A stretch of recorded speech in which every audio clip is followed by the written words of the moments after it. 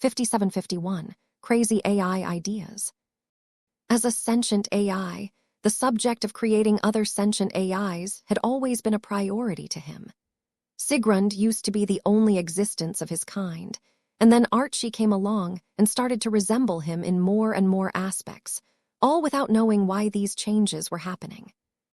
It had been the right decision for him to meet with Vess. As strange as his specialization may be to the Fleeters, his work on living mechs clearly showed that he possessed unique insights into subjects like these. To be able to come up with a logical, if unsubstantiated explanation on how Archie was transforming into a sentient AI proved that he could offer further assistance in the development of more powerful artificial intelligences. The only problem was that the means of creating them was too controversial. Equating sentient AIs as gods in the making is not a good way to market them to the Fleeters, Sigrund mildly said. Will we have to resort to this method to create additional sentient AIs?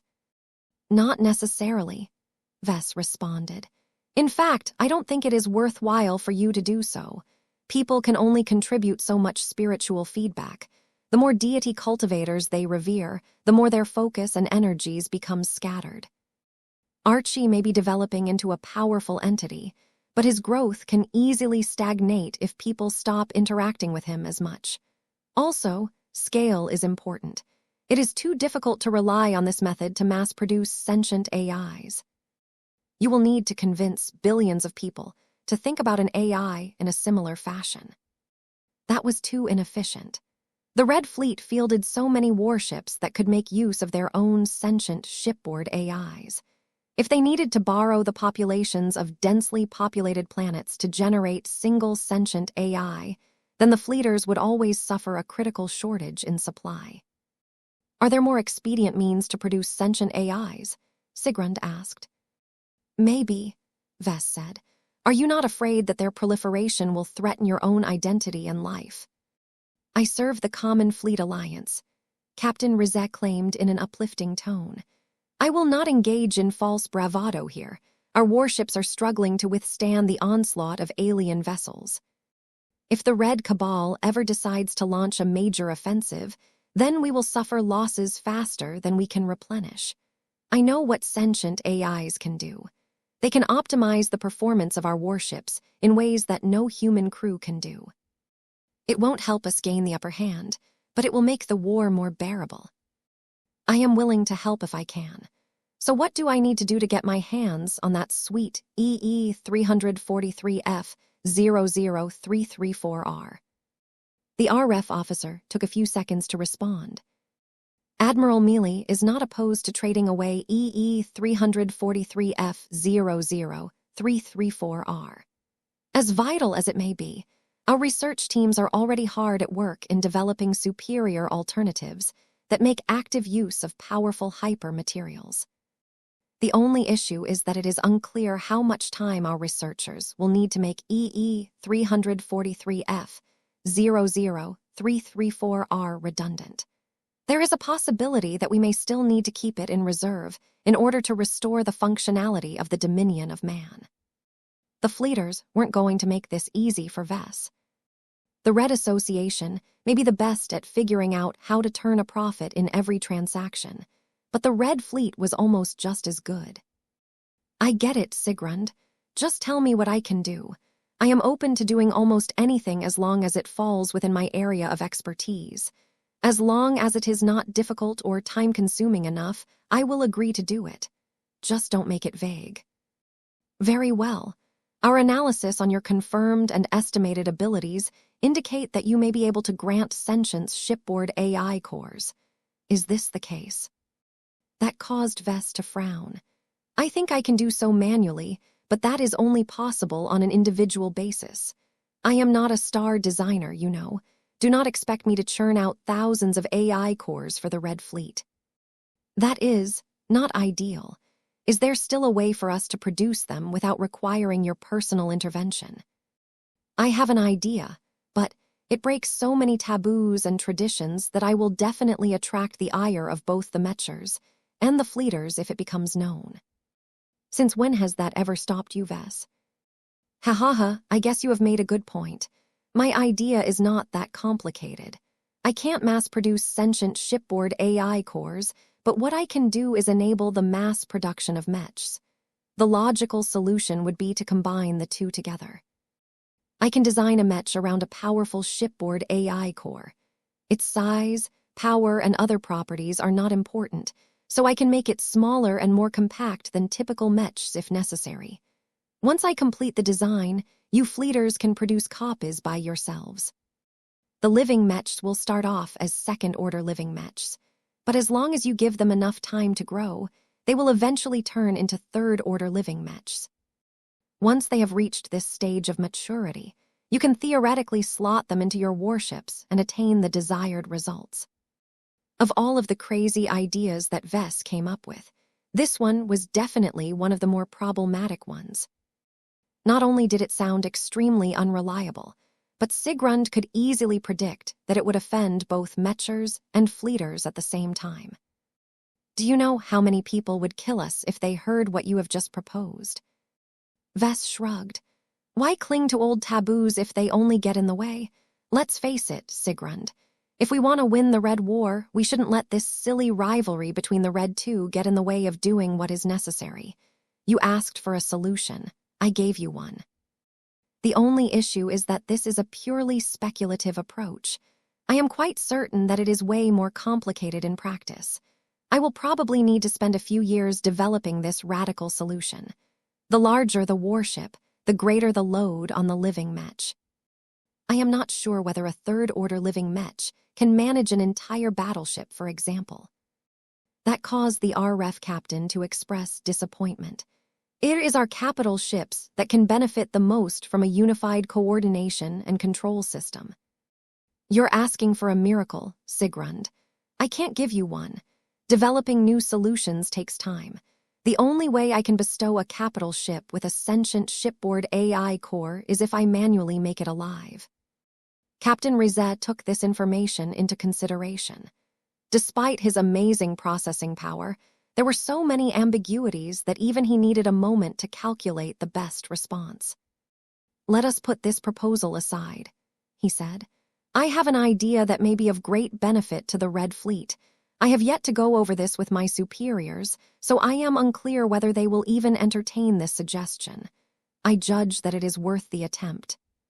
The service that you will be able to provide to us might make such an enormous difference that it may be enough for you to earn your precious EE 343F00334R. Oh boy, this should be good. Tell me what is on your mind. Instead of trying to uplift every warship in the Red Fleet, it is more efficient if you can bestow greater intelligence and sentience onto our best and most powerful warships. Given their extreme sensitivity and importance to our organization, it may only be possible for you to experiment on a single strategically important vessel. What do you think about the possibility of bringing the exceptionally powerful AI core of a dreadnought to life? Wow, Sigrund certainly did not hold back when he made this proposal. A dreadnought was one of the greatest pride and joys of the fleeters. They were explicitly designed to counter god mechs.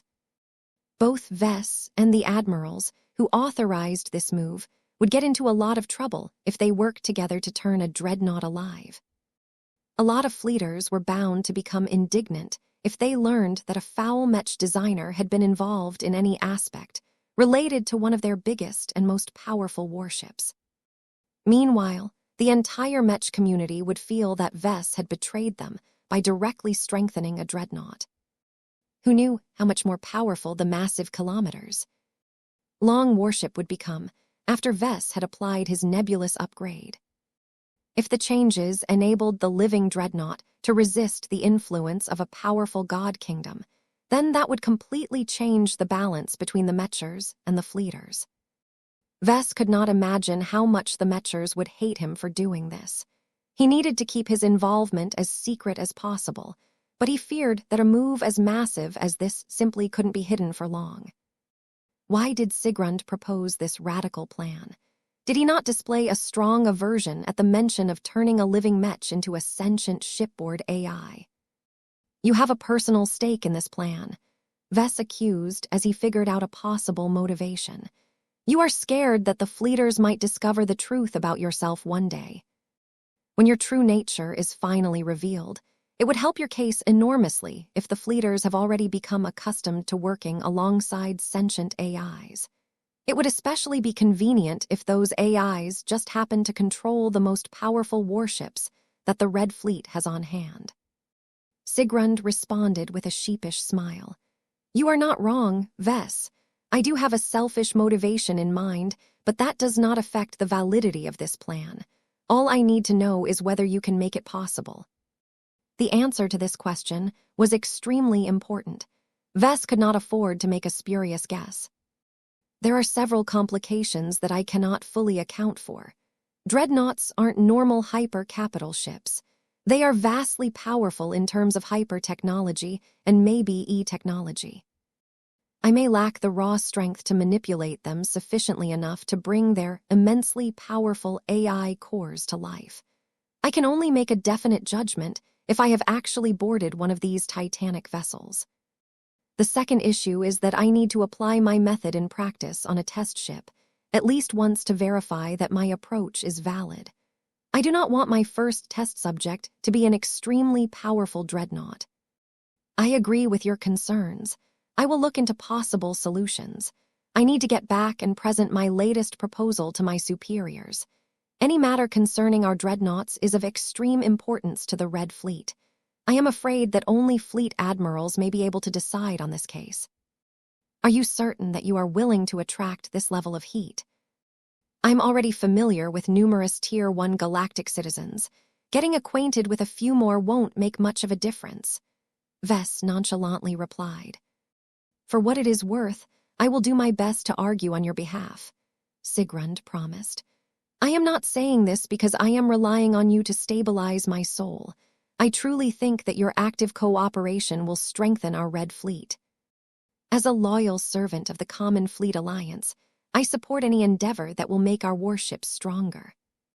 I can't help but notice that you repeatedly emphasize that your loyalty lies with the CFA. What of it, Vess? The Red Fleet is formally separated from its parent organization. Technically speaking, the Red Fleet is a collection of deserters who have forsaken their original oaths to the Common Fleet Alliance. Do you owe any loyalty to the fleeters in the Red Ocean? I am a loyal servant of the Common Fleet Alliance, Sigrund repeated in a distinctly repetitive tone. Vess understood the AI's underlying message. 5752, an unspoken accord. After a lengthy series of discussions, Vess and Sigrund finally ended their dialogue for the time being. The topics they mentioned were incredibly sensitive and could get them in a lot of trouble if they leaked to the public. Nonetheless, both sides expressed serious interest in cooperating with each other. If it wasn't for the fact that they represented two completely different and arguably opposing camps, there shouldn't have been any need for all of this subterfuge. The latest proposals discussed by Vess and Sigrund required greater input in order to move forward. As much as Captain Zonred, Rizet had been gaining a steady amount of glory and prestige, his power within the Red Fleet was only confined to a single warship. The real people Vess was negotiating with were the admirals of the Red Fleet. Once upon a time, the mere thought that he would catch the attention of the highest-ranking fleeters would have frightened him to the bone. However, as a Mech designer who had already squared off against god pilots and star designers, Vess did not feel intimidated by this development. The opposite was the case. The ability to negotiate with the admirals, and possibly the fleet admirals of the force most capable of unleashing mass destruction, was a significant step up for Vess. As long as he was able to skip most of the notoriously intractable bureaucracy of the fleeters and negotiate directly with the actual people in charge, he was sure he could establish a fantastic partnership. The admirals possessed the best possible overview of the Red War.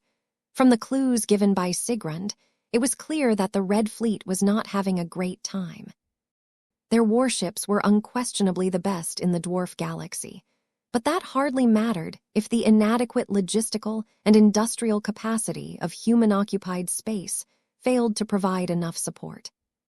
Vess had encountered numerous instances where he was unable to exchange his goods and services for first-class warships. No matter how attractive his offer sounded, the Terrans, Rubarthans, Mechers, and Fleeters all clung to their first-class starships as if they were literal lifelines. Despite the fact that they had thousands of powerful hulls at their disposal, they treated the destruction or transfer of just a single vessel as a tipping point that might possibly doom the future of their superstate or organization. It was a profoundly extreme response that betrayed the true fear and apprehension among the people responsible for putting up the greatest resistance against the invading aliens. Both Vess and Sigrund stood up at the end of their lengthy meeting and shook hands with each other. "Will you?" "Don't worry." Vess gave the RREF officer a reassuring smile. "I haven't forgotten about my promise. Even if the admirals who you answer to ultimately decide to reject any further cooperation, I will still try to stabilize your spiritual condition. You deserve it for the information that you have graciously transferred to me. If there ever comes a time where you have been promoted to a high enough leadership position, please remember what I have done for you and seek me out if you desire cooperation on other matters. As you already know, I am an inventive and unorthodox creator. My competences are not limited to designing mechs. If you can't solve a problem in the usual fashion, then maybe a less conventional approach will do the job. I shall keep that in mind." Their expressions signaled an unspoken understanding of each other. Neither of the two were stupid. Whatever friction or animosity that existed between them in the past, all of it had become irrelevant in the face of mutual survival. The two possessed vastly different talents and resources, but that made it so attractive for them to cooperate with each other. There was no need for the two of them to join the same organization. They could do more for each other by maintaining their current affiliations with the Red Association and the Red Fleet. Both of them knew each other well enough to know that their ultimate purpose was to benefit themselves. There was no need for Vess to elaborate on his lack of willingness to assimilate into the Red Association. Sigrund, on the other hand, may be compelled to serve the Common Fleet Alliance, but that did not necessarily mean he was prepared to lay down his life for the Red Fleet. Both of them were small fish in a very big pond. They could only rely on the protection of the bigger fish for the time being, and had to work hard to survive the coming years where a constant stream of predators sought to take them down. "Let's start," Vess said. "We can conduct this operation in a medical center if you want, but if you want to ensure total secrecy, then we should complete this procedure on the spot. This office is hardly the kind of place where people undergo life-changing operations. No one will notice a clue, especially since my actions will not lead to any obvious changes." Although Sigrund found many aspects of this process to be sketchy, he suppressed his doubts and decided to put his trust Vess. The man was known to keep his promises, and his commitment to service was as good as any other genuine mech designer. "Let us get this out of the way before my AI core overheats from calculating all of the ways that this can go wrong." Vess quickly took action. He guided Sigrund to a chair that automatically unfolded into a bed. Once the RREF captain laid in place, Vess brought out Blinky in order to perform the delicate process of suppressing Zonrad Rizez's return. "I am beginning to feel apprehensive," Sigrund commented as the star cat dove inside his body and started to do who knew what. "Are you certain that this is safe?" "Nothing about this is safe," Vess admitted as he supervised Blinky's work and acted as a second pair of eyes. "However, it is the least risky option out of the ones I presented to you. The reason why you feel so nervous is because a part of your instincts are transmitting warnings to you. Direct manipulation of your spirituality is not supposed to happen. The part of you that is sensitive towards this cannot distinguish between harm and treatment." "I see. The only means to do so is to pay attention and form my own judgment. Is that correct?" Yes, but you need to develop the right expertise in order to make accurate judgments. That is problematic, Sigrund said as the conversation distracted him from his concerns about what exactly Blinky was doing with his spirituality. The Red Fleet has always been aware of the phenomenon known as cultivation. Despite the changes wrought by the Age of Dawn, the fleet admirals unanimously instituted a policy of rejecting cultivation in all forms. Vess almost paused. I heard about that, but I didn't think it would actually be true. Are the fleeters really so draconic about rejecting all forms of cultivation? It sounds so stupid. The new frontier is not the same as before. Exotic radiation is slowly mutating humans throughout the Red Ocean into more powerful, but also less controllable beings. If you are not being proactive about it, then you will have very little control over what you will turn into. The gradual revival of Zonred Rizet is one of the outcomes of inaction. Sigrund let out a sigh. I do not disagree with you, but the leadership of the Red Fleet are too set in their ways. A few admirals have shown to be more flexible and open-minded than others, but when it comes to directly empowering humans with E-energy, they refuse to accept the benefits on ideological grounds. One of the core tenets of the CFA is that humans must remain pure in body and mind. Many forms of augmentation are outright forbidden due to this reason, and cultivation is an extension of this pattern. Many fleeters still believe that relying solely on external technologies will allow us to maintain our way of life in a changing reality. The assumption that they desperately cling to is that developing our existing technologies will allow us to keep up with the growth of other powers, who are much more open about embracing cultivation. Vess took that to mean the Red Association. The Mechers had already been cultivators in secret. Now that E-energy radiation made it viable for everyone to cultivate, the Mechers simply decided to gradually introduce cultivation to the masses. The decision of granting power to those who did not necessarily deserve it could lead to catastrophic consequences, but Red humanity needed to become stronger in order to survive the ordeals of the future. It became clear that the Mechers and the Fleeters adopted two completely opposing approaches. Nobody knew which side had made the correct call. Was it a good idea to change the fundamental nature of humanity, or was it better to stick to the existing traditions that had always served the human race well? Personally, Vess thought that the Fleeters were being incredibly stupid by sticking their heads into the sand, but that was his own bias speaking out. The truth was that he did not possess the information to form a definite conclusion on which approach was better. Perhaps the ultimate reality was that it may be better for Red humanity to pursue both approaches at the same time. While the Red Association dedicated a lot more manpower and resources into exploring how E-energy radiation could advance the evolution of the human race, the Red Fleet focused a lot more on how to strengthen their existing hardware with hyper-technology. If the two earnestly worked together and made use of each other's results, then the Red too would unquestionably experience a huge leap in power. Yet close cooperation between the two was a non-starter to many Mechers and Fleeters. The Mechers did not like to rely too much on excessively powerful warships. The Fleeters regarded cultivation as encouraging people to transform into monsters. Emro. As Blinky was in the process of finalizing his brief operation, Vess began to chuckle. As much as you Fleeters want to deny cultivation, it will come to you anyway. If Archie is exactly how you have described, then you Fleeters have inadvertently created your own deity cultivator. This means that as long as every Fleeter worships Archie by interacting with him on a daily basis, you will all become blessed by a fraction of his power. It doesn't matter if you haven't engaged in a direct form of cultivation. The fact of the matter is that any serious interaction with Archie subsequently leads to growth in power. That is a form of contract cultivation, according to my theoretical framework. I cannot wait to see how that affects you and your fellow Fleeters in a decade or two.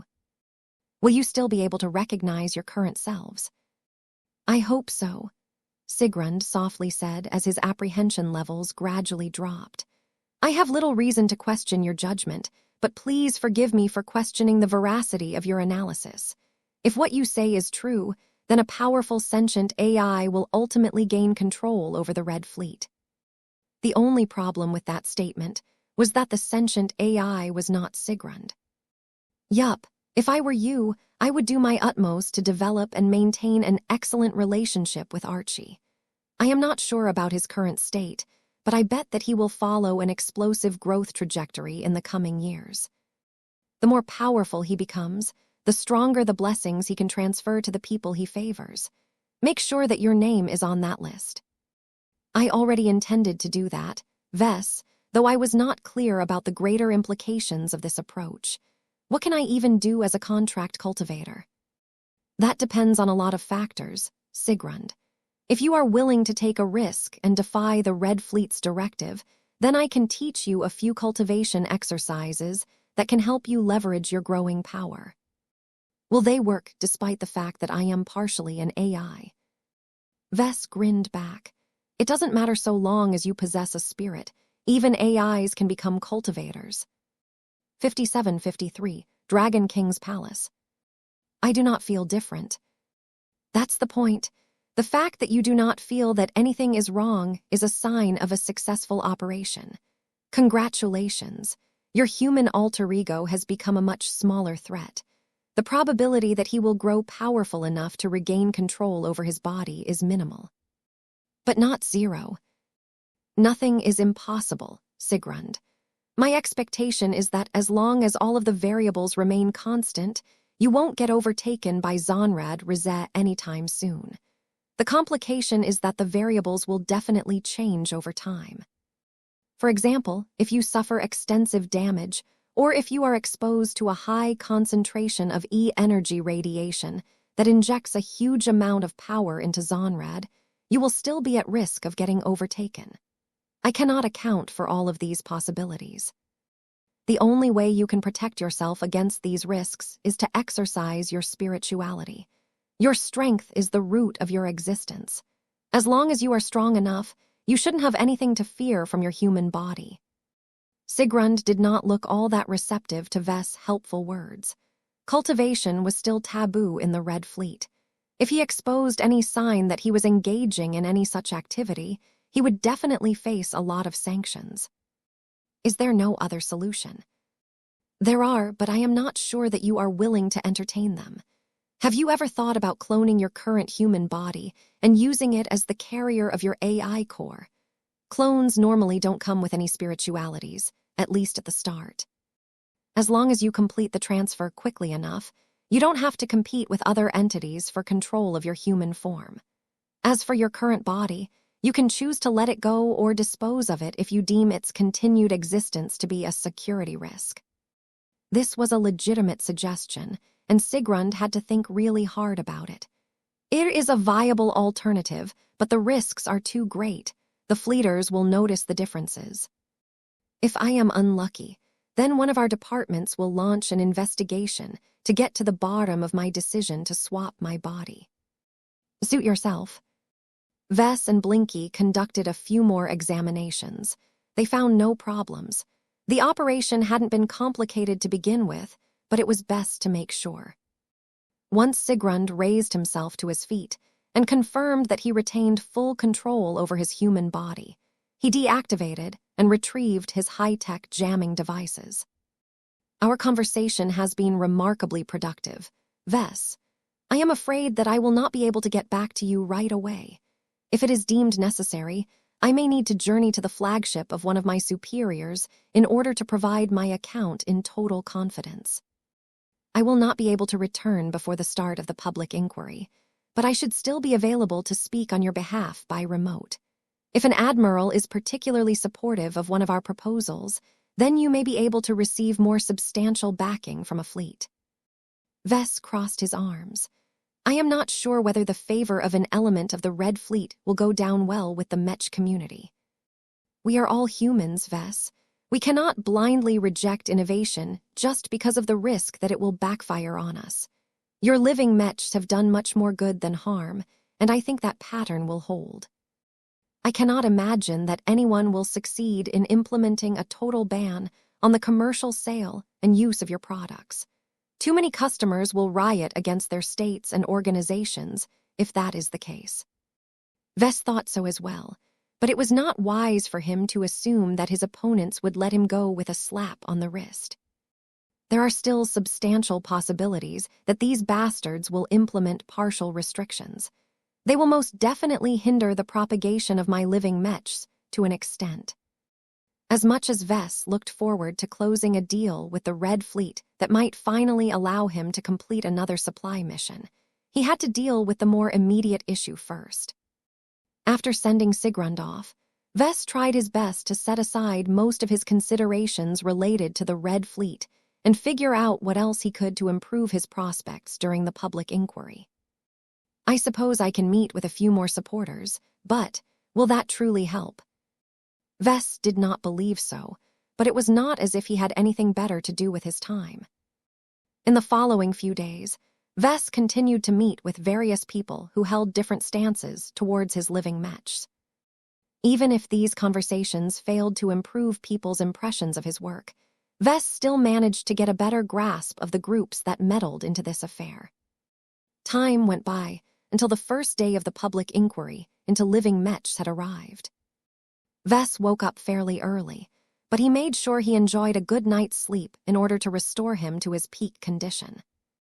After freshening up his compressed body, he donned an understated blue business suit that did not contain any excessive embellishments. Vess needed to project rationality and prove that he was in control over himself. This was not the time for him to engage in grandstanding or intimidation. Meow, Lucky floated around in concern. I'll be fine.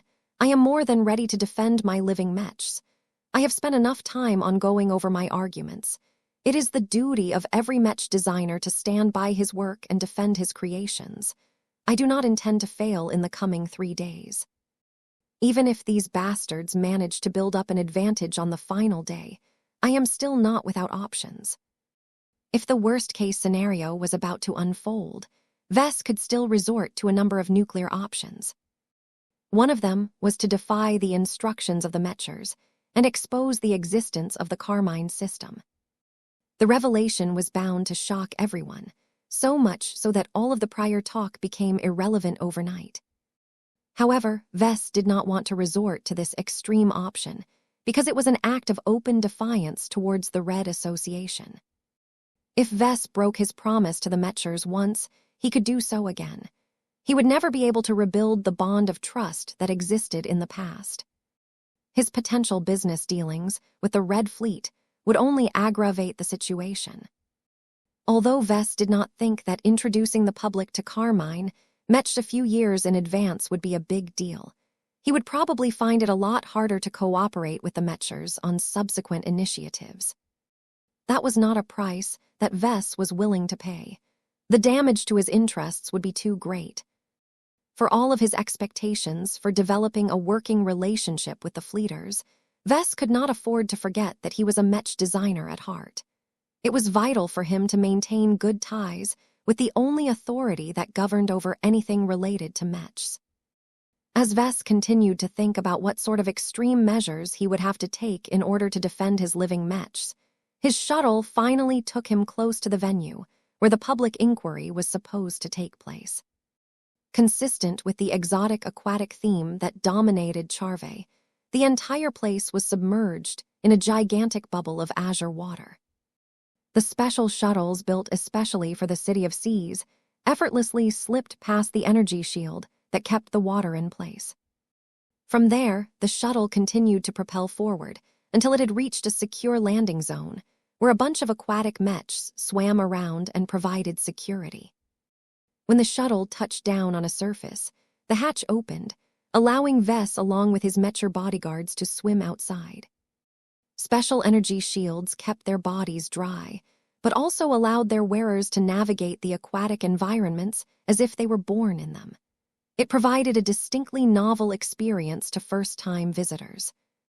Charve is a fantastic tourist destination, Vess remarked to his latest recruit, The water not only immerses us in a radically different environment, but also provides an extra layer of security. A lot of weapons will find it a lot more difficult to propagate through water. Kelsey Ampatok nodded. That is true, but the energy shields that keep the water in place are not infallible. There are probably redundant shield generators in place, but once they have been neutralized, a lot of upheaval will take place as all of the water disperses at once. If that happens, we better take advantage of this moment to get out of sight. Not that Vess expected to be threatened by anyone today. Even though a lot of different groups had banded together to organize this public inquiry, the Red Association claimed total jurisdiction. The Mechers established a strong security presence at the venue. Both aquatic Mechs and multipurpose Mechs with aquatic combat capabilities protected the facilities up close. Outside of the water bubble, more first-class multipurpose Mechs patrolled the perimeter and beyond. Anyone who did not have any business in the neighborhood had been forced to leave or turn away. Entire structures surrounded by water bubbles had to be emptied out because of security concerns. The activity was no less frantic up in orbit. Hector V always imposed a lot of restrictions to orbital traffic, but the Mechers became even more strict. All of this provided Vess with enough reassurance to focus on the debate. The Dragon King's Palace, Kelsey Ampatok said with amazement as he looked up at the enormous temple-like structure. It truly resembles an abode that is designed and built to house a mythical beast sovereign. The main structure was enormous. The exterior was made out of a custom formula of white stone, but could withstand a lot more damage than it looked. The expensive stone-like material was already impressive enough on its own, but the architects who decided how to employ them had sought to realize a magnificent design. The enormous columns, the alloy-tipped dome roofs, and the magnificent statues of dragons and other mythical creatures all combined in a grand abode that could simultaneously house an enormous creature while simultaneously host its royal court. Vess was not familiar with the myths that the architects drew inspiration from, but that did not stop him from appreciating the vision and the craftsmanship of this grand endeavor. The details that earned the greatest appreciation from him were the dragon statues. Each of them had been hand-carved with exquisite attention to detail, so much so that they had all become masterworks. There were dragon statues everywhere, so the quantity of masterworks was absolutely incredible. Vess did not know how many master artisans had been hired to produce all of these genuine masterwork sculptures, but it had to be a costly endeavor, even for a first-class organization that already invested huge sums into the colonization of the Hector system. "What is this place even being used for?" he questioned. "It is closed to the public most of the time," Kelsey said, as he had already looked up the information. "It is a prestige project. It mainly exists to broadcast the wealth and power of the owners and rulers of Hector V. The fact that it happens to be large and impressive enough to host the public inquiry is a secondary concern. How wasteful. Don't get me wrong. All of this is beautiful enough to stir my imagination, but the waste of resources is so extravagant that I feel pained with every step I take towards the main palace. The Dragon King's palace was entirely funded by old galaxy money. We lived in a different reality back then. Now, there is talk about dismantling the Dragon King's palace, but it has never gained enough support to make it happen. 5754, Planetary Governor Rod Mergen. Castellhouse. The main debate was scheduled to be held in the center of the magnificent underwater palace. Strangely enough, the massive chamber remained submerged in water, which meant that people could easily swim up and down whenever they pleased. It also altered the acoustics of the entire venue. Not that it mattered, as the extensive use of high technologies ensured that everyone could hear the principal speakers when the main event started. An event as high-profile as this attracted a huge amount of interest from the public.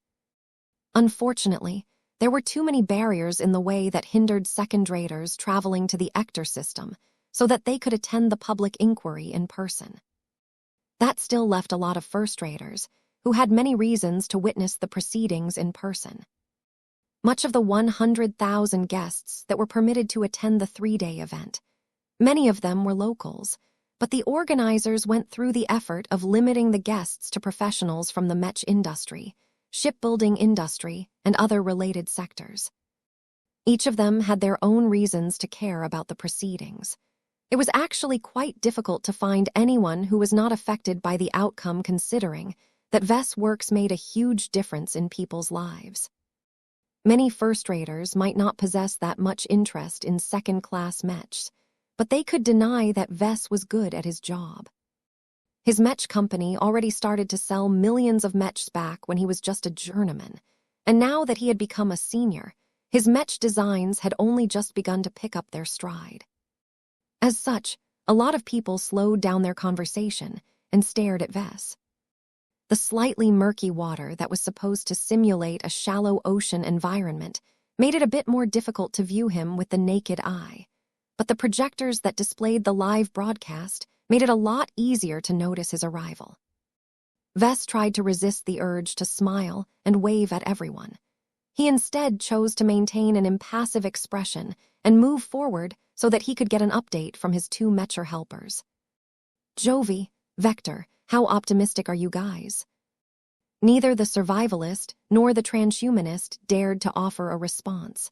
This was hardly the most private venue to talk strategy and such.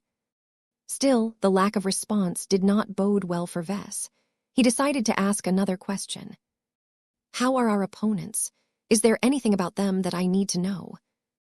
According to our investigation, one of your predictions has come true, Jovi said. His voice warbled a bit due to getting transmitted through a body of water. Master Alice Cantor of the Mech supremacist faction and Professor Kakuk Chabron of the Chabron ancient clan have both taken upon themselves to lead the opposition. Vess did not look too surprised. Those 2 have shown the strongest bias and prejudice towards my work. Their views only make sense due to paranoia and excessive fear. That also makes them the most difficult people to reason with. I can at least credit them for being sincere. They genuinely think they are protecting their people from the perceived threat posed by my works. That only makes it more challenging for you to gain the upper hand during the upcoming debates, Vector Lobin quietly said. Both speakers are passionate about their respective causes. They will be able to sway a lot of doubters who are tuning into the broadcast. Do not expect them to budge at all when confronted by counterarguments. The best you can do is to tailor your message to your true audience. I know, I am not as old as the speakers from the opposition, but I have plenty of practice in public speaking. I will manage. Do we know who will preside over the debates? Jovi nodded. Planetary Governor Rod Mergen Castellaus has agreed to moderate the public inquiry himself. He has lived over 3 centuries and spent much of his life as a shipwright. He eventually transitioned into administration before ultimately dedicating the remainder of his life to politics. He easily managed to get elected to lead Ector V, as many people in shipbuilding companies believe that only a former professional of the largest industry in this port system will be able to keep their economy thriving. The prosperous state of Ector V clearly helped the planetary governor's case. The man had to be doing at least something right for it to become the premier shipbuilding nexus in the Red Ocean Union. Vess looked around for a bit and noticed the slightly lowered circular pit at the center of the massive court. Is that where the speakers are supposed to make their case? Yes, it is anything but traditional, but pay no mind to it. Aside from the fact that the speakers must remain standing all of the time, there are no other special rules. A few minutes passed as Jovi proceeded to explain a few other rules, such as when they were permitted to use projections. They could also invite guests to provide their testimony on certain topics. It was all quite elaborate. Vess had no doubt that his opponents would make clever use of these permissions to paint his living Mechs in the worst possible light. The enormous submerged chamber continued to welcome more and more arrivals. Many of them swam to their floating seats that had been reserved for them. Others moved to the sides, where the proponents and opponents had claimed their territories. The opposition had gathered a lot more people, but only a fraction of them intended to raise their voice during the public inquiry. The rest were primarily analysts and other helpers. Vess did not have much need for advisors, so the people around him were not as numerous. "Have any representatives from the Red Fleet arrived?" he questioned as he looked around the entire venue. "Not yet, but we have already received word that Lieutenant Commander Astrid Jameson is due to arrive on behalf of the 5th Enforcement Fleet." Her name sounds familiar. "That is because she is the great-great-great-great granddaughter of Fleet Admiral Amelie Jameson," Vector Lobin answered. "Fleet Admiral Jameson is known to be an aggressive firebrand who holds very strong opinions on how human society should work. Her descendant has lapped it all up. You can expect the lieutenant commander to be just as fiery." "I see. Since she is a lieutenant commander, I take it that she's quite young when compared to the other speakers." "She is only 33 years old. Do not underestimate her because of that. What she may lack in experience, she makes up for it by growing up as one of the princesses of the Jameson spaceborne clan. The Jamesons have always been known to advocate stronger enforcement of the rules. Some of them have even urged for taking over direct control over states. It was fortunate that the Jameson spaceborne clan was only one among many. The other true spaceborne clans that supplied the vast majority of manpower to the CFA and RF were much more restrained in comparison." "I can handle her," Vess confidently said. "I am sure the 5th Enforcement Fleet has a lot to say about my living Mechs, but it does not represent the entire Red Fleet. I have already made contact with a captain of the 7th Light Fleet. He might not be able to arrive in person, but he will probably be able to speak in my favor by remote." "That will have to do, I suppose." Jovi did not sound as confident. Once the final guests had taken their seats, everyone quieted down as the main event was about to begin. The planetary governor finally arrived. The man had dressed up for the occasion. He wore a suit made of azure scales that sparkled like gems. The light reflecting from the scaled outfit varied depending on the angle and intensity. A large white cape furled from his back. Its length was truly excessive, but somehow flowed so elegantly through the water that it made the former shipwright look majestic as opposed to pretentious. Planetary Governor Rod Mergencastellaus definitely carried a lot of presence. His confident and elitist bearing made it seem as if it was the most natural action in the world for people to show their respect to him. He was the closest equivalent of a king to the citizens of Ector V, and right now he looked like he was at home in his court. As the moderator of the public inquiry steadily crossed to the other side of the massive chamber, he eventually stopped before an impressive carved throne. Made out of high-grade exotics and hyper materials, the throne's exterior resembled that of a giant clamshell.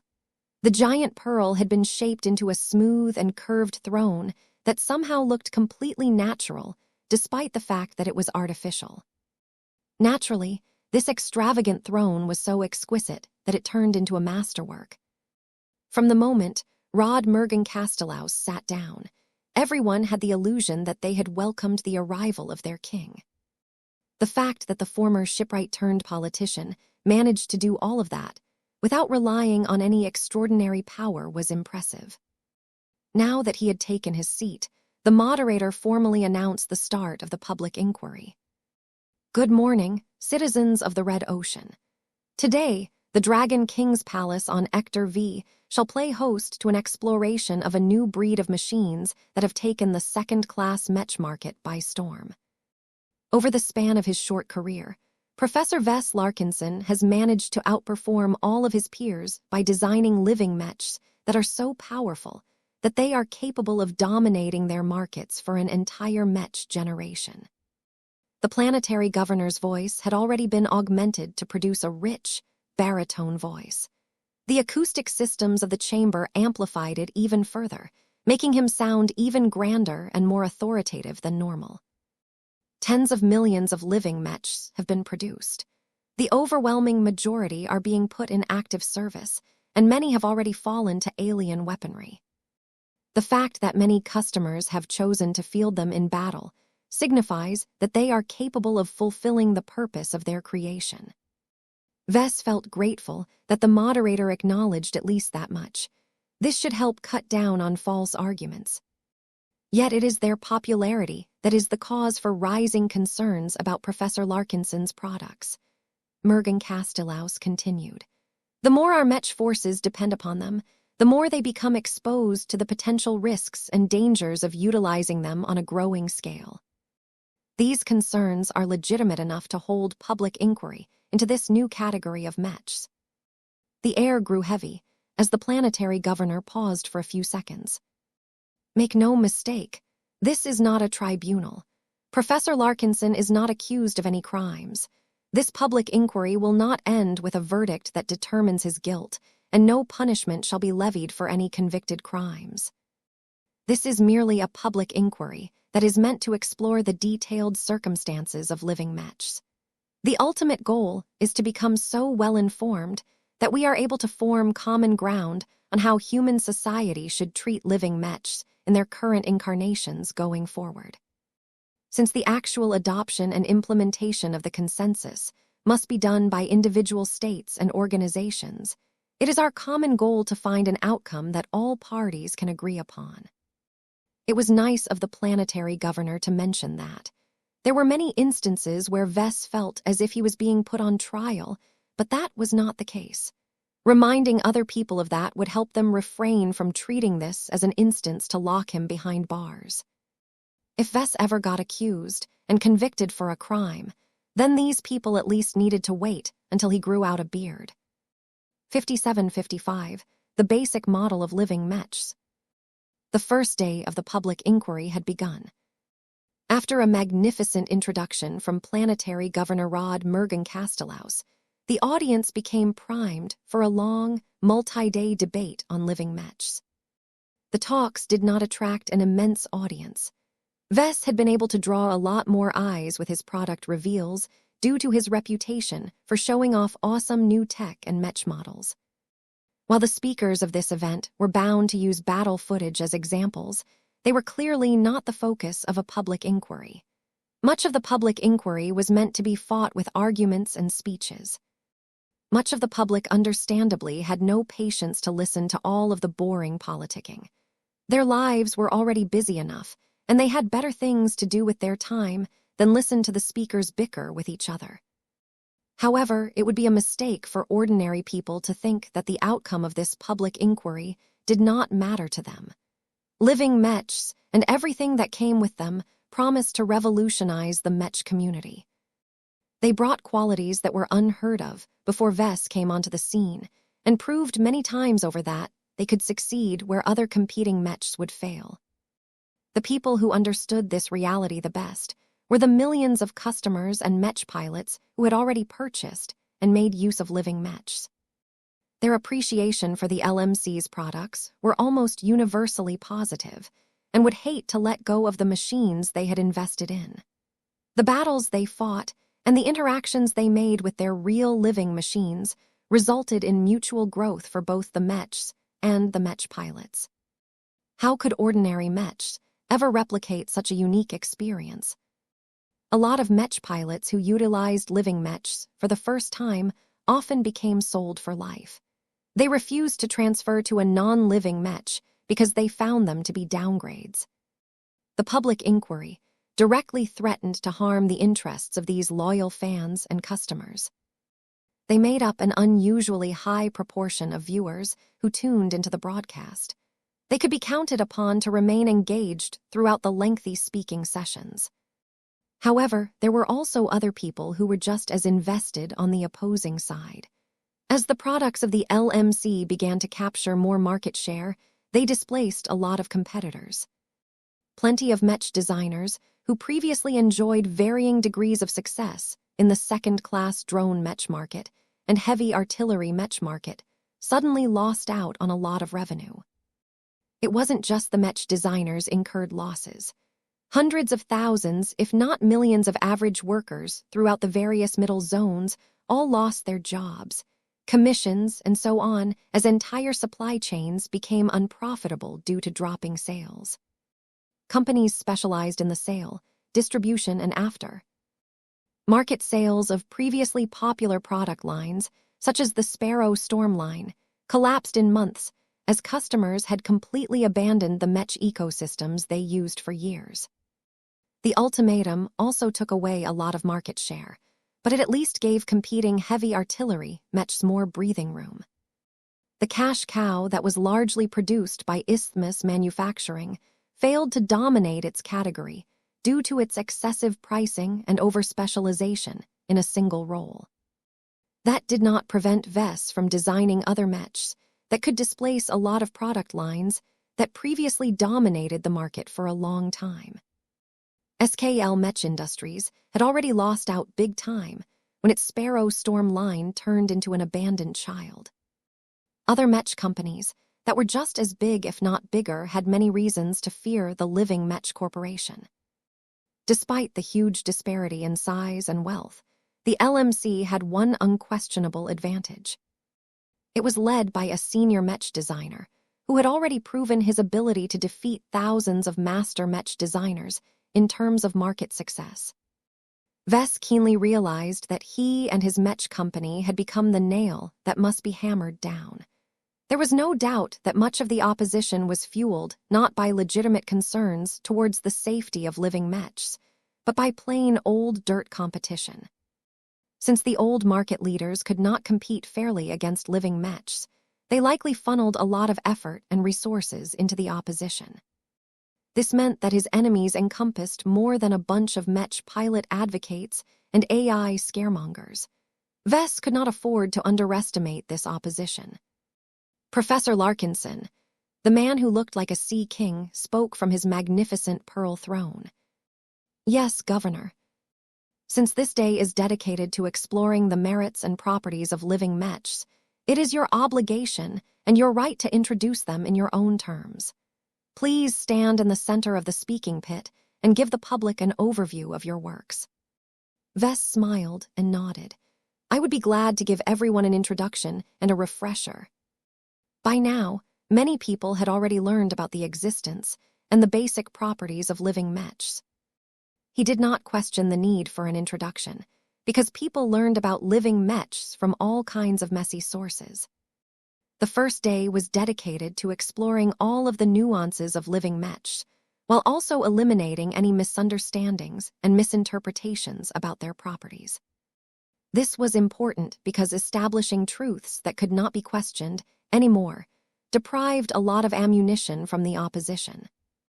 If Vess did not do a good job on this day, then his opponents would definitely hammer him on the next 2 days. As Vess strode to the center of the so-called speaking pit, he briefly admired the themed aesthetics of the interior of the Dragon King's Pace. He would have loved to explore the architecture of this structure like a tourist, but his duties came first. Citizens of the Red Ocean. Vess began to speak as he faced in the direction of the clamshell throne. Today, my living Mech have become subject to an increasing number of doubts and accusations. In my private discussions with some of the detractors to my work, I realized that many people fundamentally misunderstand my products. The fault does not necessarily lie with them. Radical innovation often produces results that contradict established wisdom. To understand my works, you must let go of some of your preconceptions and treat them differently. Vess slightly spun around and gazed up at the rows and rows of seats filled with guests who expressed interest in this subject. Before I go on to explain the basic physical and non-physical properties of living Mechs, let me begin by explaining their place in society, he said in a calm and measured tone. Living Mechs serve almost the same purpose as normal Mechs. Both of them exist to fulfill a common need, which is to bestow Mech pilots with a lot of power in order to complete their combat missions. My products may be able to do more than ordinary Mechs, but they are always designed with Mech pilots at the center. He produced a projection that showed a simple theoretical model. The combat system centered around Mechs is never about the machine alone. Instead, The Mech and Mech pilots both work together to combine their respective advantages while compensating for each other's weaknesses. Simple, correct. The projected model changed. The ordinary Mech got swapped out by a living Mech. Here you can see that living Mech still preserve this original relationship. This bond is still essential, as my Mech are never designed to function by themselves. I admit that they may have the capacity to do so in an emergency, but too many factors will deteriorate if my living Mech are left to their own devices. Vess waved his hand, causing the connection between the Mech pilot and the living Mech to break. Disconnecting these two variables from each other will cause this vital synergistic relationship to disappear. The Mech pilot will be reduced to an ordinary human.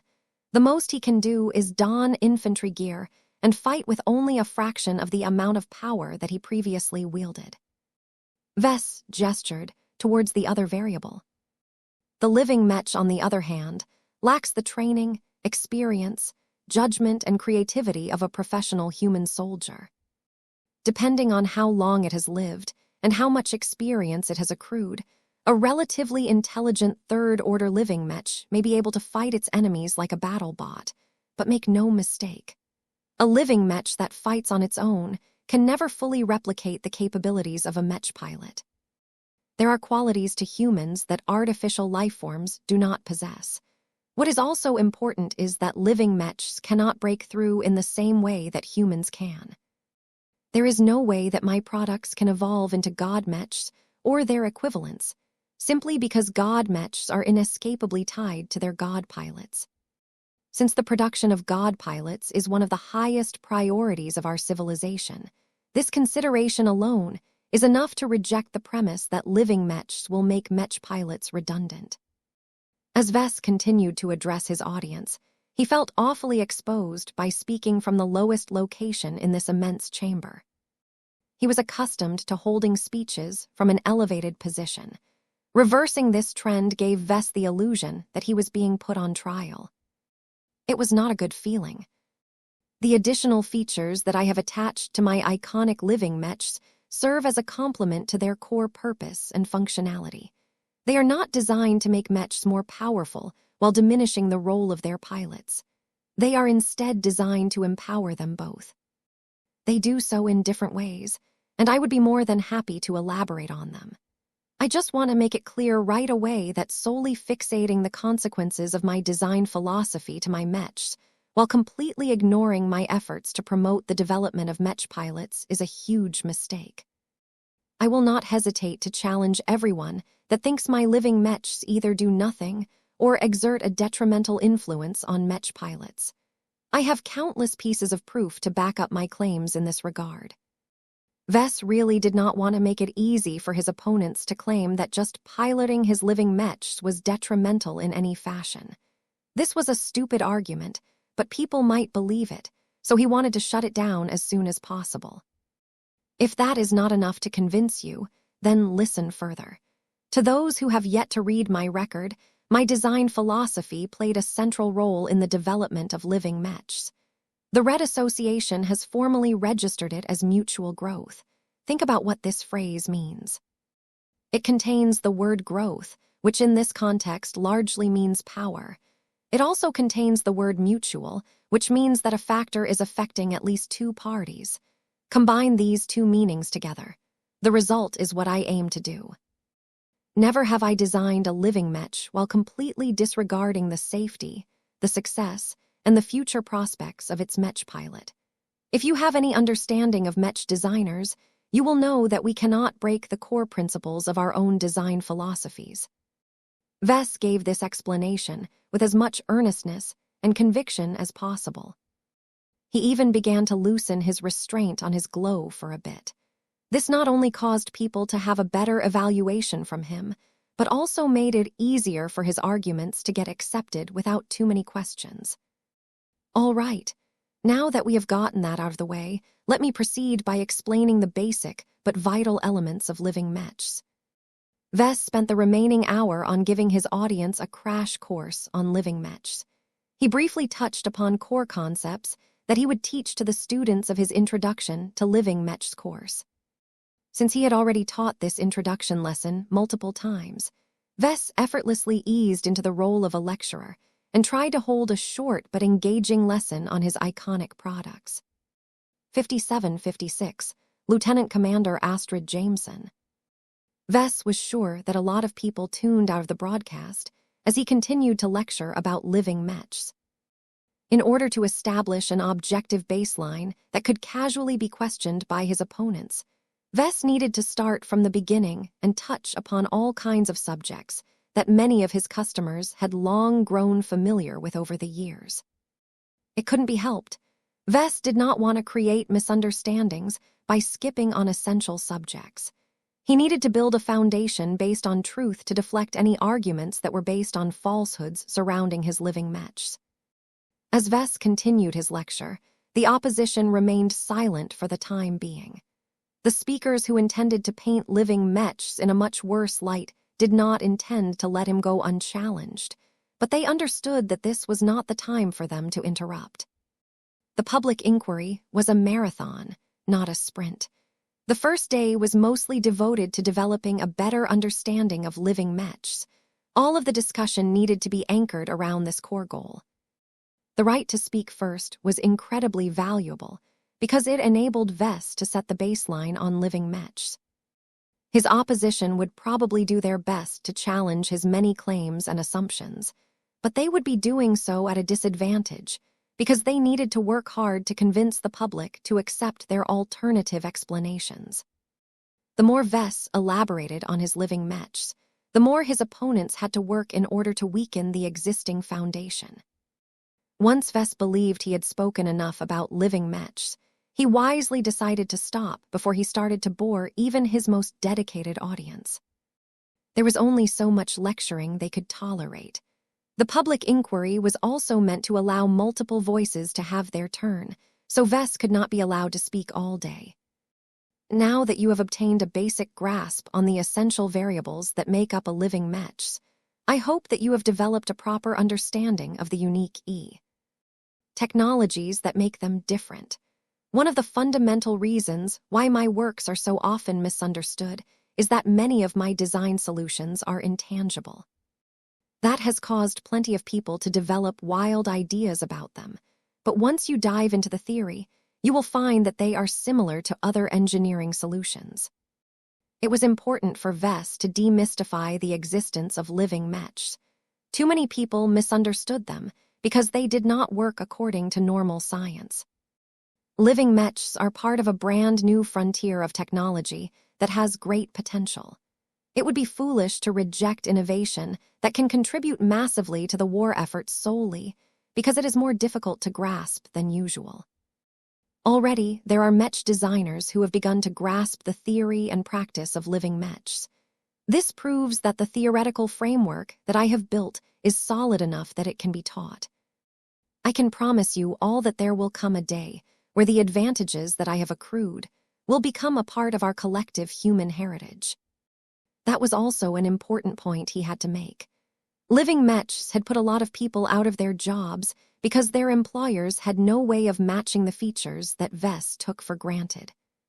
By reminding people that the art of designing living mechs could be taught, Vess presented hope that other mech designers would be able to design products that were just as good as the Fey Fianna or the Ultimatum. Of course, it was questionable whether other people believed in this claim. Living mechs had already built up a reputation for being notoriously obtuse and difficult to learn. The opposition was sure to criticize this point. Once Vess had vacated the central position and returned to his previous place at the side, the planetary governor pointedly gazed down at the leading opposition figures. Now that the creator and chief proponent of living mechs has delivered his introduction, it is time for us to hear an alternative perspective. This subject is far too great to rely on a single source of information to form our judgment. Now, who among the opposition wishes to speak first? I do. A surprisingly young and female voice spoke out. I am Lieutenant Commander Astrid Jameson, and I have been appointed by the 5th Enforcement Fleet to share the Red Fleet's rapidly growing concerns about the spread of the infestation called living mechs. Her tone and words were bound to provoke a lot of negative reactions from the audience. There were many loyal users of living Mechs, and they did not appreciate a fleeter referring to their assets as a plague upon society. Though Astrid Jameson did not exactly make a good impression, it was not strictly necessary for her to charm her audience. She just had to instill enough doubt and fear towards living Mechs to complete her goal. Clearly, she had decided upon an aggressive strategy. It was risky, but the potential gains were great so long as she did not mince any words. Her opening was already sufficient to wake up a lot of people and revive people's interest in the public inquiry. It helped a lot that she was surprisingly young and attractive for a fleeter officer. She possessed a similar high-class grace that Vess was accustomed to seeing from elite scions such as Alexis Strion. Her blonde hair was braided in a crown that made her look more dignified, and her red, black and gold fleeter uniform was sized exactly right for her toned physique. Her most remarkable feature was her obvious signs of cybernetic augmentation. The fleeters had always put greater emphasis on cybernetics, as opposed to genetic modification to improve their capabilities, but even then they tried to do their best to retain a natural human form. The lieutenant commander apparently saw no need to be discreet and openly wore her visible cybernetic augmentations with pride. Her electronic hazel eyes, her enhanced vocal modulator, her elf ear-like sensor array, and all sorts of other touches elevated her to an individual that was beyond human. Though her appearance was bound to evoke feelings of rejection or alienation among the audience, they were usually the most inconsequential part of the population. The wealthier and powerful folk had all embraced human augmentation to such an extensive degree that they could not imagine life without their upgrades. The thought of living like a baseline human was a nightmare scenario as far as they were concerned. Therefore, Astrid Jameson's extremely high-end cybernetic augmentations were also capable of generating a lot of envy and admiration among the viewers of the live broadcast. The young fleeter officer presented herself as an idol that many people wished to strive for. They wanted to become as successful as her and upgrade their bodies with all kinds of first-class cybernetic implants that could make their jobs a lot easier. Even Vess grew a little jealous about all of the handy features that Astrid stuffed in her body. Though Vess had already fulfilled the dream of many cosmopolitans by becoming a phase lord, his weird physical evolution left him unable to make use of regular human augmentations. Outside of freeloading from the energies unleashed by a lightning tribulation, he had to develop his own solutions in order to upgrade his intrinsic capabilities. Vess inwardly shook his head. He couldn't afford to get distracted by the fleeter's high-quality augmentations. He needed to pay attention to her words if he wanted to be ready to push back against her words. As Astrid Jameson stood at the center of the speaking pit, the central lighting made it difficult to ignore her presence. Once she became assured that she had drawn as much attention as she could, she began to speak with her perfectly modulated voice. Technology is dangerous. This is a lesson that teachers have always taught to humans throughout the generations, but it bears repeating. Technology has made us powerful, but it has also caused tragedies throughout our long and turbulent history as a race. During the Age of Conquest and the Age of Mechs, we have advanced our technologies at such a rapid pace that we are overwhelmingly responsible for the deaths of our fellow humans. We have killed each other 100 times, if not 1,000 times more than any foreign alien race. If you do not believe me, then study our history. We are our own worst enemy. This was shocking information, but Astrid did not reveal any new information. As she said herself, it had always been evident in the history books that humans like to kill each other for many different reasons. They liked to kill a lot of aliens as well, but that was a story for another day. The most important part was that Astrid had made her point. By framing her argument around humans' inherent capacity towards killing each other, she could paint any powerful weapon as an existential threat towards their race. Vess frowned. He could already guess where Astrid Jameson wanted to take her story. Those who forget their history are condemned to repeat it. The woman quoted in a voice that conveyed a lot of gravitas. This ancient phrase has rung true far too many times than it should. During the darkest years of the Age of Conquest, humanity was ruled by irrational actors who let their emotions drive themselves to tyranny. The consequences are well known.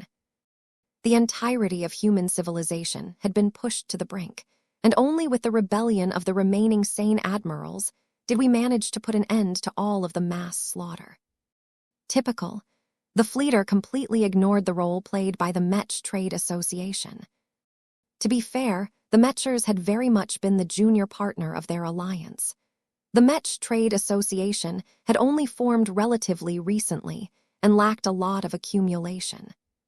Combined with the murky history, where a lot of events got buried for one or another, it still remained unclear how much the MTA had contributed to the pacification of a civilization gone mad. There is no single cause to the collective descent into madness that ended the Age of Conquest. Astrid slightly lowered her tone. Many factors combined together to produce a confluence of disasters. However, those who have studied this period of history in extensive detail cannot deny that runaway technological innovation and humanity's inability to prudently manage all of its new toys has unquestionably set up our own downfall. Too many humans gained power that they were not equipped to handle. Whether it was control over warships that possess the power to crack the crust of a terrestrial planet, or extreme instances of genetic modification, where mixed alien genes overtook pure human stock, our race has abundantly demonstrated an inability to control our greed and lust for power. The vast majority of humans were born long after the end of the Age of Conquest, inflicted a huge amount of trauma onto their race. Nonetheless, Astrid still managed to evoke visions of fear with her tale. Just because it happened centuries ago did not mean it could happen once again. After all, those who forget their history are condemned to repeat it. Many people had this quote in mind. The living mechs designed by Professor Larkinson represent progress beyond anything the mech industry has ever produced. Astrid admitted. It is exactly because we are venturing headlong into uncharted territory that we must stop and think about where this technological branch is taking us. If you study them in greater detail, you will eventually discover that Professor Vess Larkinson's works are not based on novel science, but ancient mysticism. This may be a surprise to you, but it is not a secret to the Red Fleet. Wait, what? Vess immediately felt a lot more tense as the lieutenant. Commander's speech ventured into dangerous territory. Astrid whipped around and pointed an accusing finger at Vess. The truth is that Professor Larkinson is far more than a mere mech designer. His mother is a cultist, one who has mastered unfathomable witchcraft that runs counter to the laws of reality that governs our technology. Not only that, his mother was part of a hidden cabal of mysterious and inscrutable cultists who ruled original humanity in secret during the entirety of the Age of Conquest. Near the end of their reign, this secret cabal of madmen became so mad with power that it would have caused the extinction of our race if not for the rebellion of the brave admirals and spacers who overcame the spreading wave of insanity. Many people looked confused, but the higher-ranking individuals among them looked shocked and horrified at the secrets that Astrid Jameson so casually spilled to the public. You, Astrid pushed her finger towards a hapless-looking Vess. As the ancestors of the Jameson spaceborne clan once stood against the evil witches and warlocks that sought to sacrifice the lives of our entire population to feed their delusions of power, I shall bravely stand against the evil magic that you are attempting to spread to your unknowing customers. You are not a mech designer. You are a cultist who wants to do nothing more than to lead red humanity into an age of ignorance and superstition. As the fleeter flung her accusations, a lot of powerful people started to get restless. 5757, tearing away the veil. Vess and his advisors had analyzed their opposition. They predicted many possible strategies that their adversaries might use to halt the momentum of living Mechs. Yet despite all of their brainstorming, none of them predicted that the Red Fleet, or at least a faction of it, would dare to tear away the veil of secrecy and shine a light onto one of the darkest events of human history. Before Astrid could casually reveal other buried secrets that lots of leaders had endeavored to hide, Governor Mergen. Castellaus activated a command that forcefully dampened the sound in the speaking pit.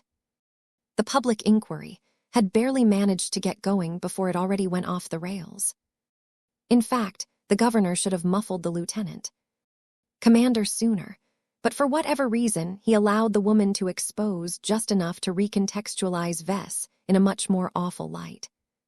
Though Vess did not have reason to suspect whether the opposition had bribed the moderator, it was rather suspicious that the planetary governor had taken his sweet time to do his job. Astrid's shocking revelations generated so much upheaval that the governor of Ector V found it necessary to stand up from his pearl-like throne. Silence. A single amplified word was enough to cut all of the restless chatter. The governor adopted a much sterner demeanor than before. I am compelled to provide immediate clarification to keep this session in order.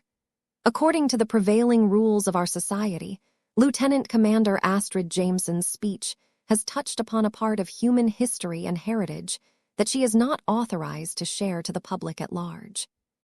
The prevailing reason why this is the case is to protect our civilization and help our race heal from the damage that we have collectively occurred during the Age of Conquest.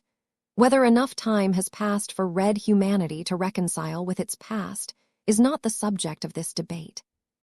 It is unfortunate that the speaker from the fleet that most values adherence to the rules has chosen to break them in such a flagrant fashion. That was a rather clever way to rebuke the fleeter without coming across as rude. The problem was not that Astrid had broken the rules.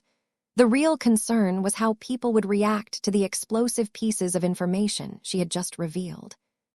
Even if she didn't have enough time to spill out a lot of secrets, it was a given that her opening words already made the public aware that human history was not as simple as described in all of the official history books. A pregnant pause ensued as Rod Mergen Castellaus fell silent for a dozen or so seconds. It was not difficult to guess that he was receiving an urgent transmission from outside. His old eyes sharpened after he received an urgent communique.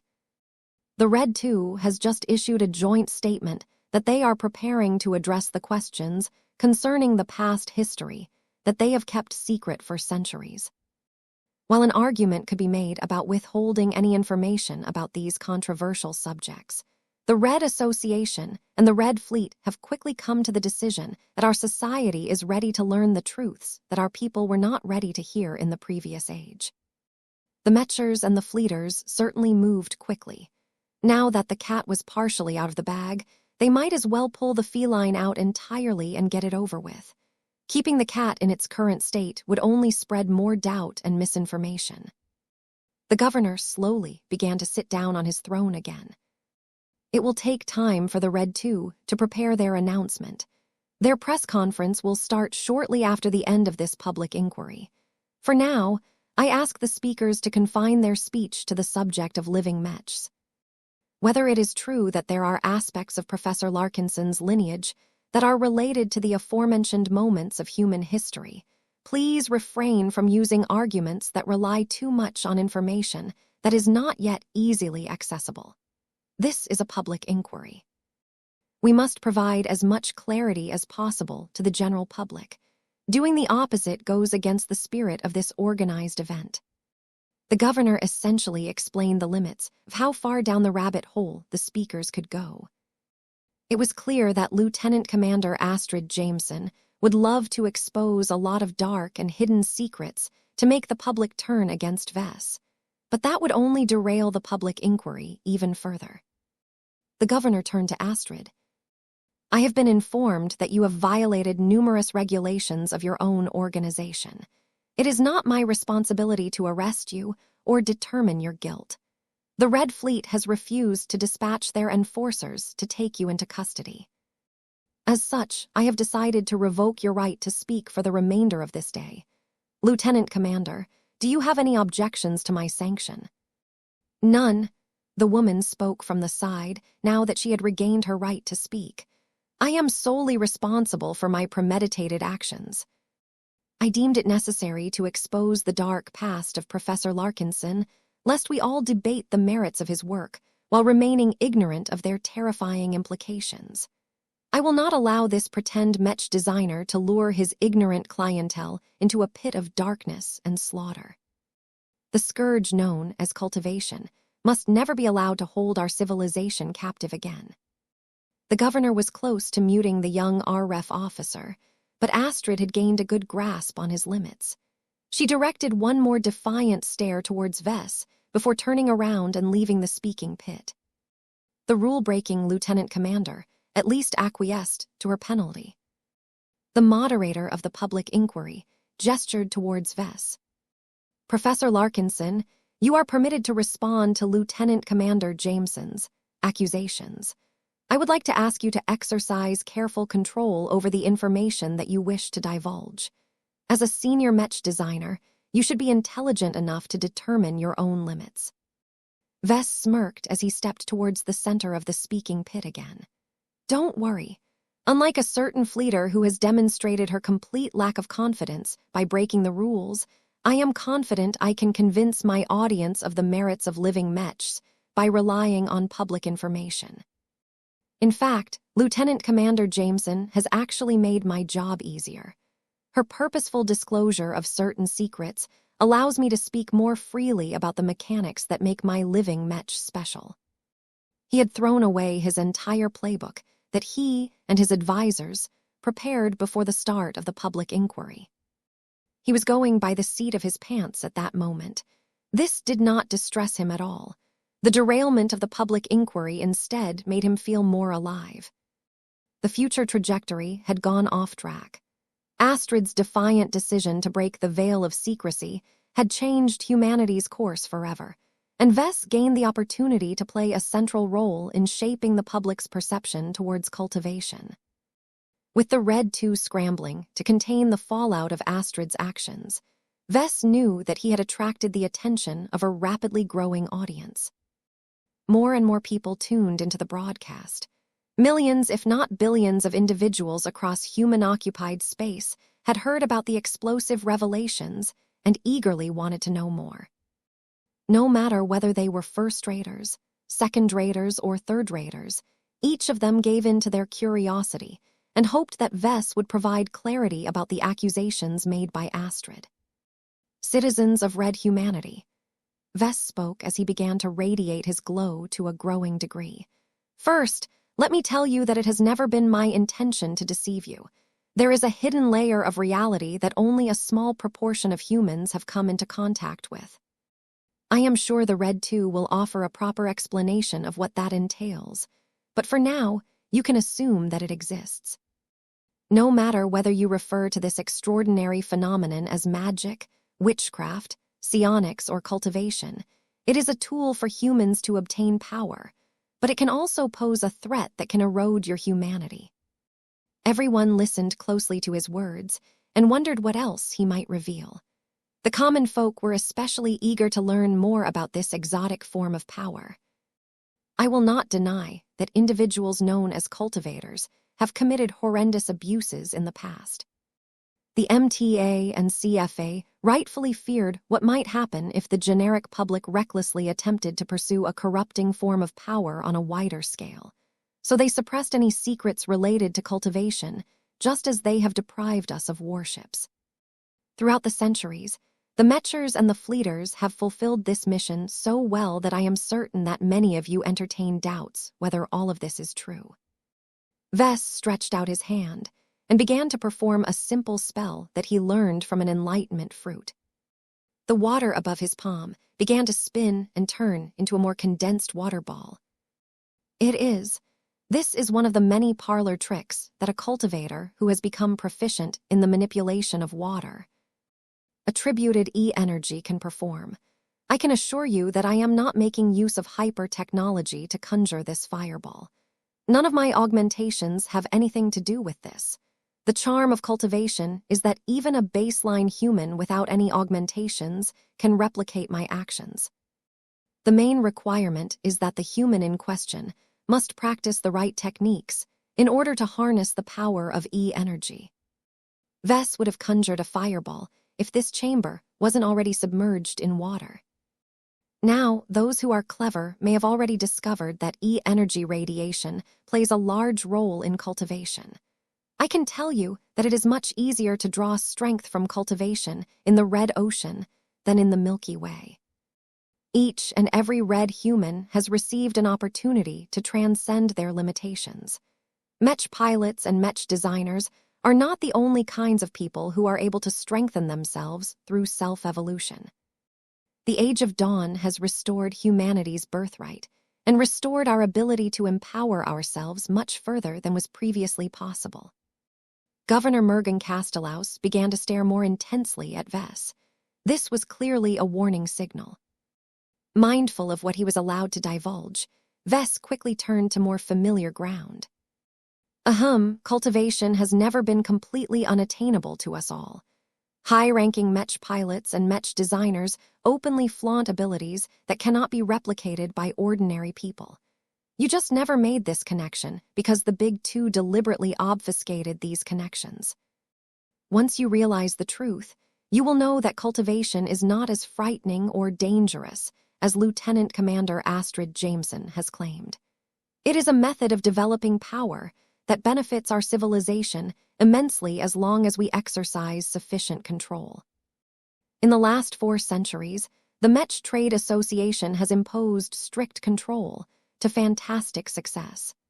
The god pilots and star designers that emerged during this period have proven that cultivation can be a boon instead of a bane to our society. A lot of people who previously harbored a lot of irrational fears towards cultivation became a lot calmer once they learned that Mech pilots and Mech designers were related to this mysterious phenomena. The public suffered from cognitive difference for a long time due to the Big Two's deliberate efforts to obfuscate cultivation. Now that Vess pointed out this connection, people finally had an explanation for all of the oddities and incongruences surrounding the two extraordinary professions. You may wonder what living Mechs have to do with this mysterious subject, Vess said with a smirk. It is not that complicated, actually.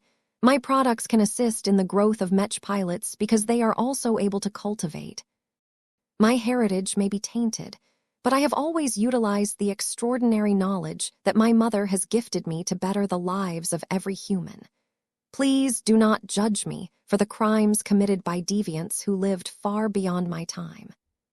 Judge me by my many contributions, some of which are kept secret because they are much more helpful than you can imagine. 5758, an enlightened scientific discipline. Vess had done it again. An event he participated in had gone viral. Nobody expected the broadcast for the public inquiry on living Mechs to explode in popularity all of a sudden. After all, it was not a Mech tournament where cool Mechs violently clashed against each other. Although the Dragon King's palace provided a resplendent and magnificent backdrop to the debate, the fact of the matter was that people initially expected the speeches to drag on for hours. While Vess had initially given the public a droning lecture on the basics of living Mechs, the youngest speaker in this historic event had detonated a bomb that was reverberating throughout human-occupied space at an increasing intensity. Suddenly, the veil that had always hidden the characteristics of a phenomenon known as cultivation had been ripped apart. Lieutenant Commander Astrid Jameson's name went down in history as the whistleblower who recklessly exposed a vast conspiracy that had fooled humanity for centuries, if not longer. The distinct lack of denials from the Red Two did not go unnoticed.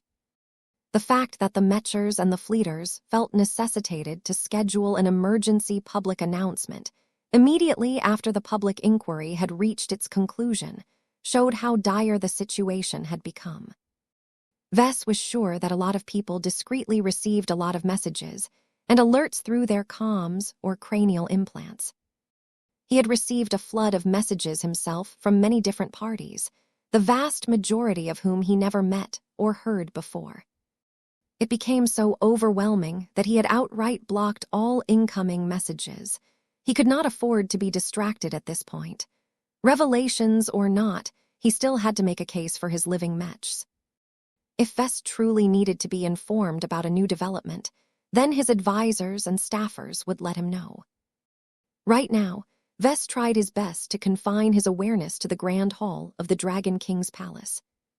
The underwater environment, the masterwork dragon statues, and the genetically modified fish that leisurely swam in every direction without a care in the cosmos, made it easier for Vess to mentally isolate himself from external influences. While he was tangentially aware that a rapidly growing amount of people tuned into the live broadcast of this event, the huge separation between himself and the ordinary people spread throughout the new frontier meant he wouldn't have to face their doubts, their curiosity, their hopes and their desires. Vess felt fortunate that he didn't have to deal with the headaches that came with being a deity cultivator. He already had enough of a taste of that through Vulcan. His dwarven incarnation had to deal with a lot of crazy beliefs from deluded Vulcanites. It helped that Vulcan was also far better equipped to handle all of the attention. Vess did not possess that advantage, but he was not as sensitive towards spiritual feedback either. There was something inherent about the Mech design profession that specifically blocked this uncontrollable source of influence. He suspected that his design seed, or flame, or whatever might even use it as fuel to power other mysterious processes. The progenitors of Mech deliberately sought to shape Mech designers into support personnel, allowing this new profession to gain a lot of personal power by becoming more popular went against the spirit of their ethos. The extreme specialization envisioned by the progenitors was meant to bake large-scale cooperation in human society by making people dependent on each other. The revival threatened to break this model. Many cultivation methods were inherently selfish, so much so that they had almost brought the human race down. Right now, a lot of people's attention was drawn towards the young woman who had completely upended human society. Despite receiving a sanction, Lieutenant Commander Astrid Jameson was still allowed to witness the proceedings from the side. She just wasn't allowed to step into the speaking pit anymore. From the periodic changes in her expression, she was definitely communicating with plenty of people through her cranial implant. The chances that anything serious would happen to her was slim, though. Her lineage alone was sufficient to protect her career. In fact, Vess even suspected that Astrid's move was not the result of an impulsive decision by a hot-blooded young officer, but was instead an important component of a more calculated strategy devised by her superiors. The shadow of Fleet Admiral Amelie Jameson loomed over her descendant. Everything Vess learned about the 5th Enforcement Fleet made it clear that it bore the strongest hatred and animosity towards cultivation and other weirdness. Perhaps the fleeters of the 5th Fleet had witnessed the quiet encroachment of cultivation throughout the new frontier for months and grew progressively more concerned where humanity was heading towards. The rise of living Mechs was just one of the symptoms. The reckless spread of unverified cultivation methods over the galactic net and the rapid expansion of the Hunting Association was causing a lot of humans to come into contact with dangerous phenomena. It was one thing to engage in cultivation while knowing all of the associated risks. It was another thing to do the same while remaining ignorant of the significance of this action. The Jamesons probably thought that they were doing their duty to protect the humans under their charge by disclosing a hidden threat. Vess could already feel the tension and uncertainty spreading from the spectators in the underwater hall.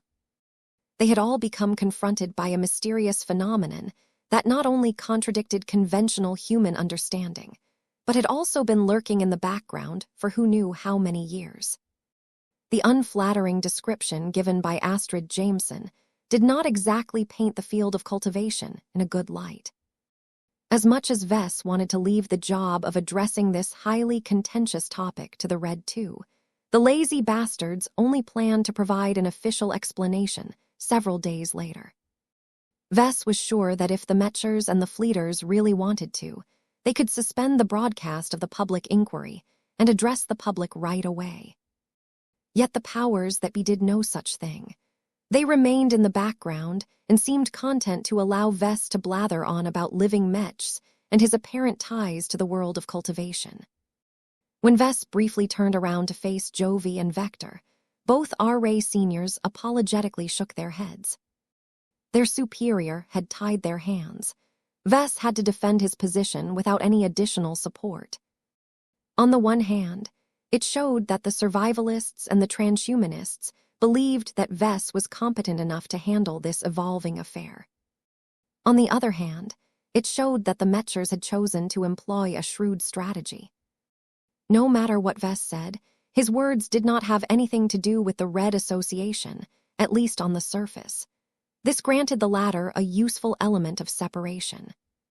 Vess felt as if the Mechers treated him as a guinea pig. His main purpose was to test the public's attitude towards cultivation.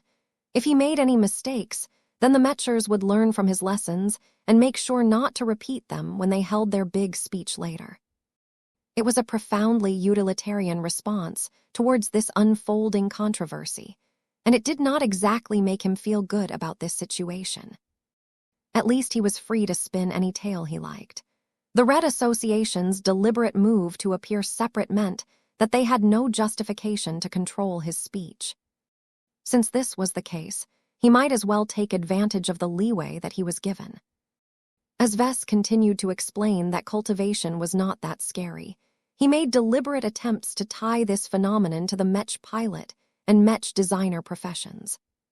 He could not allow Astrid's accusation that cultivation was akin to witchcraft and superstition to stand. The best way for him to do so was to expose and correct the public's deep-rooted cognitive dissonance on the truth about the extraordinary Mech professions. As Vess stood in the center of the speaking pit, he activated another projection that showed the highlights of Operation Night Jazz. Do you remember the joint strike against the tied stations of the Red Cabal? Many brave soldiers ventured deep into alien territory to fight against the powerful alien defenders. The most inspirational moments came when our valiant god pilots dueled against the ancient Phase whales. The footage showed amazing pieces of footage. From the first Flame's transformation into a mythical phoenix, to the destroyer of worlds' immensely devastating blow against one of the top leaders of the Red Cabal, pretty much every human had already rewatched the awesome footage several times. Yet now that the circumstances had changed, people began to see these wondrous, reality-defying feats from a completely different angle. The lieutenant commander over there has attempted to paint cultivation as an evil force that can only corrupt and doom the human race. Vess spoke with open contempt towards this claim. That is only a one-sided view. I do not deny that power can corrupt, but it can also produce wonders without equal. Just like the mechs and warships that we are familiar with, it is not the weapon that is dangerous, but the people who wield them. While human society previously struggled to keep power out of the hands of those unfit to harness them, we have improved by a lot since then. The contemporary Mech community has done an excellent job in ensuring that only the most valiant, principled, and dedicated Mech pilots are bestowed with extraordinary might. The projection continued to show a myriad of footage of the god pilots performing amazing feats throughout the border regions. Their god kingdoms suppressed entire alien armadas, while their god Mech smashed through all opposition without any meaningful resistance. Who better to take inspiration from than our most powerful champions? Our god pilots are living, breathing examples that absolute power does not necessarily lead to absolute tyranny. They are products of enlightenment rather than ignorance. They are the inheritors of the people who sought to build a better future for humanity. Since their emergence, every god pilot has never failed to abide by their oaths and protect humanity in whatever way they can. If you reject the phenomenon known as cultivation as a whole, then you reject the very existence of God pilots. Do you really think it is a good idea for our vulnerable and isolated society in the Red Ocean will be able to last without the protection of 8 heroic God pilots? A lot of people's expressions changed. Perhaps Astrid's negative portrayal had caused a lot of people to develop a negative impression of witchcraft and sorcery. However, it was impossible for them to reconcile this negative impression with their intensely strong respect and worship towards the God pilots. It was well known that these all-powerful heroes had been doing their best to protect human civilization from the alien menace. Faced with a conflict between two opposing viewpoints, a lot of people chose to favor the perspective that viewed God pilots as selfless entities who possessed the power of a god, but the heart of a dedicated soldier. Vess smirked as he sensed the mood shift from the spectators. His ploy had worked.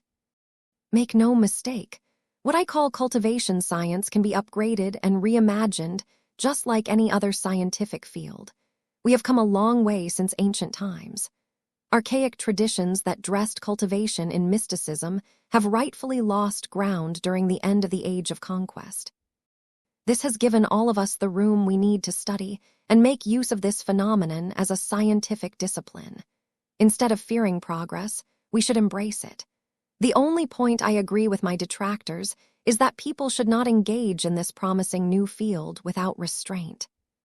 We must remain careful and stick to a methodical approach in order to prevent us from destroying ourselves from within yet again. So long as we handle this power responsibly, we can gain the strength we need to defeat the native aliens, all without developing a reliance on scarce resources such as face water. 5759 Recess. Tying cultivation to the existing Mech community helped a lot. While a lot of people from that very same community might not appreciate what he was doing, it was difficult to deny a truth that seemed abundantly obvious in hindsight.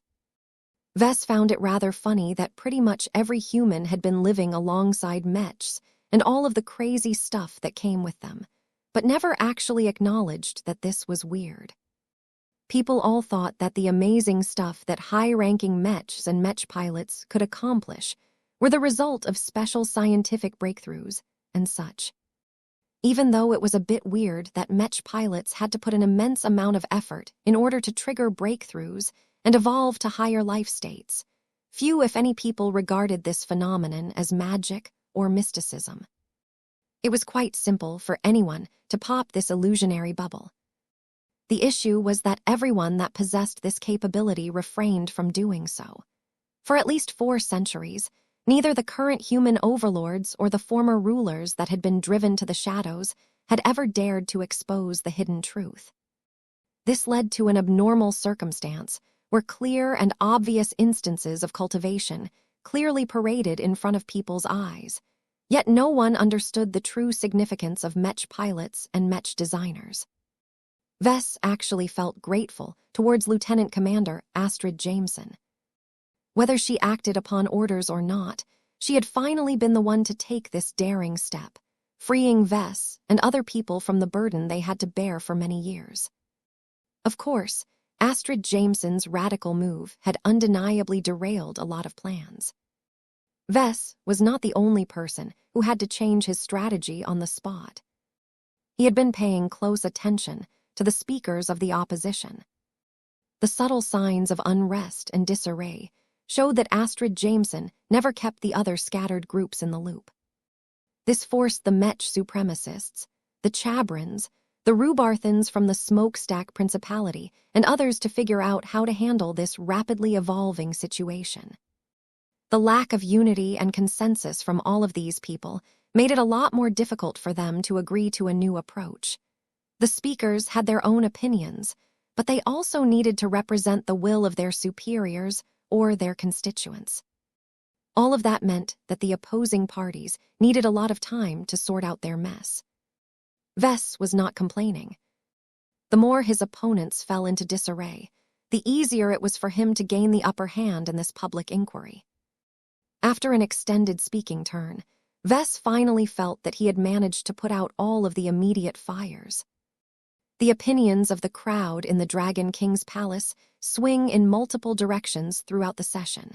The public did not quite know what to believe anymore.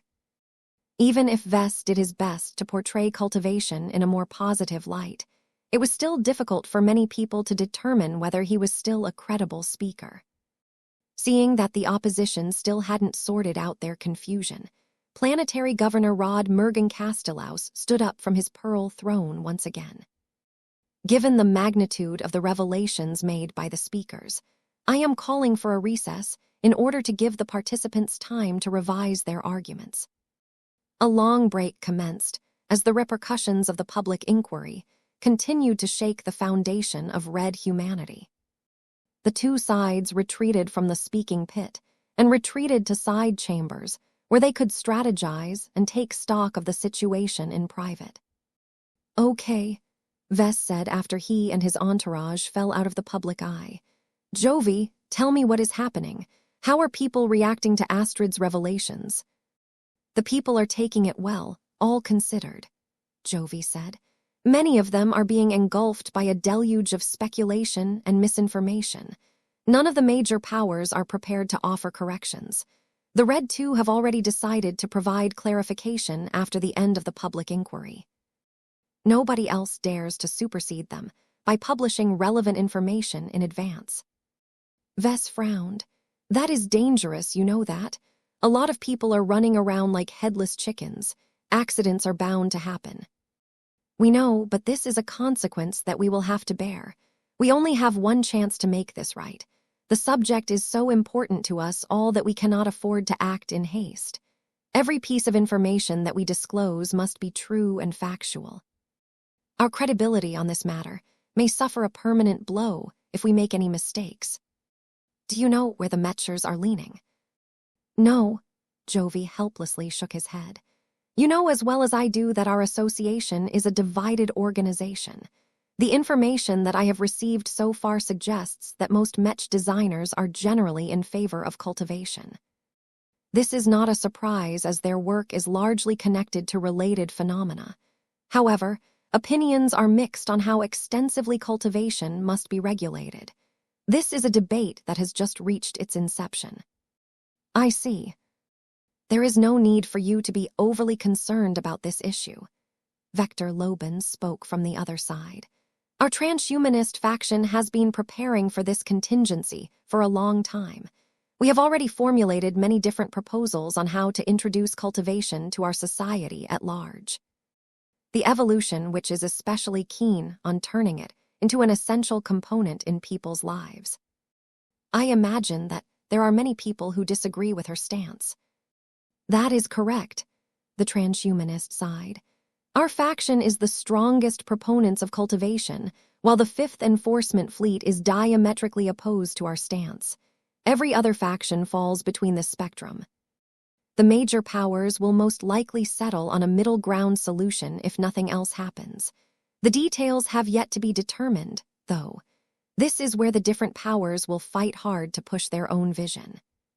A lot was happening behind the scenes. Vess had no access to these high-level talks, but he imagined that a lot of powerful people were scrambling to contain the fallout. "Tell me about the Mech supremacists," he said. "Given their strong focus on Mechs and Mech pilots, how are they handling the revelations?" Jovi chuckled.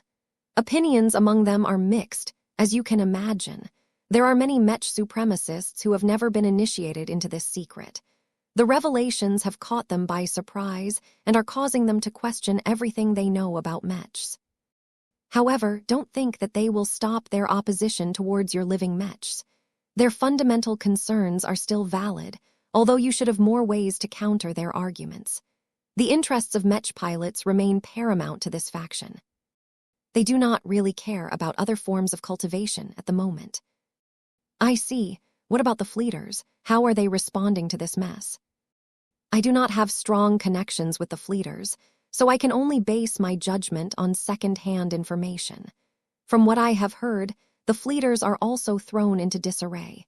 The difference is that their confusion is largely based on ignorance.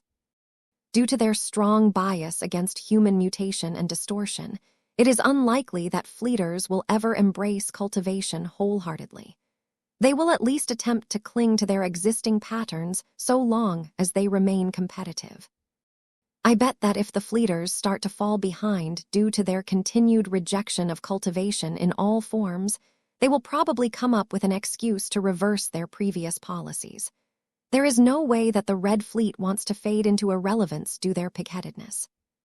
There was a possibility that this might not even be necessary given that Archie had already started to transform the fleeters on a gradual basis. Professor Vector Lobin informed Vess of another interesting development. The 5th Enforcement Fleet is currently subjected to a large amount of criticism. Many leading figures resent this fleet for disclosing secrets prematurely and without any coordination. However, the 5th Fleet has also attracted a large amount of support from both the fleeters and other people. There are substantial segments of the population that are afraid of how cultivation will threaten our current civilization. They fear that we will regress to a more primitive society where might makes right. The fact that it has happened in the past does not bode well for the future. We'll have to address that, Vess muttered. In my opinion, it is best to continue to tie cultivation to the Mech community. People fear what they do not know.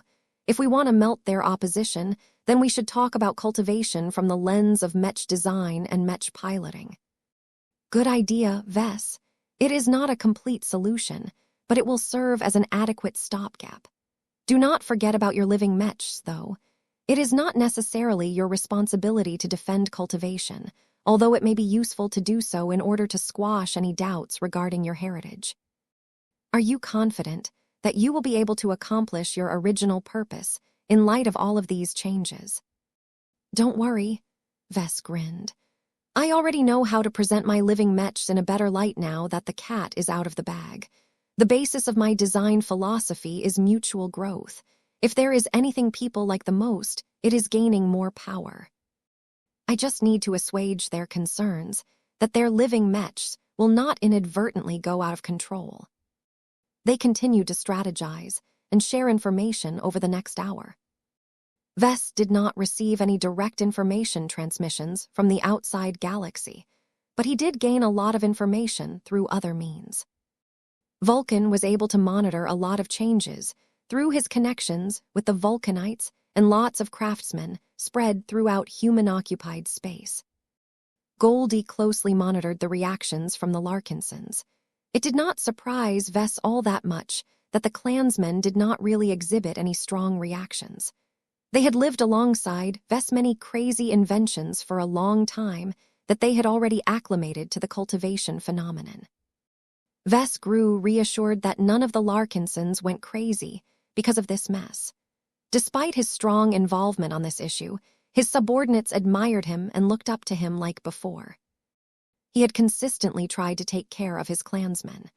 He rewarded them for their loyalty and did not hesitate to channel a large proportion of his massive income into enormous investments for his clan. The Larkinsons recognized the trust and generosity from their patriarch, so they naturally reciprocated when he had need of their support. This was true loyalty. There was one other major interest group that Vess needed to please. How is my customer base reacting to this development? Vess asked. Mr. Ampatok, you have strong connections with the people working at Isthmus Manufacturing. What have they noticed? The Rubarthan Mech designer did not look very confident at the moment. It is too early to tell. A small proportion of customers have canceled their orders in panic. The rest have adopted a wait-and-see attitude. You need to explain that amidst all of the upheaval brought by change, living Mechs can serve as a source of stability to their owners and users. Try your best to demystify their existence and emphasize the benefits they bring. It would be especially helpful if you can redefine their roles in a society where cultivation has become more prevalent among the public. Those are good suggestions. I already know what to do. Thank you, Kelsey. By the time the recess had come to an end, Vess stepped back into the grand hall with an air of confidence.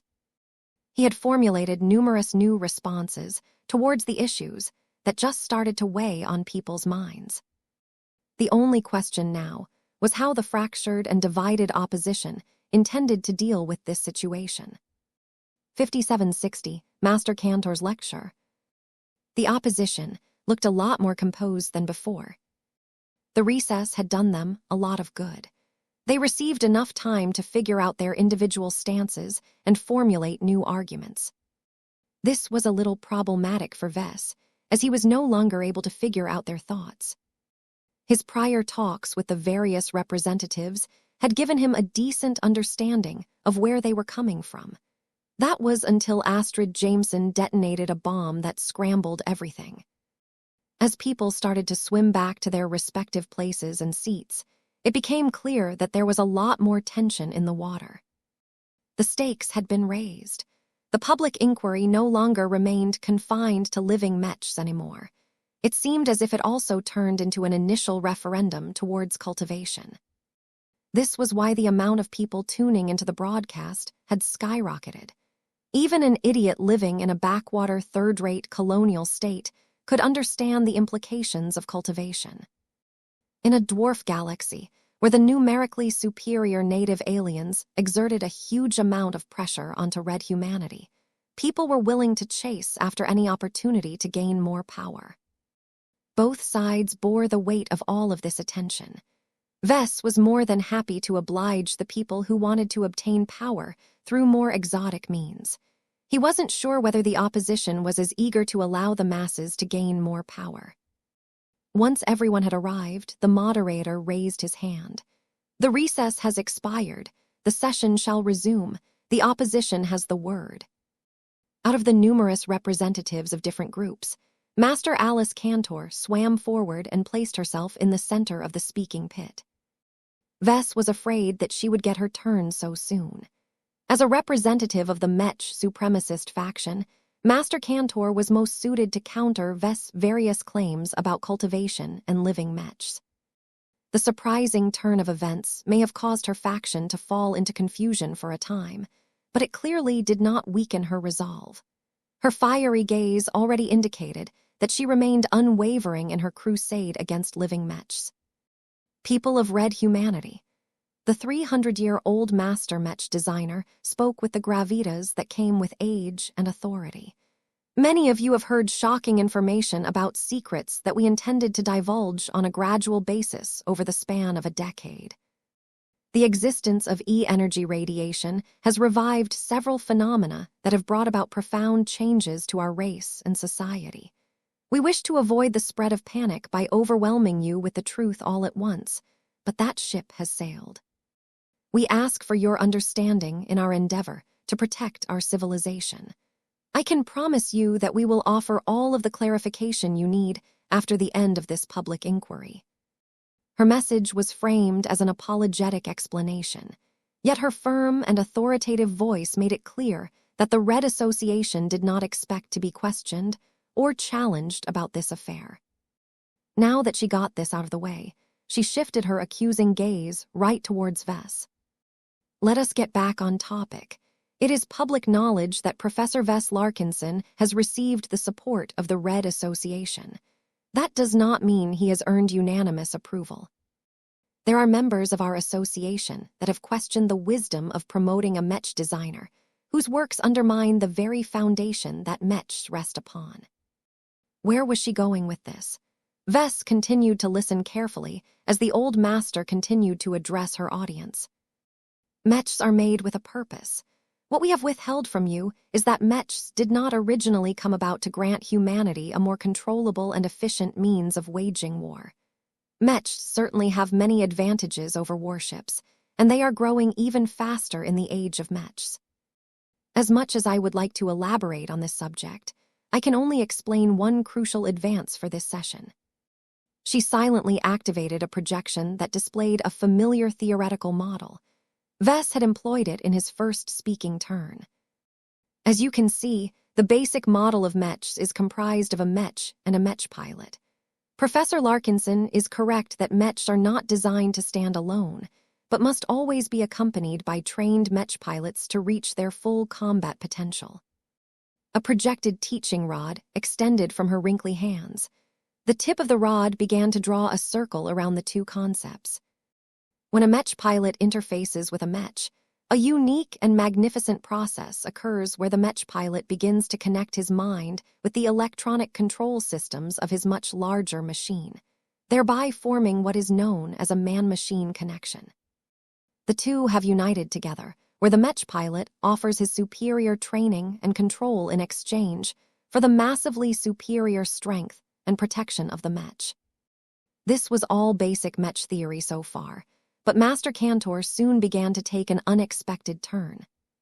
"Pay attention to the protection aspect," she said as the tip of her teaching rod tapped onto the bubble that stood for the Mech. "What most of you are easily able to comprehend is that Mechs offer protection against all manner of damage that can easily destroy the bodies of vulnerable humans. Depending on the defenses of the Mech and the magnitude of incoming material attacks, the machine can withstand all sorts of familiar attacks such as laser beams, kinetic rounds, explosions, gamma radiation, gravitic fields, and more. However, what is not as obvious is that Mechs can do more than that. One of the secrets that we have withheld from you is that the neural interfaces in use today are incomplete. They simplified versions of more complete variations that offer greatly superior protection against non-material threats." "What?" Vess looked shocked, and so did everyone else.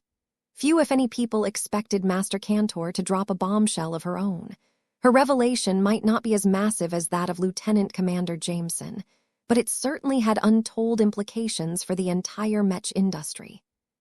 When Vess turned around to face his Mecher advisors, neither Jovi nor Vector showed they had any clue what Master Cantor was talking about. They most definitely had not been informed that the neural interfaces built into the vast majority of Mechs in use today were actually the discount versions as far as the Red Association was concerned. The old woman who decided to hold a lecture of her own used her teaching rod to draw a bright blue circle around the concept of Mech. This barrier is the representation of the material protection offered by the Mech. Every machine that meets the definition of a Mech is equipped with a combination of physical armor, energy shields, ECM, superior maneuverability, and possibly more exotic forms of damage mitigation. These measures are solely designed to defend against attacks that can be produced by the enemies that you are all familiar with. In the 4 centuries after the start of the Age of Mechs, there has never been any significant need for alternate forms of protection that is largely based on neural interface technology. The Mech Trade Association has therefore decided shortly after its inception to withhold this aspect. To think that there were so many Mech designers and Mech pilots who worked around neural interfaces without ever realizing that they were the kiddie versions meant that the MTA had succeeded in its conspiracy. The Mechers had become so successful in protecting these well-kept secrets that the lower and middle layers of their very same organization had also remained ignorant of the truth. The question now was why the Mechers deemed it necessary to uncover this buried secret. Vess had a feeling he would find out the answer very soon. Master Cantor clearly understood the immense significance of her revelation. Any member of the Mech community that had yet to tune into the broadcast did so in a hurry in order to understand what the Mechers had withheld from their Mechs for such a long time. The old woman smiled. "Our organization has made a verdict to only reveal the existence of this greater functionality when numerous criteria have been met. The return of cultivation is the most vital trigger of them all. As we shall explain in a later press conference, cultivation and those who practice it pose an existential threat to our civilization. The stability of our society is at risk of crumbling due to the proliferation of so-called cultivators, whose worst impulses have been magnified by at least an order of magnitude. In order to guard and preserve our current order, we need a weapon that can not only contain these future madmen, but also protect the sanity of the Mech pilots who are being placed in the front lines of this new struggle." Her rod tapped onto the bubble, causing it to gain an extra word. "In contrast to the ordinary Mechs that you are familiar with, true mechs are equipped with a complete version of a neutral interface. The latter may also be equipped with a number of other components that complement their distinctive capabilities, but they are otherwise identical to normal mechs. True mechs. Vess had never heard of products that carried this distinct label. It made mechs sound much more powerful than they should. It held greater weight to people such as Vess because it sounded similar to true gods. Was there a solid relation between the two, or was it just a coincidence? Amidst intense public interest, Master Cantor continued to explain what exactly defined a true mech. The complete neural interfaces of true mechs are capable of forming a much deeper and more intense connection between a mech and a mech pilot. I am told that the experience is so much more demanding that mech pilots must meet more stringent demands and undergo specialized training before they are allowed to pilot true mechs. In exchange for meeting the additional criteria, these pilots are able to shield their minds with the potent digital protection offered by a powerful machine. Master Cantor's teaching rod drew a second circle around the concept. In contrast to the bright blue circle that signified the material protection of a mech, the purple circle clearly signified protection against other kinds of threats. The defining characteristic of a true mech is that it offers varying degrees of non-material protection, depending on the quality and the design of the complete neural interface. At its highest specifications, a true mech can protect a mech pilot against virtually every form of mental influencing, from the famous glows of Professor Larkinson's living mechs to the oppressive domain fields projected by ace pilots. The old mech supremacist grinned as she drew a much larger purple circle around the combination unit of true mech and mech pilot. However, true mechs were not originally designed to counter the aforementioned contemporary threats. Their real purpose is to protect the mech as well as the mech pilot against the esoteric powers wielded by cultivators. As you shall discover in the future, what cultivators may lack in hard power, they make up for it with trickery and illogical abilities. True mechs can offer much greater protection against the most obscure attacks launched by cultivators, thereby forcing these dangerous individuals to resort to more straightforward and material attacks. In other words, true mechs can effectively force enemy cultivators to fight on their terms, thereby putting power-hungry criminals with delusions of grandeur at an insurmountable disadvantage. Vess became gobsmacked by all of the revelations. The revelations made by Master Cantor completely took him by surprise, yet as he thought more about them, they happened to make a lot of sense. He had always questioned how it became possible for the MTA and CFA to succeed in their rebellion against the tyrannical leaders of the Five Scrolls Compact.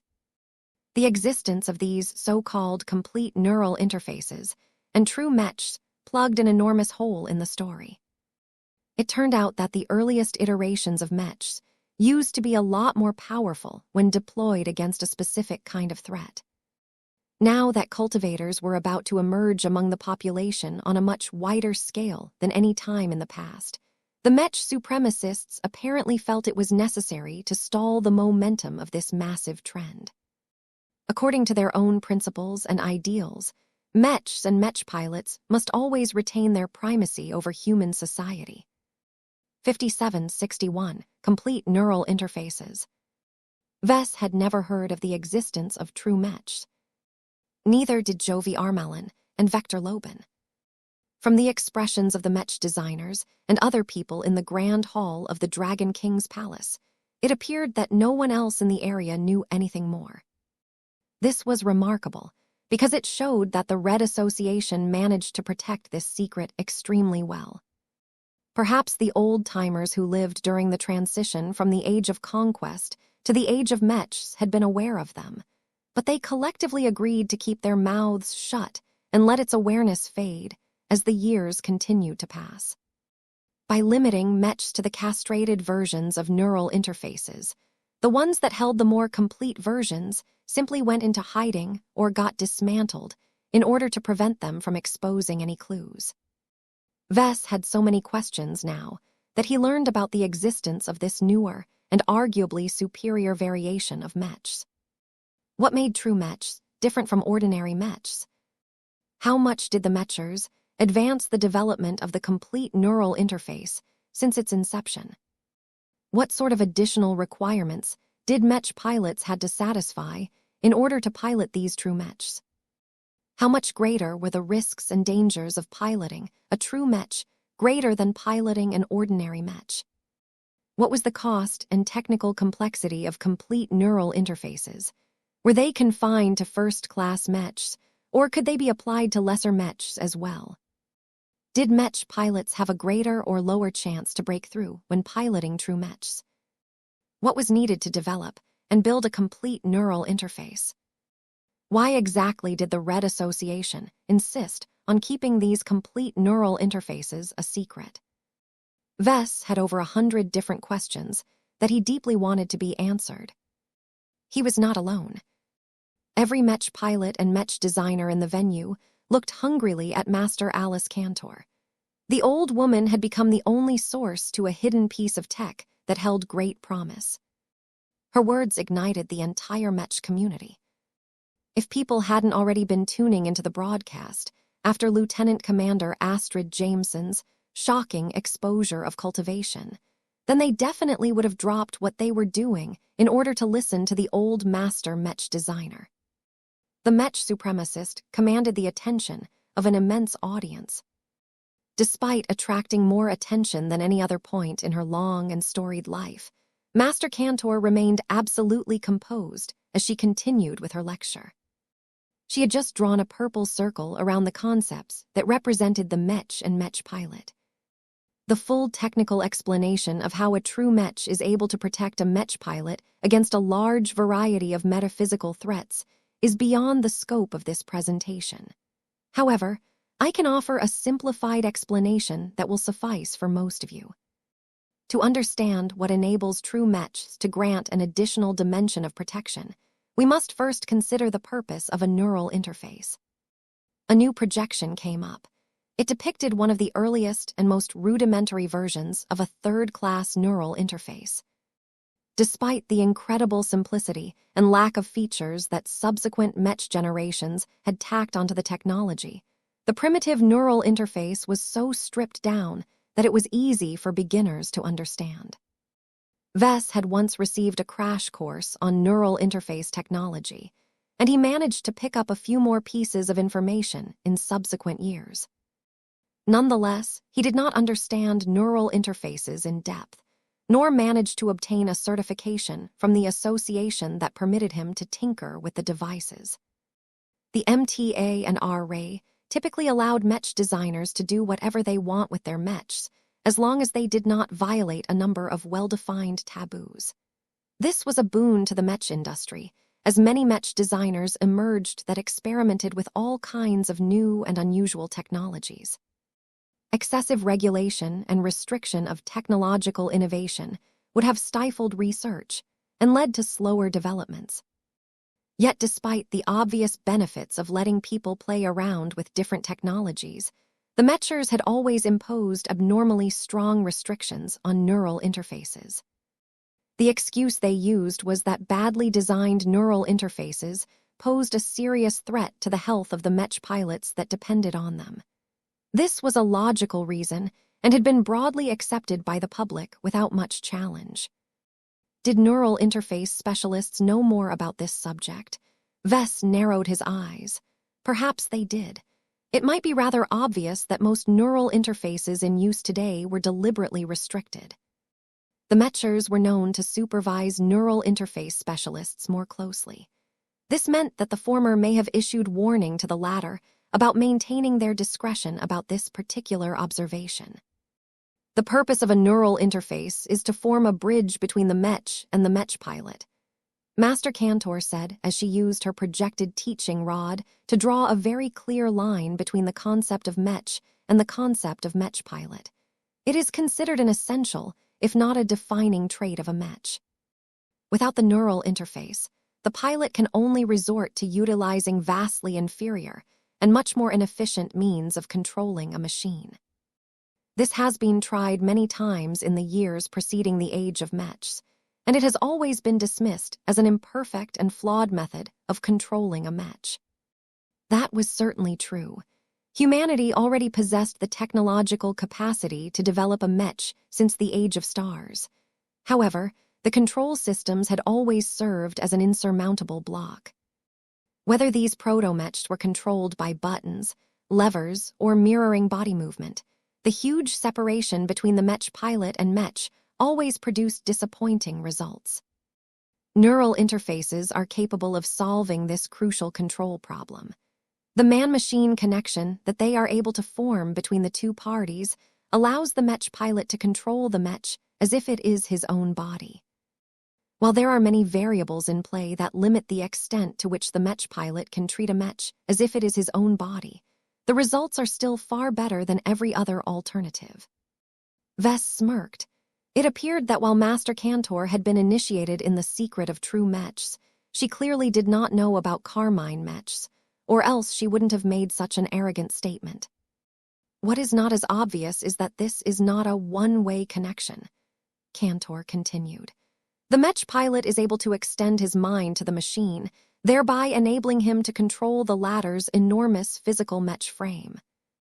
At the same time, the Mech is able to extend its digital logic to the mind of the Mech pilot, thereby allowing the latter to process data as if he is a machine. If the Mech extends its logic engine deep enough into the mind of the Mech pilot, the individual in question will effectively gain a layer of protection to his relatively fragile mind and soul. Vess' eyes lit up.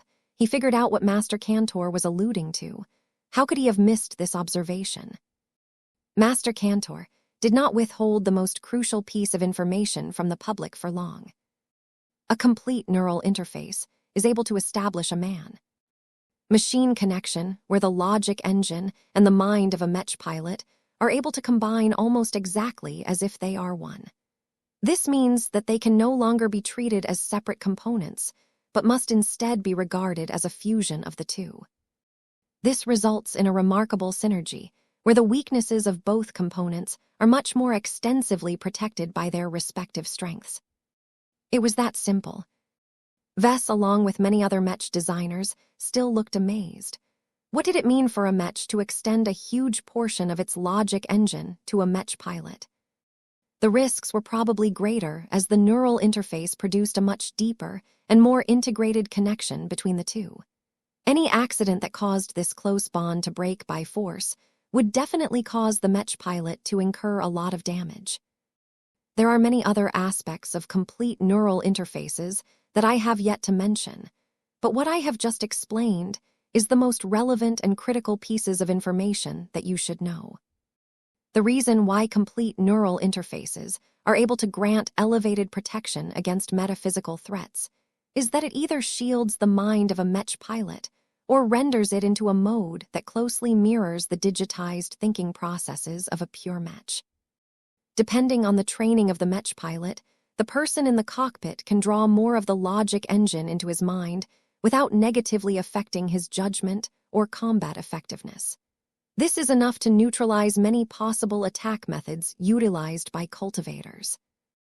Master Cantor sneered as she mentioned this group. The Red 2 is in the process of forming a thorough introduction package on cultivation. Those who practice it may seem as if they have mastered the use of magic, but many of their techniques are dangerous.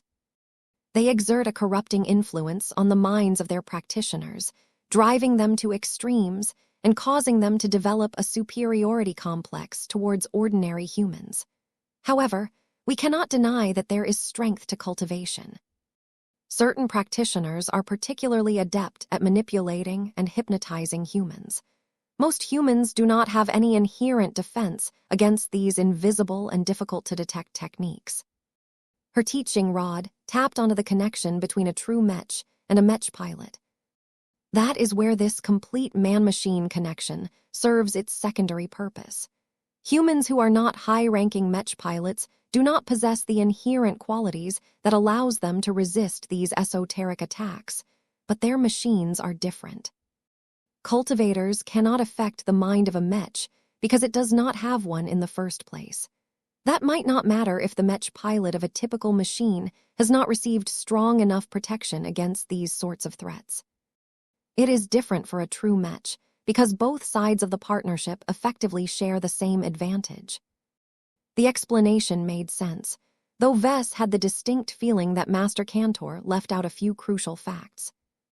There was no way that true Mechs were as simple as she described, but Vess had no time to speculate what the Master Mech Desinger had left out in her simple lecture. The information she already revealed, so far, was enough for Vess to chew upon for the time being. In conclusion, true Mechs are specialized solutions that are much more effective at combating the threat posed by cultivators. Their capacity to do so is far superior to warships, which are crewed by large quantities of ordinary spacers whose minds are not protected by any machine.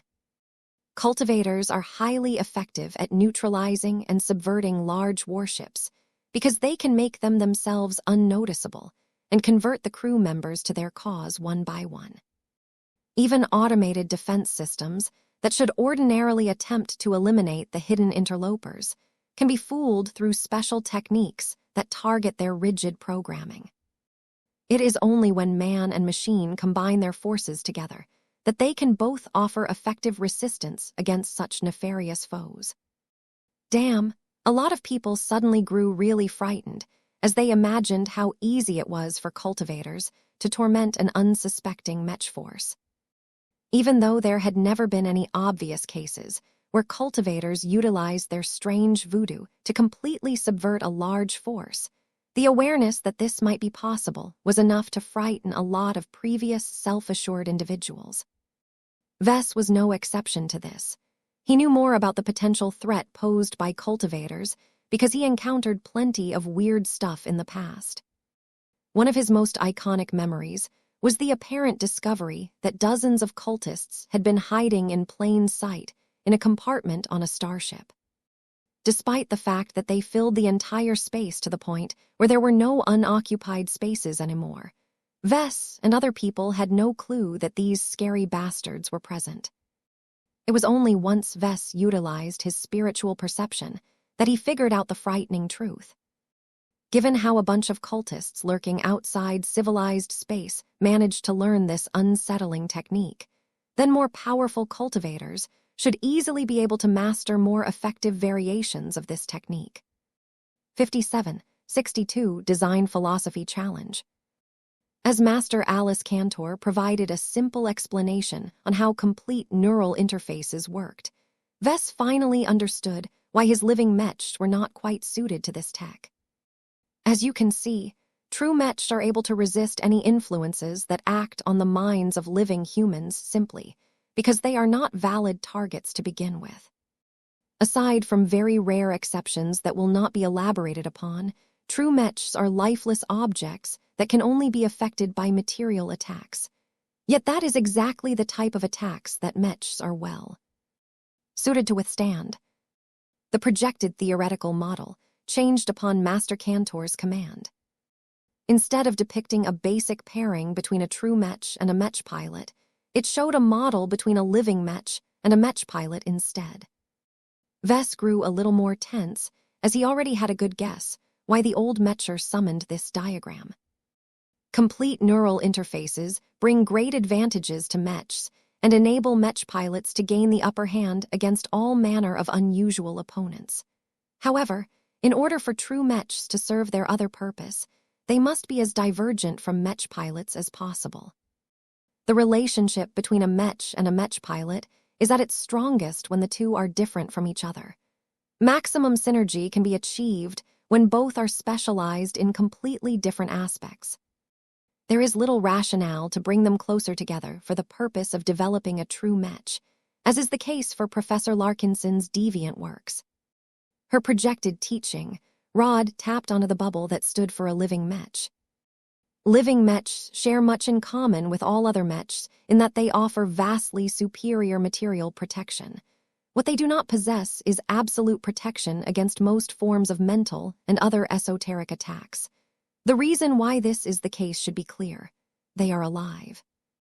They have souls, as best as we are able to determine. While this undoubtedly grants these so-called living Mechs numerous useful advantages, they are afflicted with a fatal flaw. They are vulnerable to many of the same metaphysical attacks that can directly affect the Mech pilot. Vess knew it. The logic was clear.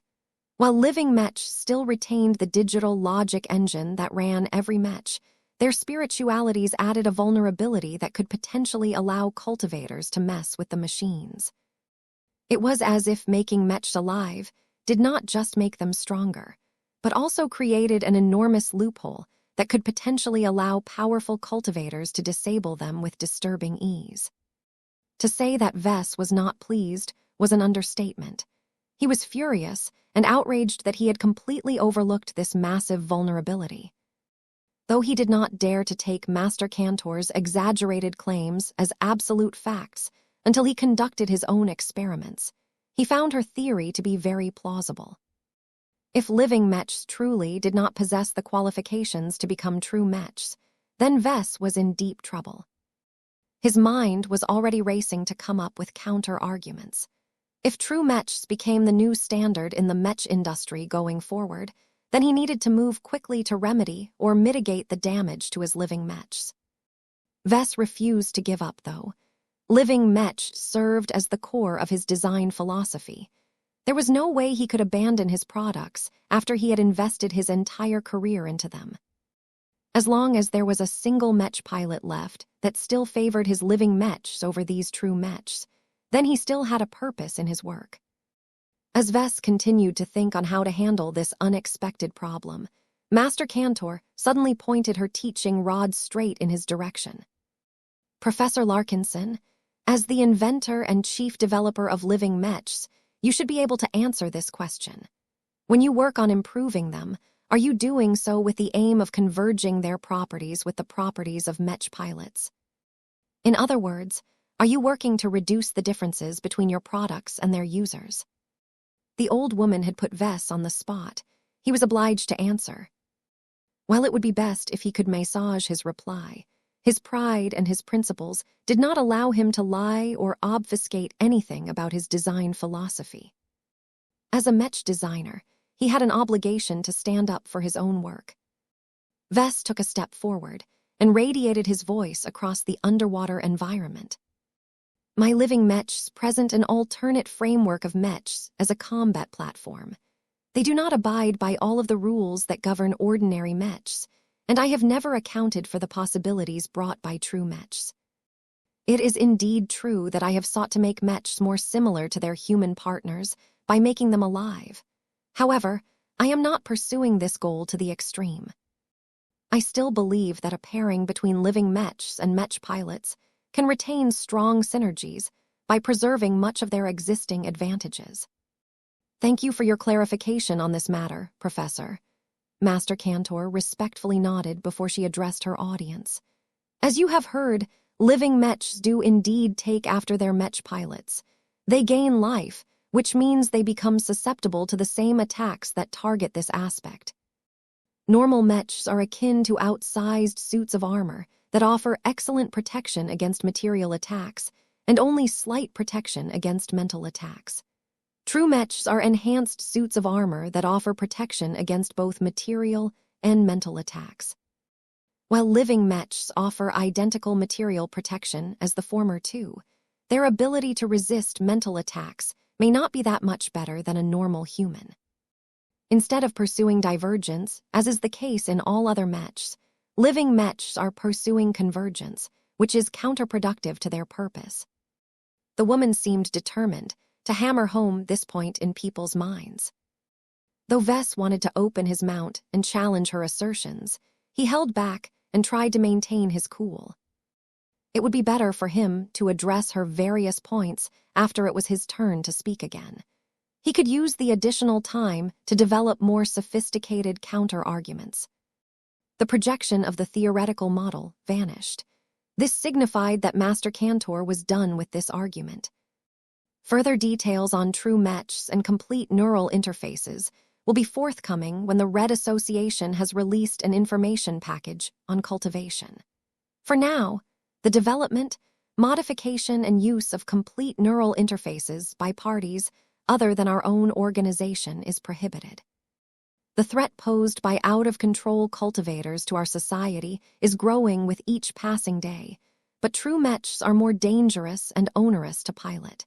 We will consider expanding the right to make use of true mechs at a later date. Vess felt a lot of relief after he heard this. Sure enough, the mechers couldn't help themselves. They wanted to retain as much good stuff to themselves whenever possible. True mechs had the potential to be extremely powerful against the right opponents. Why give away this advantage for free? By retaining a stranglehold on true mechs, the mechers effectively retained the most effective countermeasures against cultivators. This would give the Red Association the power to keep cultivators in check and enforce their own rules. This was a capability that not even the Red Fleet could match.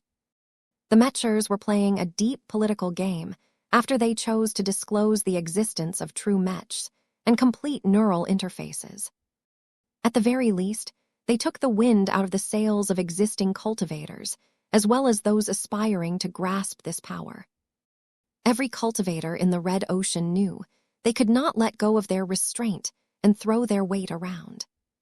If they ever stepped too far out of line, the Red Association would dispatch a bunch of true mechs and crush the offenders by relying on impenetrable defenses and vastly superior material might. This was a clever power play on the part of the mechers. Master Alice Cantor did not elaborate on true mechs any further. Her primary goal was to push back against living mechs, so she brought back a familiar argument. Let me explain another reason why it is not wise for our society to embrace living mechs on a large scale. Mechs are weapons of war that are designed to give humans the power to fight with strength far beyond what we can manage with our weak physiques. Our race has used an endless variety of weapons over its lengthy history. Weapons ranging from spears, firearms, tanks, warships, and ultimately mechs demonstrate continuous progression in the sophistication and power of our preferred means of combat. Yet no matter how powerful they become, each of these weapons are still firmly controlled by their human wielders. The master mech designer directed another accusing stare at Vess. Every proper mech designer is taught from the beginning that they must serve mech pilots. The mechs they design must empower their users in some fashion. They are never instructed to design a machine that can reduce or replace the role of mech pilots. Doing so will result in the creation of combat machines that are no longer reliant on humans to wage war. This is unacceptable. This not only breaks the most important principle of the mech industry, but also violates one of the fundamental taboos of our civilization. Vess could see plenty of looks of concern among the audience. Even if they were originally well predisposed towards living mechs, they were still human. That meant that they had all been raised with the common values and principles that humans were expected to carry. This also included the principle of never allowing humans to make themselves redundant in their own society. Mechs exist to serve mech pilots, the stern old woman stated with strong conviction. There is an inherent master-slave relationship between the two. Mech pilots are the masters while mechs are their slaves. As cruel as this may sound, this is the natural order. Technology is meant to serve our race. It is not meant to hold dominion over us, which is a possibility so long as we grant too much power and autonomy to our machines. Please answer this question for me, Professor Larkinson. How do you envision the relationship between your living mechs and their mech pilots in the context of your design philosophy? Vess tried his best to suppress an ugly expression. She was putting him on the spot yet again. She had most definitely studied his living mechs quite well for her to address this specific point. Just like before, Vess provided an honest answer even though it weakened his position. I reject the attitude of treating mechs as subordinate to their human users. While I understand why this is the current norm, I think that mechs deserve more respect than that. I design my living mechs with the explicit desire and assumption that they will only reach their full potential when their mech pilots treat them as equal partners. I emphatically do not want my living mechs to overpower their mech pilots and become the dominant partner in their relationship. All I aspire towards is true equality. Instead of forcing Mechs to serve their pilots, I prefer that the two befriend each other and become close comrades in arms as they fight together. While I am cognizant that not every Mech pilot will be able to develop a harmonious relationship with a living Mech, the vast majority of my customers have come to utilize their products with great satisfaction. Naturally, Master Cantor sneered when Vess mentioned his aspiration for living Mechs to develop equal partnerships with Mech pilots. A truly equal relationship is only possible if we live in a utopia. We do not.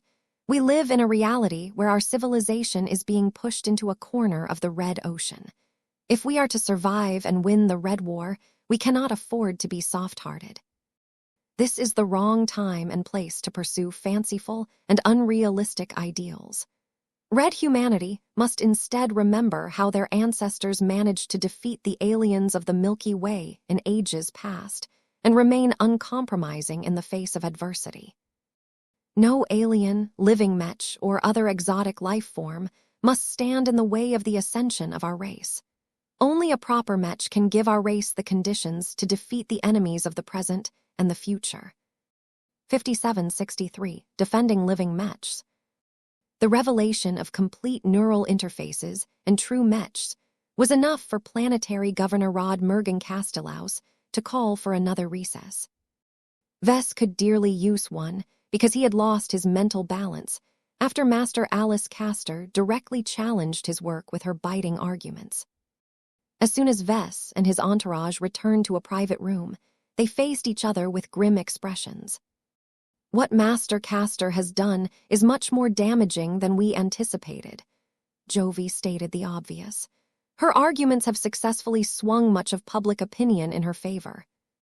Those who have personal experience with living Mechs are still in your camp, but the masses who are less informed about this matter are strongly swayed by the authoritative words of a R-Ray master Mech designer. People are much more inclined to take her words as fact, and that is problematic to you because you are younger and not a proper member of the association. Vector Lobin added his own opinion. Master Castor is a challenging opponent, but not an insurmountable one. I believe that Vess can overcome a disadvantage in stature by relying on his superior charisma. What is truly problematic is the meaning of her words. Her arguments are too well constructed to defeat out of hand. She has raised numerous legitimate points, and we do not possess enough information about true Mechs to question her description or identify any loopholes that she may have left out of her lecture. Vess frowned as he struggled to think how he should respond to this latest turn of events. I cannot allow Master Castor's arguments to stand. She has not only attacked the value proposition of my living Mechs, but also questioned the raison d'etre of my design philosophy. Both are devastating moves that have put me on the defensive. I feel obliged to stand up for my design philosophy and win back the ground that I have lost. If I do not do so, your design philosophy will suffer a setback, perhaps a permanent one. Jovi finished the sentence. This was a serious consequence that could delay or even stall Vess' progression as a Mech designer. Anyone with the same profession eventually faced this kind test before they had an opportunity to advance to master Mech designer. People like Vess had developed their design philosophies without too many serious challenges so far. The lack of major setbacks may have brought them a lot of immediate success, but it also caused their approach to Mechs to remain untested for too long. It was still unclear whether Vess' design philosophy was robust enough to withstand external challenges and shocks. If his design philosophy looked great on the surface, but was actually brittle on the inside, then it did not deserve to be realized.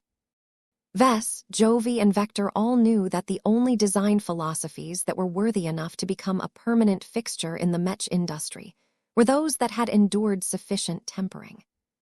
As such, there was no way for Vess to avoid the current challenges. He had to meet them head-on, because to do anything else would be a silent admission that he did not have enough faith in his own design philosophy. He could lie to other people, but he could never lie to himself. Vess could say goodbye to rapid progress if he recognized that his design philosophy was flawed, but was unable to figure out a way to correct it. This was why he had precious little time to figure out a systematic response and redeem his living Mech in the eyes of the public as well as his own perception. At least there is an upside to this course of events. As long as you are able to overcome this challenge, you have one less test to worry about in your quest to become a master Mech designer, Jovi said in a more light-hearted tone. Vess responded with a false smile. That is certainly true. While I do prefer to realize my design philosophy sooner rather than later, the stakes are much higher than normal. I doubt that other Mech designers are asked to face a challenge to their core ethos in full view of red humanity. This public inquiry has vastly exceeded the expected viewership numbers. Even the people who hated Mechs and wanted nothing to do with them had tuned into the popular broadcast due to all of the surprise revelations. First it was cultivation. Now it was true Mechs. For whatever reason, the opposition thought that the public inquiry was a good moment to drop a couple of bombshells. Vess really hoped that this wouldn't become an established pattern. The masses already received enough information to chew upon. There was no need to overwhelm them with other crazy announcements. By the way, have you heard anything further about true Mechs and complete neural interfaces? If I want to offer a proper response towards them, I need a lot more details than what I have obtained from Master Cantor's shallow explanation. Neither Jovi nor Vector looked like they could oblige his request. I am sorry, Vess, I have tried to contact my superiors about this, but any information about true Mechs cannot easily be divulged. You are only allowed to know as much as the rest of the public for the time being. Damn. That was inconvenient. There was an unfair element to this contest, as Master Caster attacked Vess' design philosophy by relying on an argument that was based on restricted knowledge. This meant that his opponent possessed a much greater grasp on the tech that was fundamentally incompatible with living Mechs, or at least that was what she claimed. Vess couldn't even question her claims and assumptions because he did not have any relevant proof or knowledge. How was he supposed to debate against her when he just found out about the existence of true Mechs a short time ago? Not addressing this issue was unacceptable, as it was clear that much of the public might get swayed by this argument alone. Relax, Vess, Vector Loban said. You are letting Master Caster get to your head. Her logic may be strong, but that does not necessarily mean they are true. Every argument is based on assumptions and suppositions. Vess raised his eyebrow at his transhumanist advisor. So what do you suggest I do? Should I spill the beans about Carmine Mechs? No, absolutely not.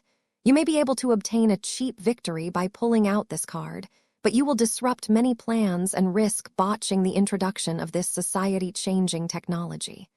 I advise you not to be too rash. Even if you end up suffering a loss, by the time the public inquiry has come to an end, public demand for your products will surely skyrocket again when it is finally time to announce the invention of your Carmine system. I would not be surprised if all sanctions on your work will disappear overnight, as the temptation for norms to pilot Mechs is just too strong. That gave Vess a bit of consolation, but it was not enough to mitigate all of the damage he would incur if he lost this critical debate. I can't allow my design philosophy to suffer a heavy setback at this time. I need to survive this test well enough that I can continue to design my living Mech with confidence. Do you have any suggestions on how I can respond to her challenges? His companions all fell in thought for a while. Vector Loban eventually came up with a possible approach. She claims that your living Mechs are not suitable for use in human society because they represent a convergence between man and machine. While it is true that the fundamental model of Mechs is centered around a strong divergence between man and machine, it is not an infallible theory. It is pointless of you to abandon your long-cherished stance. Instead of running away from your own self-developed theory, you should double down on it and strongly advocate for its validity. As long as you can argue that living mechs that resemble their human partners increasingly more are powerful in their own way, you may be able to convince the public that your work presents an alternate pathway towards power. That was actually a good suggestion. Vess looked gratefully at the transhumanist that had recently been assigned to assist in some of his research projects. You're right. I needed to hear that. I think I know where I should take this approach. It feels much better now that I have formed a solid plan to defend my design philosophy. His advisors came up with a bunch of other useful suggestions. Each of them revived his appreciation of his design philosophy and renewed his faith in his own works. By the time the second recess had come to an end, Vess swam back inside the grand hall with an uplifting mood. He did not look like a Mech designer who had lost his confidence in his own work. Once people who needed to visit the bathroom or wanted to buy a few snacks to fill up their stomachs had returned, the moderator stood in front of the clamshell throne and bade everyone to silence. This is the third and final block of this speaking session. Both sides may present a single speaker, each to make their case and counter any arguments that have previously been made. Professor Vess Larkinson, I invite you to move to the center of the speaking pit once again. You have the word. Vess nodded respectfully at the planetary governor before he swam over to the center of the enormous submerged chamber. Hello again, he said with a tone that already hinted at his combative intention. You have previously listened to Master Alice Castor bring up a number of arguments that are targeted towards my living mechs. By doing so, she has made a number of assumptions that I think are wrong, short-sighted, or simply biased. Before I address the specific issues that she has raised, I first wish to defend my alternative approach towards mechs. He took a deep breath. The special energy shield surrounding his body made sure that he did not get a mouthful of water in the process. Let me be honest with you. I strongly object to her claim that convergence between man and machine is a detrimental development. How dare she make this claim without possessing a full understanding of living mechs? It is clear that her mentality is as old as her age. Her view on mechs is stuck in the past. It is so difficult for her to imagine that mechs can be different from the ones she is familiar with that she does not consider the alternatives to be valid additions to the mech industry. The tens of millions of living mechs that have been sold to a large number of satisfied customers contradicts this argument. If my living mechs are not as helpful to the mech pilots and the humans that they are supposed to serve, then why are so many of my Fae-Fianas and ultimatums saving the lives of many people with each and every combat participation? The popularity of his living mechs was solid proof that they were not as useless as Master Cantor tried to paint them as. All of those mech commanders that had chosen to adopt his products were not stupid. They did not dare to make any mistakes, as the lives of their mech pilots and the future of their careers were at stake. Plenty of people realized this as well. Once they recalled the huge hype and popularity of living mechs, they remembered that Vess products were actually quite strong compared to their direct competition. Living mechs are not tools, they are partners, Vess stated. Who says that humanity can only effectively wage war by relying on lifeless tools? In ancient times, many human armies have won magnificent victories by riding horses into battle. Cavalry can be considered as the predecessor of armored vehicles. They perform many of the same roles, but the biggest difference is that their battle steeds are alive. While our race has eventually eliminated our reliance on living animals as combat assets, that is because tanks and other vehicles are superior. Progress was the eternal ethos of the human race, and many other races for that matter. Their technologies never stagnated. Vess wanted to remind the public of this truth. Now, what if this pendulum has swung the other way around again? What if living combat assets have regained the upper hand again? Should we dismiss their value just because they happen to be different from what you are previously accustomed to? No, my works are demonstratively powerful. They are strong in spite of their living properties. Far from what Master Castor wants you to believe, a convergence between man and machine is beneficial for everyone involved. Let me explain why I believe this to be the case.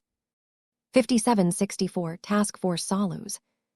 Just before the public inquiry on living Mechs taking place on Ector V commenced, a modest task force of second-class warships quietly made its way to the orbit of a lush, green and blue globe. The untamed planet below the recently arrived starships looked unusually vibrant. It was filled with such an abundance of life that the crew members looking outside of the portholes could see a few regions that were dotted with huge organic growths. The appearance of the planet had changed significantly since the survey ships last scouted the star system. The deviations were so great that the Dragon's Den employed her specialized scanners to conduct a detailed and exhaustive survey. The Larkinsons who arrived in orbit of the planet known as Reticula V needed to gain a much more current overview of its complex surface in order to plan their subsequent moves. Deep within the hull of the Wild Torch, the flagship of the Task Force Solus, the commander in charge called for a meeting to discuss the preliminary findings. Swordmaster Kedys Larkinson had jumped at the opportunity to separate from the expeditionary fleet and lead her own unit. As much as she had to allocate most of her time on designing mechs and keeping up her swordsmanship practice, she yearned to do more in her life than move between the design lab and the exercise chamber all of the time. Leadership had become increasingly more important to her as more and more people looked up to her. As the protege of their legendary patriarch and an excellent warrior beyond comparison, Kedys had no trouble with accumulating the pull required to take charge of this operation. As she sat at the head of the conference table, the only element that spoiled her stern and authoritative demeanor was the little girl sitting in her lap. "Hihiti, stop tickling me, Mommy." The red-haired girl with a tan complexion greatly resembled her mother. Mayra Larkinson held a plushy sword in her hand and ineffectually whacked it around in order to fend off the powerful fingers that caused her to giggle. Kedys showered her youngest child with love before she gently lifted the little girl off her lap. "All right now, that is enough. You have classes to catch up to. Be good and pay attention, all right? If you want to become as smart as me someday, you will have to learn your numbers." "Okay, Mommy Tilda." Once a nanny came to bring Kedys' daughter to class, the air in the conference room grew serious as a projection of reticular Corine V appeared in the center. "We all know why we are here," Kedys straightforwardly began as she channeled a minute amount of Sharpie's steely will. "Our patriarch has directed us to travel to this untamed planet for the purpose of extracting a unique gas that is not present in any other star system that we know of. I am unclear why Vess wants to secure a supply of Solus gas, but it is not up to us to question his motives. Our job is to act on his instructions and allow our clan to extract this resource from this planet on a reliable basis." She stared at the Mech commanders, who led their respective detachments of their Mech legions for this mission. Given the powerful exobests and mutated beasts that probably turned the untamed planet into their monster paradise, the Sword Maidens insisted on coming along. They had brought over plenty of monster slayers and other swordsman mechs that all hungered to hunt down the bountiful number of dangerous creatures that had been reproducing on the surface of Reticula Corine V for many months after the start of the Age of Dawn. Backing up the main force were elements of the Flagrant Vandals and the Eye of Ilvain. Each of them excelled in different roles that the Sword Maidens were unable or unwilling to fulfill themselves. Aside from that, Task Force Solus had also brought along a handful of champions for good measure. Kedys threw an expectant look towards the small gathering of expert pilots and expert candidates at the opposite side of the conference table.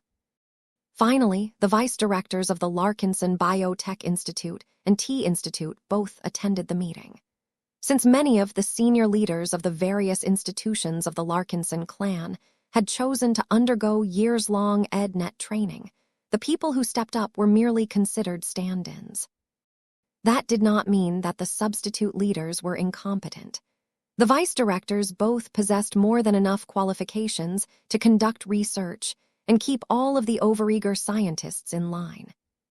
I do not need to tell you that trying to extract a resource from a planet that is filled with exobests that has remained undisturbed since the start of the Age of Dawn is an exceedingly dangerous endeavor. Kedis spoke as everyone tried to glean details from the projected globe. Ever since exotic radiation has been giving superpowers to random beasts, planets without any form of civilization or population control have turned into incredibly hostile territories. The Hunting Association has never culled the most dangerous elements of the local fauna, which means that the surface is not only rife with powerful mutated beasts, but is most definitely home to calamity beasts. Everyone's expressions darkened at the mention of those fearsome beasts that vastly exceeded the strength of Second. Calamity beasts were at least an order of magnitude stronger than typical mutated beasts. They not only leveraged vastly greater amounts of E-energy, but also developed more sophisticated abilities to harness all of this power more effectively. On top of that, calamity beasts were also significantly more intelligent and aware. Information about their existence used to be an open secret during the first year of the Age of Dawn, but when an increasing number of harmless critters on terraformed planets turned incredibly dangerous all of a sudden. The Hunting Association had put a lot more effort into publicizing the dangers of rampant beast evolution. Vice Director Abselin, please report your preliminary findings on the geology and ecosystem of this planet.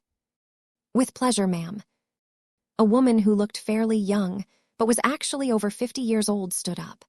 Maria Abselin was a recent recruit that brought an abundance of competence into the Larkinson Biotech Institute. As a former Terran citizen, the First Raider received a vastly superior education than any former citizen of the Life Research Association. Maria Abselin had also worked for a number of Terran biotech companies, though she never excelled in any of her jobs. One of her notable specializations was the study in the genetics of exobests, with a focus on developing hyper-aggressive bioweapons. She had apparently run afoul of a couple of laws that caused her to get fired and banished from the biotech industry. This was what caused her to apply to the Larkinson Biotech Institute. The clan was more than willing to overlook her past transgressions as long as she did her job and behaved when she became a Larkinson. As the recently appointed vice director stood up, she transmitted a file that caused the central projection to display hundreds of different information panels above the surface of the globe. My research teams and I have spent the previous 2 hours on interpreting the rough scan data from high orbit. We have updated the rough topography, tracked down large population groups, and detected dozens of abnormal sites that may be hosting the presence of an absolute apex predator. Aside from that, we have also discovered plentiful regions whose surface is engulfed with large quantities of relatively stagnant Salus gas. Please take a look at the map and note the patterns. The annotated map was a lot more detailed than the Larkinsons were expecting. They hadn't even conducted any thorough surveys yet, but the combination of historical survey data and recent scan data revealed plenty of changes and discrepancies that took place over 1.5 years. Mech Major Randall Larkinson, of the Flagrant Vandals, spoke up first. His background as a scout Mech pilot gave him the training to spot important patterns faster than others. There are numerous suspected locations of powerful exobests in general areas such as forests and lakes. However, none of them have been found in any of the 27 plantless regions engulfed in Salus gas. It may be that there is no life to be found around these large deposits, but since their surroundings are devoid of large exobests, I think it is more likely that these critical areas have turned into the territories of apex predators. The vice director gazed at the true-blood Larkinson with respect. That is a good observation. Our own analysis has produced a similar conclusion. While Salus gas is at least mildly toxic to organisms that have never come into contact with this substance before, it is almost certain that the local fauna that have evolved in proximity to these gas deposits have become compatible with this exotic. Since we know that Salu's gas has properties that interfere with most, if not all, means of detection and communication, exobests that have integrated Salu's gas into their physiques are most likely adept at hiding their presence. Orbital scans will not be able to detect them. We can only know for certain what is hiding in these gas-rich regions by sending scouting parties. Everyone's expressions dropped. It was never ideal to venture into uncharted territory without knowing anything about the threats lurking deep inside. Nonetheless, if the Larkinsons wanted to do anything serious on this planet, then they had to map out all of the possible threats. If they did not do so, then they risked getting ambushed by a bunch of apex predators that the local garrisons were not equipped to handle. There are too many major and minor Salu's gas deposits to survey them all in a short amount of time. Kedis frowned. Can we send in unmanned drones? No, ma'am. Vice Director Abselin shook her head. The drones will lose control due to the interference produced by Salu's gas. Perhaps we will have better luck if we send in our Fae instead. The flagrant vandals should have brought enough Fae Fianas if I am correct. We have, Swordmaster, Major Randall Larkinson replied. We have loaded a large variety of utility Fae models, many of which have earned high rankings in the recent contest. Our Scout Fae are relatively fragile but discreet. They should be able to operate independently and return from their scouting trips without suffering excessive attrition. That said, I cannot account for the reaction of the exobests that lurk inside these gas-filled areas. Kedis simply shrugged at that. The Scout Fae are cheap and expendable. Do not hesitate to use them up. Our support ships have limited production capacity, so they can fabricate replacements in droves, especially if we manage to expand our mining operations on this planet to harvest other materials. If necessary, I can modify the design of the Scout Fae to incorporate Salu's gas in order to reduce their detection rate. That won't be necessary, Swordmaster. We have brought enough low-ranking Mech designers that can make the necessary changes. Suit yourselves, Kedis shrugged. Tell me about the local conditions of this planet, Abselin. Reticula Corine V is not a pleasant planet to live for humans. 45% of the surface is made up of landmass. The atmosphere is filled with oxygen, as well as notable concentrations of toxic gases that are lethal to humans when inhaled for an extended period of time. Everyone must wear fully covered suits at all times. The gravity measures at 1.3 g, which means that every person and every Mech's mobility will be slightly impaired. In terms of life, there are exoplants in abundance. Exobests are also plentiful in number outside of Salu's gas deposits. There are numerous notable pockets where we have detected significantly less life signs than normal.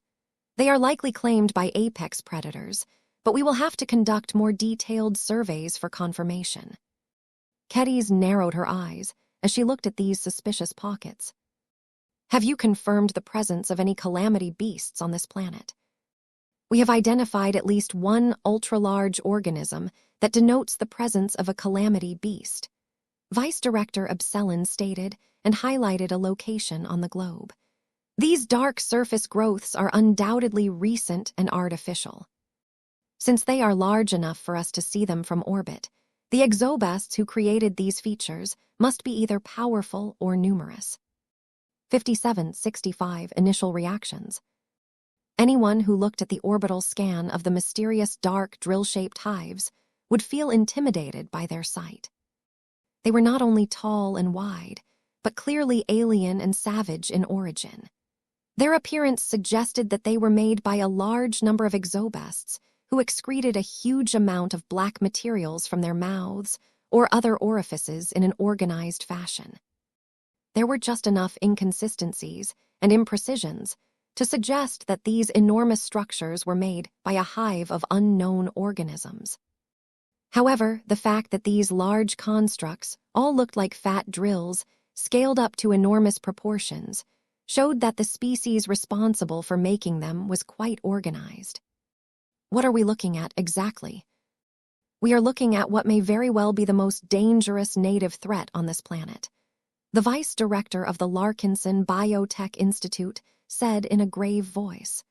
To be able to dominate this much territory, the species that inhabit this location must be extremely powerful.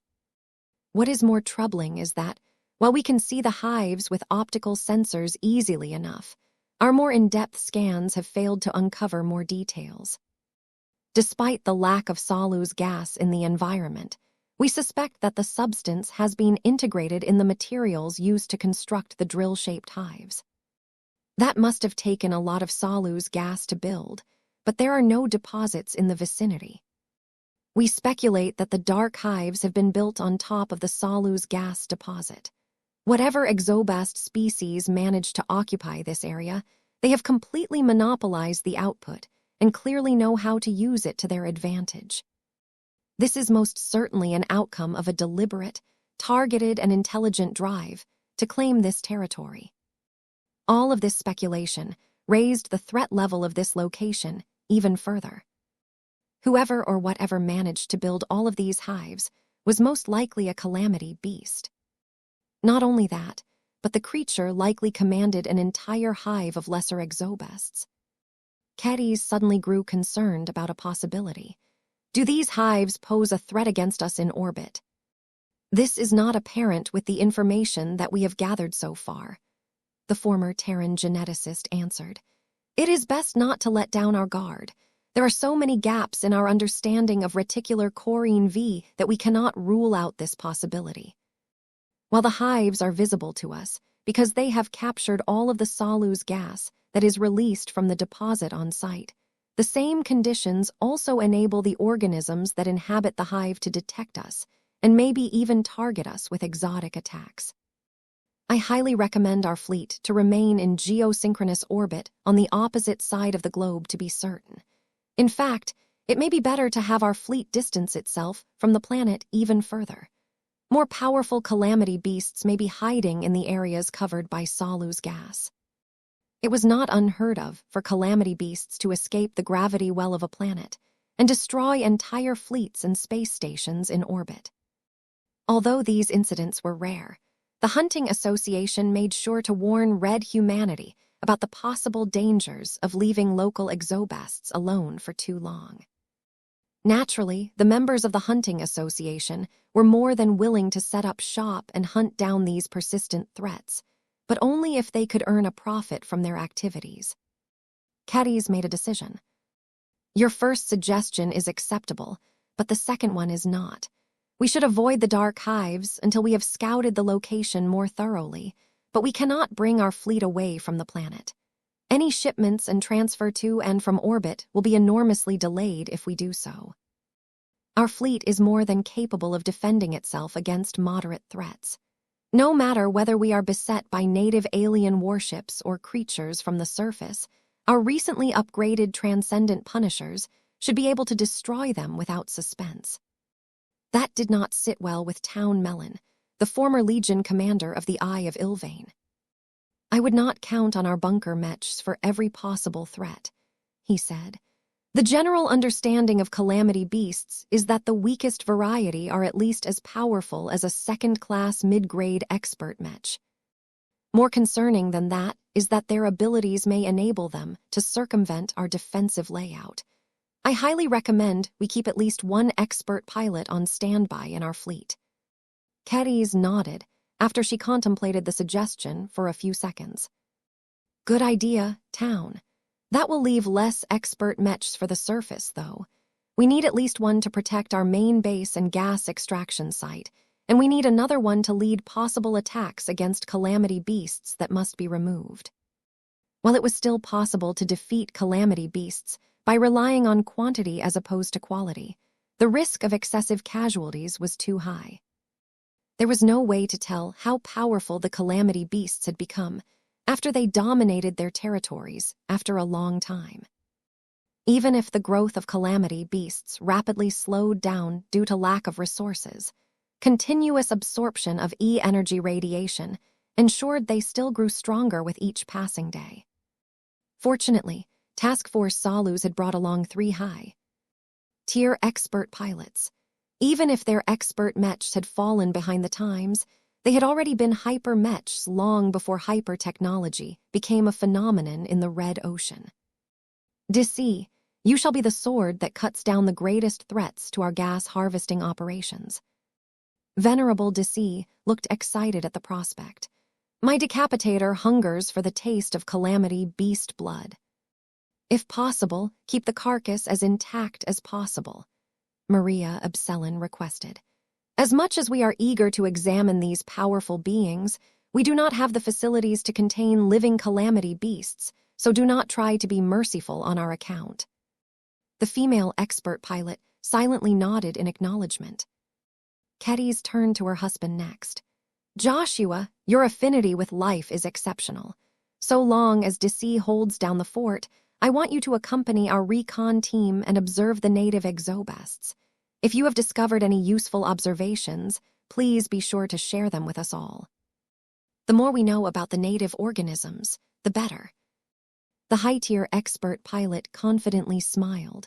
I can probably talk to them if they are not super aggressive. That would be useful. We do not have the numbers or firepower to control the entire planet. If we want to maintain a stable gas harvesting operation over the span of several years, then it is more preferable to coexist with the exobests in the region than to continually slaughter them in order to contain their populations. Few people had any hopes that they would be able to establish any peace, though. Wild exobests that had developed enough sapience were not necessarily civilized. Their savage instincts and rough lives all turned them into even more dangerous monstrosities. It was too difficult to convince these savage exobests to any agreement unless they had no choice, such as when they were taken captive. Isabel, you will have to remain up in space for the time being, Kedis told the other female expert pilot assigned to this mission. Much of the land surface of Reticula Corine V is covered in forests. Not only do all of the trees block your line of sight, your Promethea may also be too prone to producing wildfires. I can control them, Venerable Isabel retorted in a calm tone. No flame of mine will go rampant as long as my companion's spirit and I are paying attention. You have the best capacity for mass destruction among us, so we will call you in if we need to wipe out entire populations of dangerous exobests. For now, you should remain in orbit and intercept any dangerous calamity beasts that dare to attack our fleet. Very well. Kedis continued to issue a range of orders. They needed to establish an initial foothold on the surface and begin examining the surrounding areas in depth. All of this required a lot of movement and activity that was sure to keep the Mech forces busy for a few weeks. Once everyone knew what they needed to do, the meeting broke up as everyone split up to perform their respective duties. Kedis and Joshua enjoyed a bit of free time. There was no need for the Everchanger to accompany a fleet of scout drones that would be sent to the surface first. The leader of the task force had already issued the necessary orders. She trusted the other Larkinson commanders to handle any issues that emerged in the following days. That left the married couple free to return to their stateroom in the bowels of the Wild Torch. Kirian and Mayra were still attending the school that was located in another section of the second-class fleet carrier, so the living space was fairly calm and quiet. The public inquiry on living mechs has already started according to the schedule, Joshua noted. I know, the first day is only dedicated to exploring the nature of living mechs. I am sure we did not miss anything important. Vess likely gave the public an introductory lecture of his works. We haven't missed anything important if that is the case. The two sat down and began to view the broadcast together. Just as expected, Vess tried to teach the public about the basic properties of living mechs in an attempt to demystify them. Though he did not do a good job in every aspect, he most definitely generated more interest in his works. Then, the opposition dropped a few bombshells. First, Lieutenant Commander Astrid Jameson exposed cultivation to the masses. As shocking as this revelation may be to ordinary people, the Larkinsons had less reasons to be surprised. Is the Patriarch's mother really that powerful? Joshua wondered. She should be. She is the superior mother. You should be able to tell how much she has grown over the years, Kedis responded. There is definitely a connection between Vess and the superior mother, but I have a hard time imagining that the latter is his actual mother. There are probably cultivation shenanigans involved. It is up to Vess to share his stories to us. He never explained any of this secret past to our clan, and it is not necessary as far as I am concerned. I am more concerned about what will happen to our society once everyone starts to practice cultivation techniques. I think that extraordinary swordsmanship will explode in popularity, Joshua guessed. Didn't you tell me that the Mechers previously suppressed it because they didn't want too many people to wield extraordinary powers? I think it is safe to say that this has become moot after today. A lot of extraordinary sword styles demand discipline and control, so they are unlikely to produce madmen. Their strong willpower also makes them more resistant against these cultivators that the fleeters are warning about. Kedis agreed with her husband's points. Enforcement was a major problem. Short of squashing power-hungry madmen with mechs, it was better to employ swordsmasters as enforcers. Not only were they highly resistant against any unusual abilities that other cultivators might employ, they were smaller and much less prone to producing massive amounts of collateral damage when they fought. There was finally a legitimate reason for swordmasters to exist. The happy mother continued to think about how she should step up her organization's effort to train more traditional swordsmen.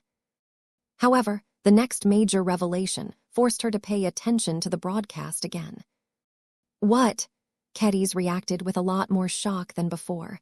What are true mechs? Why did the Mechers hide the fact that neural interfaces were incomplete all this time? Kedis, the Mech designer, felt that the association had deceived her and every other professional in the Mech industry. She took offense to the apparent fact that the Mechers kept this secret tech under wraps for such a long time, and she was not the only Mech designer who felt this way. How dare the Mechers keep this from us all? What is so dangerous about true Mechs that people like us do not deserve to work with them? Why can't the Mechers give us the choice on how to handle this tech? This is outrageous. 5766 Indignant Mech Designer. The double revelations had taken the entire Mech community and other communities by storm. The exposure of cultivation did not produce an excessive impact on society because of how little people knew. Astrid Jameson and the other speakers shared so little about cultivation that most people had little idea what this was all supposed to mean. The reaction towards the revelation of true mechs was considerably stronger. Mech designers across human-occupied space reacted to Master Alice Cantor's disclosure on true mechs and incomplete neural interfaces with surprise and dismay. Rather than celebrate the revelation that mechs were capable of doing more than they thought, Mech designers instead felt as if the association had held back an important piece of technology. The labels employed by the Mechers did not help. The use of the term complete neural interface suggested that the Mech community had been working with deliberately weakened and less effective ones all of this time. The term true Mech was worse. It conveyed the connotation that every Mech designed, built, and used by the community at large were never authentic enough from the perspective of the MTA and R-Ray. Had Mech designers and Mech pilots been lied to all of this time? How much did they miss out when the Mechers kept these crucial technologies under wraps all of this time? All of these questions and more plagued the Mech designers who had just learned about the existence of this hidden branch of Mechs. Joshua looked concerned at his wife. His reaction was not as exaggerated as that of Kedis. Why are you so angry, Kedis? Don't the Mechers hold back proprietary technologies all of the time? This is different, Kedis growled in fury. It is the principle that counts. The Mechers have held on to this tech for at least 4 centuries. Maybe they are correct that true mechs were not necessary anymore during the age of mechs, but they have made this decision themselves. It is one thing to invent a new tech, but withhold it from the public like Vess has done many times. It is another thing to take existing tech that has plenty of time to reach maturity, but take it away and degrade our tech base. Joshua still did not understand. He may have become a powerful ace pilot candidate, but he still had little clue about the design side of Mechs. Even if that is the case, aren't you overreacting to the withdrawal of specialized tech? According to that woman, true Mechs are only useful against unconventional threats, which aren't all that common for a long time. Cadiz shook her head in disappointment. Just because a specific threat has receded is no excuse to take away its counter. What is especially egregious is that depriving complete neural interfaces from the wider Mech community has inhibited its development. Master Cantor mentioned many possible problems relating to their use, from making true Mechs more difficult to pilot to increasing the probability of brain damage. However, no flaw is permanent. Every problem can be fixed as long as there are enough people working on it. This is the foundation of our Mech industry. There are many neural interface specialists among us who could have improved upon many aspects of complete neural interfaces. Maybe they would have reduced the dangers of using them so that they become almost indistinguishable from incomplete neural interfaces. It is the fact that the arrogant Mechers never gave us the chance to do so that has done us all a disservice. Though Joshua still found it difficult to comprehend why his wife was so outraged about this, he trusted that she was right. I wonder what it is like to pilot a true Mech, the expert pilot wondered. Maybe you can upgrade my Evertshanger by replacing its old neural interface with one of these new complete versions. Don't think about Joshua. The Red Association may have decided to disclose this secret tech, but it is not in a hurry to share it with the greater community. The Mechers clearly want to stay in control. They are clearly afraid that cultivators may become powerful enough one day to overthrow the rule of the Red 2. This is why they intend to drastically increase the amount of true Mechs in their Mech rosters. When their production and use of these new machines has exceeded a certain scale, it becomes exponentially more difficult to hide their existence. The Mechers have little choice but to disclose the existence of true Mechs on their terms, or else the inevitable leaks will make them look even worse. Yet they still haven't given us a timeline on how they intend to roll out this new tech. Cadiz crossed her arms. I won't get my hopes up if I were you. True Mechs are a weapon that is as valuable and strategic as warships and weapons of mass destruction. Depending on how they work, they may not be all that useful for high-ranking Mech pilots such as you, but they can still be useful for countless ordinary soldiers. The fact that the Mechers are so selfish that they will likely restrict the tech for a long time is still galling. If a new threat ever explodes that true Mechs can effectively deal with, then most of us will not be able to gain that protection in time, because the Mechers only have so many true Mechs in their possession. Cadiz vastly preferred to design her own solutions to emerging threats. It galled her to be reduced to a bystander, while the Red Association held all of the cards. Don't you have a good relationship with the Mech supremacist faction, Cadiz? Maybe you can ask your buddies over there for a favor. My relationship with them is not that good. Cadiz shook her head. Besides, if Vess does not fare well in this public inquiry, I wouldn't be surprised if the Mechers will deny him access to complete neural interfaces. I will likely face the same restriction since I am working for Vess. That did not sound good. Joshua grew more concerned about Vess' performance in the public inquiry. He hoped that the Patriarch would be able to redeem his work. How do you think these complete neural interfaces work, Cadiz?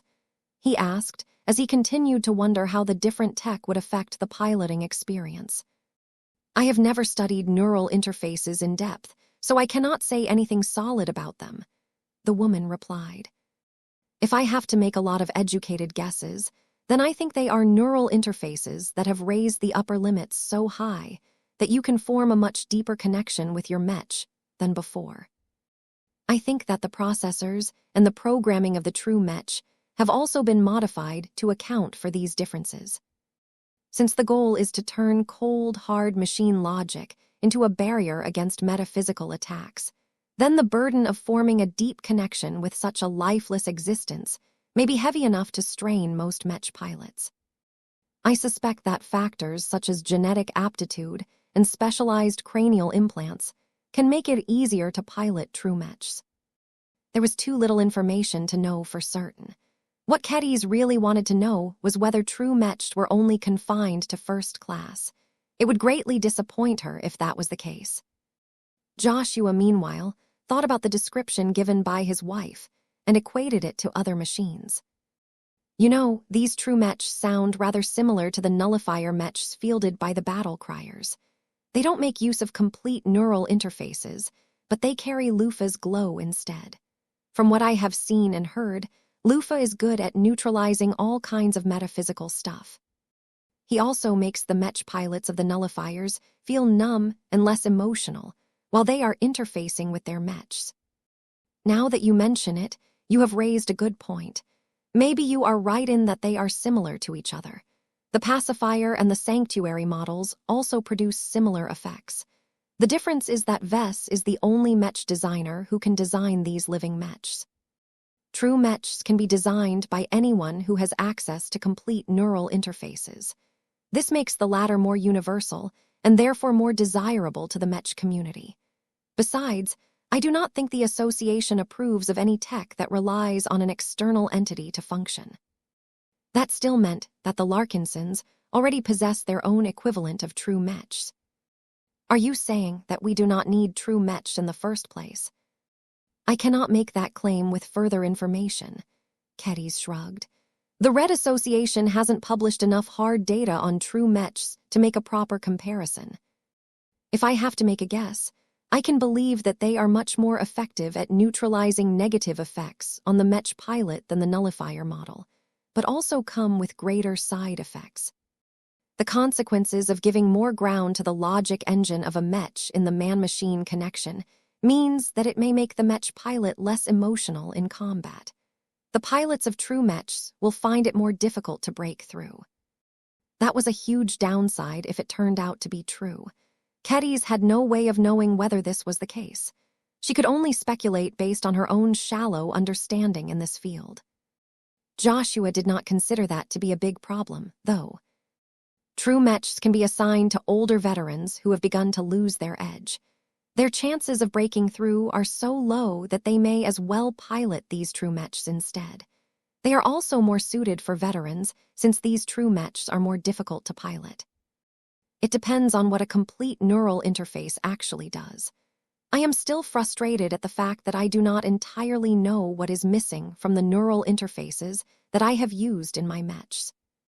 I am not as obsessive about this as Gloriana, but I am really irritated at the thought that my Mechs are less than they could have been. Perhaps Keddies was simply overreacting. As she herself had stated earlier, much of her ire came from the condescending terms utilized by the Red Association.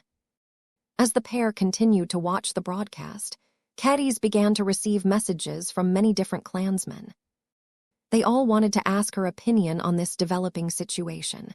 A few people thought that she knew what Vess had in mind, which she didn't. Her former mentor never asked her to assist in his defense. How is the clan doing, Keddies? People are concerned, but not too much, she answered. Many of us have witnessed how resourceful Vess can be. I don't know whether he is able to fulfill all of his goals in this public inquiry. All of this unexpected news has thrown him off guard and forced him to react to new information without enough preparation. I am actually growing more concerned for him. Did you just listen to what Master Caster has said? She is questioning the reason why living Mech should even exist. What? That is an absurd question. Of course, living Mech have reasons to exist. Any Mech pilot who has handled them knows this truth. She is not trying to convince die-hard fans such as you. What she is actually doing is casting doubt on all of the other people who don't know living Mech as well. Aside from that, she is also trying to suggest that Vess has strayed from the original purpose of Mechs. This is a much more concerning attack because she is not actually wrong on this front. Vess has taken his works much further away from other Mechs than is normal. The question now is whether he has gone too far with this. Mechs aren't originally supposed to be self-aware and able to move by themselves. But now third-order living mechs have gained this capability. It is up to the public to decide whether this is right or wrong. I hope that they make the right choice, Joshua said with evident concern in his voice. 5767, Attack on Divergence. People throughout the Red Ocean reacted to the public inquiry in different ways. There were many mech designers who shared similar feelings as caddies. Just as the Swordmaster predicted, Gloriana did not take the latest announcement too well. The mechers lied. They deliberately crippled our mechs. Why are we not allowed to design true mechs? Why am I not allowed to put complete neural interfaces in my mechs? I am not a child that needs to be coddled. Why are the mechers refusing to give us this technology that they have held back all of this time? Big sister, why is Mama so angry? Mama is angry because a group of bad guys refused to give her a toy. Oh, that makes sense. Other mech designers showed a little more understanding. Complete neural interfaces. Tristan furrowed his brows as he watched the broadcast from his office in the headquarters of his mech company. Ordinary neural interfaces are already dangerous by themselves. I can't imagine how much more risky it is for mech pilots to make use of enhanced versions of this tech. There are probably good reasons why the mechers kept it out of their hands. Then there were mech designers who scoffed at this revelation. You do not need true mechs. Master Benedict Cortez told the projections of Patriarch Reginald Cross and General Ark Larkinson. From what I can surmise based on the limited information released up to this point, true mechs give ordinary mech pilots more resistance when fighting against exotic enemies. They may possess other strengths as well that the mechers have yet to mention, but fundamentally speaking, these true mechs exist to solve a problem that their intended users cannot solve by themselves. Both of you possess extraordinarily strong willpower. If you are strong enough to maintain your fighting spirit when entering the god kingdom of a god pilot, then complete neural interfaces are redundant for your mechs. I see. So complete neural interfaces are more suitable for mass production models, if that is the case. Whether true mechs are desirable enough for most general mech pilots remains to be seen. Master Cantor deliberately mentioned a number of possible issues. A woman of her stature does not say anything trivial. She is inoculating us to prevent us from developing too many expectations for this new category of mechs. In spite of the possible issues, the mechers still value true mechs to the point where they insist on keeping these machines for themselves at first. Will we ever be able to gain access to these true mechs, Benedict? The master mech designer's expression grew complicated. Not in the short term, given how the Red Association has always maintained tight control over this technology. Even if public pressure forces the mechers to share it to the public, they will do so in the most restrained fashion possible. Think about the Red Fleet's warship quota program, but for true mechs.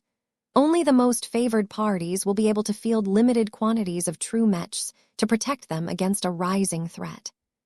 Many people among the public grew concerned about the threat posed by these cultivators. They had little idea what that even meant, but that did not stop them from entertaining all kinds of doom scenarios. The Red Association was one of the most authoritative groups in human space. If the mechers warned the public about a threat they were concerned about, then the public blindly believed that the wise and righteous mechers were right to feel this way. This was one of the effects that Vess had to overcome when he returned from his second recess. As he stood in the center of the speaking pit, he slowly built up his momentum as he defended his living mech with increasing fervor and passion. Master Cantor sought to besmirch his living mechs and render them indesirable by announcing the existence of true mechs, which theoretically conflicted with the purpose of living mechs. Vess did not hold too much personal animosity towards Alice Cantor. As much as she resorted to rather drastic measures to shock the public into dropping their adoration for his living mechs, she did so because she genuinely believed in the original ideal for mechs. Master Cantor was just the spokesperson for a much larger group of skeptics within the mech industry and beyond. Vess did not disregard the fact that living mechs had been making a lot of people uncomfortable at an increasing rate, especially when third-order living mechs started to pop up like mushrooms. That did not deflate his fervor in any way. Despite respecting Master Cantor for strongly advocating for what she believed in, Vess could not accept the fact that she went as far as to torch his design philosophy and argue that living mechs had no reason to exist. If Vess wanted to remain a true mech designer after this day, then he had to win this argument in the most convincing fashion possible. With only a single speaking turn left in this exhaustive session, Vess needed to use the limited time available to him to sway people back to valuing his living mechs over other products. Any other result was unacceptable as far as he was concerned. Fortunately, he knew exactly how he could mitigate the damage and win back the favor of the masses. He inwardly smirked, as he knew that his upcoming argument would definitely master Cantor speechless. This was because he intended to use her own weapons against her and the rest of the opposition. Vess held his back straight as he turned around the speaking pit and gazed up at all of the attendees who had become fully engaged in his narrative. Whether it was his confident demeanor, his increasingly more passionate delivery, or the odd glow that he was radiating across the grand hall, Vess managed to command the total attention of anyone who was even remotely invested in this controversial subject. Let me address a belief, no, a philosophy espoused by one of the speakers from the opposition. He spoke with obvious restraint in his voice.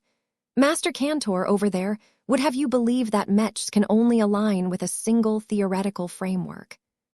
She uses the word divergence over and over again, as if it is a magic wand that automatically justifies her crusade against my living mechs. Still, is it truly correct to form a conclusion solely based on what works in the past? Why don't we stick to using warships then? Just because stuff has worked in the past does not mean that there is no room for improvement. The mech industry thrives on innovation. If you want to continue to make use of mechs that get significantly better with each generation, then you must be open-minded enough to accept inventions that break the established mold. Mechs had progressed much faster than warships during the age of mechs, because of a much more enterprising spirit surrounding the newfangled machines. The Mech Trade Association made obvious moves to restrict research into dangerous directions, but mech designers were otherwise free to pursue any direction of research, even if it did not make any sense at first. Without continuous innovation, mechs would stagnate and lose their competitive advantage over other combat platforms. In that context, it seemed rather excessive for Master Cantor and the other opponents from the Red Association to fixate on him and his work all of a sudden. The Mechers escalated this conflict far too quickly and practically initiated a witch hunt by organizing this public inquiry. If it could happen to Vess, it could happen to any other mech designer one day. Not even his existing good relations and his high galactic citizenship tier saved him from enduring all of these accusations. Vess did not intend to be merciful for that reason. Let us talk about what divergence actually means. He spoke as he began his own assault on one of the most important principles of the mech industry. The usual understanding about mechs is that they function best if they are distinctly different from the humans they are designed to serve. There is nothing wrong with this attitude towards our products. The logic is sound, and it has worked well enough for our civilization for at least 4 centuries. What I cannot accept is that this is the only acceptable interpretation of mechs, and that there is no way that there can be a better alternative. Many people grew more curious about what Vess was about to say. He sounded so compelling that the audience began to feel sympathy towards him. They all wanted him to beat back the perceived injustice of the Mechers. Vess smirked when he gazed across the underwater environment. I think that Master Cantor and her fellow detractors of my work are wrong. There is a better model out there, and I will explain why I think that this is the case. He activated a projection that showed a simplified image of a typical human body. The man possessed a generic appearance and wore a simple shirt. This is a human. This is the subject whose needs have to be addressed. In this case, he is about to enter into combat, but lacks the protection to survive when coming into contact with the enemy. He created another projected image that depicted a generic suit of combat armor. This is a suit of armor like the ones that enforcers and soldiers typically wear. This suit is a product that exists to fulfill the demands of its user. In this case, the suit offers excellent protection against typical small arms fire. The problem is that, without a human wearer, the empty suit doesn't really do anything with its powerful properties. Vess proceeded to merge the two images together, thereby neatly stuffing the human inside the suit of combat armor. This is the intended combination between the two elements. The needs of the human are met in a way that ensures he remains in control of the situations. The combat armor serves its essential purpose and can leverage its full potential now that it is controlled by a trained and intelligent soldier. Sounds nice, right? Humanity, as well as many other races, have been waging infantry combat for many millennia with this combination. Something similar takes place with mechs as well. Vess suddenly dropped his smile. Yet this fundamental model is not perfect. Let me mention the most relevant objections that I have with this scheme. He waved his hand, causing the suit of armor to be separated from its wearer. Strip the armor from the human, and the human regresses into his weak old self. Pretty much all of the amazing strength that he previously had at its disposal has disappeared entirely. Perhaps he may be able to regain his prior combat effectiveness by getting back his combat armor or obtaining a replacement, but that does not change the fact that the human still retains all of the weaknesses as before. The funny part about this is that this flaw remains valid for many other comparable situations. He began to drive home his point by replacing the suit of combat armor with a much larger and stronger mech. When you put a mech pilot into the cockpit of a mech, the combination between the two can beat up a lot of enemies. Yet when you take the mech pilot out again, he regresses into a weak and vulnerable human. Vess replaced the projection of a generic mech with a much fancier and more expensive version. Let's pretend that this new machine is a true mech. I do not know whether true mechs appear differently from normal ones, but let's just assume that this is one of the Red Association's secret weapons that they have held back from us for the entirety of the age of mechs. He manipulated the projections so that the human entered the cockpit of the true mech and came back out again. Almost the exact same story happens in this case. The human mech pilot is weak and vulnerable against material attacks as well as metaphysical attacks. When the pilot interfaces with a true mech, he can presumably withstand both kinds of attacks with a high degree of effectiveness. Yet when you pull him out again, he becomes just as vulnerable as before. If true mechs work the way I think it does, then they are just as flawed as ordinary mechs. Their complete neural interfaces won't be able to make this situation any better. Do you recognize the fundamental flaw with the divergence model? The more intelligent people among the audience already started to get an inkling where Vess was going with this story. Vess smirked again as he made one of the important statements on the subject. The most fatal flaw of pursuing divergence in mechs is that it doesn't do nearly enough to develop the mech pilot. In fact, the mech only coddles the human that it is meant to serve. The mech becomes a crutch that humans solely rely upon to compensate for their weaknesses. While that might sound nice in the short term, it is not progress from my perspective. Do you know why first-class mech pilots break through at a noticeably reduced rate compared to lesser pilots? This is exactly why.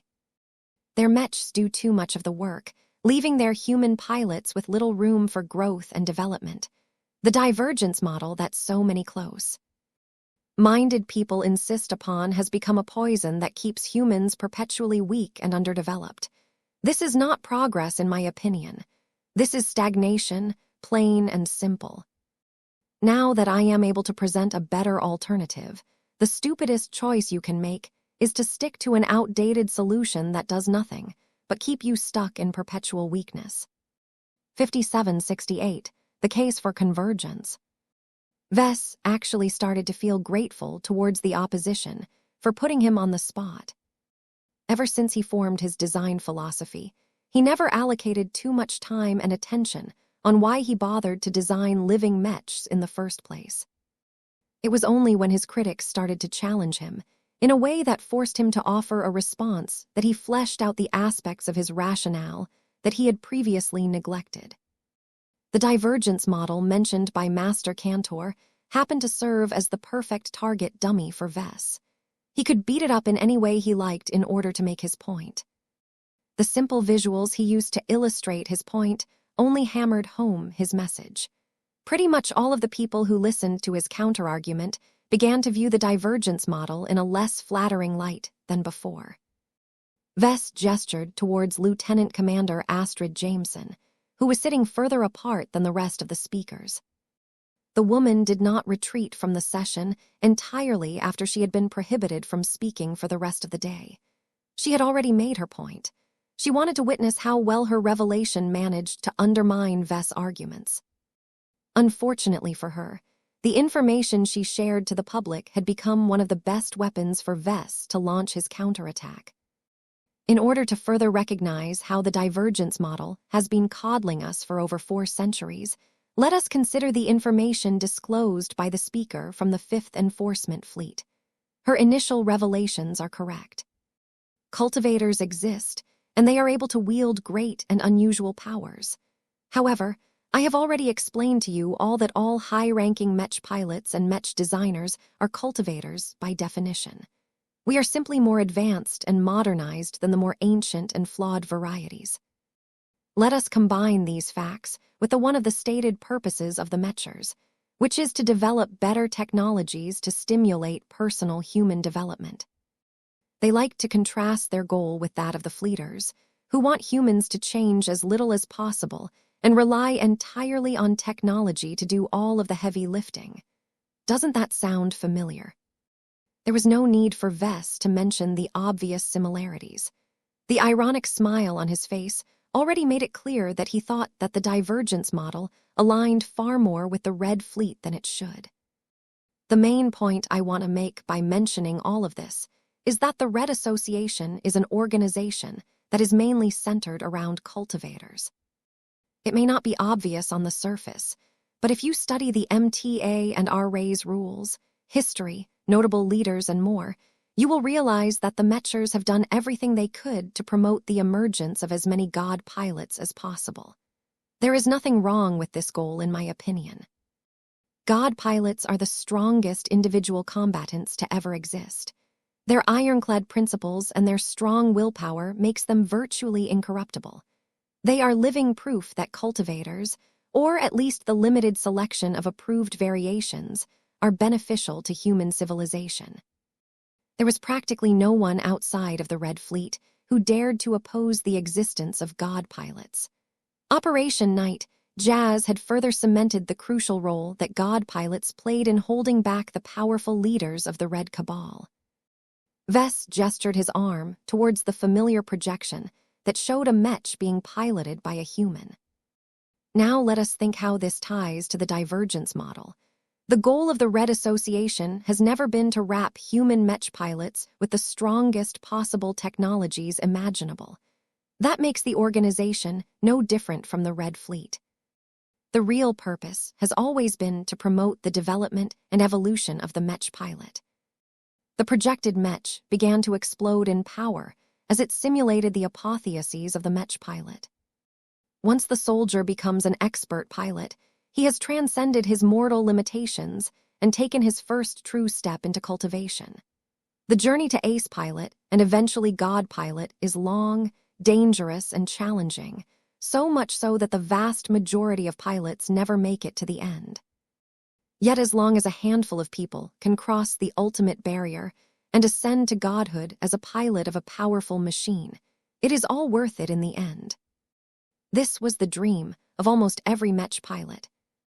That did not necessarily mean that these soldiers and warriors had the guts, courage, discipline, and conviction to throw themselves into this exceedingly difficult trajectory, but it was rightly celebrated as the most celebrated aspiration of their profession. Vess turned away from the guests and faced the opposition. Master Cantor, earlier I gave you the courtesy of answering your questions.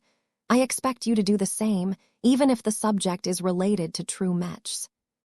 The old Mech supremacist maintained a neutral expression, as she attracted a lot of attention once again. You may ask, but you are not guaranteed to receive an answer. I have an obligation to remain silent if you demand any answer that relates to information that I am not permitted to divulge. Vess already expected such a response, so he quickly moved forward. All right, let me ask you this. Are pilot breakthroughs desirable to the Red Association? They are. Master Cantor had no problem with this question. Our principles have always been to leverage human technology to facilitate human development in a controlled manner. The fact that the Mech Trade Association has been able to produce over 100 God pilots is proof of our success. Okay, do true Mechs promote or inhibit this goal? This time, the old woman did not offer a reply. She simply remained silent, making it clear that the question had touched into forbidden territory. Vess began to smirk. She had fallen for his trap. A silent opponent was a defenseless opponent. He could think of several ways to exploit her current behavior. Let me give you my guess if you are unwilling to offer clarification. It is well known that Mech pilots are much more likely to trigger breakthroughs when they are emotionally stimulated. The stronger their emotions, the greater the probability that they can exceed their limits. They must be completely invested in the battle. They must experience the pressure of death, the fear of loss, the hope of victory, and the love for their fellow comrades. Any experienced Mech pilots will attest to this. Given how emotions play such an immense role for the evolutionary development of Mech pilots, why do you insist on stuffing them into these so-called true Mechs that are explicitly designed to leverage their emotionless logic engines as a source of strength? I may be wrong on this, but my educated guess is that true Mechs contradict one of the central principles of your own organization. Rather than strengthen their Mech pilots, they freeze their development instead. It becomes exponentially more difficult for humans to break through, while their emotions are deliberately muted, blocked, dampened, or interfered with by their own true Mechs. Perhaps it is worthwhile for Mech pilots to sacrifice their long-term development in exchange for instant protection against looming threats of a different nature. But is this truly what the Mech industry aspires to make? Let's face it, a true Mech is just a fancier suit of combat armor. It can protect people from a greater variety of threats, but it does nothing to promote the development of Mech pilots. While there are situations where the availability of true Mechs can contain the threat posed by cultivators, it is not a true solution. It is not as if you can permanently keep Mech pilots within the cockpits of their true Mechs. Once these individuals shut down their machines and hop outside, they revert to their normal human selves and become just as vulnerable to metaphysical attacks as before. Don't you agree, Master Cantor? Vess smirked wider. Ordinary Mechs are hardly better. While it is true that Mech pilots are able to break through when piloting the Mechs that we have used during the Age of Mechs, in my opinion, these breakthroughs took place in spite of the divergence model, not because of it. The deliberate effort to keep Mechs and humans as far apart from each other as possible is decent if there is no better alternative, but that is not the case anymore. He turned away from his silent opponent and began to replace the previous projected images with one that depicted a Mech pilot and a Fey Fianna. The Fey Fianna was his strongest bestseller at the moment. Its value proposition was amazing, and its utility had expanded a lot after the release of a lot of useful Fey. Many Fey Fiannas had also evolved into third-order living Mechs as of late, so it was the machine that the public recognized the most as the subject of the public inquiry. Let me explain to you all why my convergence model is better. First, the Mech is alive, which means that it can grow in a similar fashion to a cultivator like its own Mech pilot. That means when the two different elements work together, they derive the same degree of growth from their experiences. The Mech will be able to keep up with the growth of the Mech pilot. thereby making it less likely that the former will hold back the latter. While there are no obvious statistics that living mechs have produced a greater proportion of breakthroughs when compared to normal mechs, I believe that this is because not enough time has passed for third-order living mechs to show their actual worth. You should wait a few years. I strongly believe that the pilots of third-order living mechs will be able to break through at a distinctly higher rate.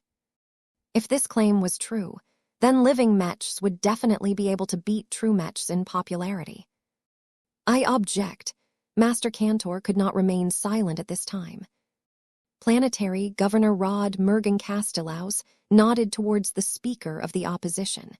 Even the moderator thought that Vess had gone too far. You may offer a brief rebuttal.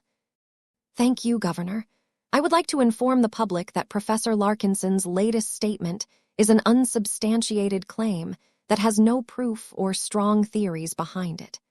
Neither theory nor empirical data can add substance to his spurious claim. The public must remain vigilant of claims made without sufficient backing. Science is based on facts, not guesses. The inventor of living mechs may be right, or he may be wrong, but in the absence of any solid arguments, it would be wise to disregard his latest statements and maintain a skeptical mindset. Vess snorted at her rebuttal. That's rich coming from you. The Red Association claims to uphold the principle that technology must promote human development, yet you cling to an inferior theory like the divergence model as if it is the center of your religion. My convergence model may be a lot newer and not quite tested, but it has at least been able to maintain parity. You are also wrong about one of your claims, Master Cantor. I do have a solid theory that explains why living mechs are much more capable of promoting the development of their mech pilots. It is just not a theory that can be found in any contemporary science textbook. This must be good. Everyone who paid attention to the public broadcast deeply wanted to know about this mysterious new theory. My mother, yes, the one that was once a part of a group of really powerful individuals who ruled from the shadows, once taught me about cultivation. To be more specific, she taught me about how people can cultivate by deeply bonding and using a powerful object. This is called artifact cultivation, though I am sure that there are other terms for it as well. The point is that people can grow stronger in mysterious ways if they leverage the strength of their bonded artifact as a source of growth. None of this was new anymore to Vess, but his casual revelation excited and intrigued a lot of ignorant people. Now I am sure you can predict where I am going with this. The convergence model is based on the rules and mechanisms of artifact cultivation. While a normal mech pilot will not be able to derive much growth from a mech that remains weak and stagnant all of the time, one of my customers will always be able to make faster progress when piloting a living mech that also grows over time. This is why I believe beyond a shadow of a doubt that once the pilots of my third-order living mechs have fought for a while, they will break through at significantly higher rates. That is because they are practicing artifact cultivation much more effectively than the pilots of other mechs. The moderator gave Vess a stern stare for repeating the same spurious claim, but it didn't matter. Even if Vess was unable to deliver any hard proof, his narrative and logic was so strong that people were more than willing to embrace this theory, if only to satisfy their long-cherished hope of breaking through one day. 5769. Room for improvement. Vess felt confident that his speech had successfully countered his opponent's previous argument. This was because he cleverly exploited a flaw in his target audience's psychology. Did mech pilots wanted to wrap themselves in the strongest layer of armor, energy shielding, and more exotic forms of protection? No. At least that was not their ultimate ambition. What mech pilots truly wanted was to exceed their mortal limitations, undergo apotheoses, and dominate the battlefield as expert pilots or greater.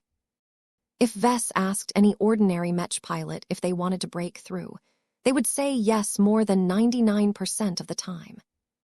No serious, self-respecting mech pilot would ever refuse the opportunity of a lifetime. Though only a fraction of all of the Mech pilots in existence had managed to overcome this hurdle in the end, that did not stop the remainder from keeping this dream alive. It was because of this common aspiration that a lot of Mech pilots who were tuning into the broadcast deeply wanted Vess to be correct about his theories. His arguments wouldn't have received strong support if he presented it in front of proper scientists, engineers, and Mech designers. They all understood the scientific process pretty well, and they could recognize when one of their own was being sloppy. Mech pilots were different. They were not as critical or skeptical as scientists. They were trained to pretty much believe in whatever Mech designers told them within reason. They did not necessarily understand the rigor required for claims to hold up to scientific scrutiny. This was why Vess was confident that his latest argument successfully stimulated the desires of his true target audience. In short, the convergence model that I have made available to my customers by releasing living Mechs offers a more promising alternative to the Mech community. Vess began to close his argument. It may be correct that my living Mechs are fundamentally unable to become true Mechs due to conflicting mechanics. However, we shouldn't rely too much on machines that inhibit the growth of Mech pilots anyway.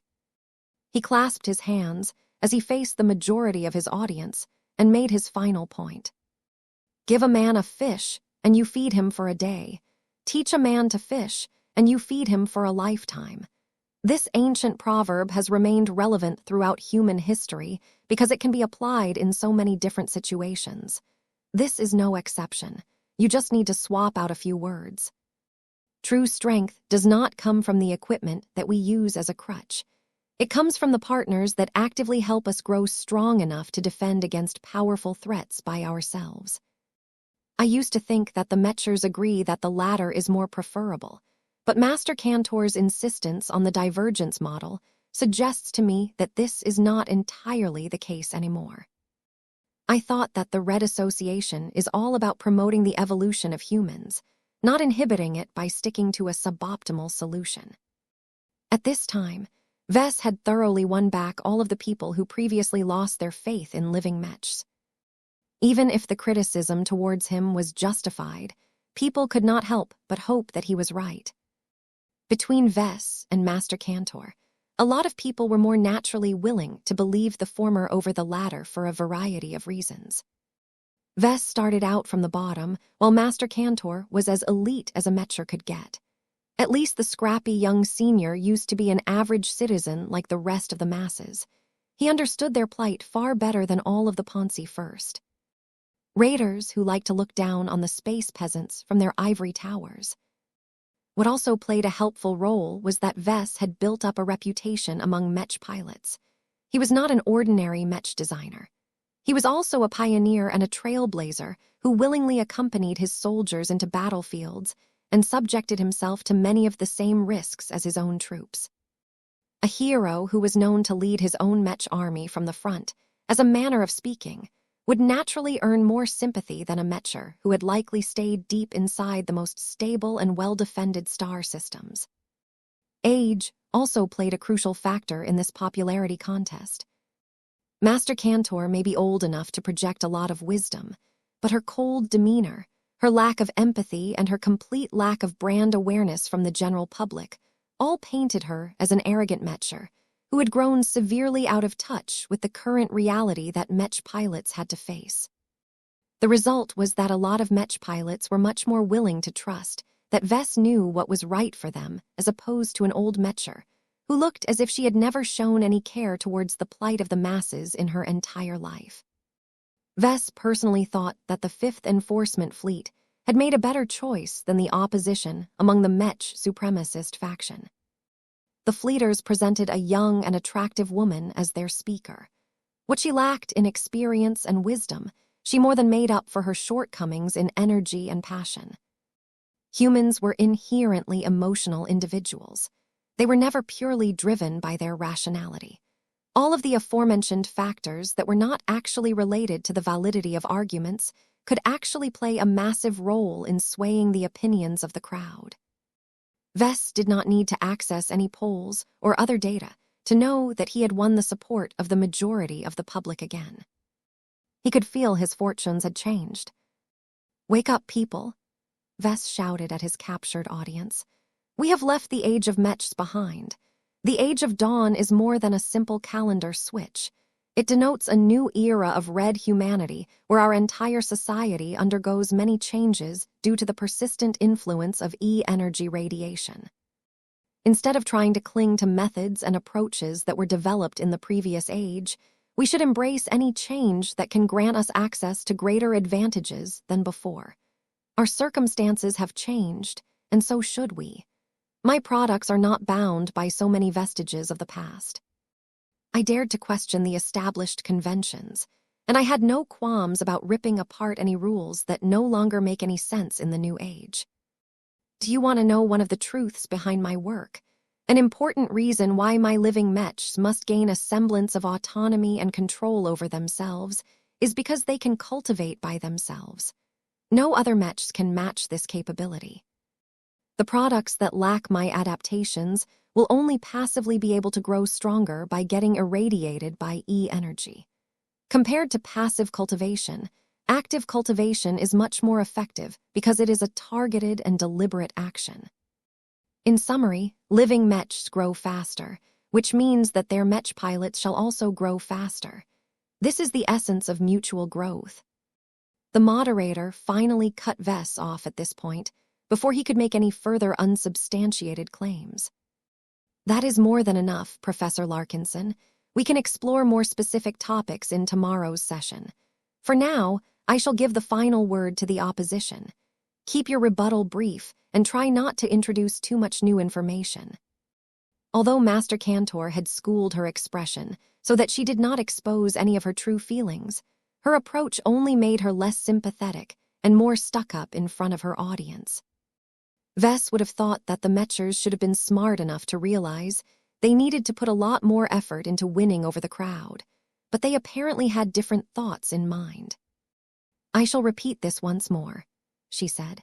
"The divergence model is a tried-and-tested approach towards mechs that has withstood the test of time. It offers certain, proven results that can be relied upon no matter the age.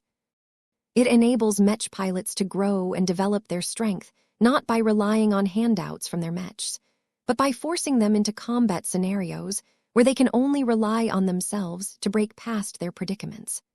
Strong-willed expert pilots are all products of extreme self-reliance. They emerge and develop as long as they can only win their battles by severing their dependency on external help." Master Cantor activated a projection that depicted an early version of the Mars, during the moment when Patriarch Reginald Cross broke through. "One of the high-profile clients of your works can attest to my substantiated claims. When handed over to a living high-tier expert mech, Patriarch Reginald opted to terminate the living properties of your work and successfully advanced to the rank of ace pilot by relying on himself. He is a true product of explosively strong willpower. His confidence in his own power is justified because he has earned most of his gains through his own hard work and effort. This is how mech pilots ought to prove they are worthy to wield greater power. Your living mechs may make it easier for mech pilots to break through in the short term, but the increasing dependency your work breeds will ultimately ruin their long-term ability to advance to ace pilot or god pilot." Vess coughed at that. "Who is the one that is flinging unsubstantiated claims here? You have no data that supports or invalidates your latest argument." Bang! The entire underwater environment transmitted a long collision noise. It turned out that Planetary Governor Mergen Castellaus had pulled out a hammer and banged it on the armrest of his pearl throne.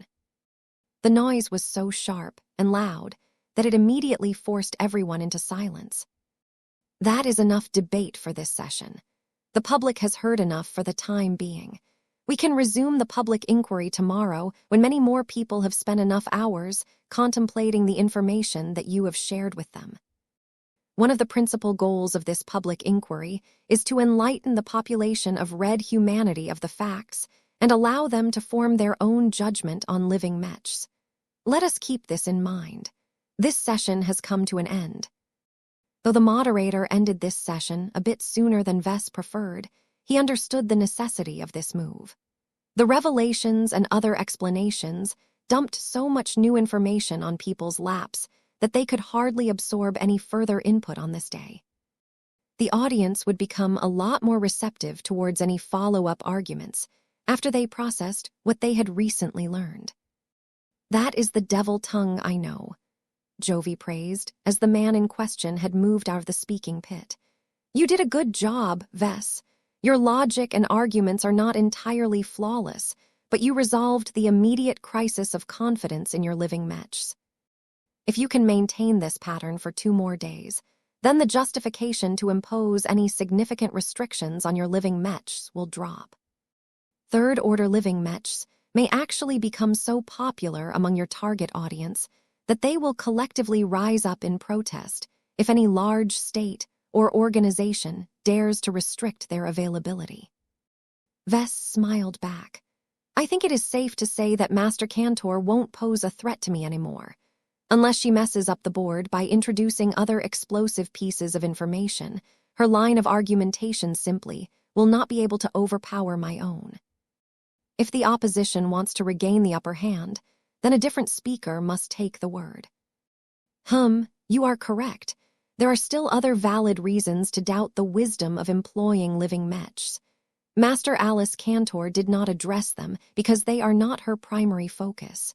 You can expect the representatives of the other groups will make up that. Be ready to answer doubts concerning the possibility of rebellion from your living mechs tomorrow.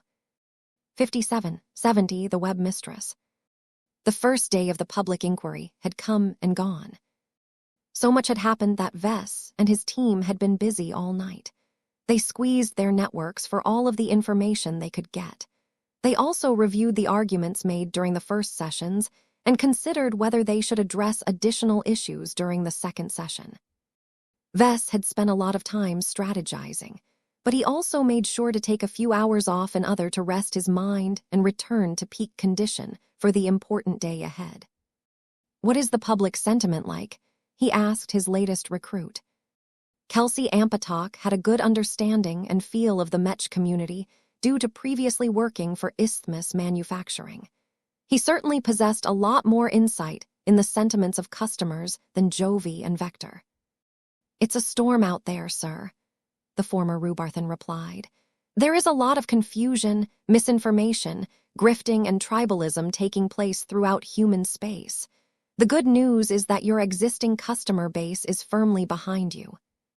In fact, each time you held a speech, you not only made up for lost ground, but significantly strengthened the loyalty and dedication of existing users of your products. They are highly sympathetic towards your cause, and they have faith that you are going above and beyond to defend their interests."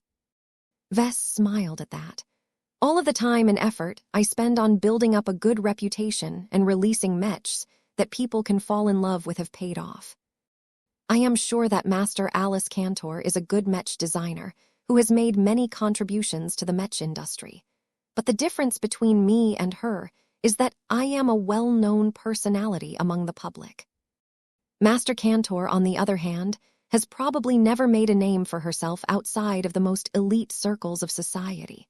I don't know what the Mech supremacists were thinking by putting her forward as a speaker. Well, she has greater authorization and seniority than others in her faction," Jovi noted. "She is also a strong advocate of the necessity of serving Mech pilots and the preservation of the divergence model. This is not the first time that a Mech designer attempted to present an alternative to the officially accepted philosophy towards the relationship between Mechs and Mech pilots. The Mech supremacists are extremely sensitive towards any deviations from the standard definition of mechs. They have a habit of behaving as the police of the mech industry. So they are busybodies who run around and tell other people what they cannot do with their mechs. Is that right?" Vess frowned. "Sort of.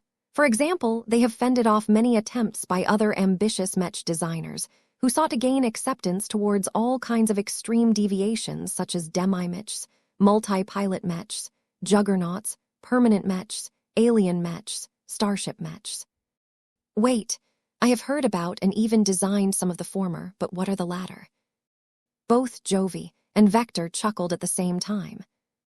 It is not a surprise that you have never heard about them, Vector Lobin spoke. They are deemed too controversial, so our association has always expended effort to suppress any discussion related to them. Their labels should already give you a clue on what they mean. Permanent Mech is a radical approach that attempts to establish a permanent interface between a Mech and a Mech pilot. What? Vess reacted with surprise. Even I am not crazy enough to design such an absurd Mech. How can pilots ever live a normal life among humans if his body is permanently caged in the cockpit of a machine? You would be surprised how useful this may be to certain people.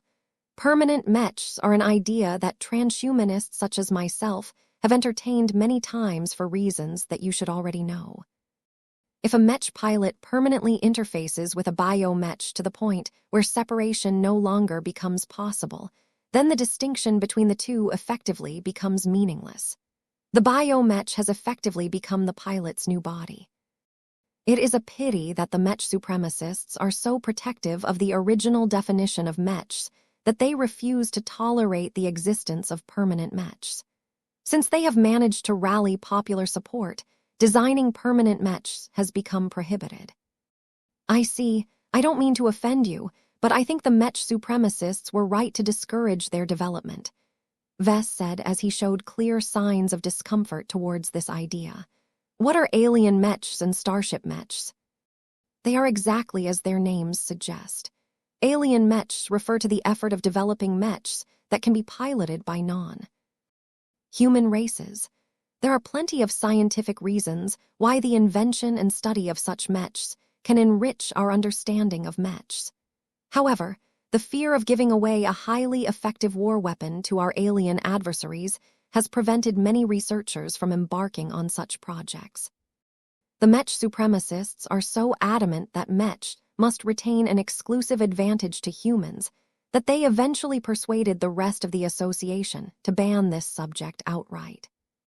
Vess actually found himself agreeing with the stance of the Mech supremacists once again. I would have done the same if I were in their place. Starship mechs are attempts to develop starships or warships that can be controlled by one or multiple potentates in order to establish superior control. It essentially requires Mech designers to design a starship as if it is a juggernaut. Suffice to say, this idea only briefly got floated around before both the MTA and the CFA swiftly joined together to squash it down. Neither of the two wants to blur the line between starships and mechs. The idea was plausible. Even Vess was able to come up with a rough plan on how to design a large starship that partially functioned like a mech. It was not technology that limited the development of starship mechs, but politics. Okay, he said. I get why the Mech supremacists have tried to suppress weird stuff like juggernauts and permanent mechs. What I cannot accept is that they think that living mechs deserve to be on this list. There is no way my works are as bad as the other ones. Jovi, Vector, and Kelsey all exchanged knowing glances at each other. Vess, that is your bias speaking, Jovi gently said. You are hardly the most neutral and objective person to make this judgment. From the perspective of the Mech supremacists, there are plenty of reasons to prohibit or at least restrict your products. They have a number of outrageous traits, and they clearly subvert the divergence model that has defined mechs for multiple centuries. Are the majority of Mech supremacists truly opposed to my living mechs? Vess frowned. I can't believe that all of them want to ban my products outright just because they do stuff a little differently from normal mechs. About that, Master Goldstein and others have investigated the opposition from this faction. We have finally managed to obtain more information about what the Mech supremacists actually think and what they hope to accomplish during this public inquiry. Vess and the others looked curiously at Jovi. Well, get on with it. Tell me what is happening in this faction. First, you have to understand that many Mech supremacists do not hold a strong animosity towards you and your works. They oppose living mechs out of principle, not necessarily because they consider them to be an acute threat or anything. Highly passionate opposers, such as Master Alice Cantor, are among the minority. What is highly relevant to you is that the people at the top are not neutral towards this subject matter. Even if they have not officially spoken out in favor or in opposition against your works, their opinions carry an enormous amount of weight. Vess immediately grew concerned. The Mech supremacists are led by 2-star designers, right? Correct. They do not have a god pilot among them, but that is not necessary. The unquestionable leader of this faction is the Lord of Thermodynamics. He is older than the age of Mechs. He has experienced the final years of the Age of Conquest, so his beliefs and principles are strongly shaped by the prevailing events and ideologies of this chaotic period in history. He is a man who prizes stability over upheaval. He is much of the reason why the Mech supremacists are still so protective over maintaining a narrow definition of Mechs. Frankly, you should feel fortunate that Tier 1 galactic citizens have agreed to refrain from directly interfering in this affair. Your living Mechs have gained so much prominence that you have attracted a number of very powerful supporters and detractors. The revelation that the oldest and arguably most powerful star designer of the Redessication did not have a good impression of living Mechs provoked a multitude of reactions from Vess. The Lord of Thermodynamics was a big deal. His prestige was the greatest among the star designers in the Red Ocean. His contributions were countless, and he was probably in touch with more secrets than anyone else in the association. There was no way that Vess could resist a directive from such a powerful figure. Vess previously held a high regard for the Lord of Thermodynamics for making a huge number of contributions towards the power systems of Mechs. The man was one of the principal figures responsible for allowing Mechs to wield so much power in combat. However, Vess also grew disappointed at the star designer's overly conservative stance towards Mechs. The man was an old fossil who clung to his increasingly more outdated principles and beliefs, as if this was the only way to prevent a repeat of the excesses of the Age of Conquest. What about the other leader of the Mech supremacists? Where does the webmistress stand on this matter? The webmistress was not as influential as the Lord of Thermodynamics, but that did not mean she was a lightweight. She was known as the mother of support link technology. She did not invent everything related to support link technology, but she definitely improved and perfected it to the point where it became a lot stronger and more practical.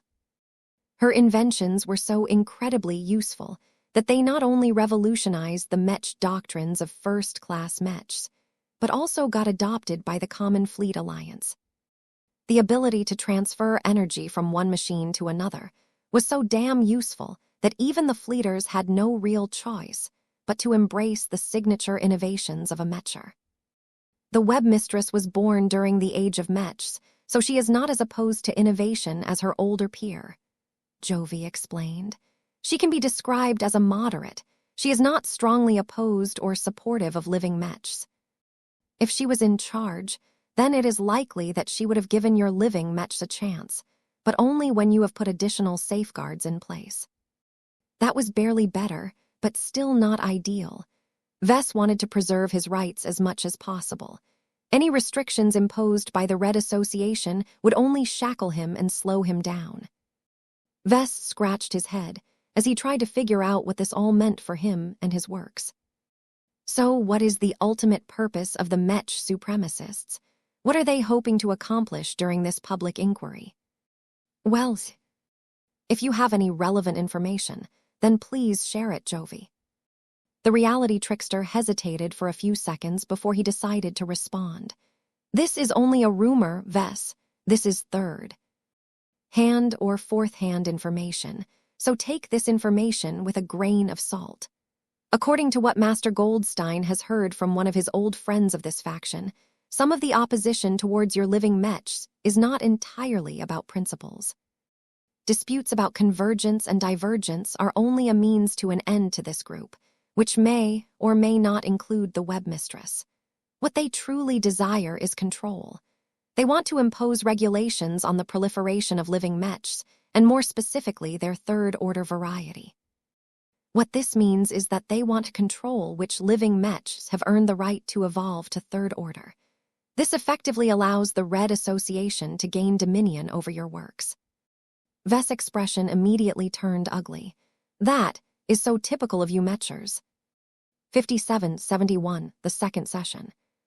Hearing that the Lord of Thermodynamics was such an old-fashioned geezer that he could not accept the existence of living mechs was already bad enough. Hearing that the web mistress wanted the Red Association to regulate living mechs by imposing restrictions on which living mechs were allowed to evolve into third-order living mechs was not much better. The two-star designers and their support base might have different reasons and motivations to go after living mechs, but they all amounted to different forms of meddling. Why couldn't the mechers leave his living mechs alone? Why did they feel the need to impose regulations of different severity onto products that were doing just fine? Vess had been publishing living mech designs for plenty of years now. They were not exactly new anymore. They had rarely, if ever, produced any incidents that resulted in deliberate harm to their mech pilots. The behavior of the mech supremacists was akin to turning a harmless issue into a significant problem, just so that they could solve it themselves. Both Jovi and Vector looked apologetic towards Vess. They might not be part of the offending faction, but they were still members of the Red Association.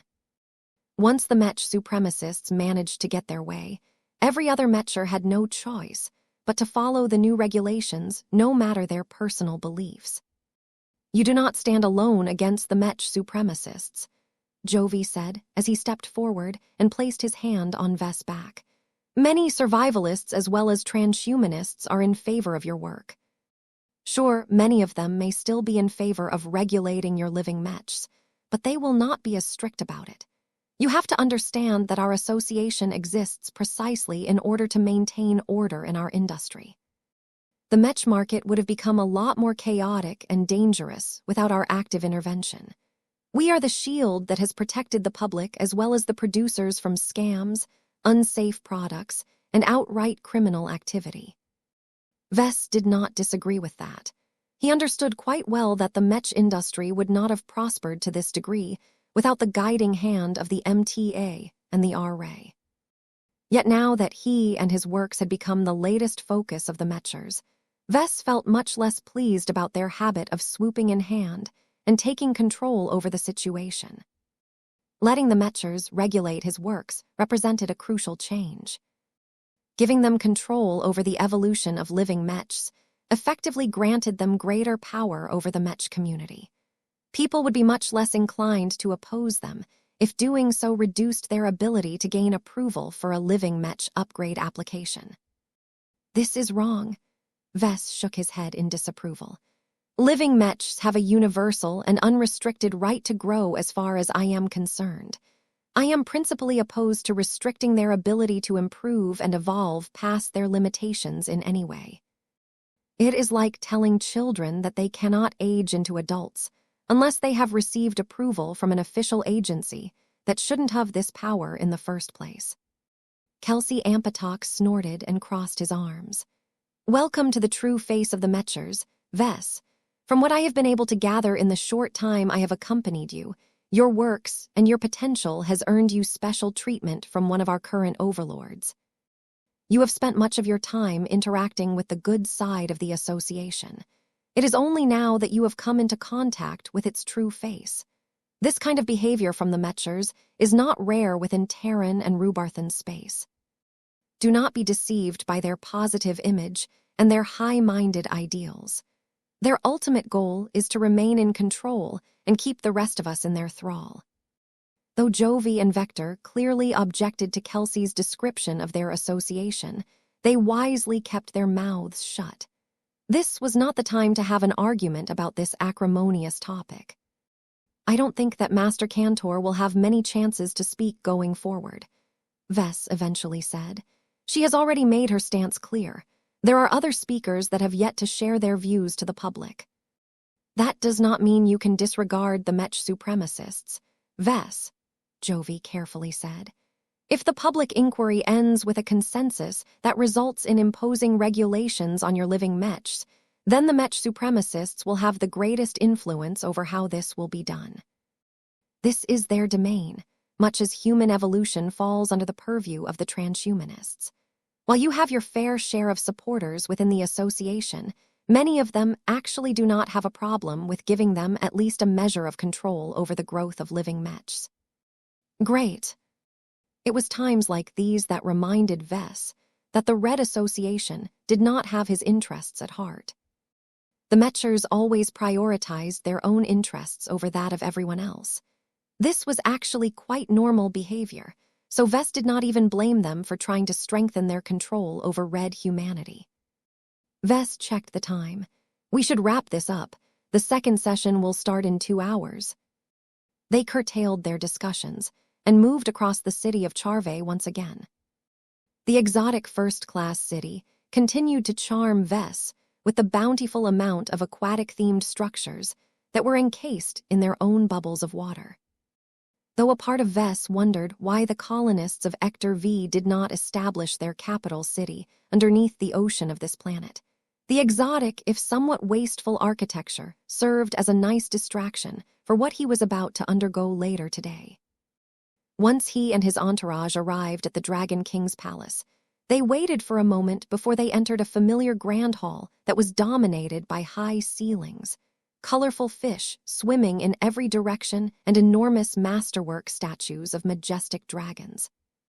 Floating before the clamshell throne was the planetary governor. The man exuded a lot of gravitas as he maintained a stern demeanor, especially since he wore a more subdued and less shiny version of his previous scaled suit. Nobody felt inclined to test his limits, as he had already shown he was not afraid to exercise his authority when he deemed it necessary. Once all of the 100,000 spectators had taken their seats, the moderator proceeded to open the second session. Welcome to the second day of the public inquiry on living mechs. Previously, we explored the purpose, the properties, and the future outlook of living mechs. Each of us have learned more about this subject, and others than any of us have anticipated. While I am of the opinion that greater disclosure and educating the public will ultimately benefit our civilization, I have been asked to act more promptly in case any of the speakers divulge confidential information that they are not properly permitted to share in this venue. I implore every participant to exercise greater control over their speech. Both sides got the message. Now that he got this out of the way, Mergen Castellaus eased his expression and sat down on his pearl throne. Other than that, I hope that we can witness another productive debate during this session. The second session is mainly dedicated to questioning whether living mechs deserve to have a place in our society. I am aware that this topic has already been touched upon in the previous session, but this is the time to explore this question in greater depth. The opposition may begin this time. Neither Lieutenant Commander Astrid Jameson nor Master Alice Cantor stepped forward at this time. The opposition instead allowed Professor Kakuk Chabran to proceed to the center of the speaking pit before addressing the huge number of people who tuned into the broadcast. Greetings, Red Humans. I am Professor Kakuk of the Chabran Ancient Clan of the Terran Alliance.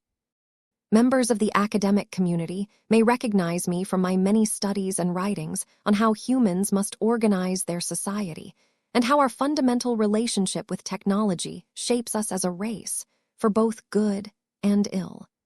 I am one of the watchers and protectors of our civilization. Thinkers such as myself are needed because the inventors of radical technologies, such as Professor Larkinson, all too often neglect the greater and often less pleasant repercussions of their own work.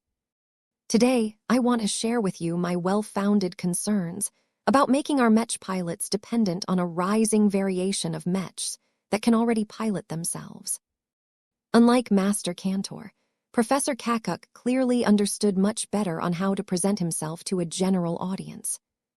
The Terran sociologist and philosopher proceeded to present the same spiel that he had given to Vess in private before. The only difference was that he adjusted his delivery to sound nicer and more personable.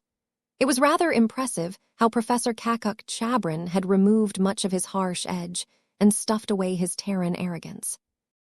Ever since the state of computer science has progressed to the point where humans are able to construct reasonably intelligent and responsive artificial intelligence, we have been unable to resist the allure of letting automation perform progressively more difficult tasks. The benefits of doing so are obvious, as there is a large amount of tedious and monotonous work processes that do not necessarily require human effort anymore. The professor was an experienced teacher, so he made sure to project various images that emphasized his point. Yet the wisdom of passing on more work to AIs has proven to be questionable, as difficult tasks often equate to more important tasks. When we start to outsource work to non-human intelligences that have no inherent sympathy or attachment to the human race, we naively entrust our most fundamental security to a potential enemy. It is no different from surrendering our sovereignty to aliens, as they harbor just as much care towards our race. The latest projection showed two different images. One of them showed humans whose lives were completely taken care of, as they resided in a fully automated home. The household AIs controlled practically everything in this abode. They turned on the lights when evening fell. They filled a bath with water shortly before one of the residents visited the bathroom. The automated kitchen prepared expansive and varied meals based on the taste preferences and dietary requirements of each individual resident. All of this seemed nice, until a hacker managed to subvert the household AIs and turn the entire home into a horror house. By the time the last resident expired, blood had spread into every room of this infamous home. The second image showed a group of furry mammalian aliens that belonged to a race that had gone extinct during the age of Mechs. This specific incident occurred during the Age of Stars and had been used as one of many inciting factors behind humanity's uprising against the cosmopolitans. A lot of people's blood boiled at the sight of aliens, stuffing a group of captured humans into their version of a zoo. The humans had been deprived of their dignity by stripping them of most of their clothes, limiting their movement space, forcing them to perform specific actions for the amusement of the alien audience, and more. The utter lack of empathy and care from the aliens had taught humanity a cruel lesson about their place in the Milky Way. Autonomous intelligences, no matter whether they are sentient or not, should never be trusted as a rule. Professor Kakuk Chabran emphasized to his audience, the simple fact that they are different from humans is enough of a reason to adhere to this time-tested rule. It does not matter whether we program AIs to be absolutely loyal to our race. Any programming can be undermined. No safeguard is foolproof.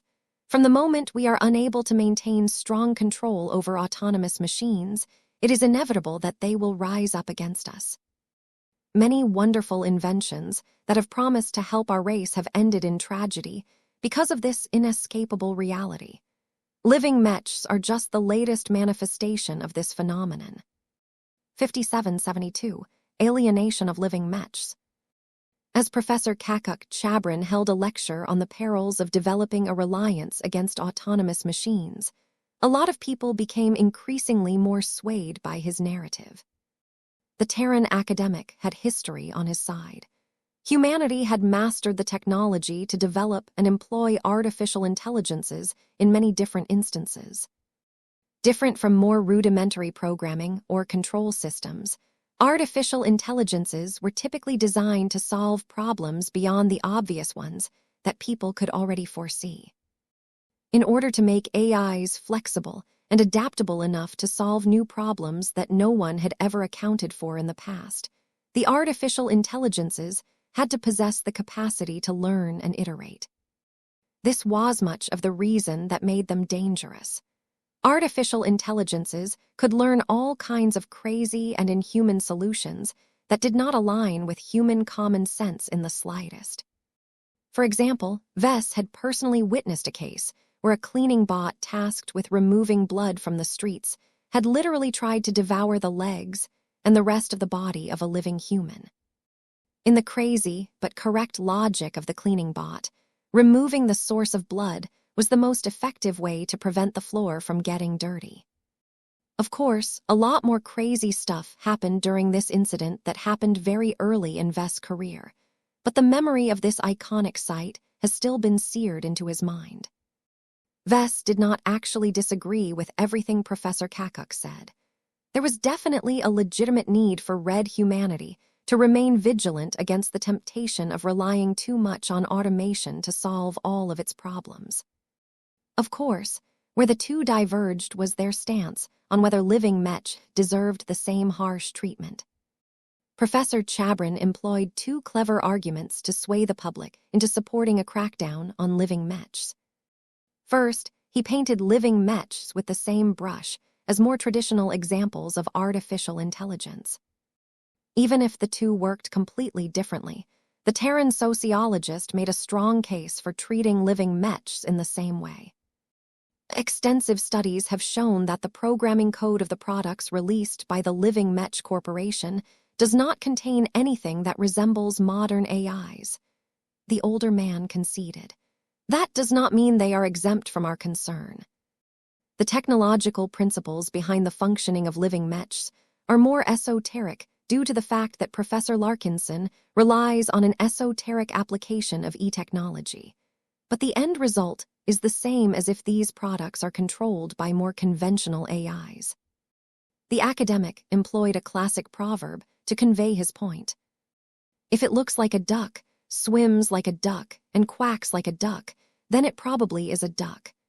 Do not believe in the claims that intelligent living Mechs are so different from modern AIs that they are not subject to the problems of the latter. The two are sufficiently identical to each other that they deserve the same treatment. The Terran professor spread his arms as he concluded this important argument.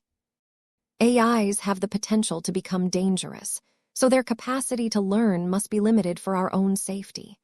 Living Mechs also have the potential to become dangerous, so their capacity to grow must be limited for our own safety. Vest grew angry when Professor Kakuk spoke these words. It was not fair to establish such a strong equivalence between his living Mech and other AIs. While Vest was eager to refute Kakuk's attempts to tie two different phenomena together, he refrained from making an outburst. He needed to remain in control. It was better to let the Terran scholar finish his spiel before Vest offered a thorough and more measured response. The professor's second major argument against living Mechs honed in on a vulnerability that Vest and his advisors had not properly considered. Third-order living Mechs have gained powerful metaphysical qualities that not only exhibit all of the characteristics of AIs, but also display even further traits that border on resembling intelligent organic races, such as humans and aliens. Such possibilities are cause for alarm, because living Mechs violate another fundamental rule. The technology that humans rely upon must never exceed our comprehension. We rightfully discourage and restrict widespread use of alien technologies because the alien principles they are based upon are difficult for humans to understand. If we do not understand the tech we use, we become vulnerable to hidden and unanticipated functions that we have not guarded against. The professor proceeded to show numerous famous and documented cases where blind reliance on alien technologies had screwed humans over. One particularly iconic case was an instance during the late age of stars, where the flagship of an early human fleet replaced her inferior human-developed FTL drive with a much more superior alien version taken from a defeated alien capital ship. Since human FTL drive technology was initially reverse-engineered from alien devices, there was a lot of compatibility between the human warship and the alien FTL drive. It did not take too much effort to mount the new FTL drive to the proud flagship, whose mobility had become further enhanced. Yet when the fleet received orders to move to a human stronghold, the fleet eventually arrived at its destination without the most important ship. It later turned out that the powerful alien FTL drive's incredibly obtuse and obscure programming and hidden modules had forcibly altered the coordinates of the vessel. The upgraded flagship still traveled in the same direction, but only altered her heading by a few degrees. This was enough of a deviation in FTL travel to doom the vessel in a journey across the higher dimensions, with no fixed location at the end. Suffice to say, the flagship never made it out intact. FTL drive technology was a lot less sophisticated back then. Even the more advanced alien FTL drive was hopelessly primitive compared to the modern versions employed by Red humanity. Safety was one of the major shortcomings of those early FTL drives. If a starship ever missed its destination and went on a wild and uncontrollable journey, forcibly shutting down the FTL drive resulted in a much more violent ejection back into the material realm. The vast majority of cases produced nothing but extremely long trails of debris that stretched on for several light minutes or light hours. The story behind this particular incident went on to become an iconic cautionary tale about the perils of relying on alien technology. The only acceptable technologies were those that humanity had fully broken down, reverse-engineered, and explored in depth. The general rule that humans followed nowadays was that they were only supposed to utilize technologies if people fully understood their full working principles. It was a good rule to follow, but Vess hadn't exactly been diligent about following it. Luminar crystal technology still remained nebulous to him due to his inability to understand the alien circuitry employed by a long-dead race. In conclusion, power does not automatically equate to safety. If we do not sufficiently understand or control the power we wield, it can easily explode in our faces. As much as many people from the Mech community have fallen in love with the obvious power and potential demonstrated by popular products such as the Fae Fiona and the Ultimatum, they are all overlooking the obvious danger they represent to their owners. Each living Mech you add to your Mech roster is another potential time bomb that can explode in the worst of times. No matter whether Professor Chabrin's warning was credible enough, his words still frightened a lot of customers. When they purchased and used their living Mechs, they only paid attention to all of the strengths and benefits of their new possessions. This was the first time they began to see their living Mechs as potential liabilities. It was such a powerful shift in mentality that it reduced a lot of enthusiasm towards Vess products. Each living Mech is based on a form of e-technology that is novel, but also horribly disorganized and underdeveloped. Reputable experts that have studied the more obtuse properties of living Mechs have informed me that living Mechs have no existing basis in established science. They are based on completely different principles that trace their origin to ancient cultivation practices. While I cannot go in depth on this controversial subject, I can tell you that blindly relying on dubious methods from an old group of war criminals who almost engineered the extinction of the human race is not a wise course of action. Vess pressed his lips, but otherwise tried his best to maintain his cool. While he could attempt to interject and interrupt the momentum of the opposing speaker, he needed to think more carefully on how he should counter this response. He needed to win this debate by relying on both logic and passion. It was not enough for him to rely on just one of them. The stakes were too high, and his adversaries were sure to pound on any weakness. Professor Kakuk Chabrin continued to expand on his latest point. He spent a lot of effort equating living Mechs to dangerous and inscrutable alien technology. Once the moderator finally signaled an end to Professor Chabrin's exhaustive lecture, Vess finally received his turn to speak to the audience.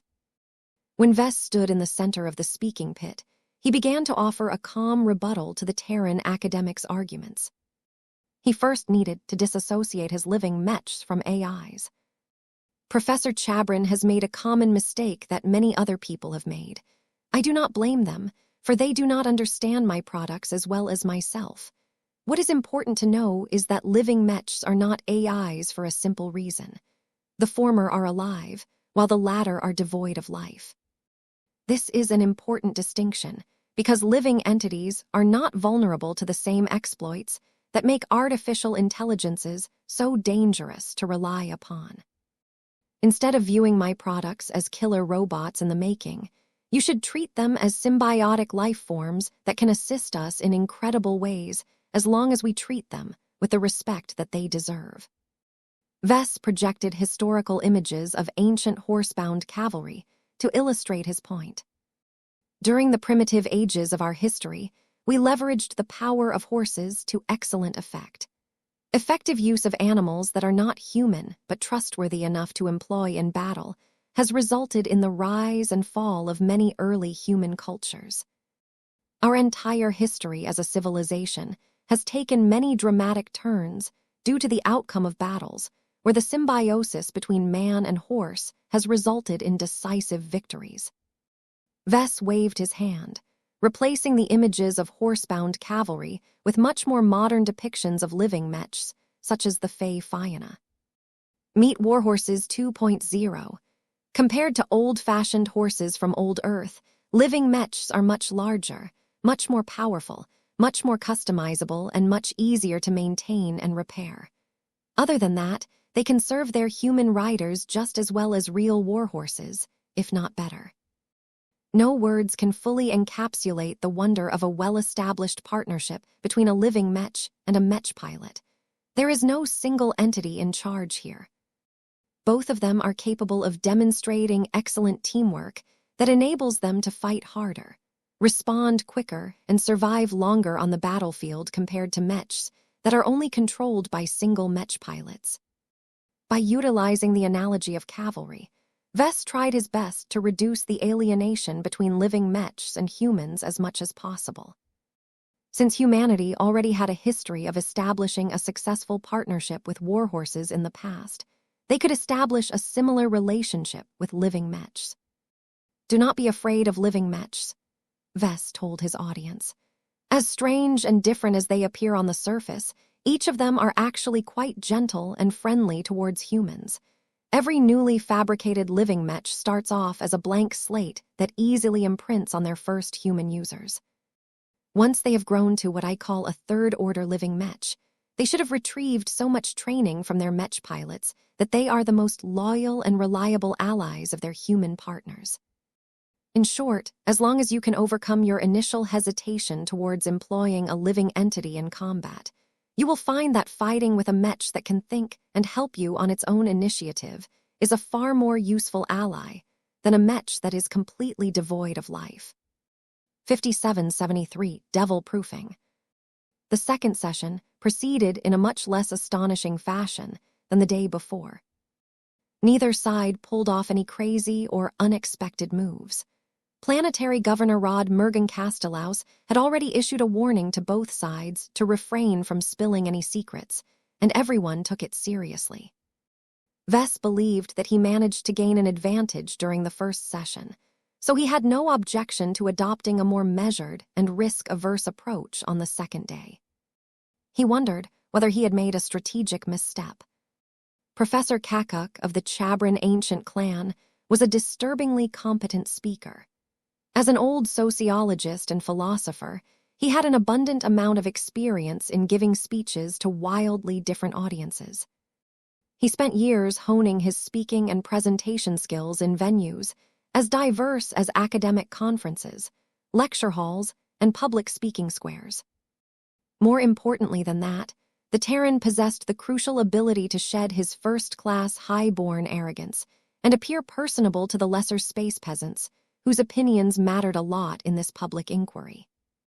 Despite or because of his formidable intellect, the scholar's strategy for his series of speeches during the second session turned out to be quite simple. He sought to alienate the public against the new, but admittedly weird existence of living mechs. The man repeatedly amplified and exaggerated every aspect of Vess works that did not fit with the established mold of human technology. It was not that difficult for him to make a persuasive case for his stance. Living mechs were incredibly lacking in transparency. Any engineer who broke down a living mech could find no visible component or programming code that hinted at anything that could be responsible for giving the machine its characteristic traits. While it was easy for Vess to explain that living mechs were based on specialized applications of e-technology, what did that actually mean? Red Humanity's introduction to e-technology was way too brief at this time. Only 1.5 years had passed since the start of the Age of Dawn, and most people in the mech industry still struggled to come to grips with hyper-technology. E-technology was a completely different beast that most people simply did not have the qualifications to work with. Ordinary humans completely lacked the ability to perceive e-energy, let alone manipulate it in a deliberate manner. Absent any lab machines that could finally allow humans to measure and manipulate e-technology, like they could already do with molecules and atoms, e-technology was destined to remain an extremely obscure and niche application of science. It did not help that the few known instances of e-technology all resembled witchcraft and sorcery more than proper science. That was because the few people who succeeded in developing useful applications of e-technology clearly copied the methods of ancient cultivation scriptures. The ultimate result of all of this was that Professor Kakuk did not actually have to work too hard to build up a convincing case that living mechs should not be trusted. The technologies invented by Professor Larkinson are not strictly defined as alien in origin, but they may as well be. These mysterious cultivators of the past who treated ordinary humans as cattle are so alien in their behavior and their atypical methods that they were essentially aliens in human skins. As the parties who were ultimately responsible for driving humanity to the brink of extinction during the doomsday years of the Age of Conquest, any legacies they have left behind is suspicious at best and a trap at worst. Given this context, how is it acceptable for us to allow derivative products such as living mechs free rein in the mech market when they can hide all manner of time bombs? The man could not stop talking about the dangers of relying on unknown technology. The mere fact that no one in the entire scientific community has yet to understand any of the essential mechanisms of how living mechs work is proof that they are filled with unknowns. How much of them does their creator actually comprehend? What if he has made a mistake that will lead to catastrophe down the line? The best-case scenario is that accidents resulting from his negligence will produce minor glitches. The worst-case scenario is that his works will go rogue, which is very much possible as they already possess far too much leeway for machines gifted with extensive autonomy. Faced with this attack, Vess spent much of his time trying to undo the damage wrought by the opposing speaker. His warhorse analogy was a clever and intuitive means to get people to warm up to the idea of relying on a living object as opposed to a lifeless tool. Living mechs can think and feel for themselves, so it is true that they bring additional demands to their users, Vess frankly admitted. Yet I consider this to be a boon, not a demerit. There are many mech pilots who invest years of their service into piloting a single machine. They train with their assigned mechs for thousands of hours and try to master every single nuance to give them an additional advantage when they finally have to put their lives on the line. However, the cost-benefit ratio of this investment clearly plateaus after a certain point. Spending additional hours on training will not yield any measurable improvement anymore. They have already exhausted the potential of their static machines. Subsequently, their own growth drastically slows down as they are not engaging in effective exercises anymore. His message was particularly tailored towards mech pilots who harbored ambitions to become greater. This was his most friendly audience and one that he needed to win over the most. Unlike static mechs, living mechs are not strictly subject to these limitations. While their material parts and components cannot magically grow stronger to a drastic degree, nothing is impossible in the Age of Dawn. Modern hyper-mechs have made my products a lot more relevant due to the fact that hyper-technology and e-technology are closely related to each other. All pilots who utilize living mechs can expect their new battle partner to grow and adapt to their thinking processes, their piloting styles, their combat preferences, their combined experiences on the battlefield, and more. There are so many different factors that can fuel the growth of living mechs that they gain new possibilities every day. As long as mech pilots have the discipline and the motivation to grow stronger, they will find that they can always gain the support they need from their living machines. Though Vess was not able to refute every concern mentioned by Professor Chabran, he believed he did a good job of strengthening the trust and faith that mech pilots held towards living mechs. Ancient cavalry soldiers did not need to understand how the biology of warhorses worked in order to make effective use of these majestic steeds. In the same vein, mech pilots had no need to comprehend all of the different science behind living mechs to fight with them on the battlefield. Mech pilots never really had the patience to listen to a long and relatively abstract university lecture to begin with. They were people who preferred action over talking. Though second-class and first-class mech pilots still had to study a lot of science in order to pilot more advanced mechs, their ability to understand basic scientific theories rarely equated into passion. The ultimate result of this extensive verbal sparring session was that Vess and Professor Chabran won over two distinctly different audiences. While Vess could count on the backing of mech pilots, and especially those who already had experience with living mechs, the Terran sociologist had skillfully swayed large populations of norms who never had any personal experience with any kind of mech. It was a clever approach. Perhaps the opposition already recognized that Vess possessed too strong of an advantage among soldiers and warriors. This was why Professor Chabran deliberately engaged in scaremongering in order to frighten people who didn't know any better.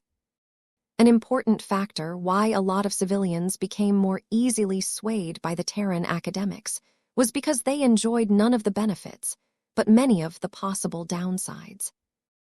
Vess chafed at the restriction that prevented him from announcing the existence of his experimental Carmine system. As immature as this tech may be, much of the testing so far had already proved that it was safe for the time being. Though Vess previously felt it would be too hasty to release any Carmine mechs in the short term due to lack of knowledge on how these machines affected their pilots in the long term, he frankly did not care about this anymore. Dangerous or not, just the possibility of fulfilling the cherished dreams of many norms was enough to willingly tempt a lot of people into embracing Carmine mechs. Alas, Vess could not afford to strain his relationship with the Red Association any further. It was instances like these where good relations showed their value. The opposition wouldn't have needed to make their case in public if the survivalists and transhumanists did not go out of their way to cover his back. The last thing Vess wanted to do was act ungrateful by ruining whatever plans the transhumanist faction had in mind for his Carmine mechs and other useful inventions. Vector Lobin at least had enough awareness to say sorry on behalf of his faction's obstinacy. This left Vess unable to employ a killer solution that was guaranteed to earn instant approval from all of the civilians. Instead, Vess was unable to appeal to them due to the simple fact that most of the benefits of living mechs had nothing to do with the lives of ordinary people. The only relevant aspects about living mechs that could directly affect civilians were negative. As much as Vess tried to refute the exaggerated claims that living mechs might go rogue and go on killing sprees, he could not lie and say that it was impossible for this to happen. Third-order living mechs had the right to live their own lives. That meant giving them enough leeway to be able to do stuff that they actually shouldn't do.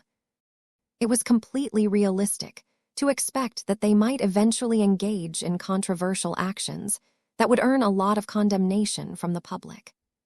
Stuff like starting a destructive fight inside a starship or in the middle of an urban settlement were all plausible scenarios. Vess had lived through numerous violent incidents where a lot of innocent bystanders got killed due to the natural consequence of enormous mechs fighting in close proximity. Professor Chabran was not the only speaker that Vess had difficulty with. Other speakers occasionally pushed forth similar arguments that were distinctly formulated in ways that Vess could not directly refute. It was as if they took his moniker of Devil Tongue so seriously that they deliberately went out of their way to minimize the possibility of direct conflicts. Their attempts to devil-proof, their arguments clearly yielded the desired results.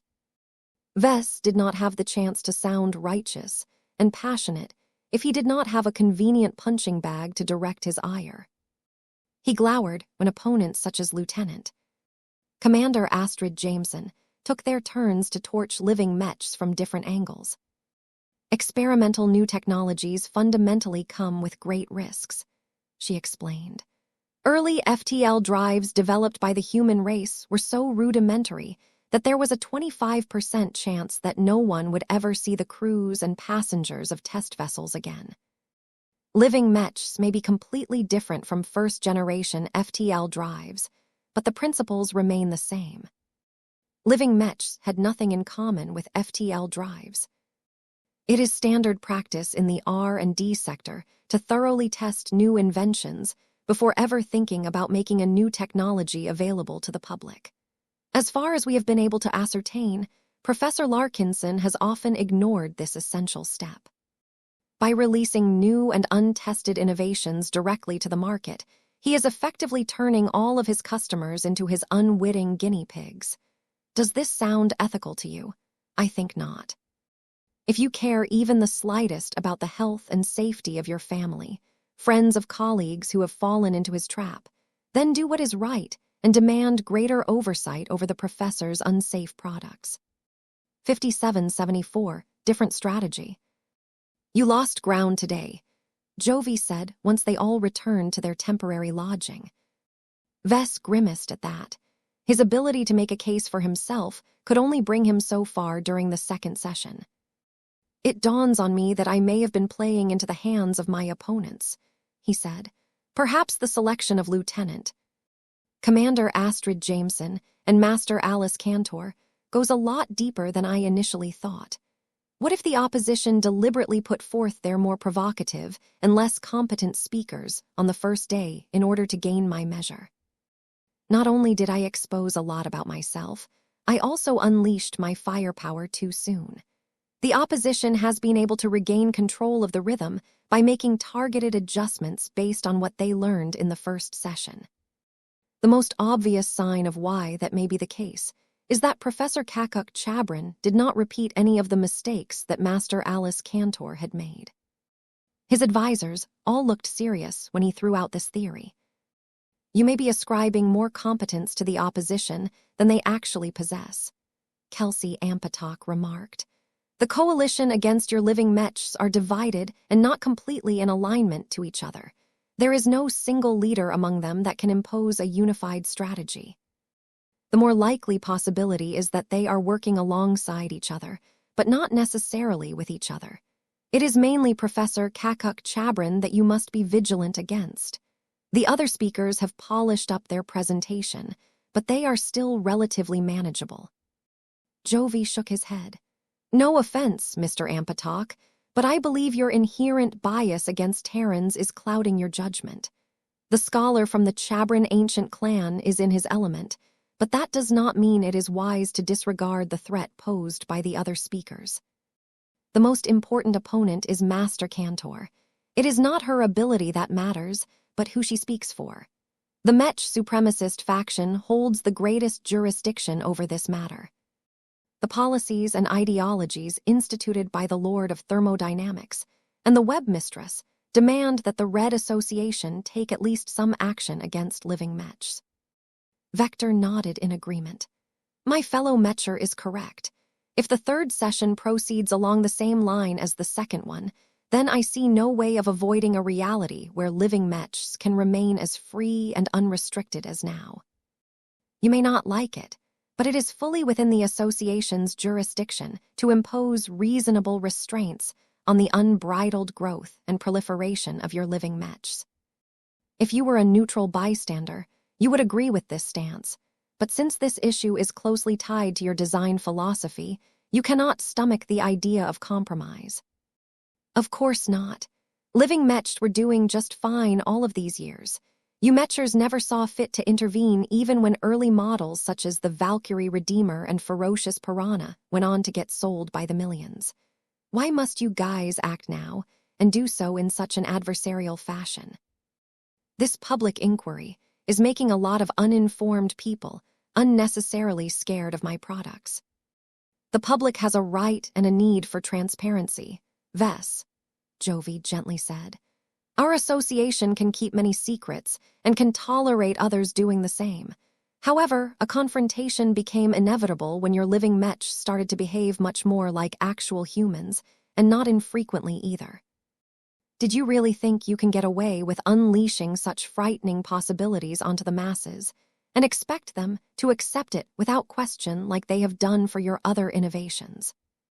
I am afraid you have overestimated an average person's ability to embrace novelties that stray too far from the range of normality. Ugh, Vess let out a frustrated noise. So I just have to sit back and take it, Jovi. I am not telling you to admit defeat. I just want to inform you that the prevailing trend is slightly against your favor. You need to be prepared to make compromises tomorrow. Kelsey Ampatok tried to reassure his new employer. I think you did the best you could under the circumstances, sir. You are an excellent salesman. Your presentations have always succeeded in converting potential customers into paying customers. Your background, your personal journey, and your professional experiences has made you good at captivating Mech pilots. It is other audiences that you are currently struggling with. You cannot sell your attractive Mechs to norms like you can do with Mech pilots. Ordinary people with little to no connections to Mechs are not attracted to the advantages of your products. Instead of speaking to the general folk as if you are a salesman, you should speak to them as if you are a politician. The others nodded in agreement. That is a good observation and recommendation, Mr. Ampatok, Jovi said. If you want to pressure your opponents into softening their demands, then you must gain broad public support. You cannot do that by trying to sell them products that they cannot possibly use. To sway them to your cause, you have to adopt the approach of a politician and win their support as if you are trying to obtain their votes. That was a good way to look at this situation. In hindsight, Vess recognized that Professor Kakuk Chabran had done exactly that. Even his scaremongering strategy was right out of the playbook of a sleazy politician. Vess started to think about how he should correct his course. Tomorrow is the decisive day. The gains and losses of the first 2 sessions are important, but the last one is the most crucial by far, because that is when the outcome will be decided. I have one more chance to make my case to the public. The same goes for the opposition. I really don't know how they will tackle living Mechs in the final session. I think it is unlikely that the opposition will spring any new arguments tomorrow, Jovi said. They have already mentioned every relevant stance that they could reasonably employ against your works. It would be surprising if they introduced a completely new reason why red humanity should not embrace living Mechs. There wouldn't be enough time for people and professionals to investigate and verify the new information. Vector concurred with his fellow Mecher. In debates like these, it is not about trying to overpower your adversaries with facts and logic.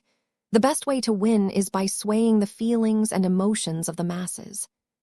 I remember that you guys told me before the start of the public inquiry that this public inquiry should be won by relying on logic and stuff. Now you tell me I have to set that all aside and appeal to the baser emotions of the general population instead. We were wrong. What is important is that you adapt to the strategy of your opponent and correct your course accordingly. That is clear enough to me, but what course should I chart exactly? I need a concrete direction, not a vague description. That put everyone into thought for a moment. You know what? Vess said. I just had an idea. I think that red humanity's relationship with automation is not beneficial anymore. People have become so adamant about keeping humans involved in everything that they have become very tolerant at accepting inefficiencies, resulting from their paranoia towards AIs. There are good reasons why this paranoia exists, Vess, Vector said. Relying too much on vulnerable, exploitable machines that command greater power is never a wise solution. Even if it produces fantastic results in the short term, it will always backfire in the long term. Ha ha ha ha, that's funny. Do you know why? Our race and civilization might not have the luxury to take the long term into consideration. Hasn't the Red War pushed us in a desperate situation? Considering how many alien enemies are gunning after us, I believe we should loosen our restraints and make use of more powerful solutions despite their heightened risks. Whatever harm we suffer from this reckless move is nowhere near as severe as total extinction. Everyone got a bit taken aback by Vess' unexpected outburst. "You sound like an unbounder, Vess," Jovi said with obvious disapproval. "As tempting as your proposal may sound, anarchy is not the solution." Kelsey Ampatok nodded in agreement. In these uncertain times, people crave structure and stability more than ever. Unless the aliens have literally arrived in orbit of the planet they reside upon, most people do not want to open up the possibility of falling victim to rogue or hacked AIs. "Stupid, these people are too selfish and short-sighted," Vess said in obvious disgust. "Mech pilots and other soldiers are dying in droves in the front lines just so that other people can live and work on their colonized planets in peace. Denying those brave and righteous soldiers with the most effective solutions that we can bestow them will ultimately lead to severe consequences. The aliens will cause many of these people to regret their hesitation when orbital strikes finally pummel their settlements flat." Jovi reached out and placed his hand on Vess' shoulder. "Calm down, Vess. Do not let your frustrations cloud your judgment. I am glad that you feel passionate about the necessity to increase the sense of urgency among the civilization population of the Red Ocean, but I do not think it is a good idea to admonish the people you wish to win over. If you want to regain the upper hand in the next session, then you will need to radiate positivity as opposed to negativity." "Why do I have to do that? The opposition is doing just fine with turning my living Mechs into boogamen." "That is because their job is to impede your works. Obstruction is inherently negative. It is also easier to produce results with this stance. You, on the other hand, must promote relatively unfamiliar products and concepts to a large population of humans who are not naturally inclined to favor your living Mechs." In other words, this was an unfair struggle. Fortunately, Vess was not out of options. "I need help. I can't do this alone," he said. "I already requested the assistance of a friendly ally. Let me check whether he is finally available." Vess briefly corresponded with the individual in question through his cranial implant. He finally started to smile again. "Good news. Captain Zonrad Rizet of the 7th Light Fleet has almost reached Ector V. He will likely arrive in time for him to speak during the session."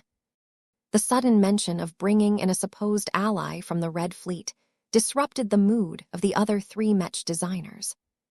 Jovi and Vector looked especially uncomfortable with this situation. "Vess, I am aware that you have recently spoken with a starship captain from the Red Fleet, but do you understand the optics of relying on the word of a fleeter to promote your living Mechs?" "Don't worry.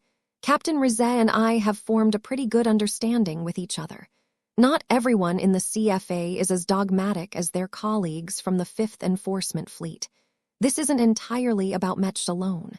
This debate is also about politics. I think it would help a lot if I can present a fleeter who is willing to vouch for a Mech designer.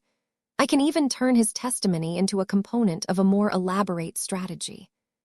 Though the Mechers were not enthused with the idea of relying on a fleeter of all people to help Vess' cause, they needed any help that they could get.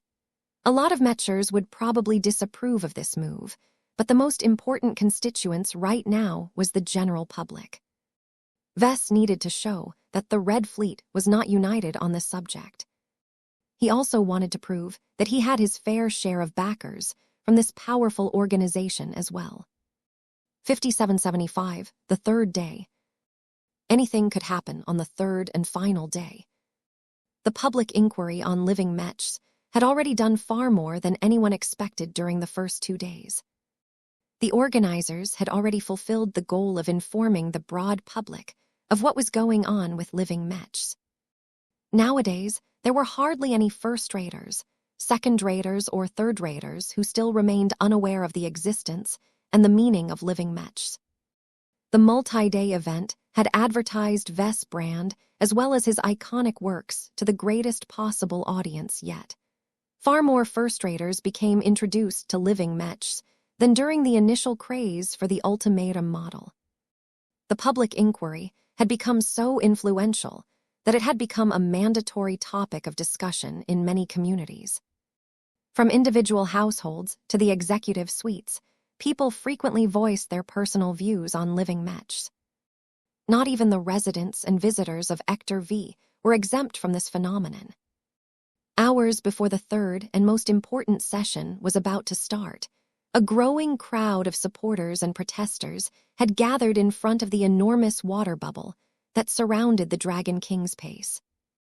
Many of these people had become inflamed by the arguments made during the previous sessions and felt the need to take action. The projected protest signs clearly indicated the reasons why they felt it was important for them to take action in person. Combined with all of the shouting, it became clear that a lot of protesters feared that living mechs would go out of control and turn against humanity. There were also people who expressed a lot of concern towards the health and safety of the mech pilots who entrusted their lives to these dangerous machines, but they were distinctly smaller in proportion. Though the group of protesters were bigger, there was still a sizable group of supporters who found enough reasons to speak in support of Vess and his works. While many of the gathered people channeled a lot of passion into their respective causes, Charve's security services deftly handled the arrivals. Mechs, security officers, and energy barriers made sure to keep the two opposing groups apart from each other. Each and every individual became subjected to intense monitoring. The moment they acted suspiciously, they either got flagged or teleported out entirely. Still, these incidents took place few and far between. The folk who gathered outside of the water bubble made sure to remain peaceful and in control over their actions. The vast majority of them were first-raters who were smart and rational enough to know that they would achieve nothing if they reported to extremes. Security was so high that there was no way that any agitator could disrupt the upcoming proceedings. Of course, Hector V was not the only planet where supporters and protesters showed up. Many other planets featured varying groups of people who congregated at public squares on many planets spread across human-occupied space. This was the clearest sign that the public inquiry had produced the desired effect. The fact that so many people became passionate about the promise and the danger of living mechs showed the discussion had very much political in nature. When Vess finally entered the Dragon King's palace and waited for the final session to begin, he clearly felt that a lot was riding on him today. Vess studied the opinion polls and other news articles that described the overall sentiment among the people. The patterns did not defy his expectations. A lot of mech pilots had become attracted to the unique benefits of living mechs, while much of the public thought that his products needed to be shackled before they could initiate a tragedy. What surprised him was that a large proportion of both first. Even if the LMC did not actively market its products to these segments at the moment, that might change in the future. These potential customers did not want other people to ruin their chances of piloting mechs that had earned rave reviews from second-raters. "I truly am a good salesman," he murmured to himself. Vess felt a little regretful that the public inquiry took place too soon. Much of society was still stuck in the past. The new elites program had yet to produce enough results to shift human cultures and institutions where warlords and proven soldiers had more say than a bunch of defenseless civilians. If Vess had to make his case a decade later, he was certain that he would have no issue with earning broad support. As time passed by, the chamber where Vess and his entourage made their final preparations suddenly welcomed a new guest. "Captain Rizet, you have finally returned," I came back to Ector V as soon as I could. The fleeter in uniform responded as his human form glided through the water. So how did the Admiral, or Fleet Admiral, react to the latest proposal? We can discuss this matter later when we are able to speak in private. The hidden sentient AI spoke. Our response is not set in stone. It is partially dependent on the outcome of this public inquiry. The more the results are in favor of your living mechs, the more we can do business with each other. I can assure you that the admirals, at least the ones who are open-minded enough to warm up to the idea of cooperating with a mech designer, are willing to take risks as long as the expected rewards are high enough. That was good news. It showed that the admirals in question were magnanimous enough to set aside their tribalism and pursue a promising mutually beneficial agreement with Vess. As long as Vess was able to get his foot in the door, he was confident he could win over these fleeters. Of course, the Mechers might not like what Vess had in mind with this potential cooperative venture, but it was clear that the survivalist faction and transhumanist faction were not strong enough to safeguard his interests. He needed every ally he could get, and if that meant helping the fleeters improve the effectiveness of their warships, then so be it. He did not care if warships became more popular as a result. Mechs could definitely use the competition if people thought that sticking to old and outdated solutions was still an acceptable strategy. As Captain Zonred Rizet settled in, it became clear that he was completely out of place among mech designers and other folk. The fleeters were a lot more isolated from the rest of human society, as a rule. That, alongside their reputation for being strict and arrogant, did not help matters either. While their reputation was most definitely justified, Captain Rizet was not an ordinary fleeter. I have followed the debate throughout my journey, so I understand that you are not doing so well at the moment. That's right, Captain. The Mechers have done a good job at trying to alienate my living mechs. This is not something that I can reverse so easily. I am not fighting against the rhetoric of my opponents, but the deep-rooted fears and paranoia towards automated machines. I would have to force an immense cultural change in order to convince the public to give living mechs a chance to develop without intervention from above. Zonred crossed his arms when he heard that. If I am being honest, I do not have confidence in your ability to do so. Humans have regarded AIs and advanced automation in a negative light for multiple millennia. It has already taken an immense amount of effort within the Red Fleet to upgrade our old evaluation system into Archie. The good news is that once our personnel started to grow accustomed to our new system, many fleeters have become more open-minded towards other uses of AIs. That was an interesting observation. That is useful to hear. They chatted a bit more before they moved on to deciding their approach to the final session. Vess explained his overall plan and thoughts. As a highly analytical individual, Captain Rizet, or rather Sigrund, could provide a lot of insights that no one had thought about. Humans and non-humans thought in completely different ways. They saw situations from entirely different angles, enabling them to provide novel input. As Sigrund took in all of the information he received, he rapidly analyzed the variables and made his own prediction. It is likely that you are still underestimating the shrewdness of your opposition. You correctly speculated whether your opponents may have deliberately exposed flaws in an attempt to gain your measure and neutralize your tricks on the next day. However, both you and your opponents recognize that the third day is decisive. You cannot expect your adversaries to hold back this time. The tactic of blindsiding you by introducing completely new information has already proven its worth. Your opponents are bound to repeat it, though I cannot guess what they are holding back this time. Vess deeply wished that he could eavesdrop on the conversation of the speakers of the opposition. It would be so useful if Lucky could sneak over there and record all of the talks. However, Vess had no confidence that his cat could circumvent the intense R-ray monitoring systems. This was why Vess had left Lucky behind. It was best if his cat did not have too much contact with the Mechers.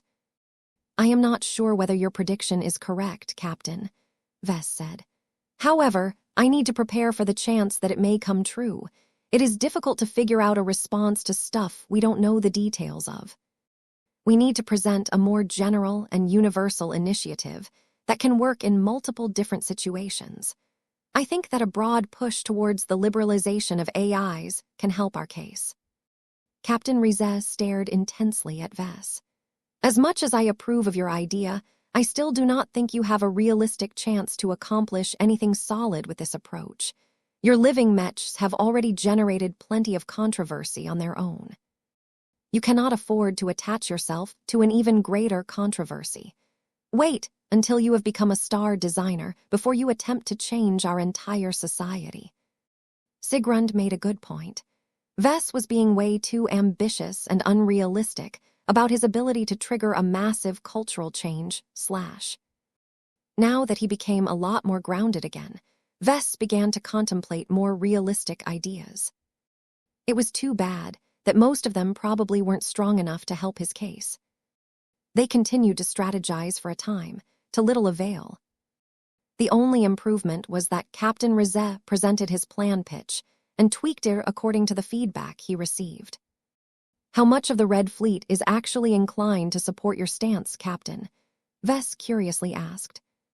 The spacers who are stationed on warships that are struggling to contain the alien menace will be far more willing to give you a chance. The fleeter officer responded. That should at least include the 2nd Main Fleet and the 7th Light Fleet. We understand the strengths of our alien foes better than many others, so we grasp the need for greater power very well. What we have seen in alien space and encountered on the battlefield is concerning to us. We cannot see an immediate pathway towards victory unless we take more drastic measures to break the status quo. I understand. You are looking for a magic bullet. Not quite, but close enough, Professor. 5776 Ominous Premonitions. Vess felt as if the water pressure inside the Grand Hall of the Dragon King's palace had increased. The entire environment seemed to press onto his specialized energy barrier a little harder than before. He also suspected that additional particles had been added to the water mixture. It increased the mystique of the enormous chamber and caused stuff in the distance to look hazy and gain a bit of mystique. As Vess stared up at the enormous masterwork statue of a Dragon King, he had the illusion that the ultimate sovereign of this palace had descended from the heavens in order to pass judgment on his living mechs. What is the matter? Jovi asked as Vess unconsciously slowed down.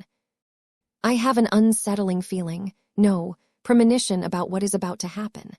I don't have any concrete clues that justify a higher state of alertness, but I feel worried regardless.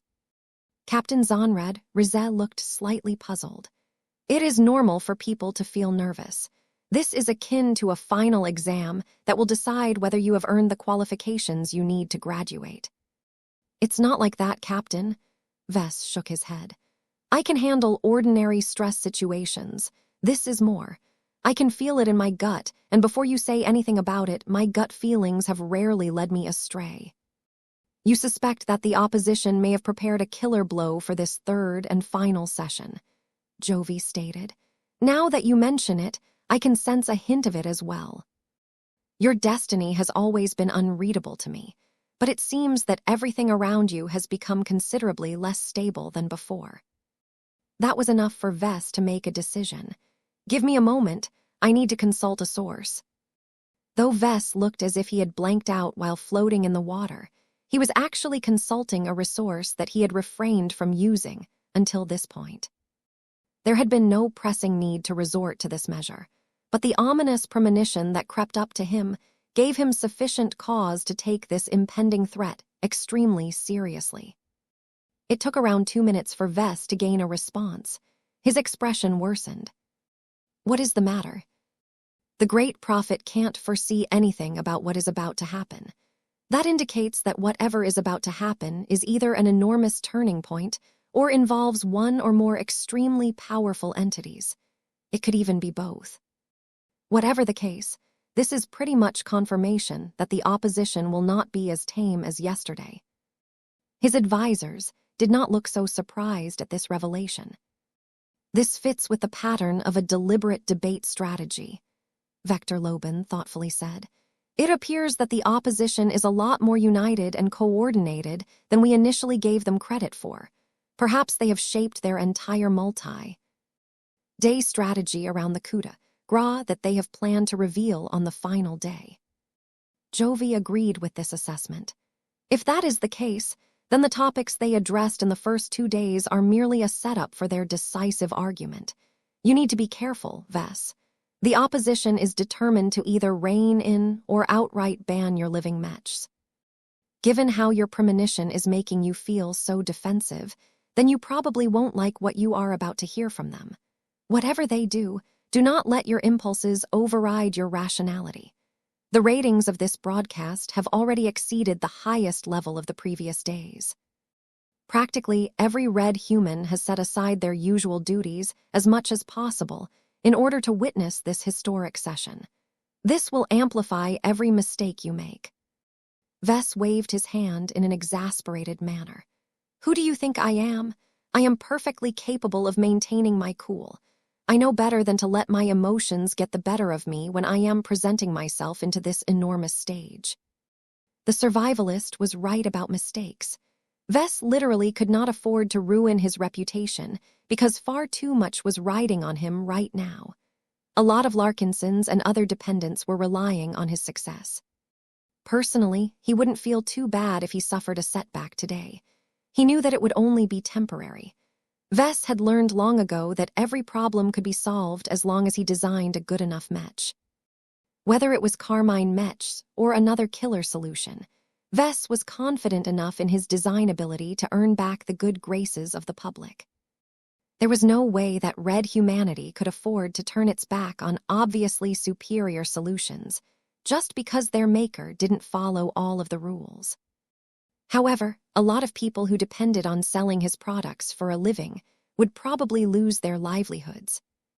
Perhaps they might be able to recover by shifting their business away from LMC products, but a setback would still inflict untold damage to his extensive business network.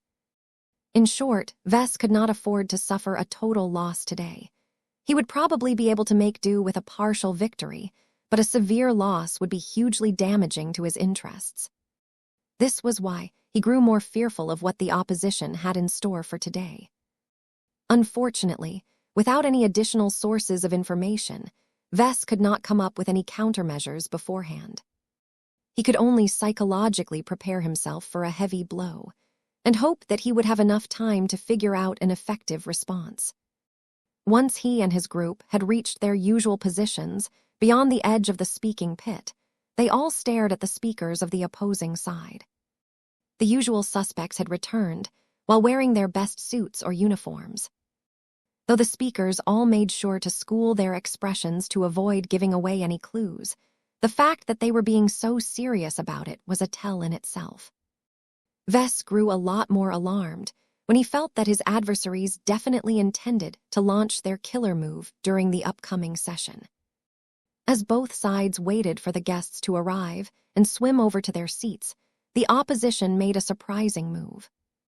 Lieutenant Commander Astrid Jameson actually launched from her position and swam over to the opposite side of the speaking pit. Everyone around Vess raised their guard as the young, but already infamous whistleblower came close enough. The fleeter stopped before Sigrun's human form and threw up a proper salute. "Captain." "Lieutenant Commander." "With all due respect, you shouldn't be here, sir." "I am not a part of your chain of command," Captain Rizek calmly replied. "It is not your place to comment on my actions. I am acting on the orders issued by my own superiors. You could learn a thing or two about following the rules." The young fleeter narrowed her eyes. Though her stunt on the first day had catapulted her name into the public sphere, she also cemented her reputation as a maverick. That probably wouldn't be a problem for her, as long as she remained under the umbrella of Admiral Amelie Jameson. However, the repercussions of her actions became a lot more noticeable if she tried to interact with the other branches of the Red Fleet. Despite all of this trouble, the female officer did not even pretend to contribute. Her poker face broke when she couldn't help, but exuded a greater sense of confidence and victory. I do not know what your game plan is, but you are betting on the wrong horse this time. The 7th Light Fleet that you are part of is tasked with scouting our external enemies. Leave internal affairs to the 5th Enforcement Fleet. Captain Rizet shook his head in obvious rejection. Separating responsibilities among different fleets is an outdated policy. We cannot act as silos anymore. If we want to sustain our current momentum in the Red War, then we need to reach out to each other as well as outside parties. Cooperation is key to breaking the current game. The two fleeters clearly did not see eye to eye on this issue. Astrid did not bother to argue any further with Captain Rizet. She instead turned her body until she faced Vess directly. I bear no personal animosity towards you, Professor. I respect your intelligence, ingenuity, and salesmanship. I only regret that you have channeled your abundant talent and opportunities in the wrong directions. We cannot remain blind to your living Mechs anymore. As much as we are reluctant to act against a prominent contributor to human development, I am obliged to do my duty and employ whatever measures are necessary to prevent you from causing any further harm. Vess gave her a flat stare. I think we both disagree about what exactly constitutes harm. I appreciate your message, though. You are only fulfilling your own mission. As long as we remember that we are both humans, I think we can still get along with each other. I wouldn't be so sure about that, Professor Larkinson. Enforcing taboos has never been conducive to building friendships. The 5th Enforcement Fleet does not ask for your understanding. It only asks for your compliance. Whatever the verdict may be at the end of the session, I hope that you will abide by the terms. Vess paused for a few seconds before slowly nodding. Fine, I can do that, but I expect the 5th Fleet to do the same if the outcome does not fall in line with your expectations. That is a given. Our organization is the embodiment of order. We will not violate our own rules in order to fulfill our short-term goals. The common folk must know that we are both fair and rule-abiding. Vess could comment on how Astrid did not show these traits when she flagrantly spilled the secret on cultivation during the first session, but he let this impulse pass. It looks like we are about to begin. You better go back to your own compatriots before people develop the wrong impression about your movements. That is so. Good luck, Professor Larkinson. As the young fleeter officer swam back to her own camp, Vess exchanged highly concerning glances with his advisors. Be ready to throw out our entire game plan the moment it becomes clear that it is no longer applicable to the situation, Jovi sagely advised. Once everyone had taken their places, Planetary Governor Rod Mergen-Castellaus appeared before his clamshell throne once again. This time, he wore a more stately outfit that was predominantly made out of obsidian scales. Good morning, citizens of the Red Ocean. After 2 days of exhaustive exploration of living Mechs, we have arrived at the 3rd session. The public inquiry will end on this day, but that does not mean that the debate on the merits and potential risks of living Mechs shall come to an end. I fully expect that this subject will remain a point of contention for many years. That was for certain. The governor spent a few more minutes on nice-sounding platitudes before he made a surprise announcement.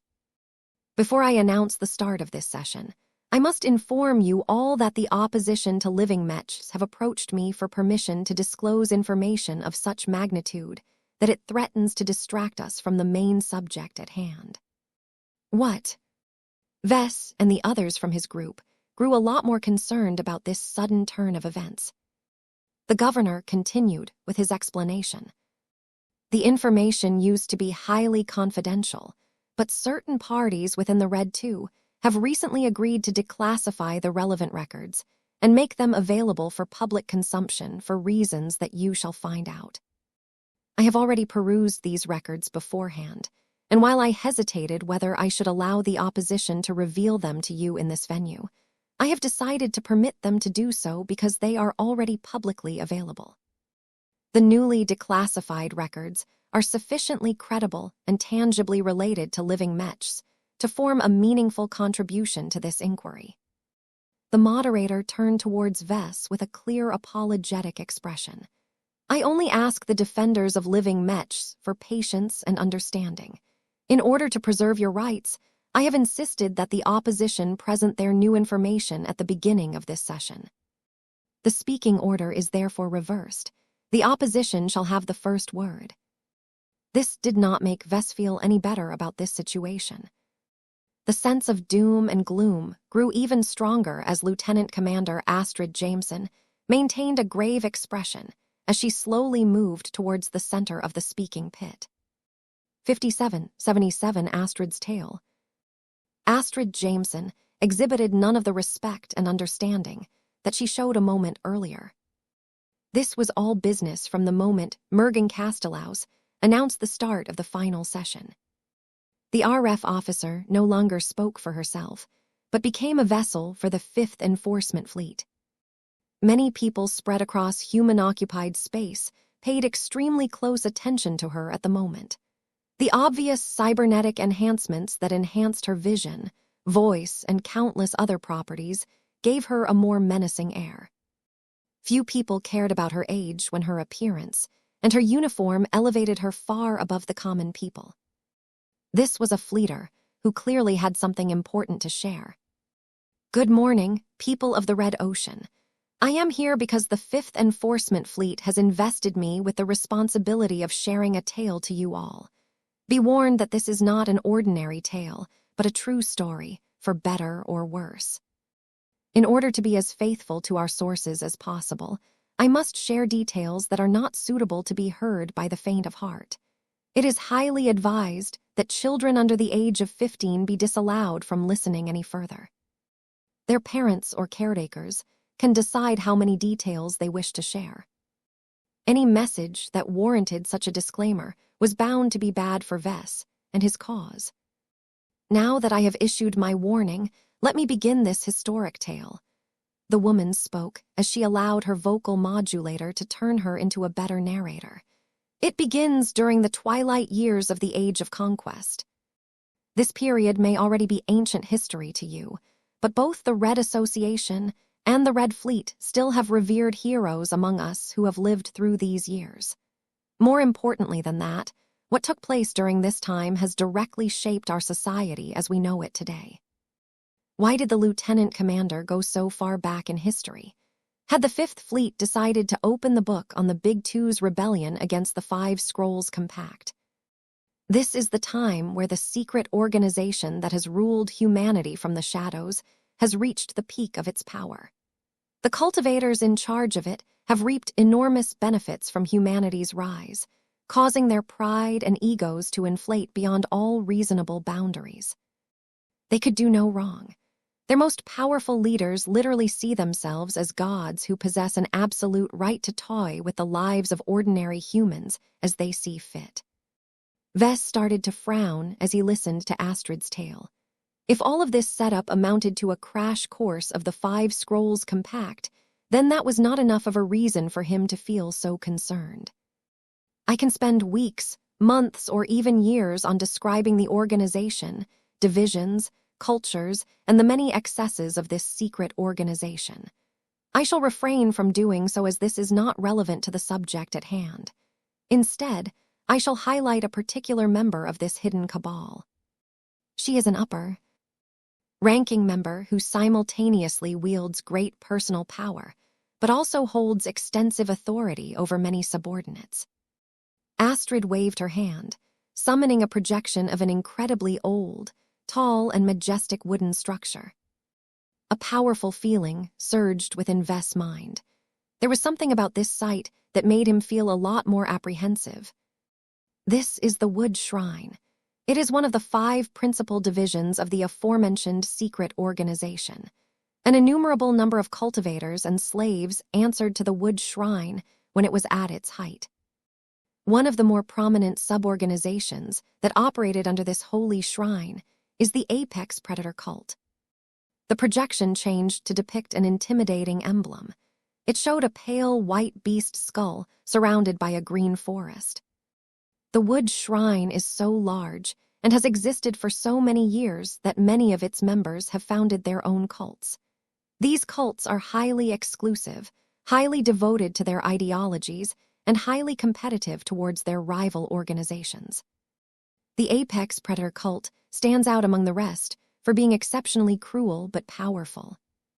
Letter 1A Omicron Astrid's expression grew serious as she shared a few details about this mysterious cult. Initiation into the apex predator cult is by force, not by choice. No cultivator can reject an invitation into this nefarious organization because power trumps every other consideration. The reason why many of its initiates would rather not become a part of the apex predators is because their death rates are exceptionally high.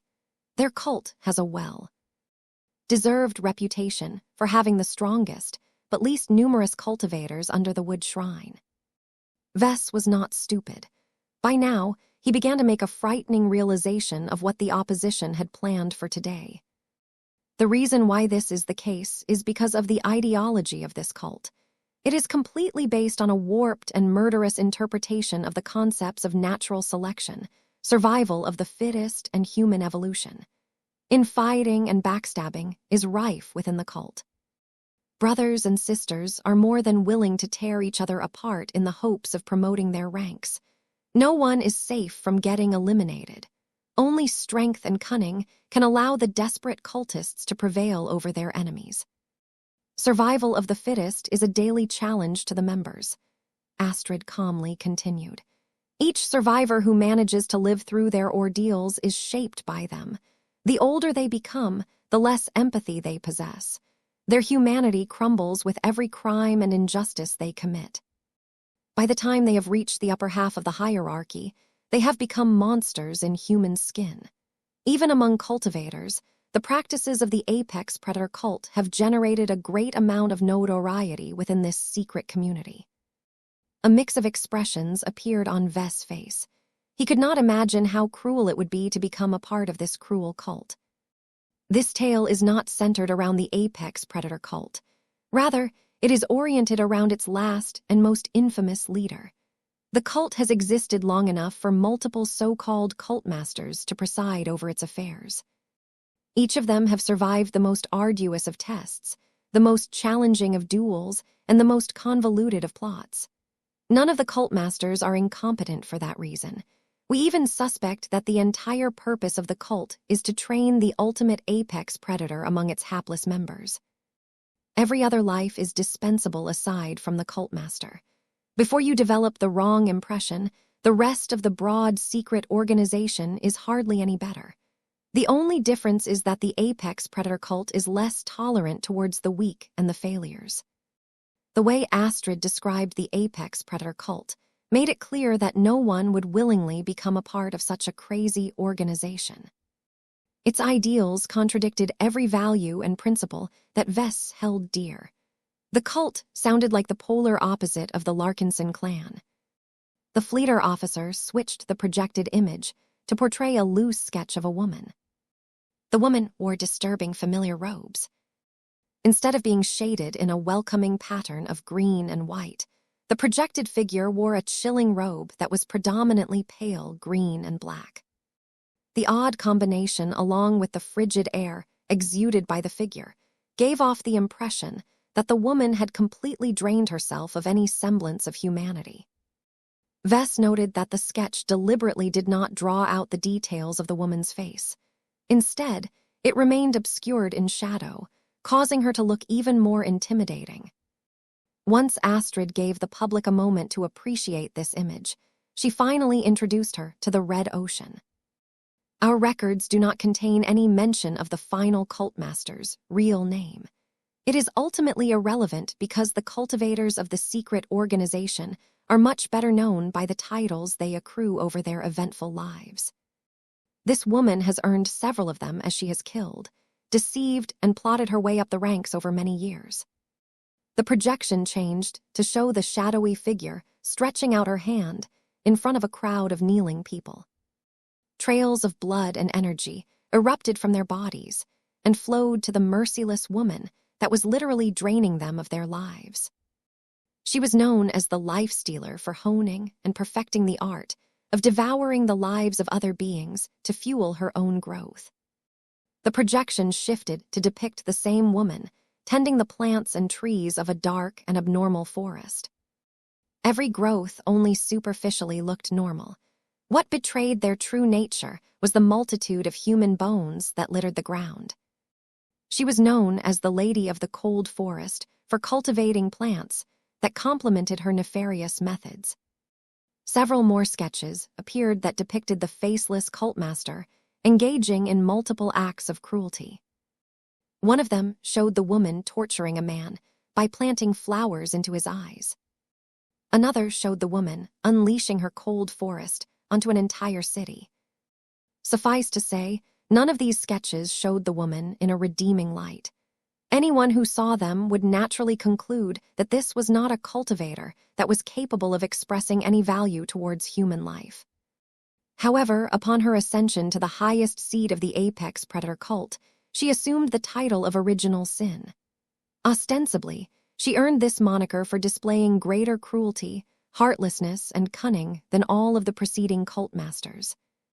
In any other environment, a mass murderer as evil as her would have been hunted down and executed long before she has reached this height. In the hyper-competitive community of cultivators, the reverse is true. Her exceptional notoriety has not only earned her the admiration of the rank and file members of this secret organization, but also earned her the appreciation of some of the highest leaders. Wow, this woman had certainly done a good job in building her career. Astrid briefly paused in order to allow her message to sink into the minds of her ignorant audience. None of them had ever heard of the 5 Scrolls Compact. Their modern sensibilities caused them to develop an immediate and escalating degree of fear and disgust towards the practices of this mysterious organization. Cultmaster Original Sin is known for committing many deeds at the time, but what you may not know is that she holds another name. If you have already managed to deduce the truth, then congratulations for possessing a sharp mind. To the rest of you, let me inform you that multiple centuries later, this powerful cultivator has birthed a son called Ves Larkinson, otherwise known as the Devil Tongue. Audible shock erupted from the 100,000 spectators within the grand hall.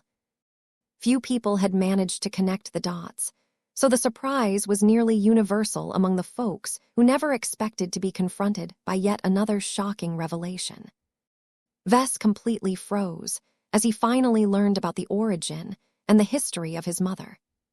To think he would hear this tale from a fleeter rather than his actual mother. Why had Cynthia never answered his questions about her past? Why did she insist on keeping so many of her secrets close to her chest? What sort of cultivator did she used to be back when she was a member of the 5 Scrolls Compact? Ves initially assumed that his mother had been born after the downfall of the 5 Scrolls Compact, but that was obviously false according to the Red Fleet. When was she born? How many years did it take for her to fight and kill her way to the top of the apex predator cult? How much of her original personality did she manage to retain to this day? All of these questions and more swirled in his mind. Ves belatedly realized that he never truly understood his mother from the beginning. The side of herself that she especially reserved for her family was only a fraction of her true self. 5778, distorted retelling. Ves quietly groaned and palmed his face. He could visibly feel the shift in how people looked at him.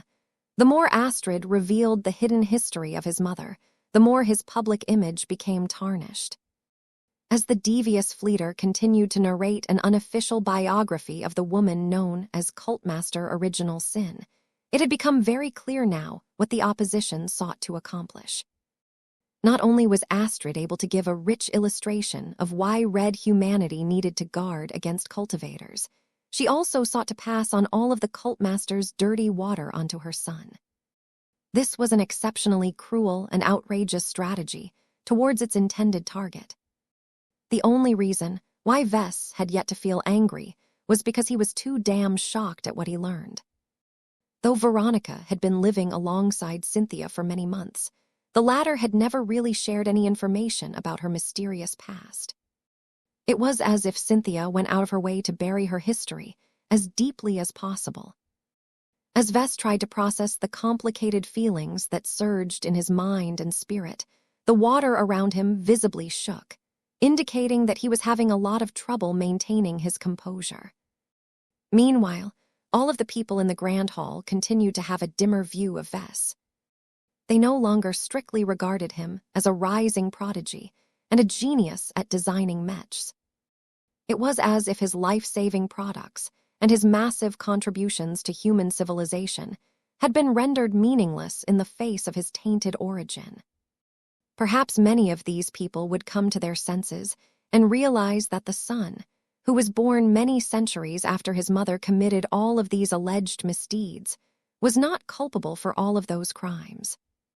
The only problem was that Vess had gained the unfortunate title of Devil Tongue.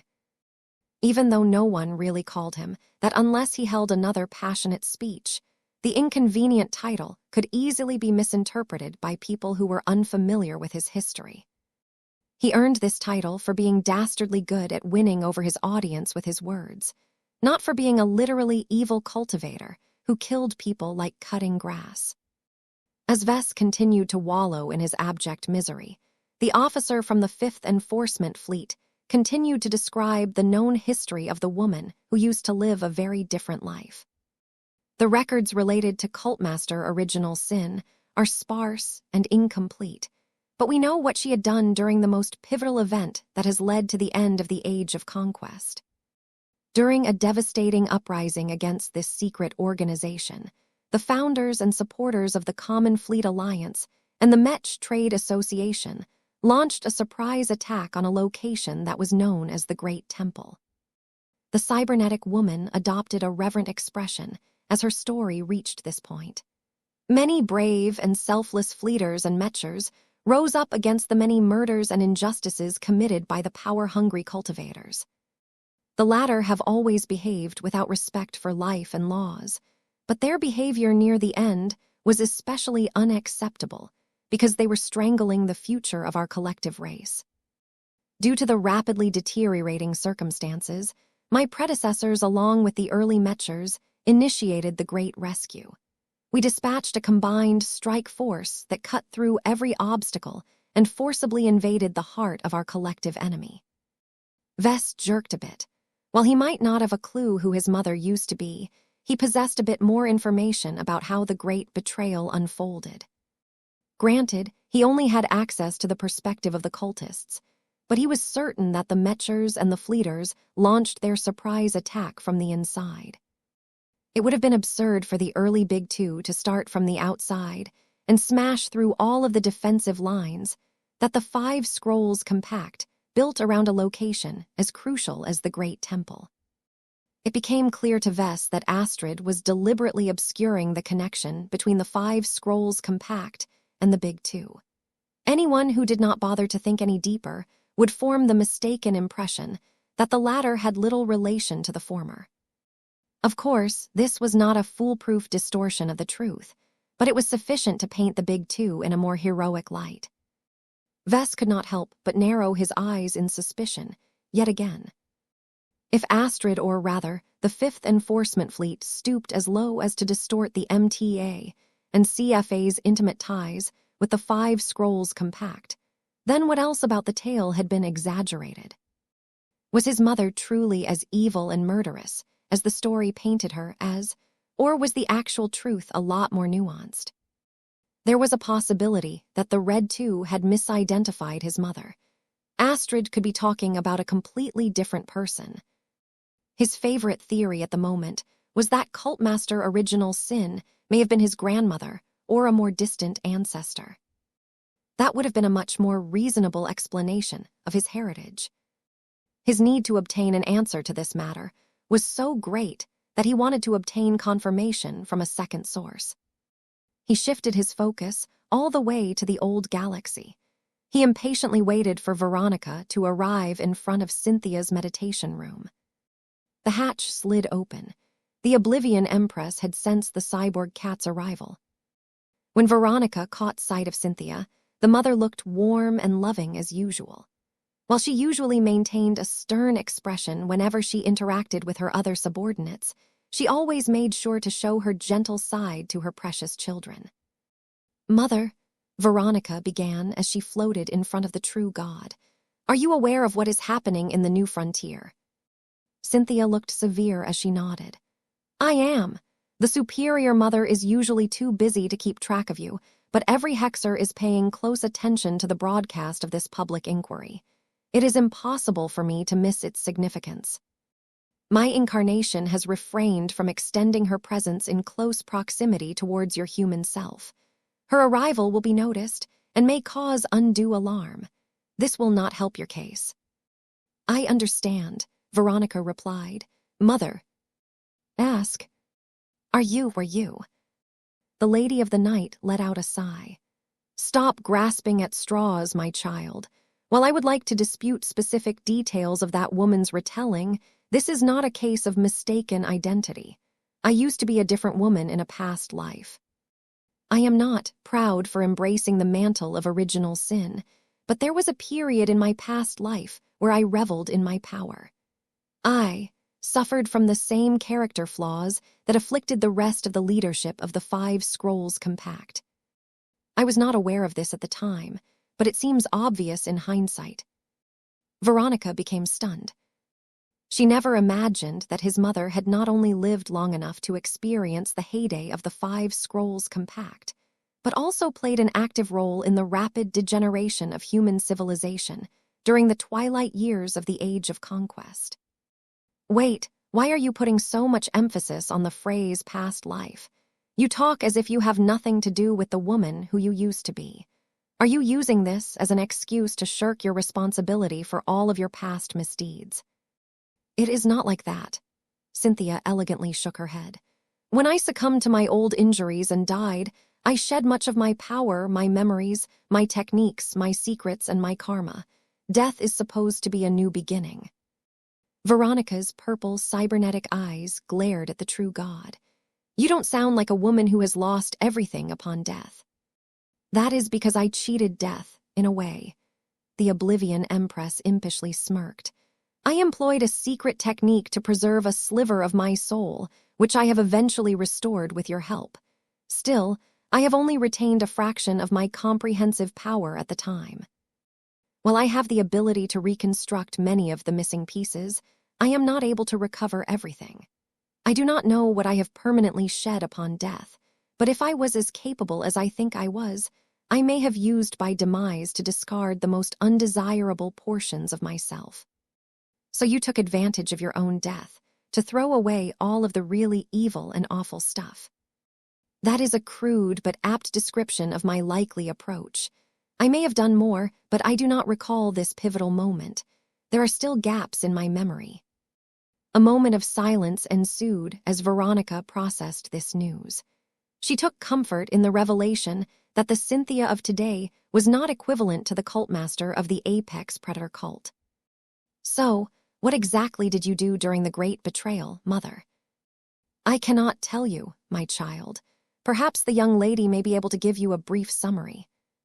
Again, his mother refused to offer any clarification. Trying to pull information out of Cynthia was as difficult as convincing Gloriana to be more frugal in her spending. "Maya, I am sick and tired of your constant attempts at hiding crucial information from me. If you told me about your dark past sooner, I wouldn't have been blindsided like this today." Letter 188 Omicron Cynthia didn't even bother to look apologetic towards Veronica. She looked as if she did not care at all that Vess was suffering from the sins of one of his parents at the moment. Listen to the young lady first. She is just about to reach the most exciting part of her tale. Back in the Red Ocean, Astrid briefly explained a highly incomplete and simplistic layout of the Great Rescue before she addressed the cultmaster's actions during this historic turning point. The Great Temple had become engulfed in the flames of war, Astrid said, as her words conveyed the madness at the time.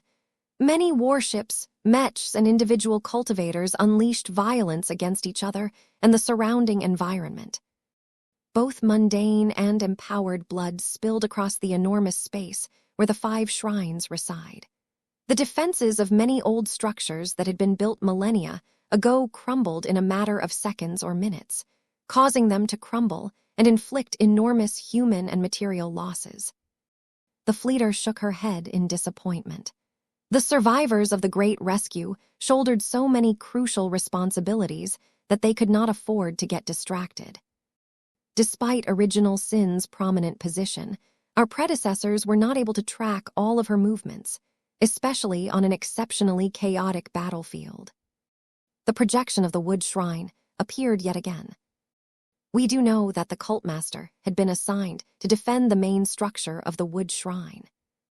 As one of the most powerful cultivators among the so-called woodkeepers, her mission was to defend this crucial holy shrine and preserve the evil reign of this secret organization as much as possible. Astrid began to grin.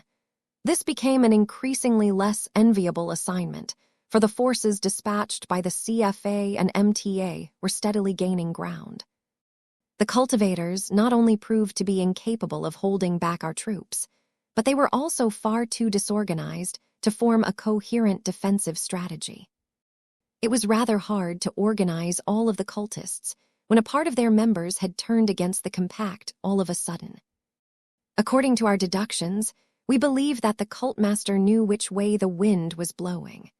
As the strongholds of the cultivators continued to crumble, we suspect that the mother of the devil tongue ultimately concluded that the secret cabal was a lost cause. The projection changed to show what happened to the wood shrine after a bit of time had passed. It did not survive the great betrayal. Nothing was left intact. While we do not have conclusive proof, we have probable cause to believe that cultmaster Original Sin betrayed her fellow woodkeepers at the last moment, looted whatever valuables she could acquire in a short amount of time, triggered the total destruction of the wood shrine before beating a desperate escape from the special space that hosted the great temple.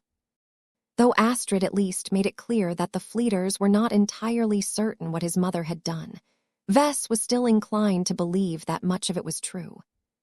The only point of uncertainty was how his mother managed to grab a fragment of the metal scroll during this incredibly messy battle.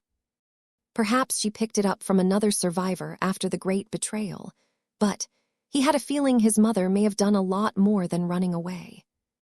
It would be just like her to betray all of her oaths and take advantage of the demise of her previous organization. Vess felt incredibly ambivalent about her shameless and greedy behavior. A part of him could hardly believe she was his mother. They were nothing alike. 5779, Astrid the Propagandist. Original Sin lived up to her notorious title. By betraying her allegiance, her colleagues, and whatever friends she had, she absconded into the galaxy with the precious spoils she managed to acquire during this final moment. This is not the end of her tale, as her treachery and her many crimes has turned her into a fugitive. The newly ascendant CFA and MTA sought to capture her along with other dangerous cultivators that have gotten loose. The remnants of the mostly fallen secret organization hunted her down as well, either to punish her for her treachery or retrieve the valuables she had stolen from her former compatriots. Make no mistake, do not sympathize with their plight.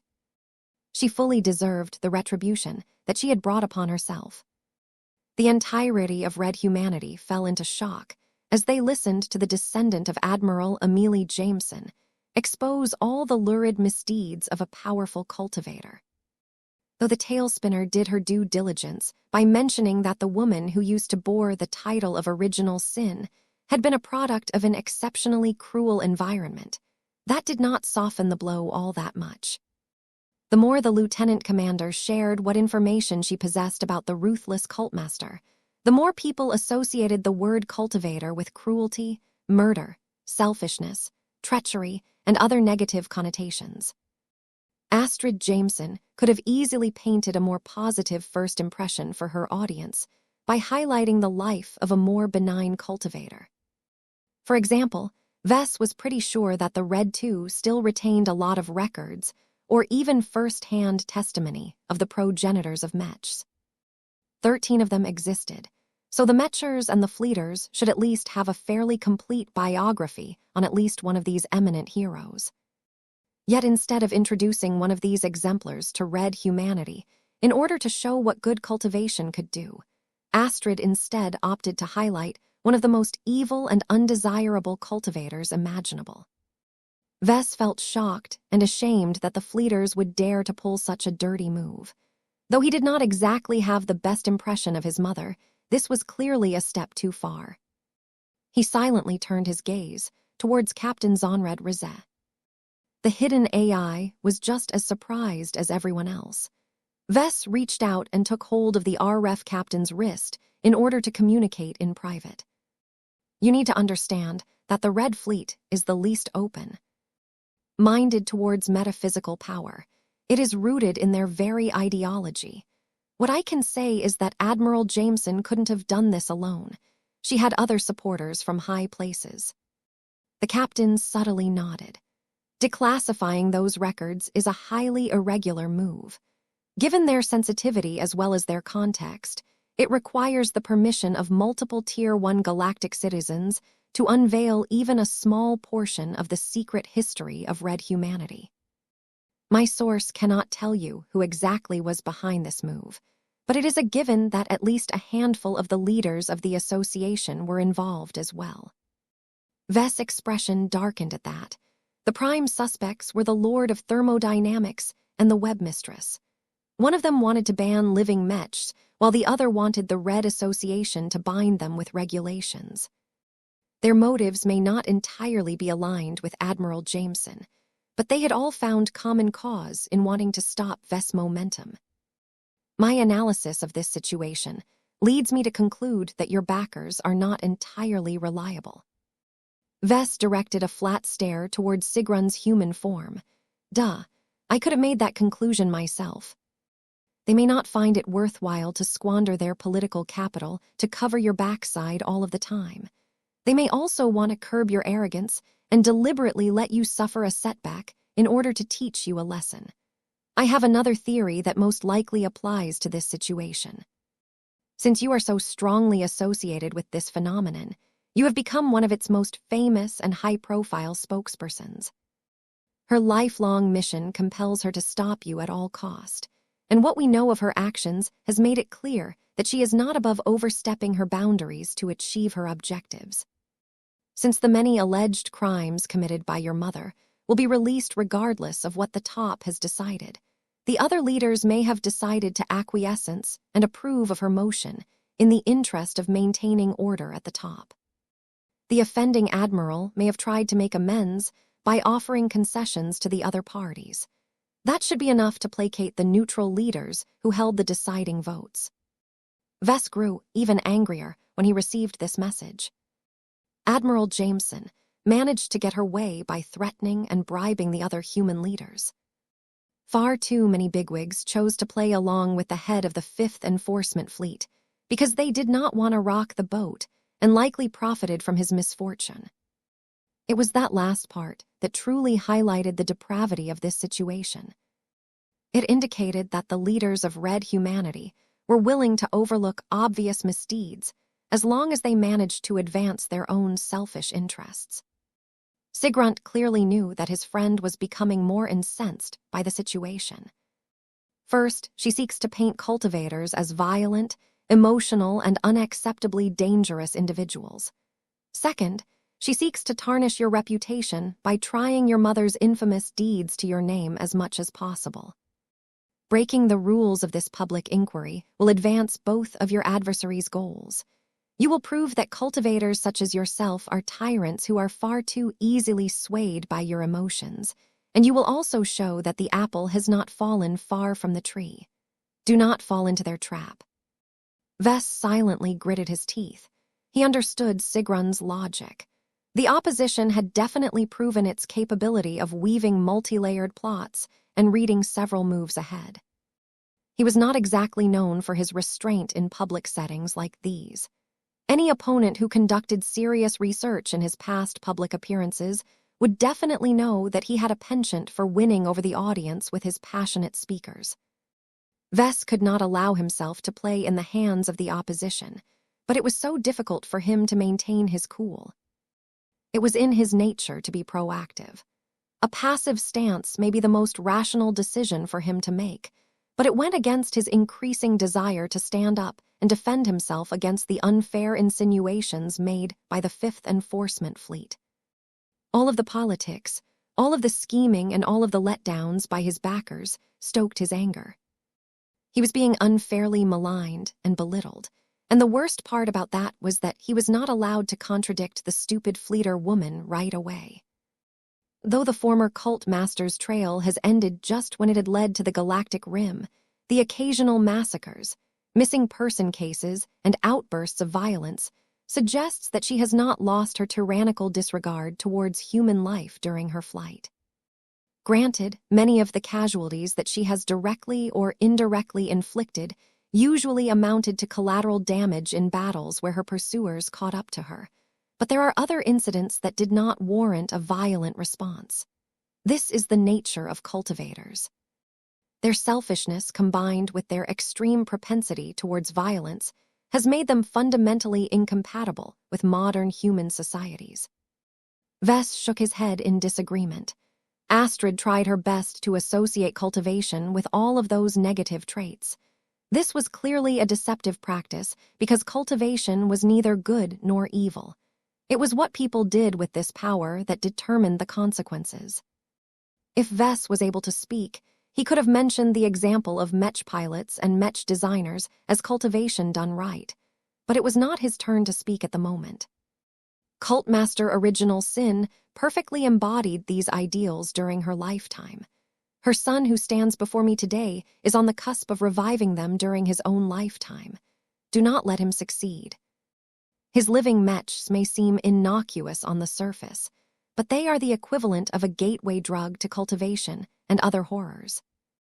The moment the devil tongue has managed to seduce his unwitting customers into embracing cultivation through his inscrutable living mechs, our civilization's ideal relationship with technology will become ruined. Instead of putting our trust in reliable, dependable, and understandable human technology, we will instead degenerate into savages who worship alien gods and develop a reliance on magic gibberish to sustain our lives.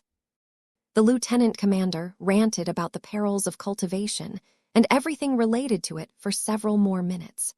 She made sure to weave Vessmother and living mechs in her arguments to bind them all together into the collective mind of the public. By the end of her speech, hardly anyone would be able to separate slaughter, depravity, cultivation, original sin, and living mechs from each other. It was a crude but effective means of engaging in propaganda. Even if this verbal strategy was not ethical due to establishing associations that did not actually exist, it worked because humans were far too prone to believing in sensational falsehoods as opposed to boring facts. And that concluded my tale. I hope that you will learn from the mistakes in the past.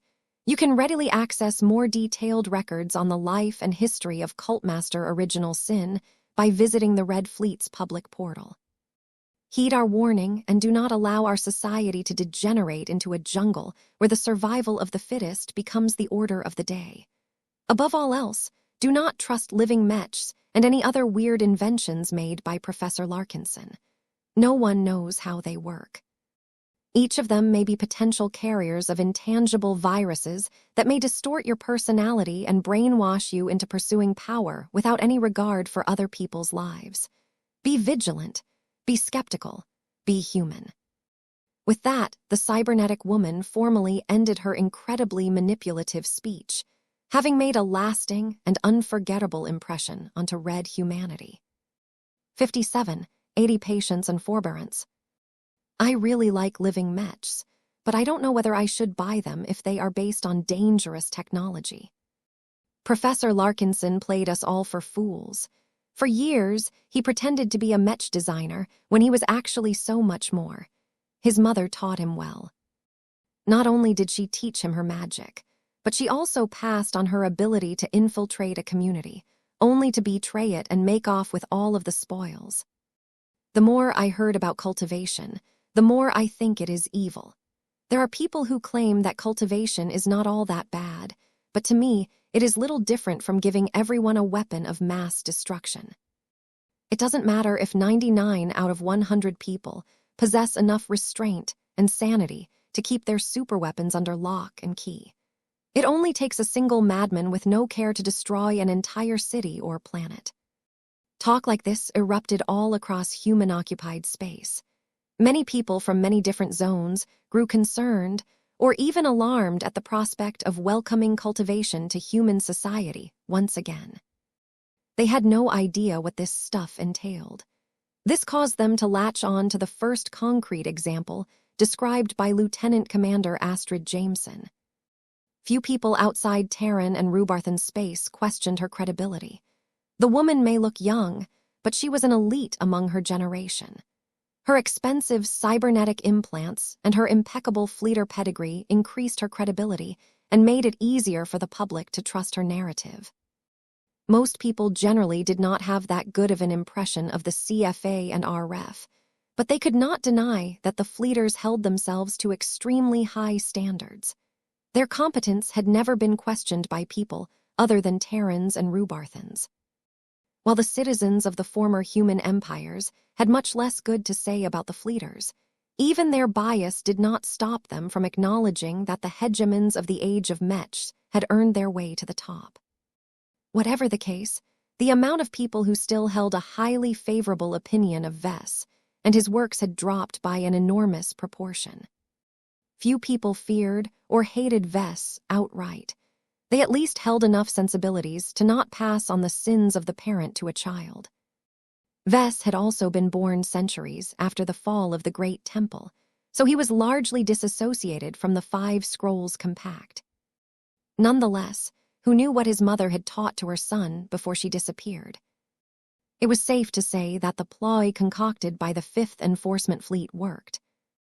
Not only did they damage one of Vess' greatest weapons, his stellar reputation, they also painted cultivation in such an awful light that it would be a lot easier to push through other initiatives designed to suppress cultivation in human society. Vess felt frustrated, angry, and above all dismayed.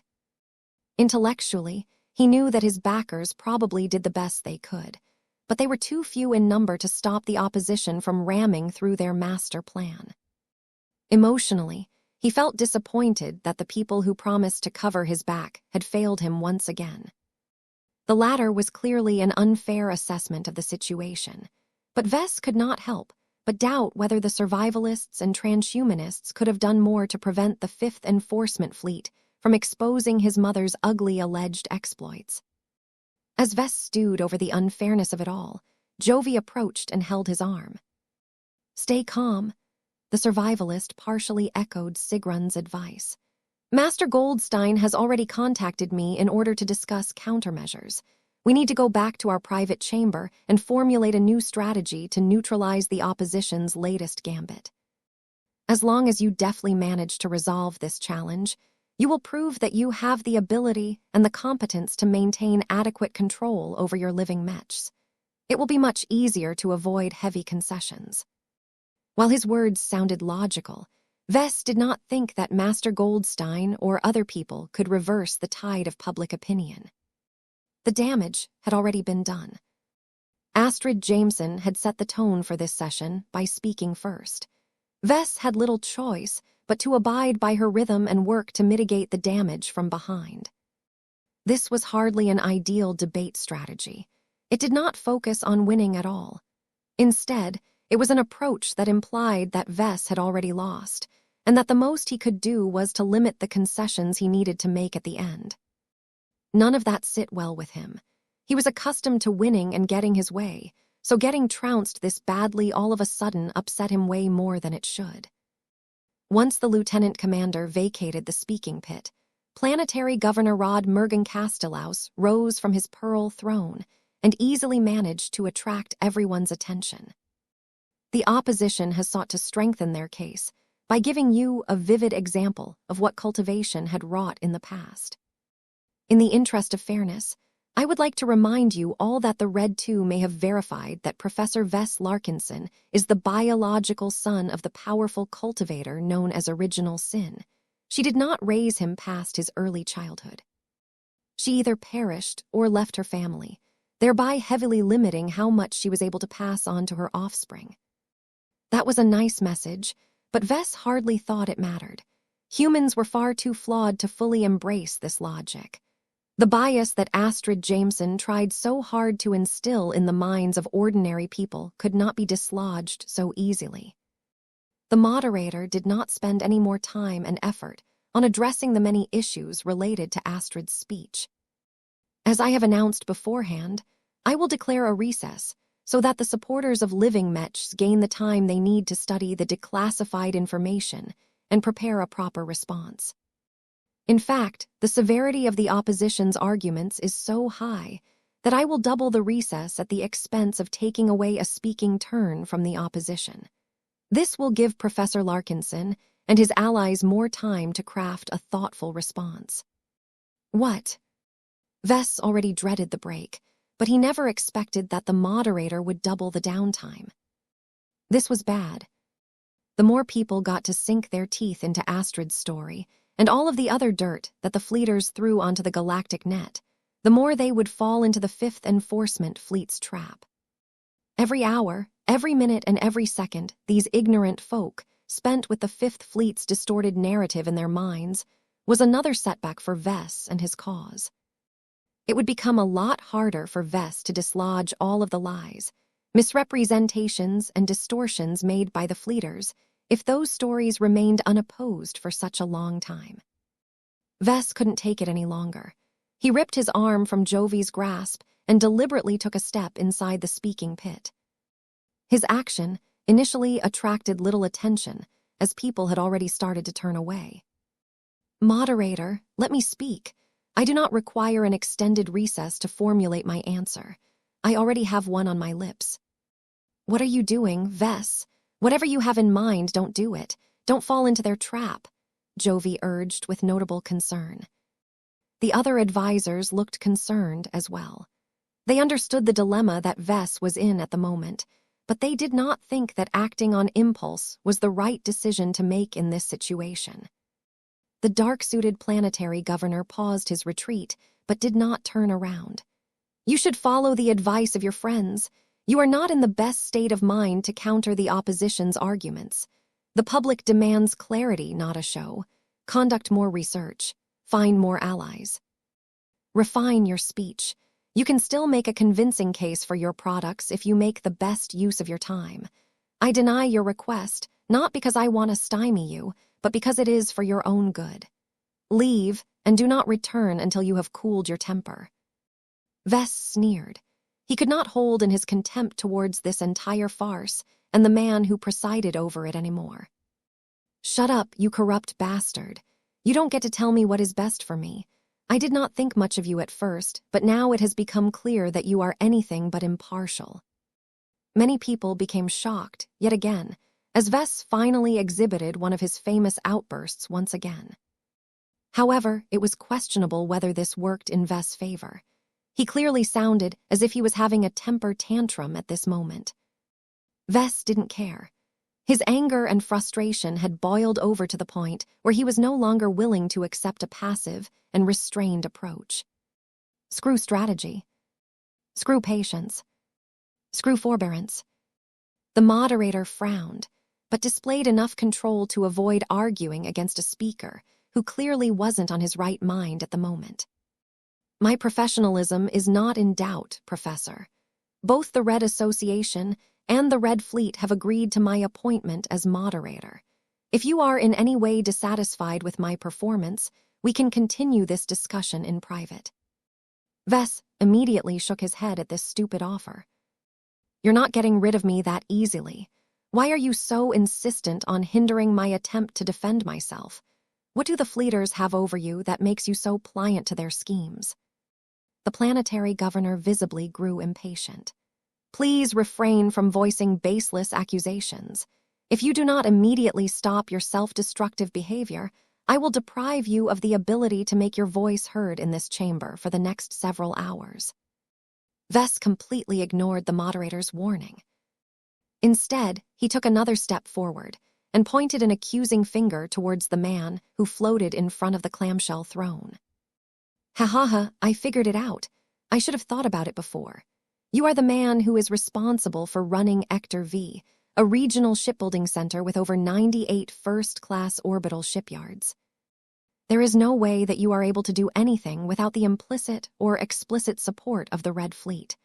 I bet this is why you have subtly issued verdicts that subtly advance the interests of the 5th Enforcement Fleet at the expense of my own.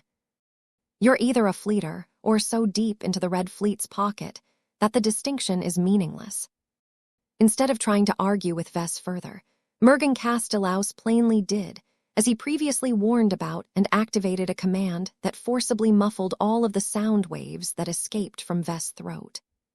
For a few seconds, Vess looked frustrated as the advanced technologies of the Dragon King's palace perfectly neutralized all of the audible sounds he made.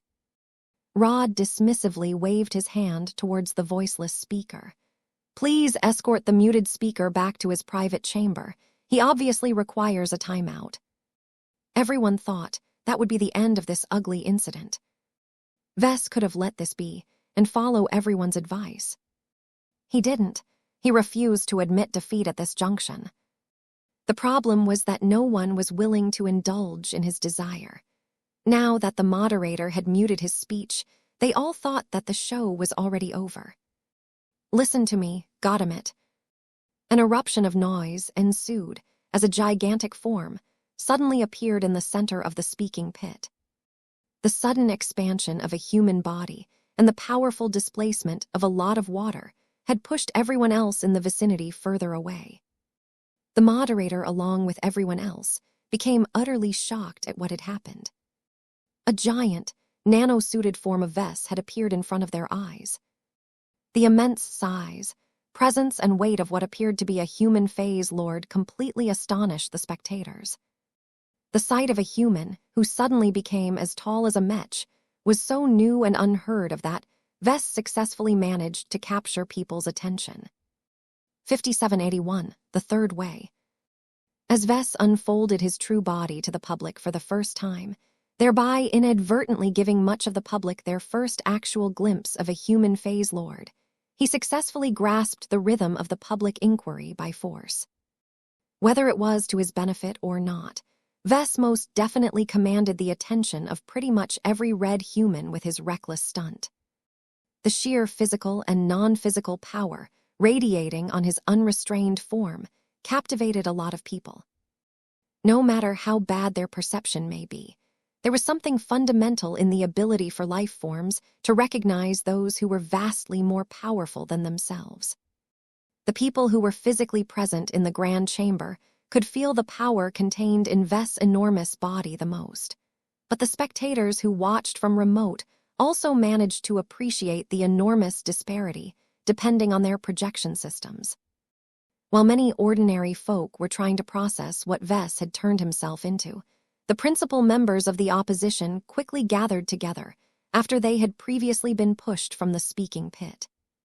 Lieutenant Commander Astrid Jameson looked concerned on the outside, but sounded a lot more jubilant on the secure communication channel about the outburst that she managed to incite from the infamously temperamental Mech designer. The other members of the opposition generally sounded pleased as well, but Professor Kakuk Chabrin did not join in the celebration. "We should have never pursued this risky strategy. If we consolidated our gains from the second session, we would have been able to guarantee an outcome that would have been slightly in our favor." That caused the others to dismiss the Terran scholars' overly cautious posture. The inexperienced Mech designer believes he can demagogue his way out of his problem. He will only exacerbate it, as his conduct only reinforces the negative traits associated with cultivators, his mother included. Even as Vess readied himself to issue a rebuke against all of the mud that had been flung in his direction, he could faintly feel the smugness radiating from his adversaries. Vess did not disregard Sigrun's analysis. He recognized that his impulsive action indeed played into the hands of his opponents. However, Vess believed he had no choice. The game was already stacked against him. If playing by the book did not give him a viable pathway towards victory, then he could only flip the board and hope that he could improvise his way to a favorable outcome. Though Vess did not allocate much time and thought towards figuring out a winning strategy, he already had an overall idea in mind. It came to him as soon as he metaphorically flipped the board. Defense was a losing approach. Vess always operated a lot better when he was on the offense. He decided to settle on this direction and go all the way. Forget about defending his mother. Forget about trying to redeem cultivation. Forget about portraying his living Mech as cuddly pets. Vess was done with making excuses. He wanted to do what he did best, which was to promote something new. Though he recognized that this was an exceedingly risky plan that would definitely cause him to burn a lot of bridges, he did not want to give his adversaries the satisfaction of remaining smug. "Listen to me," his gigantic form repeated as the water completely pressed around him. "You are all making a huge mistake." Despite the fact that the energy shield that he previously wore no longer kept the water out, Vess made another show of power by projecting a spatial barrier around his body. That elicited a lot of gasps. If people had not recognized what Vess was before, they certainly did now, as he had displayed the two most iconic traits of a phase lord. However, Vess' disruptive actions did not go unchallenged. A bunch of humanoid mechs, adapted for aquatic operation, entered the enormous chamber. They all carried shields and tridents, but most certainly possessed a lot more armaments. At the same time, transphasic energy shields came to life around Vess. They kept him contained, while at the same time protected everyone else from the threat he posed on others. Vess looked distinctly unimpressed. He retrieved his ocean collar and sized it up so that it was almost proportionate to his current dimensions. He proceeded to lift up his powerful artifact and began to play a slow but mysteriously melodic tune. Nothing happened at first. The security forces were reluctant to make a move due to the risk of harming others. However, the water that filled the grand hall began to stir around Vess regardless of whether there were any energy shields in the way. Soon enough, a dramatic occurrence took place. The ocean collar's exterior increasingly began to light up as its runes became more and more active. At the same time, all of the water around Vess spontaneously moved away from him, as if he exerted a water-repellent force field. If that was not enough, his actions also generated a slight whirlpool that caused the remaining water in the chamber to rotate around the speaking pit. Few people thought that Vess managed to accomplish this through technological means. There was nothing obviously techy about that strange metal flute, and his apparent status as a phase lord showed that he had definitely mastered strange abilities that were far beyond the range of a typical Mech designer. Though Vess did not attempt to break the transphasic energy shield, the threat of doing so held back the security forces from taking more drastic action. He had already demonstrated his power. Who knew what else he could do with his strange cultivator abilities? Though security discreetly urged the 100,000 spectators to leave the grand hall for their own safety, all but a few insisted on staying in place. The privilege of watching the first genuine human phase lord with their own eyes was too compelling for them to cut short. Vess lowered his ocean collar and turned in their direction, because they were among the individuals that he truly needed to win over. "Behold my power," he boomed with a deep and powerful voice that came naturally with his empowered physique. "Cultivation is not inherently evil. IT is merely the expression and the pursuit of power."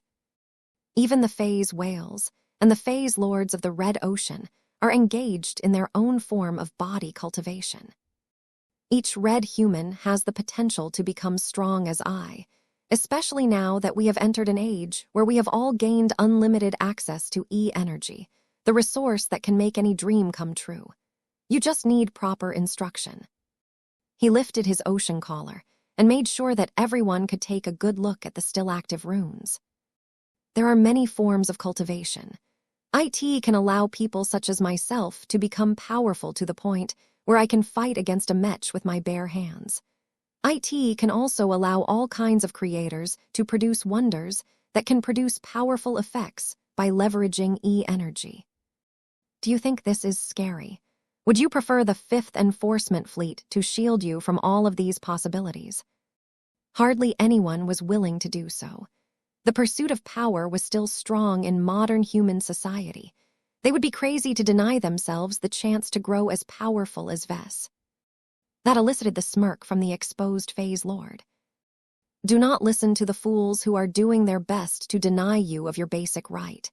If Admiral Jameson and her descendant had their way, they would have deprived you from this power and kept you weak and dependent on their protection. They may fear cultivation, because IT can amplify the damage of every malcontent, but their true motivation is to maintain control over space peasants. A contemptuous look appeared on his face. Do not deny yourself this power. In this age of war and tribulation, we must empower as many people as possible. Strength is the only guarantee for survival in a hostile dwarf galaxy. Cultivation offers an alternate path towards power that is not inherently good or evil. IT is a weapon that can be used to protect or destroy, just like any other weapon. Perhaps his audience might not take his words so seriously if he addressed them as a normal human, but now that he openly displayed his full might, people could not help but take his words at heart. We have developed mechs that can carry enough ordnance to destroy an entire city. We operate warships whose arsenals are so ridiculously powerful that they can destroy entire planets. Yet despite all of the damage they can inflict on humanity, we are completely fine with their usage. Why is this the case? IT is because we ascribe good and evil to their human wielders, not the war weapons themselves. Why can't we adopt the same approach towards the possibilities opened up by cultivation? His words made a lot of sense, and built up to one of his central arguments. Make no mistake, cultivation can be dangerous. Making IT available to the general population is bound to produce a lot of accidents and disasters. For every hero who bravely utilizes his power to defend our homes against the alien invaders, a murderous monster such as my very own mother may emerge as well. This surprising admission caused people to temper their hopes a little. So what? Why be scared when there is so much power within your reach? Take you safety into your own hands. Do not entrust your entire safety to mechs and warships. Abuses are inevitable, but cultivators are not feral. They can be controlled. So long as any cultivator receives the right incentive, they can be persuaded to fight against our real enemies, the aliens who seek to make our race extinct. Vess was approaching his second central argument. I am sick and tired of all of the division between mechs, warships, and now cultivation. Why can't we all sit down and recognize that they are all valid and effective tools to employ against our real enemies? Excluding any of them will set back the war effort. Casualties are continuing to mount. IT is questionable whether we will have enough intact mechs and warships left to resist the onslaught. If we can add human phase lords, along with other kinds of phase lords, to our defensive forces, we can save far more human lives than will be lost by the occasional cultivator losing control. Vess truly envisioned a possible future where the artificial barriers between mechs, warships, and cultivators collapsed. Why did they have to fight against each other when they could clearly achieve comprehensively better results by combining forces? The audience clearly looked swayed by this argument, prompting Vess to press on ahead. You have heard the fleeter describe many of the killings, massacres, and other violent deeds perpetrated by my mother.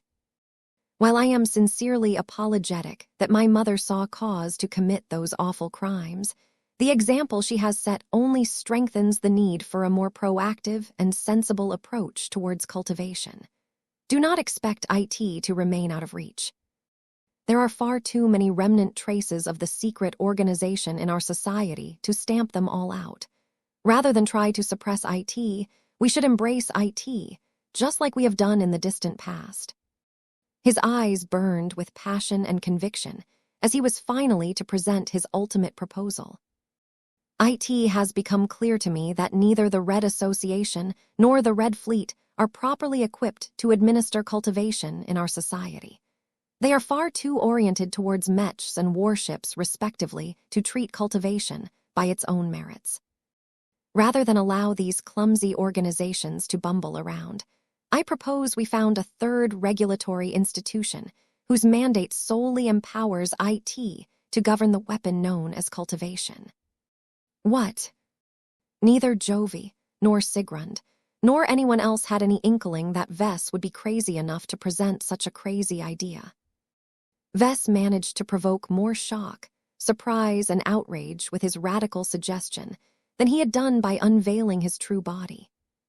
The mere notion of creating another competitor to the Red 2 was such a heretical idea that no one else had the guts to voice this proposal in public.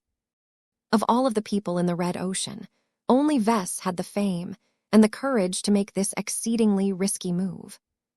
The age of conquest was dominated by warships. The age of mechs was obviously shaped by mechs. The age of dawn is bound to be defined by cultivation. That does not mean that the latter will take over everything. IT can exist as an equal human weapon alongside mechs and warships. The latter two have already coexisted under an attentive regime. Adding another component to this structure will not break this model. People were much less confident about that. The Big Two, and by extension the Red Two, had reigned above their heads for so long that they could not imagine what would happen if a third major player joined their group. Vess didn't seem to harbor any fears about what could go wrong. Now that I have made my proposal, I am asking you whether you agree with me or not. The new association centered around cultivation is not meant to replace the Red Two, but is meant to coexist alongside our existing institutions. IT can even be led and managed by existing mechers and fleeter for all I care. If you want to deny the 5th Enforcement Fleet and gain access to the ability to wield raw power like myself, then voice your support. Who is with me, Red Humanity? A few awkward seconds ensued as absolutely no one in human space succeeded in summoning the courage to back Vess' crazy proposal. However, a small flame began to appear inside the air pocket surrounding his true body. Those flames slowly formed into a familiar-looking god cat. Nulb Mew. Vess grinned at Emma's appearance. His gamble paid off. He knew that he could count on her support. The Destroyer of Worlds has seconded my proposal. Who else agrees with the necessity of founding a third association? Just moments later, another powerful presence emerged. This time, it came in the form of a physical projection that nonetheless radiated far more power than Vess in his full physical form. Every red human was able to recognize the human figure that emerged. Her appearance and her aura were so unique and distinctive that her identity became clear right away. Nulb, I support your initiative. The evolution which had spoken. 5782 breaking point. It was as if all of Red Humanity collectively froze for a moment. Then every single person in the Grand Hall descended onto their knees as they greeted the arrival of the God pilots with utmost respect. Many people who viewed the broadcast from afar did likewise, even if they were many light years away from the actual venue. They rose up a short moment later, but meticulously remained silent in order to avoid disturbing the powerful new arrivals. No one knew what else they were supposed to do at this time. An unthinkable event took place. The magnitude of what Vess had spontaneously unleashed onto human society was so disruptive that no one could dismiss his words anymore. He had done the unthinkable. He did what many people always wanted to do, but never had the power or the courage to voice their forbidden intentions in public. He challenged the hegemons of the human race. For the entire duration of the Age of Mechs, the Mech Trade Association and the Common Fleet Alliance reigned supreme over humanity. though they refrained from outright taking over every territory of every single star nation that existed all of the time. Their overwhelming military might easily enable them to take charge of many of the institutions that actually mattered. As much as they couched their mission and their public image in a benevolent slant, at the end of the day, they had become the latest tyrants to rule over human civilization. The Red, too, at the start of the Age of Dawn, sought to extend this pattern. They were doing a decent job at that so far. The arrival of exotic radiation had forced them to adapt to the changing circumstances, but their existing foundations were so strong that their grip on Red humanity remained strong. Careful adaptations such as the Deep Strike Plan, the new Elites program, and the Auxiliary Fleet program enabled the Mechers and the Fleeters to retain much of their existing power base, while placating the most immediate needs of space peasants. Vess was sure that the Red Association and the Red Fleet already had plans in store for the latest phenomenon that was gradually permeating through people's lives. Cultivation was too universal, too accessible, and too dangerous to be left unchecked. Given the secretive behavior of the Mechers and the Fleeters, they likely drafted different plans on how to gradually manage the introduction and the takeover of cultivation in the following years.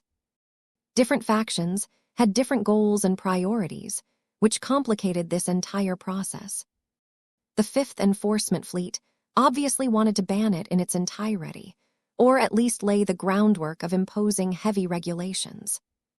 Their gambits during the public inquiry could be regarded as one of the centerpieces of their strategy.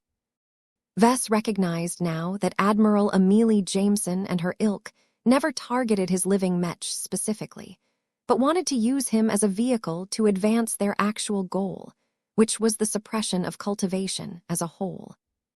All of this was fine, except for one fact. Vess never asked to be used in this way. To run roughshod of his rights and completely disregard his interests in order to achieve a greater goal rankled him to no end. Vess truly hated the Fifth Enforcement Fleet. He hated the Jamesons for being able to bend the rules whenever they wished. He despised the old-fashioned Fleeters who were so paranoid of an old threat that they resorted to dirty measures in order to cripple its resurgence. Though Vess was not willing to kill them if he met them on the street one day, these obstinate Fleeters had pushed him so much that he wanted to ruin their day in any way he could. It was through that explosion of rage and fury that he suddenly came up with the most crazy but brilliant plan he conceived during a crisis. Why not add a competitor to the Red too? The Red Association and the Red Fleet may behave like enemies to each other, but when it came to their power duopoly, they were united on this issue. The Mechers and Fleeters hated it when they had to share power with others. Vess knew for certain that he could royally piss off Admiral Amelie Jameson and her Fifth Enforcement Fleet if he proposed to add a major competitor to the Red Fleet. He would permanently burn his bridges with a powerful fleet that hated weirdos with a passion and had plenty of practice squashing them down. He would make enemies with a lot of other people as well. Vess had no idea whether the more moderate and open-minded Fleeters who were previously supportive of living Mechs would still have his back after he threatened their fundamental power base. The Red Association was another big concern. The Mechers stood to lose just as much as the Fleeters if they had to share power with a third human superorganization. If he did not handle this situation well enough, he would paint such a giant target on his back that he wouldn't be surprised if an RF dreadnought appeared in orbit of Ector V and launched a weapon of mass destruction on Charve in the hopes of killing Vess on the spot. Vess would have never dared to take this risk if he was in a calmer and more rational mood. The clever way to go about it was to float this proposal through proxies or anonymously. There were plenty of ways for Vess to circulate the idea of founding a new cultivation association. Announcing it directly was a lot more dangerous, but also had a much greater chance of eliciting support from the major leaders and factions of Red humanity. His famous identity and the huge amount of attention drawn by the public inquiry made it impossible for his proposal to get dismissed out of hand. Still, it was one thing to listen to his proposal. It was another thing to actually respond to it.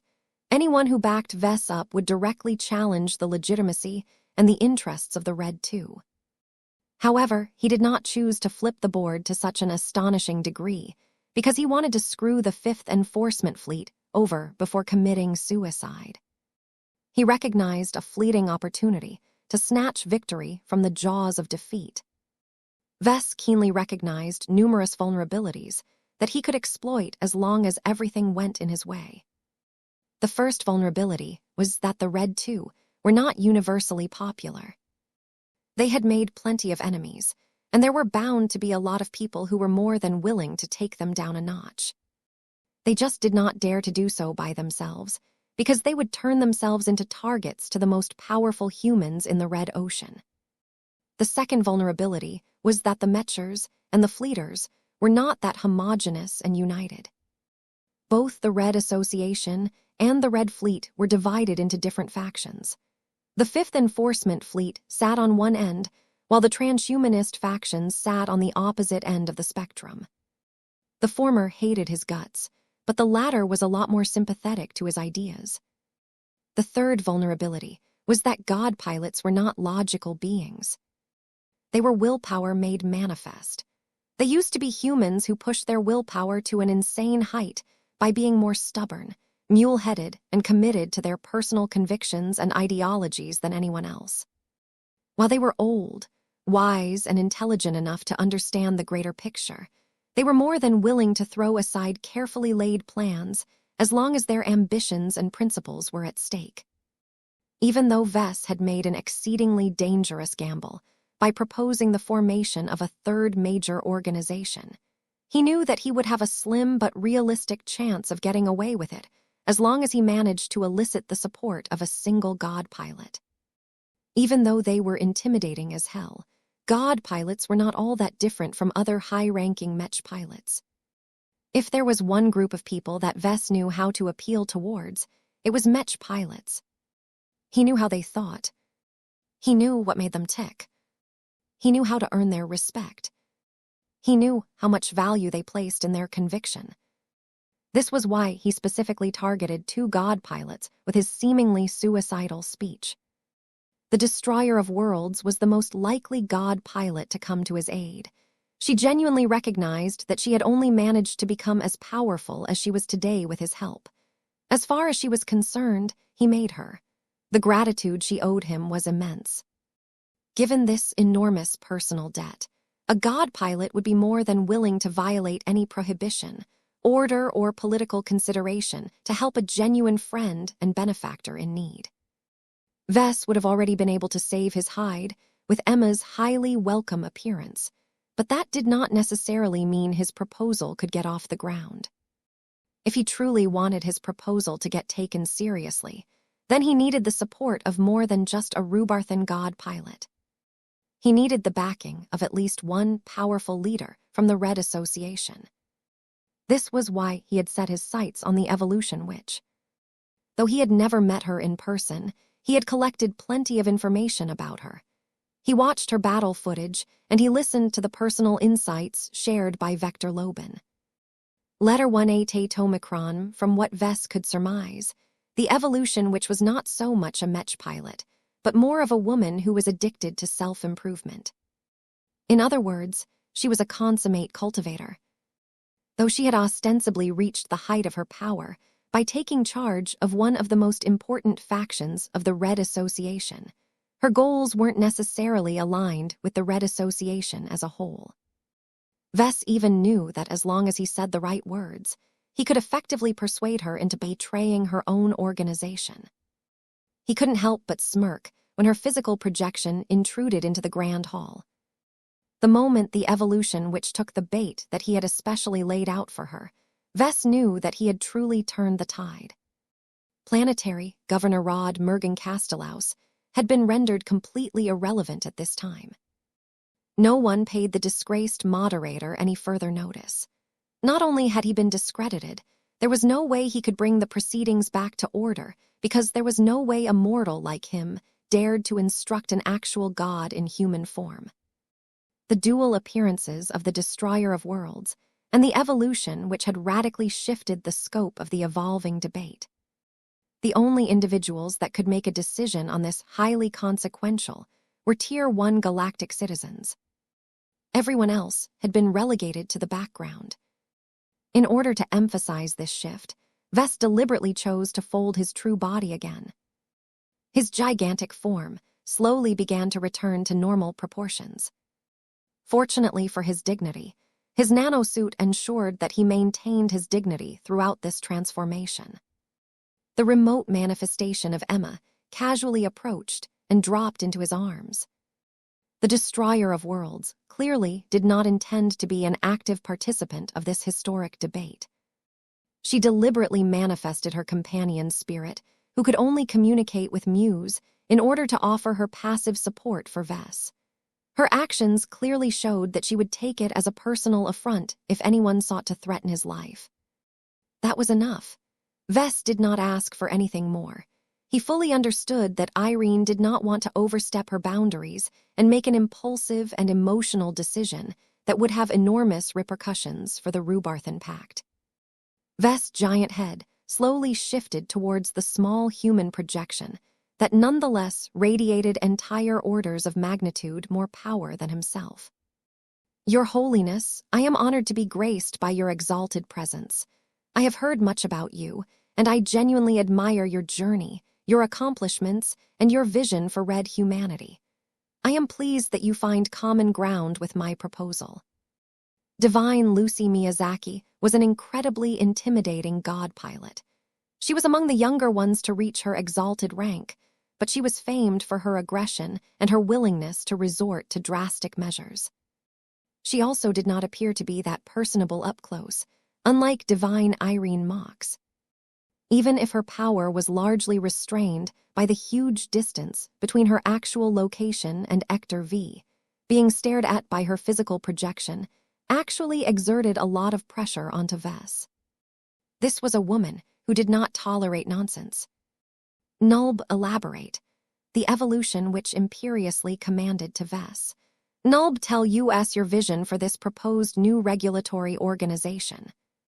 I would be happy to do so, Your Holiness. 5783, you're a cultivator. The evolution which did not have to give Vess any more speaking time. She was more than capable of picking up his proposal and flesh it out according to her own ideas. The fact that she allowed Vess to expound upon his idea showed that she recognized him and valued his voice on this matter. She did not just do so because she liked him or trusted his judgment. It was because he was a convenient vessel to formally present this subversive proposal to the public. If the evolution which unilaterally took charge of this initiative, then the political dynamic around it would change. It would effectively make it look as if she personally attempted to rebel against the Red Association that she had pledged an oath to protect and defend. Even if she managed to find a loophole that would allow her to squirm her way out of her responsibilities and support an initiative that directly damaged the interests of the Red Association, the dishonor she brought with her actions would be immense. However, if the idea continued to belong to Vess, the evolution which would present herself as a powerful individual who was willing to lend her aid to a worthy cause. This would allow her to retain her honor and reduce the amount of objections she incurred. The key phrase here was worthy cause. If Vess wanted to drag the evolution witch on his metaphorical pirate ship, then he had to frame his radical initiative in a way that genuinely benefited red humanity. If this was not the case, then recklessly attempting to break the duopoly of the Red Two would only lead to further conflict, chaos, and division. The stakes were high. Vess had jumped onto the back of a very dangerous tiger and had no choice but to ride it all the way. There was no disembarking from the pirate ship that he had personally launched.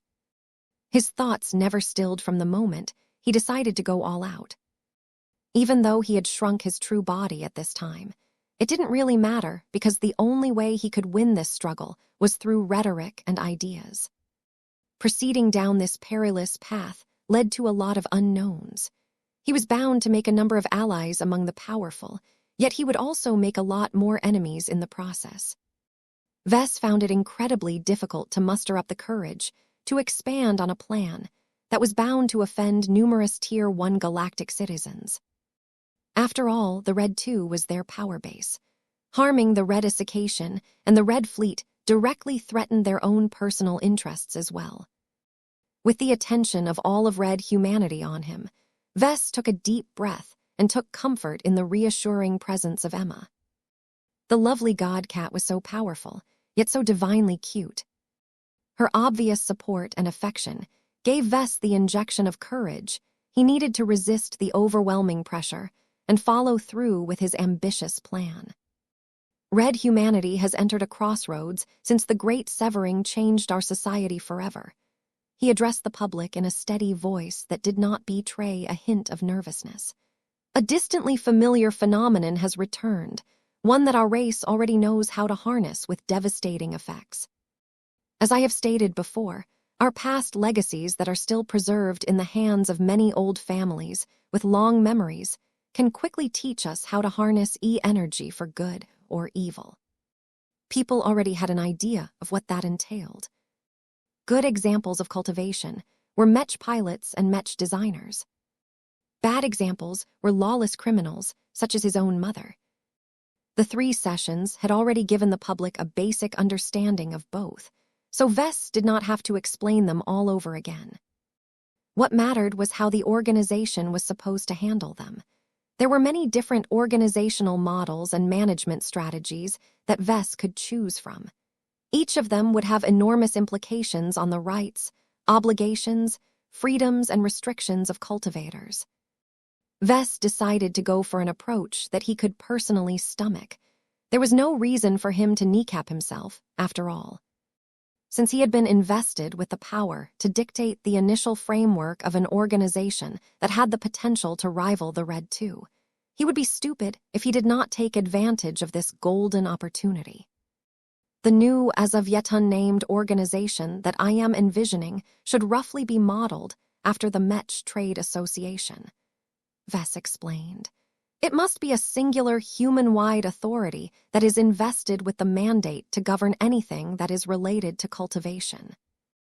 However, it must strike a balance between tolerance and enforcement. Everyone listened carefully to his words. No matter how much or little they thought about the senior Mech designer who commanded the attention of all of Red humanity, his words would definitely carry a lot of influence towards the true decision-makers. According to my own understanding of cultivation, I believe that every human will eventually be able to engage with it.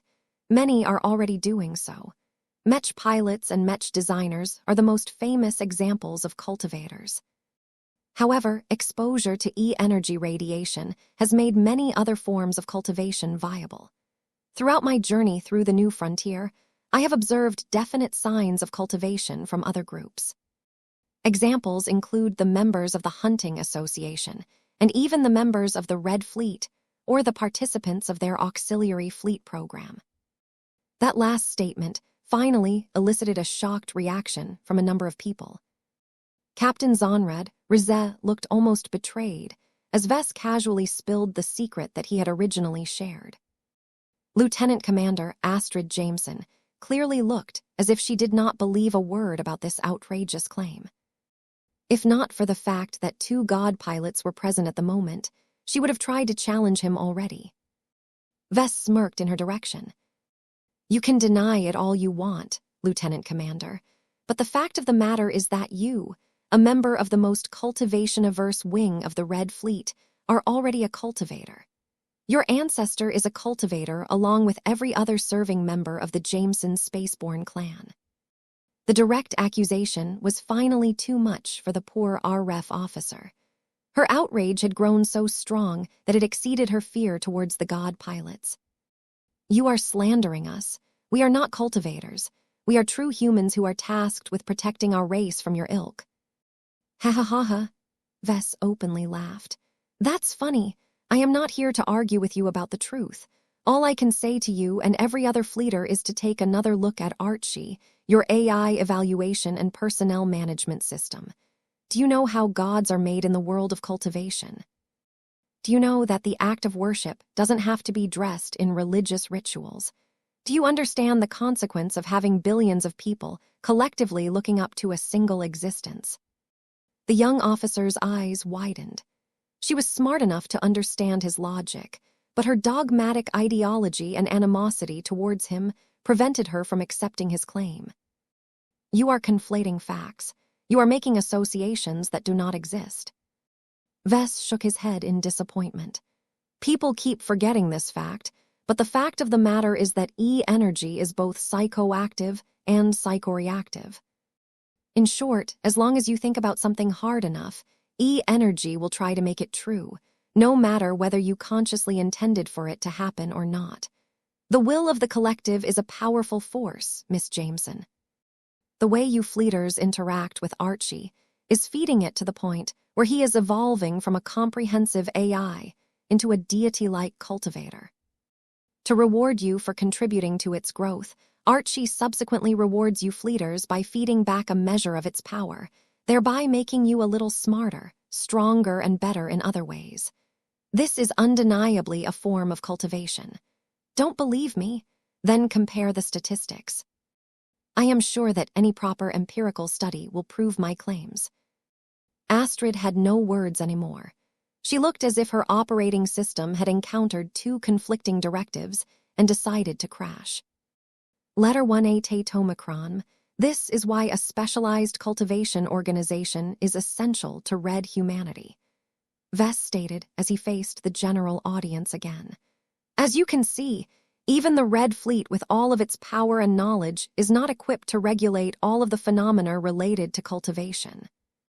Its inherent biases and ignorance towards this power either makes it blind to its dangers or prevents it from handling it in a constructive manner.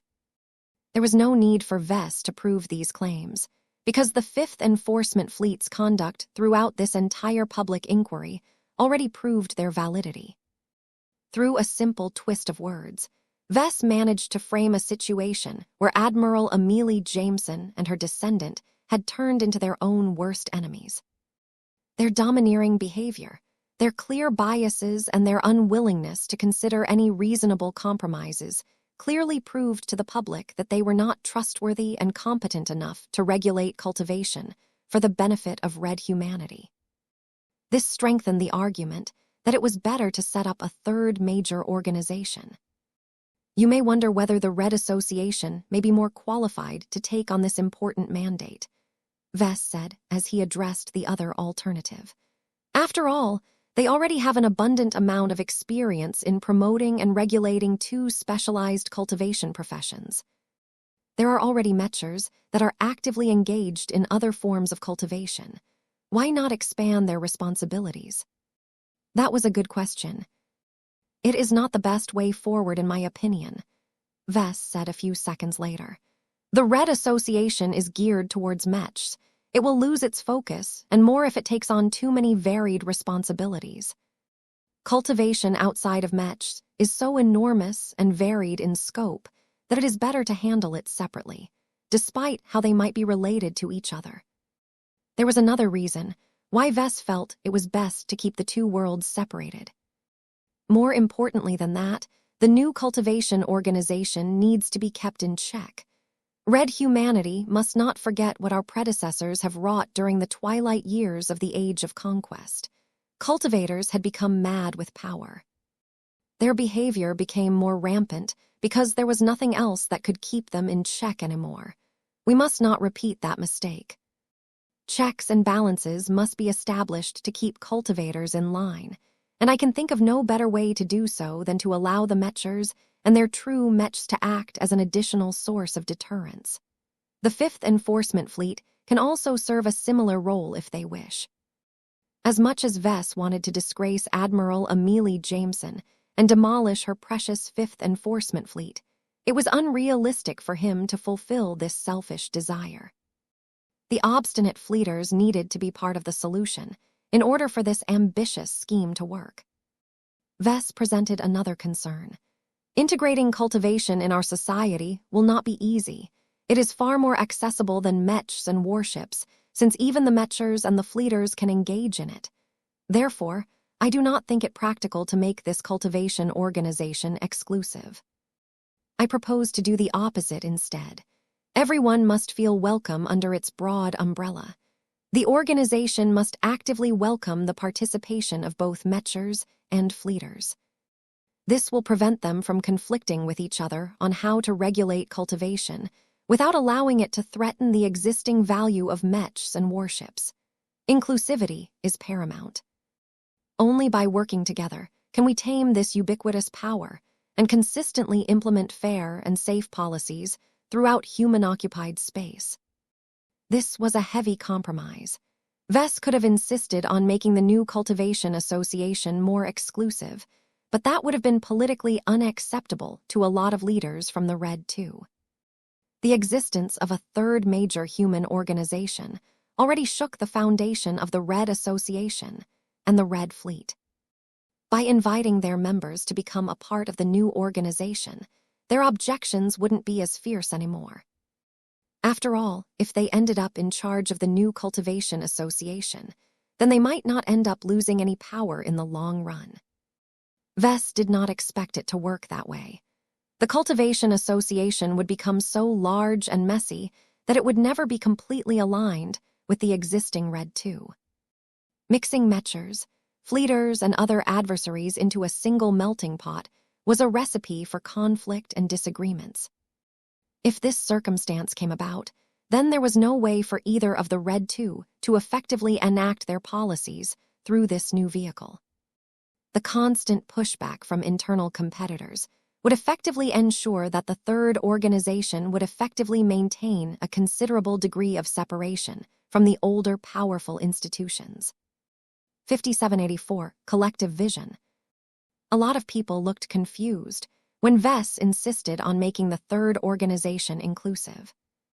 They did not understand what it meant or how it would play out over time. To be fair, not even Vess was able to predict what would happen if a bunch of powerful stakeholders from multiple competing groups all joined the same organization. This was a problem because bad governance could easily doom the best of intentions. I am sure you are wondering who will get to be in charge of this new cultivation organization, Vess said. I cannot understate the importance of selecting its initial leaders. These are the visionaries who must define the new association's mission, establish its enormous organizational structure, bestow a lot of subordinates with important responsibilities, and formulate impactful policies. He turned towards the physical projection of the evolution which, the god pilot had crossed her arms and seemed content to listen to his pitch. While I envision that the new cultivation organization be led by multiple Tier 1 galactic citizens at first, I recognize the need for a single guiding voice. This powerful individual must be responsible for keeping everyone on topic and ensure that a permanent gridlock will not cause the association to become impotent. He or she is not supposed to be the sole decision-maker, but must carry enough respect to push an agenda forward. Red humanity cannot afford to remain stagnant on cultivation.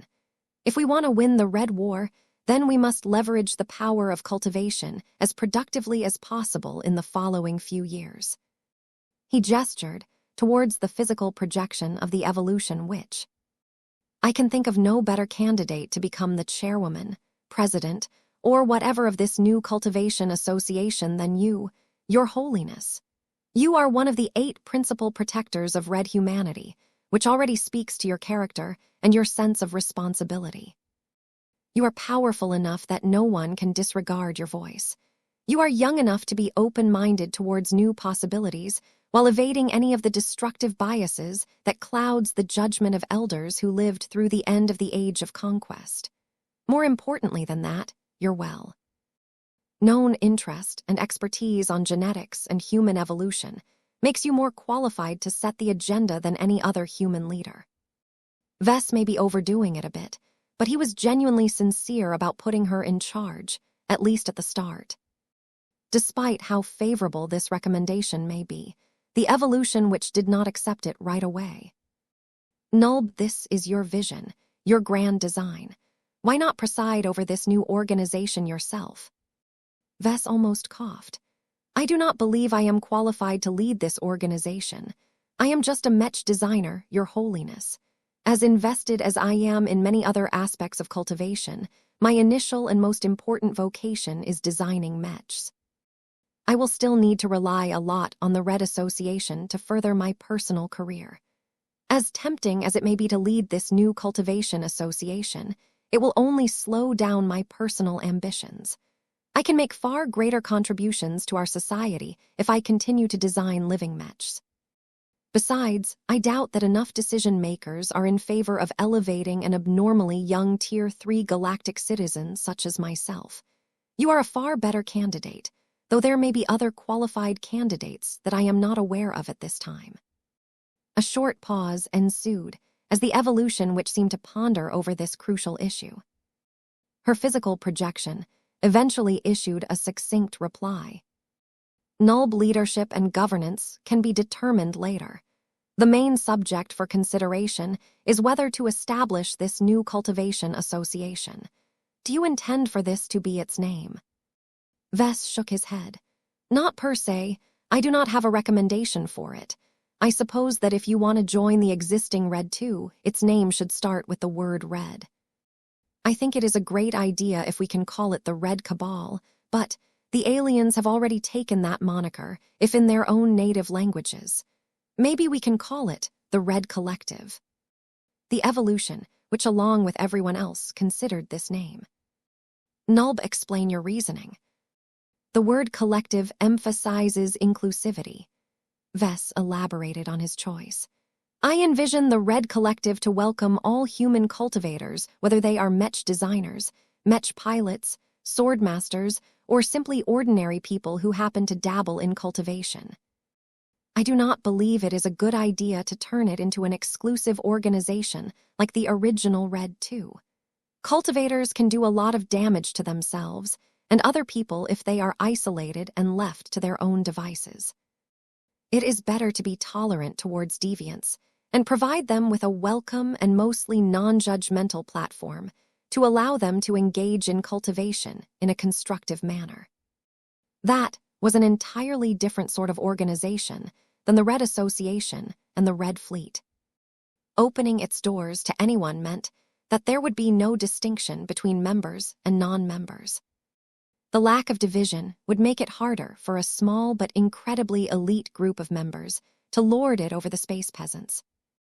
On the other hand, the overly generous entry conditions meant that a lot of trash and freeloaders would become a part of the collective, making it more difficult for this new organization to develop a strong and cohesive image.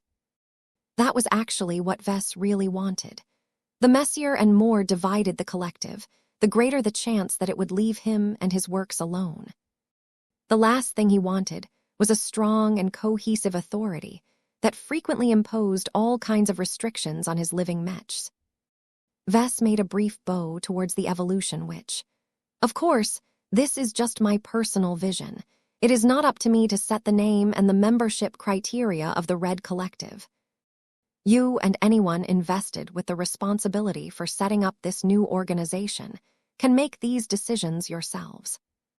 I can only add that the ubiquitous availability of E-energy makes cultivation so accessible to every Red human that you cannot regulate it as strictly as you do with Mechs and warships. I think it is much better to extend a welcoming hand to everybody than to deny its benefits to everyone but a select few. Those were good suggestions, but they still left a lot of open questions. Vess did not want to overstep his boundaries. He had to be careful about giving enough direction to inspire the public, but also reserve enough room for the actual leaders, such as the evolution which to put their own stamp on the idea. The god pilot in question slowly nodded in approval. Nulb, I approve of your vision. I agree with you. Cultivation should be a universal right for Red humanity. Everyone deserves a chance to overcome their weakness. This was to be expected from the evolution which, her difficult life journey, where she constantly had to break through in order to outpace her congenital ailments, had fundamentally shaped views towards human evolution. Even if other forms of cultivation were not identical to her own, they still possessed enough similarities for the evolution which to support them on principle. The other god pilot who had shown up voiced her opinion in a much more direct manner. Nulb Mu. That was clarifying. The time for elaboration had come to an end. Vess had already sketched a basic layout on a canvas. It was up to the real movers and shakers of human civilization to decide whether to agree to the formation of the Red Collective. Passing this proposal would lead to drastic changes throughout society. The implications were massive. Red humanity would diverge even further from original humanity that resided back in the old galaxy. The Red 2 would eventually morph into the Red 3, as the newest entry was bound to become an intimate part of people's lives. A huge sense of weight descended onto the Dragon King's palace. The destiny of the human race in the Red Ocean was at stake. Every Tier 1 galactic citizen in the dwarf galaxy had directed their attention to this highly consequential event. Vess decided to give this matter another push. Earlier, I asked the members of the public whether they are in favor of my proposal. While I do not have the ability to poll every single human in the new frontier, I would like to ask you to stand up and voice your support if you agree with my proposal. So I ask of you again, are you with me, Red Humanity? The vast majority of the 100,000 people who were fortunate enough to witness this historic event inside the Grand Hall all rose from their seats and issued their reply. We are with you. Their thunderous reply rippled through the water, as well as the still existing pocket of air centered around Vess. Their voices transmitted over the broadcast and into many other homes and workplaces. What was remarkable was that a lot of people on the other end issued the same response. No matter whether the Red Association or the Red Fleet was able to precisely track the exact responses from every single individual, it was more than clear that there was a comfortable majority of people who were in favor of the establishment of the Red Collective. Letter 1A Tomicron, how could they not? It not only promised to teach people how to harness the power of cultivation, but did so while presenting far fewer barriers of entry compared to the existing Red 2. The proposal clearly provided a lot of benefits, but very few downsides to ordinary people. Neither the Red Association nor the Red Fleet could possibly be as generous towards them. Ordinary space peasants had a long history of getting screwed by the Mechers and Fleeters. The masses clearly relished the chance to stick it to the Red 2 and gain power in a way that fell outside of their direct jurisdiction. Vess smiled. He felt a lot of relief that the public was willing to play along with his charade. Unfortunately, public support alone was not enough to force such a radical change on human society. The existing powers needed to assent as well, in order to turn this whimsical idea into a concrete reality. He turned back to the evolution, which, while gently stroking Emma's delectably soft and furry back. The public has spoken. Now, I would like to invite the leaders of the Red 2 and the first-rate colonial superstates to share their stance on this proposal. Nulb Mu. Naturally, the Destroyer of Worlds supported this initiative, and not just because she wanted to do Vess a favor. Given her ambitious plan to speed up her cultivation to the unprecedented rank of God King Pilot, Divine Irene Mox could surely leverage the support of a friendly institution. Nulb, as I have stated before, evolution should be a universal right to all red humans. I approve. The support of 2 god pilots was already enough to form the Red Collective. It was not as if anyone was willing to stand in their way if they really insisted.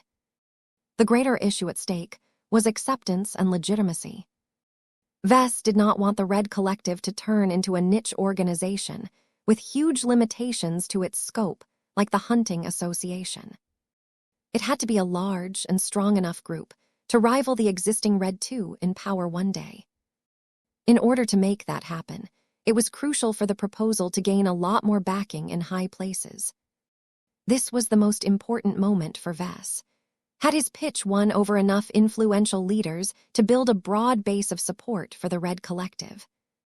"I approve." A relatively weak voice broke the silence from below. The fleeter captain wearing his dress uniform boldly attracted everyone's attention. "My standing in the Red Fleet may not be impressive, but I have seen its rot and stagnation. Far too many colleagues of mine are trapped in the web of outdated traditions and willful ignorance. We cannot ignore cultivation forever. If we do not embrace it, we will get overtaken by it. Technology does not have to resist cultivation. It can coexist alongside this new force." Though Sigrund was definitely not a big shot, it was still a highly symbolic move for an actual captain of the Red Fleet to publicly support this radical initiative. "Thank you, Captain Rizet. Who else agrees with my motion?" 5785, Red Admiralty. This was perhaps the most crucial part of Vess' incredibly bold attempt to reform the power structure of Red humanity. Vess had already changed history in a way by opening the gates to the formation of a Red Collective. Public support for this broad new organization with a mandate related to cultivation was clearly high. There would not be many issues trying to convince the masses to accept this potential new addition to their lives. Yet it did not matter if a couple of trillion more people supported the initiative. The ugly truth about Red humanity was that the vast majority of them were powerless. As much as Vess hated the term space peasant, there were good reasons why the Mechers and Fleeters used it on a frequent basis. That was because the second-raters and third-raters lacked the power to make their voices heard. Therefore, the only opinions that truly mattered were the people at the top. The galactic citizenship system was the formalization of human civilization's highly lopsided hierarchy. By establishing clearly defined tiers, it became very obvious to anyone whether a person was qualified to share their opinions or decide on an issue. A matter as consequential as establishing the Red Collective could only be decided by the highest leaders in the Red Ocean. The approval of a god pilot like the Destroyer of Worlds alone was functionally worth more than the total sum of space peasants in the new frontier. It sounded incredibly unfair and unjust, but this was the reality of today's society. The Mechers and the Fleeters had never been interested in sharing power. Since they came into power during the Age of Mechs, they made huge power grabs in the name of protecting civilians from the irresponsible decisions of their former leaders. While the Big Two's heavy-handed reforms successfully neutered the former Star nations to the point where they could no longer threaten the survival of the human race, one of the lamentable consequences was that ordinary folk became even more divorced from power. This was why there was such a strong universal drive towards promotion and wealth generation. Many people born under ordinary conditions were dissatisfied with their lot. They envied the first-raters for actually having enough say in how their lives and their society should be run. There was no hope for people at the bottom or middle layers of society to push through meaningful changes. Their opinions simply didn't matter enough. Only by working hard, making the right connections, and showing enough brilliance would these people be able to rise high enough to join the privileged class.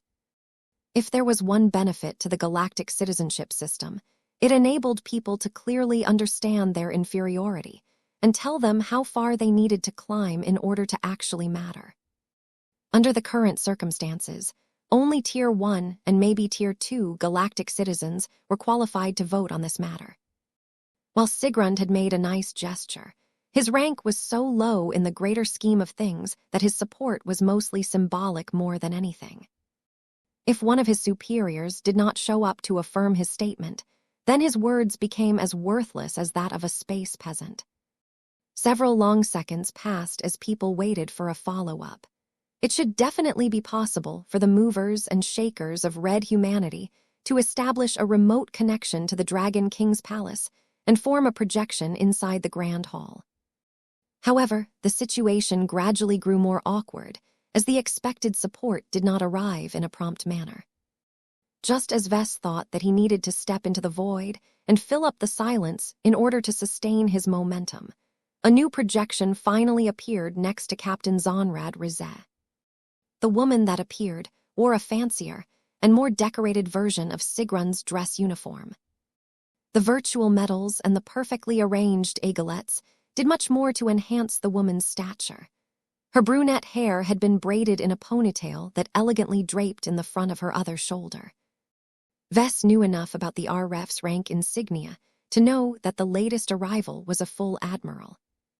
The latest arrival soon confirmed that with her own words. "I am Admiral Chelsea Mealy, formerly of the 2nd Main Fleet. I lead the recently formed 7th Light Fleet, which is predominantly tasked with reconnaissance and the deployment of fast patrols. I am also a part of the Red Admiralty, the highest decision-making organ of the Red Fleet." The Great Severing had initially messed up the ranks of the portion of the CFA that got cut off from the Milky Way. The huge gaps and shortcomings that resulted from this abrupt cutoff forced the Red Fleet to implement a thorough reorganization. Not only did the Red Fleet form 5 new fleets that specialized in fulfilling different missions and responsibilities, it also raised a bunch of new admirals to fill up the widening leadership gaps. The Red Admiralty was a lesser version of a similar decision-making organ of the Common Fleet Alliance. The latter was a lot larger in scope, given that it was principally dominated by Grand Admirals that ranked above Fleet Admirals. In any case, Admiral Chelsea Mealy was completely different from her subordinate. Her voice held actual weight. She smiled as she addressed the entire public for the first time since her promotion. "I approve everything said by Captain Rizet. Let me explain my reasoning. He, along with many other fleeters, have studied the disposition of alien forces beyond our borders. What they have uncovered with their own sensor sweeps is disconcerting. The quantity of alien warships is overwhelming. Even if many of them have yet to arrive in the war zones due to internal tension and slow alien superluminal traversal methods, this will not hold them back forever. Our Mechs and warships will be subjected to so many hostiles that they may be pushed past their breaking points. This is not the fault of our technology or our soldiers. Both are more than adequate. The fundamental issue is quantity." Many people already had a shallow understanding of how humanity was fighting an uphill battle. The territories occupied by humans were so small relative to the size of the entire dwarf galaxy that it was impossible to gain parity in numbers. Yet to hear that this disadvantage would lead to concrete setbacks and difficulties from an admiral of the Red Fleet made it a lot harder to believe that Red humanity would muddle through somehow. Admiral Mealy knew exactly what she was doing. Do not cling to your illusions that human superiority alone will allow us to prevail in the Red War. The actual facts and numbers do not support this conclusion. We cannot expect to win our struggle of survival by adhering to the status quo. Everyone needs to adapt, including the Red Fleet. The formation of the Red Collective will not weaken us. It will strengthen us by addressing the new blind spots that have emerged and increase the militarization of our population without imposing an excessive drain on our limited resources. Though the woman did not frame her argument in an uplifting manner, she nonetheless delivered a heavy dose of reality to the public. Far too many people were not sufficiently informed about the harsh realities of war. This was mostly deliberate, as many leaders wanted to raise morale and prevent any internal unrest from occurring. While this was certainly nice, the downside to this approach was that far too many people lacked the urgency to resort to harsher measures in order to produce greater results. Admiral Mealy clearly wanted to change the mentality of the general population with her message. "Thank you for your vote of support," Vess said a moment later. "Who else among the Red Fleet is willing to back this initiative?" Another physical projection came to life. The old man that appeared did not look that much different from Admiral Mealy.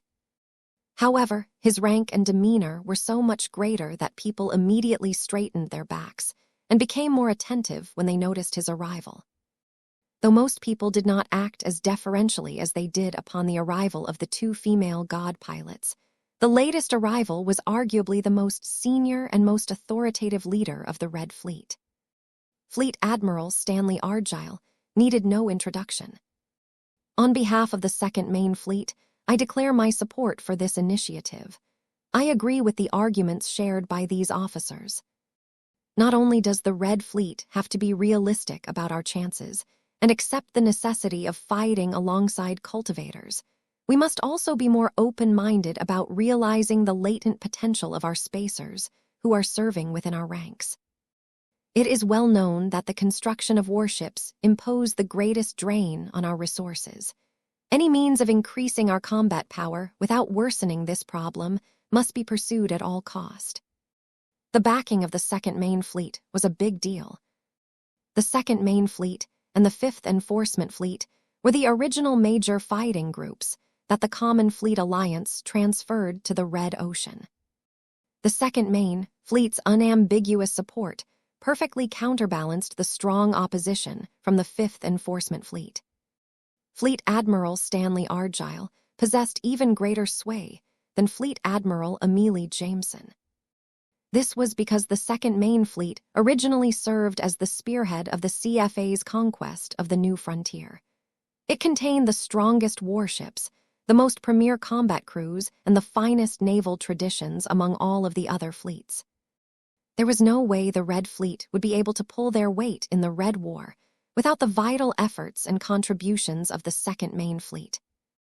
However, after Fleet Admiral Stanley Argyle had put his reputation and credibility on the line by backing this incredibly controversial initiative, no more admirals showed up to affirm their support. Instead, a minute passed by before the projection of an older woman appeared beside Lieutenant Commander Astrid Jameson. A lot of people gasped as the infamous fleeter's ancestor had finally decided to descend upon the stage herself.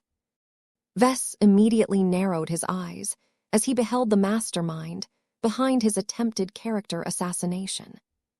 If it wasn't for this meddlesome woman, Vess wouldn't have been forced to resort to this extreme course of action to save his own hide. Fleet Admiral Amelie Jameson did not look repentant or remorseful. She did not even bother to look in his direction. My descendant here has already explained that cultivation is a scourge that will lead to the corruption of the human race. As deplorable as you think the native aliens may be, the cultivators spawned by this Red Collective will definitely be worse. In the interest of safeguarding the lives of the weak and defenseless, the Fifth Enforcement Fleet respectfully rejects this proposal. Two more physical projections showed up to back the Fleet Admiral's stance. The Third Barrier Fleet rejects the motion. The Sixth Special Fleet rejects the motion. Just like the Seventh Fleet, the Third and Sixth Fleets had only been recently formed out of a combination of scattered units and donations from the Second and Fifth Fleets. They were only led by full admirals who were still new to their ranks and positions. Their weight and prestige was not high, but they provided crucial numerical backing to the fleet admiral that they were aligned towards. The appearance of the latest three fleeters made it clear that the Red Fleet was still divided on this issue. The only admirals that had yet to show up were the ones that led the recently formed 1st Garrison Fleet and the 4th Engineering Fleet.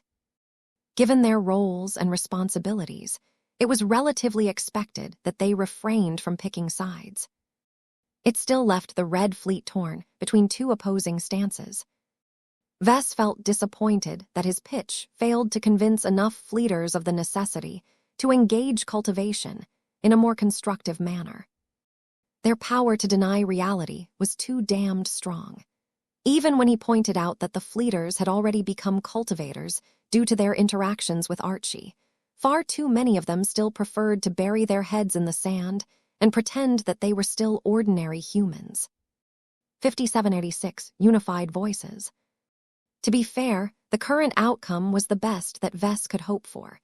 It was too much to expect fleeters to be more open-minded about the need to deviate from their existing rules and traditions. The courage displayed by Fleet Admiral Stanley Argyle and Admiral Chelsea Mealy was impressive. They openly defied a taboo and made a complete reversal on the subject of cultivation. Vess understood why they were more willing to embrace change than others. The Second Main Fleet fought the hardest battles and suffered the greatest attrition as a result. If this pattern persisted, then it would inevitably get hollowed out as it became harder to replenish the losses of irreplaceable warships. The Seventh Light Fleet not only understood the immediate enemies of red humanity a lot better, but completely lacked the heavy tonnage and firepower to resist any offensives. The large collection of subcapital ships under the command of Admiral Mealy could only slow down the enemy advance by raiding shipping lines and intercepting scouting vessels. However, they could forget about defending crucial human, occupied star systems against a determined enemy invasion. That was not to say that the other fleets would be put in a worse position if the native aliens managed to make a lot of gains. The issue was that the Fifth Enforcement Fleet, and so on, were not experiencing the full consequences of inaction at this time. Perhaps they might change their tune once the aliens launched a proper offensive, but until then, they had the luxury of maintaining the status quo.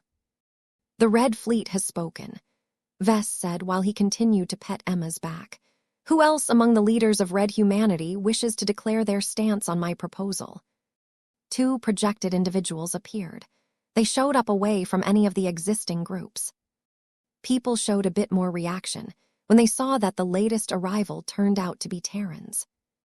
General Axeler Strion and Master Layla Rebecca DeVos both shared a good relationship with Vess. They also held enough status within their respective ancient clans to speak on their behalf. The Strion ancient clan wholeheartedly approves this proposal. The famous Peak Ace pilot announced, "As Terrans, we have preserved far more records on cultivation than others. We understand its potential and its perils. We have conducted research on how we humans can best combine it with our existing technologies to produce far greater results that were previously possible. Rather than see it as a replacement of our existing methods, we see it as a welcome addition to our arsenal. As far as we are concerned, the Terran Alliance cannot fall behind in this new arms race." Letter 188 Omicron General Axeler Strion possessed a lot of influence among the Terrans. Even if it seemed unlikely that he would ever be able to initiate the Mech-body merger process and reach his ultimate destination, his Ouroboros was already quite powerful in a superstate that only enjoyed the protection of a single god pilot. The biggest issue was that he was one of the more forward, thinking, and reform-minded leaders of the Terran people. The Terrans really valued their traditions and often resisted change for fear of losing their heritage. It remained uncertain whether General Axeler represented a comfortable majority or remained an outlier. The Master Mech designer spoke next. "The DeVos ancient clan approves Professor Larkinson's proposal as well. Many people here may be afraid that cultivation may come to replace mechs, but nothing could be further from the truth. Mechs enable humans to exceed their physical limitations and pose a greater threat against our enemies. They possess distinct advantages that cultivation cannot easily surpass. The rise of an active cultivation community can actually empower mechs by introducing new technological possibilities that were not feasible before. Just as the innovative e-technologies developed by Professor Larkinson has led to the creation of living mechs, other exotic solutions may emerge that can further enable mech pilots to attain more victories and return from the battlefield alive." It was rather interesting that Master DeVos primarily spoke as a mech designer as opposed to a Terran, but her input was welcome nonetheless. She could definitely help to reduce the apprehension that the mech community held towards cultivation. After all, the age of mechs had been their golden age. Mech pilots were the protagonists of that era, and mech designers enjoyed an exalted status in the industrial sector. Every other profession failed to match their level of fame, prestige, and desirability. It would be hard for them to welcome new competitors who promised to become legitimate substitutes for mechs. This was why Vess did not expect for every Mech pilot and Mech designer to support the establishment of the Red Collective. Vess interrupted his thoughts when a bunch of projections of other Terran leaders appeared. Leaders of both familiar and unfamiliar Terran lineages, such as the Shuku Ancient Clan, the Sully Ancient Clan, and the Nailed Ancient Clan, had chosen to stand up and issue a remarkably unified declaration. The Shuku Ancient Clan proves this proposal. The Sully Ancient Clan proves this proposal. The Nailed Ancient Clan proves this proposal. The Dermond Ancient Clan approves.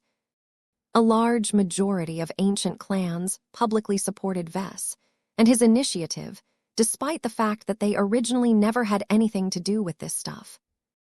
They were the first supporters from people and groups that had no special relationship with Vess. It was clear that they did not make a public stand solely because they liked Vess. He did not need to be a consummate politician to know that the Terran ancient clans were mainly invested in the Red Collective, because it presented them with an opportunity to break the hegemony of the Red too. The Terran people had bowed their heads to the Mechers and the Fleeters far too long. With the addition of the Red Collective, the power previously held by the current overlords would definitely become diluted. Even if it was not possible to kick the Mechers and the Fleeters out of the overly inclusive Red Collective, it was enough for the rest of humanity to gain another pathway towards power. Almost all of the ancient clans active in the Terran Alliance had declared their support for the founding of the Red Collective. That still left a handful of incredibly stubborn and traditional holdouts. The Chabran ancient clan, for example, remained conspicuously absent. Professor Kakuk Chabran could have declared its stance outright since he was already present on site, but his status within the clan was not impressive enough to serve as an adequate representative.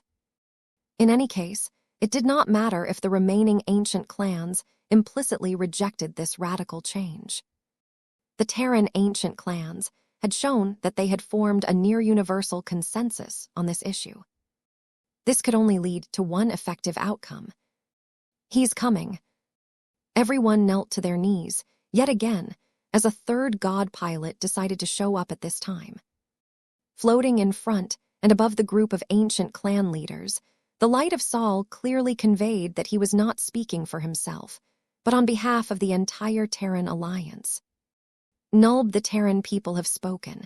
The Terran Alliance is fully behind this proposal.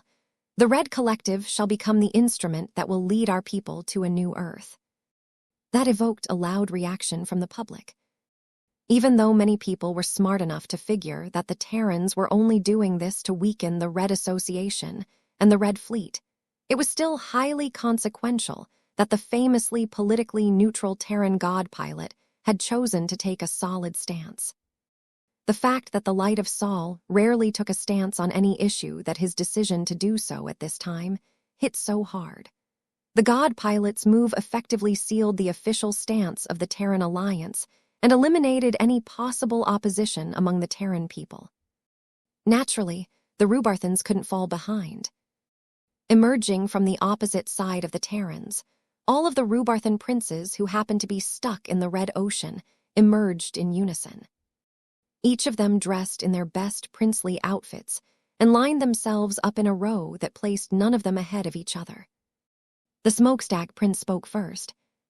The Rubarthan Pact does not see eye to eye with the Terran Alliance on most issues, but the fate of humanity is too important to allow historical rivalries to threaten our collective survival.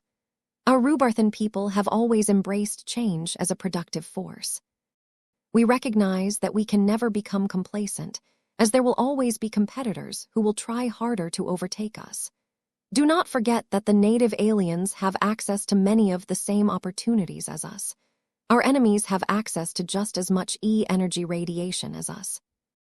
If we do not form the Red Collective and systematically organize humanity's introduction to cultivation, the native aliens shall overtake our strength. That was an excellent argument.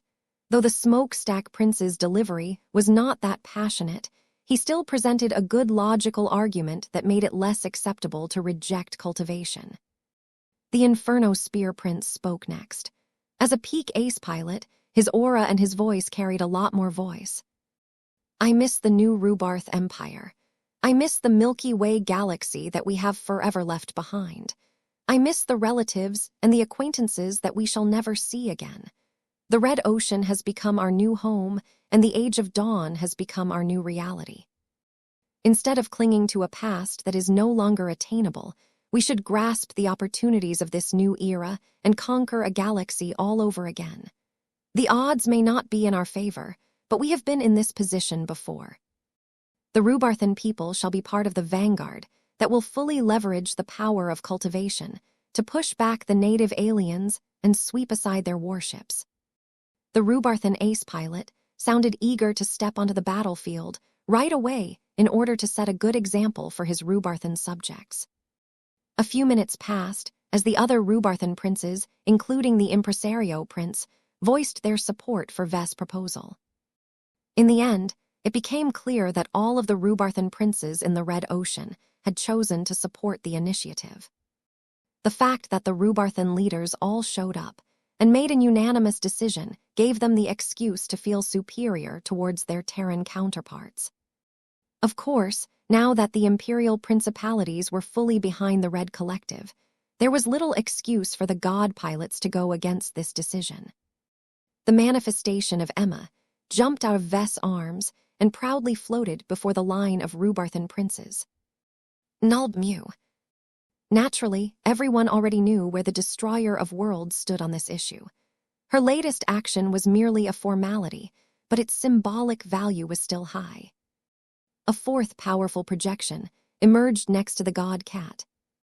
Even though a lot of people were growing tired of the repeated bowing, they did not dare to show any disrespect towards the ultimate protectors of red humanity and lowered themselves to their knees. The Spacelock's human form possessed a much stiffer and more formal aristocratic bearing than his female peer. Though it was not a secret that the Spacelock and the Destroyer of Worlds did not see eye to eye on many issues, this was not one of those situations. The Spacelock imperiously floated before the Rubarthan princes and affirmed the unanimous stance of his superstate. Nulb, I declare that the Rubarthan Pact fully approves the creation of the Red Collective. There was no need for the Rubarthan god pilot to say anything more. It was official now. The two first-rate colonial superstates both voiced their strong support for the formation of the Red Collective. Even if the Terrans and the Rubarthans were not as powerful as the present-day Mechers and Fleeters, their strong, unified support meant that the Red Collective was bound to become a legitimate competitor of the existing Red 2. The only question now was whether the holdouts from the Red Association were willing to back this initiative. A lot of Tier 1 galactic citizens had yet to declare their stances. 5787, strong voices. Of the four major groups of red humanity, two of them had already formed a remarkably strong, unified front on this issue. The Terrans and Rubarthans already had the power to form the Red Collective by themselves. They did not strictly need the support of the existing Red 2. It was just that any strong opposition from the Mechers and the Fleeters would definitely hinder any efforts to turn the Red Collective into an equal partner to the Red Association and Red Fleet. In order to reduce delays, pushbacks, and other hindrances, it was vital for the Red 2 to be as supportive as possible. At the very least, the more divided they were over this issue, the lower their ability to sabotage the development of the Red Collective. Vess and many others waited impatiently for the leaders of the Red Association to show up and share their own verdicts. The proposal had already gained an abundant amount of support and momentum, but the god pilots and star designers of the Red Association frequently disregarded popular trends in the past. They drew their authority and legitimacy from their overpowering strength or their astonishing productivity. While it was nice for them to be popular among the space peasants, they did not strictly need it as they were not politicians. The Galactic Mech Counselors used to act as the representatives of regular folk, but the Red Association quietly reduced their importance. All of this meant that the Red Association could very well form a major obstacle to the Red Collective. It did not take long after the declaration of the spacelock for the projection of a completely different leader to appear. The latest arrival conspicuously chose to emerge at a position that was separated from the other groups. This time, the people did not kneel, but still chose to bow in respect. Vess, meanwhile, became more tense as he caught sight of a probable opponent. The first star designer had arrived. The Lord of Thermodynamics did not pay attention to anyone aside from the Evolution Witch. Both of them were Mechers, but that was all they had in common. Hendrik Polt was old enough to live through the end of the Age of Conquest. Divine Lucy Miyazaki was among the youngest god pilots and grew up during the heyday of the Age of Mechs. Strong personalities were usually shaped by their most formative years during their childhood and adolescence.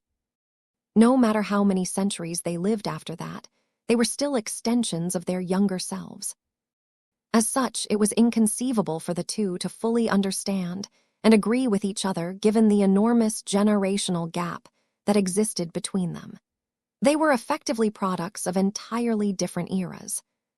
After the Lord of Thermodynamics completed his brief and silent exchange with the Evolution Witch, he stared directly at Vess. It was fortunate that a projection was unable to convey the expansive domain and true self of a star designer, because Vess might have become fascinated if this was the case. "I do not approve," the old star designer declared without any shame or ambiguity. "Our existing institutions are already adequate enough to regulate cultivation. The Red Association as well as the Red Fleet already have extensive familiarity with what it can unleash. We have defeated its evils once, and we can do it again by relying on our existing deterrents. Forming a Red Collective during a time of war will unnecessarily generate instability, empower leaders who do not deserve what they gain, and divide Red humanity even further.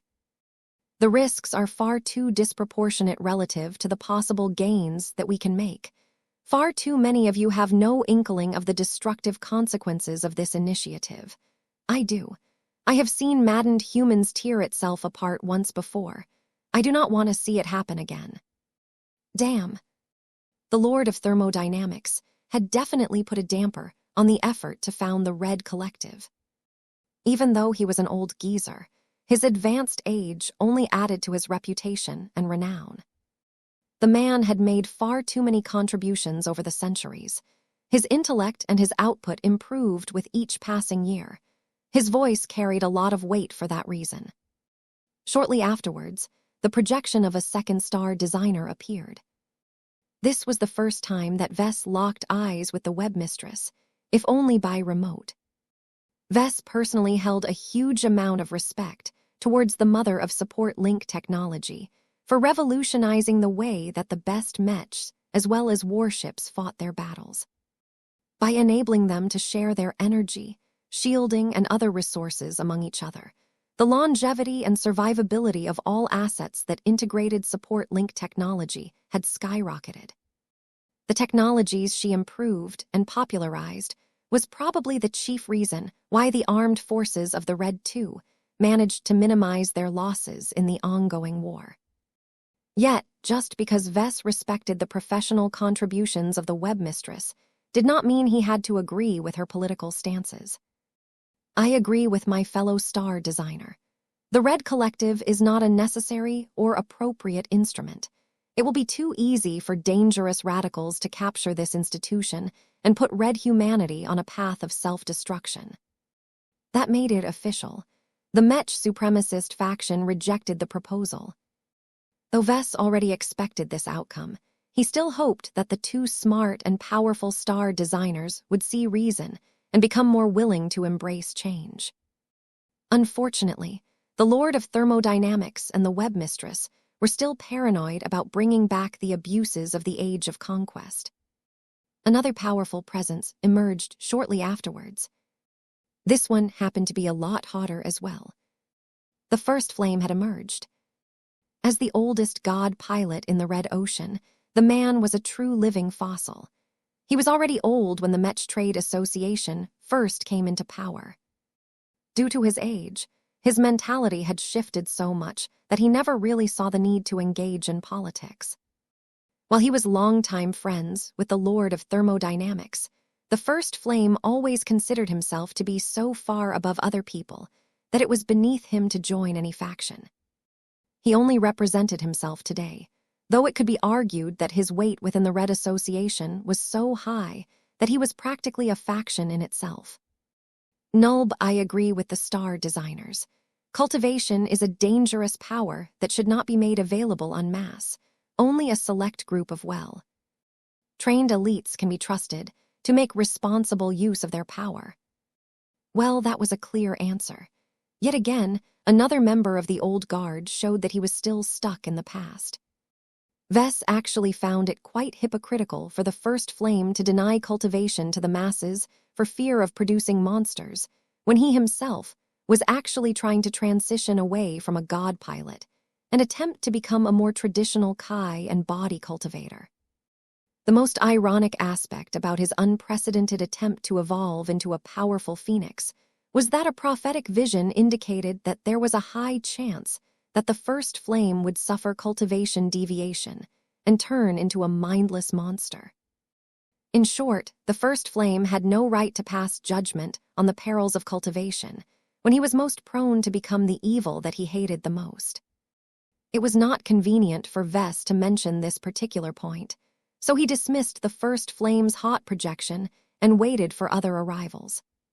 The Fist of Defiance showed up next.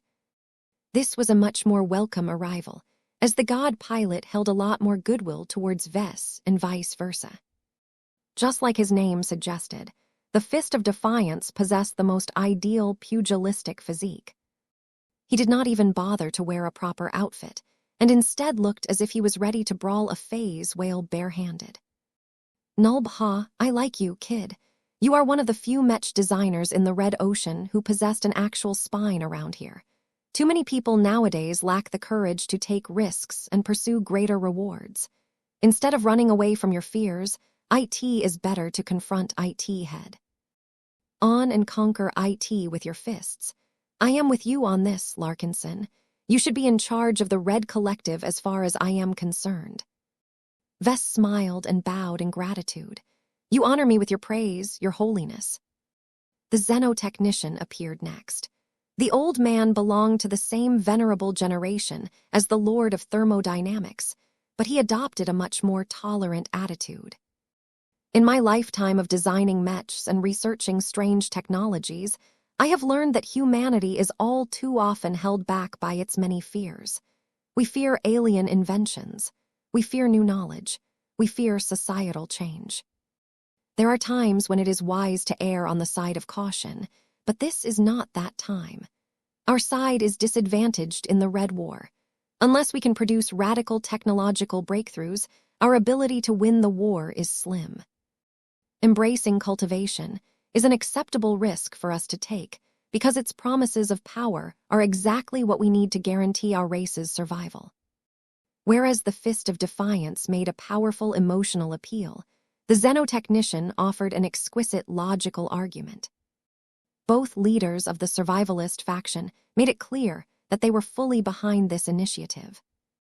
Vess smiled in satisfaction and gratitude. The survivalists might not have been able to do enough to protect him from the attacks of the 5th Enforcement Fleet, but they were still willing to support him during this important time.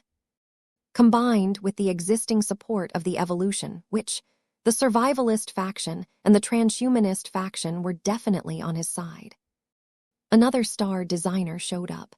This one was a surprise to Vess.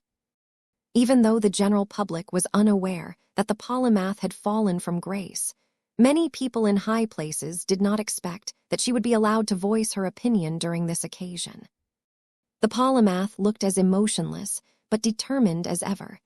Her current posture betrayed no hint of her prior disgrace. It was clear that the Red Association wanted to create the impression that the polymath was still an active participant in leading Red humanity to a better future. She directed an unreadable glance towards Vess. Whether she was appreciative or upset with him was unclear. The polymath did not show up in order to reminisce about old times. Red humanity has fallen into a crisis. She spoke in a plain and factual tone. In my personal opinion, the best way for us to maximize our potential is to unite our fractured population. Sadly, that is not a feasible possibility in our current climate. I do not favor the act of further dividing our people, but in the absence of the most ideal outside, I see the logic and the necessity of founding a specialized organization that can manage cultivation in a responsible manner. I approve of Professor Larkinson's initiative. Despite his relative youth and lack of experience, I too am in favor of appointing him as the leader of this Red collective. Gee, thanks. Despite his mixed feelings towards the polymath, Vess welcomed her voice of support. She still carried a certain amount of weight, given that she was still a star designer that was able to imitate difficult specializations that were no longer accessible in the Red Ocean. However, Vess did not really like the fact that she insisted on putting him in charge of this messy new organization. He already explained that he was too busy with designing Mechs to waste his time on this difficult endeavor. Vess could forgive the Fist of Defiance for making this suggestion, because the God pilot merely thought it was best for human civilization. The polymath, on the other hand, might have wanted to take revenge on Vess by foisting him with a massive responsibility that he did not want. 5788, the Resonance Smith. The survivalist faction wielded a lot of influence in the Red Association and beyond. A lot of different parties looked up to the survivalists for guidance in this time of crisis and uncertainty. Few insiders overlooked the fact that the outcome of the latest conference organized by this faction had been responsible for pushing the Deep Strike plan onto Red humanity. Even though the Fist of Defiance was not the outright leader of human civilization in the new frontier, the fact that society had begun to follow his vision had elevated his renown above other God pilots. Therefore, people were considerably more inclined to accept his recommendations or instructions than in the past. His personality flaws were well known, but his unwavering optimism and his unflinching belief in Red humanity was exactly what everyone needed the most in this dark and difficult period. Though the God pilot had not turned into the outright ruler of Red humanity, people found that despite his crass language, he was actually pretty suitable to serve as the guiding conscience of their troubled civilization. There had to be good reasons why the Fist of Defiance recommended Vess to become the inaugural leader of the proposed organization. However, it was not until the famous or infamous polymath issued a similar recommendation that people truly started to take the idea more seriously. Vess grew nervous as the expressions of many people started to show they were weighing this additional proposal on its merits. If the Red collective truly lifted off, then who better to lead it in its formative years than the man who came up with it in the first place? Even though he was awfully young for the job, he had demonstrated many admirable traits during the times he presented himself to the public. In addition to that, his mysterious heritage and his excellent grasp on e-technology demonstrated that he possessed the functional knowledge needed to oversee the development of cultivation in human society. Vess could clearly sense that the seed had been planted in people's minds. That was not good for him because he really did not want this job. This was not the time to discuss this issue. The vote still needed to go on. There were still a number of important factions that had yet to declare their stances. "The polymath has spoken," he said as he continued to cradle Emma in his arms. "Who else from the Red Association is ready to announce their decision?" Another projection came forth. The power radiating from this individual made it clear that yet another star designer made an appearance. It soon became clear that the latest arrival did not have the most spotless reputation.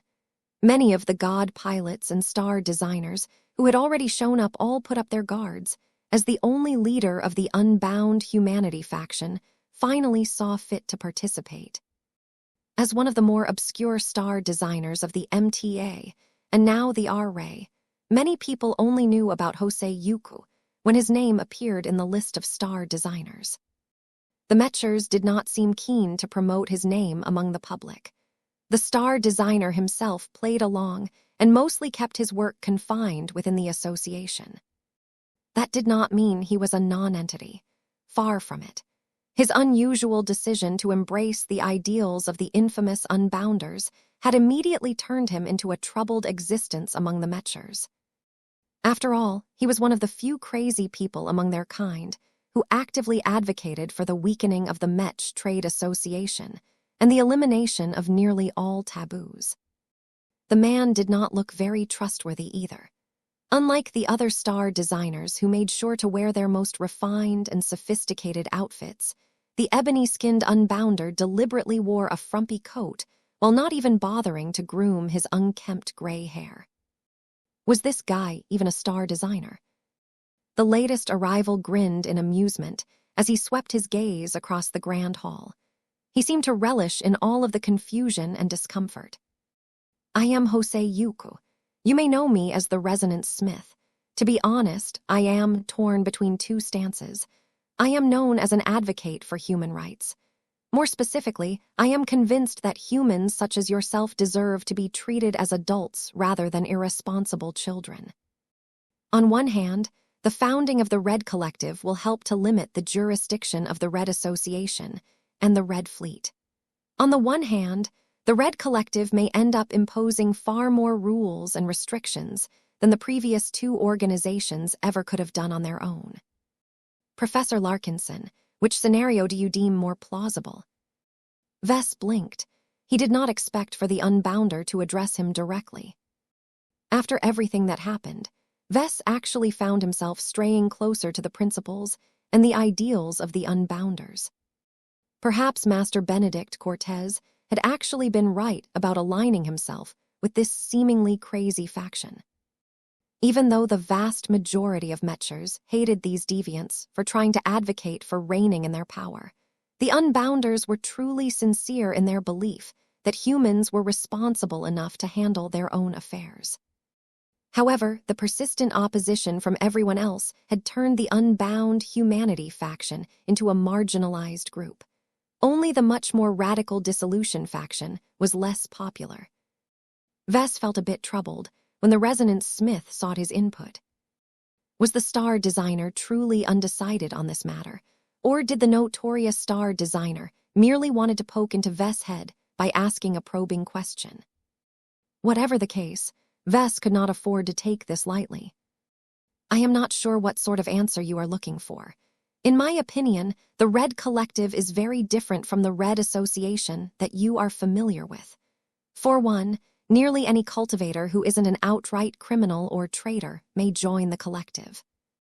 This strong inclusivity means that the new organization will never completely exclude ordinary people from power.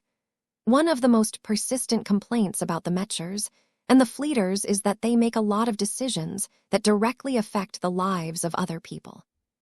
That should not happen in my new organization. That is an admirable goal, but implementing it is far more difficult in practice." The Resonance Smith spoke with evident interest in his voice. "How would you propose to grant the general population a voice in the decision-making process? Will you allow them to vote directly on proposals? Will you give them the right to elect representatives that will be tasked with creating and voting on legislation?" Vess shook his head. "The Red Collective is not a government and should not be structured as such. People will have the wrong ideas if we run it as a state. I really do not think it should be up to me to decide on how the collective should be run." The Resonance Smith shook his head. "Do not shirk my question. This is your vision. You must have an idea on how it will impose itself on human society." The star designer made it sound that if Vess did not supply a satisfactory answer, the Resonance Smith would reject the proposal. Even if the support of a single star designer was not that crucial, Vess did not want to lose the support and goodwill of a powerful player. From what little Vess had heard about the Resonance Smith, this star designer was responsible for many of the advancements of high-end resonating materials. A lot of ace mechs, but especially god mechs, derived a lot of power from the extremely powerful resonating alloys developed by Jose Yuku. The vast majority of resonating materials found in the cosmos were fairly weak. They were powerful up to a point. When high-ranking Mech pilots outgrew these natural materials, their ability to leverage more power from their machines became constrained by hard ceilings. The only way to further unlock the power of ace pilots and god pilots with vastly superior resonance strengths was to resort to artificially synthesized resonating materials. If not for the groundbreaking work by the resonance smith, the domain fields and combat power of many ace mechs and god mechs would have been substantially weaker than in the present. The extreme importance of the resonance smith's works had made him unassailable within the association. The mechers depended far too much on the resonance smith's work to ostracize him for his controversial ideals. That meant that Jose Yuku could keep on advocating for the lifting of many taboos as long as he kept making vitally important contributions. He was clearly a shrewd and cunning star designer. It would not be good for Vess to get on the resonance smith's bad side. The powerful Mecher clearly wanted to force a real answer out of Vess. I think that none of the existing governance models are suitable for the Red Collective, Vess eventually explained. The way the Mechers and Fleeters run their own organizations may work well for them, but too many decisions are made by high and mighty elites who are locked in their ivory towers. No offense to you, but ordinary folk find it impossible to connect to you guys. I am aware. The resonance smith responded with a more severe expression.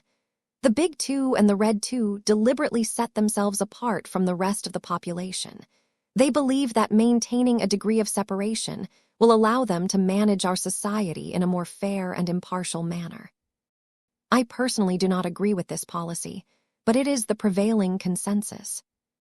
The leader of the Unbounders attracted a few ugly looks from the other leading figures. The resonance smith was making the Red Two look bad in front of the public. Vess continued to explain his views. As I have stated before, I don't think that appointing representatives to enact policies or letting people vote on measures directly is the answer either. Not only will it warp the Red Collective into something else, it will also lead to a lot of distracting and unproductive popularity contests. I am not opposed to giving ordinary people a way to exercise their power within the new organization, but these mundane measures will only decrease the efficiency of the collective in a time where we can least afford it. We are locked in a total war against the native aliens of the Red Ocean. We need to be more decisive in our decision-making. But there is the dilemma. The Unbounder smirked in amusement. More effective decision-making can only be accomplished by centralizing power at the top. A technocracy can accomplish that at the cost of disenfranchising the bottom. A more democratic governance system can give the general population more influence over far-reaching policy decisions.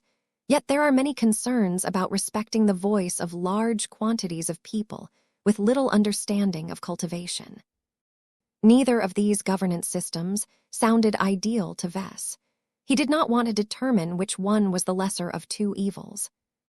This was why he came up with a third idea that was so crazy and radical that he did not really want to voice it in the first place.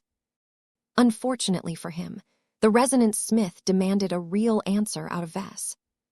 After a few seconds of hesitation, Vess finally decided to throw his suggestion into the opening. I have been putting a little thought on an alternative solution that sidesteps the problems of the prior models, he slowly said. It takes a bit of explanation to understand it in full, but if I have to summarize it, I think it is best for me to employ my kinship networks to bind large groups of people to powerful entities. These spirits or gods, if you will, are theoretically the embodiment of the collective will and desires of a distinct population. That means that they are qualified to represent that group in the main decision-making organ of the Red Collective. Are you following me so far? Everyone had been stunned into silence. 5789. The Marmedian family. It looked like Vess still had plenty of capacity to stun the entire public with his crazy ideas. The more people solicited his opinions, the more groundbreaking answers they received in return. Vess had no doubt that the resonance smith had a greater scheme in mind by pressing him for answers. When will these folks learn that it might be better to leave Vess alone? One of the reasons why he deliberately threw out radical proposals was to discourage others from pulling him into their schemes. Given the reactions produced by his latest idea, Vess had once again demonstrated his capacity to defy expectations and jump out of the traps set by others. There was no way the resonance smith could have possibly predicted that Vess would appoint his own spirits as the policymakers of the Red Collective. It was such an outlandish and crazy idea that could never be realized by anyone else. Only Vess was capable of forming this proposal and putting it into action. The vast majority of people did not have a sufficient understanding of what Vess was talking about. They lacked the knowledge and the context surrounding spirits and kinship networks. Most of the gathered leaders had a better idea of what Vess was talking about. Kinship networks were already on track to become an integral part of the new elites program, as well as the 2 first-rate superstates. That was what caused these powerful figures to feel mixed about this proposal. It was not a secret that Vess' so-called spirits were not human in origin. Perhaps a few of them might have been based on real humans, but they had become so separated from their original roots that they could no longer be treated as individuals of the same race. Therefore, letting these spirits or gods exercise actual power within the Red Collective was no different from letting aliens or sentient AIs impose rules onto humans. The only reason why this idea was not outright disqualified was the theory that spirits were not completely independent entities. By turning them into personifications of the collective will of large groups of people, they should technically be able to represent the interests of their constitutions far better than any other alternative. All of this remained a theoretical exercise, though. It had never been tested in actual reality, so nobody could say for certain that this innovative but incredibly controversial governance model would work out well. Not even the resonance smith wanted to voice his support behind this wacky idea. "You have an interesting imagination, Professor Larkinson. Your creative solution to this problem deserves further consideration. You at least prove to my satisfaction that your vision of the Red Collective is different enough from our existing institutions to avoid the same mistakes. You have my support for your original proposal." Vess inwardly sighed in relief once it became clear that he managed to overcome this hurdle. If he voiced any other answer, it would have been likely that he would have displeased a lot of important stakeholders.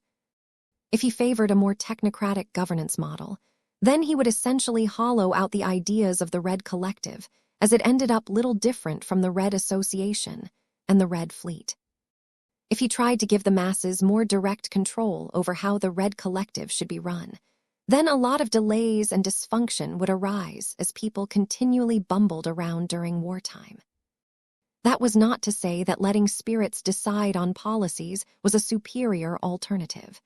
It was just so new and unheard of that people could not decide whether it served their needs. Many people remained confused about Vess and the resonance smith had just talked about, so a brief lull ensued after this exchange.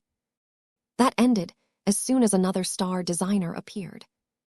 Vess perked up a bit after he recognized Kevar Ehrenstein, otherwise known as the Missile Messiah. Even though missiles had fallen outside of the mainstream due to its lack of cost-effectiveness, that did not mean they were ineffective. It was the opposite. Missiles could often produce devastating damage, so much so that they used to be a lot more prevalent in past Mech generations. Unfortunately, those years had passed. The Missile Messiah mostly serviced the needs of the most powerful clients for that reason. Only they possessed the money and resources to arm their machines with the most destructive warheads. Nulb Mu, Emma greeted the newly arrived star designer. "Oh, you know him?" Vess softly asked. The god cat nodded her powerful head. That was a good sign. Now that he thought about it, It was fairly logical for the missile messiah to service the needs of the destroyer of worlds. The former may be a Mecher, but he was still a star designer who specialized in developing the most powerful and useful ordnance. From what Vess had learned about the missile messiah, the star designer was a leader of the guidance faction. That meant that he belonged to the opposite camp of the resonance smith. Vess was not certain where Kevin Ehrenstein would fall. He was a strong believer in letting the Mechers intervene more actively in the governing of human states. Would the guidance faction support the mandate of the Red Collective, in spite of the fact that it would weaken the Red Association in the process? The star designer did not leave Vess in suspense for long. "I reject," the missile messiah said. Everyone waited for the star designer to elaborate on his decision, but the man made it clear that none was forthcoming. "It's okay, thank you for your input." Vess was disappointed at the missile messiah's rejection, but he did not feel upset about it. The guidance faction was notoriously power-hungry, so it saw any measure that reduced its power as a threat to its fundamental interests.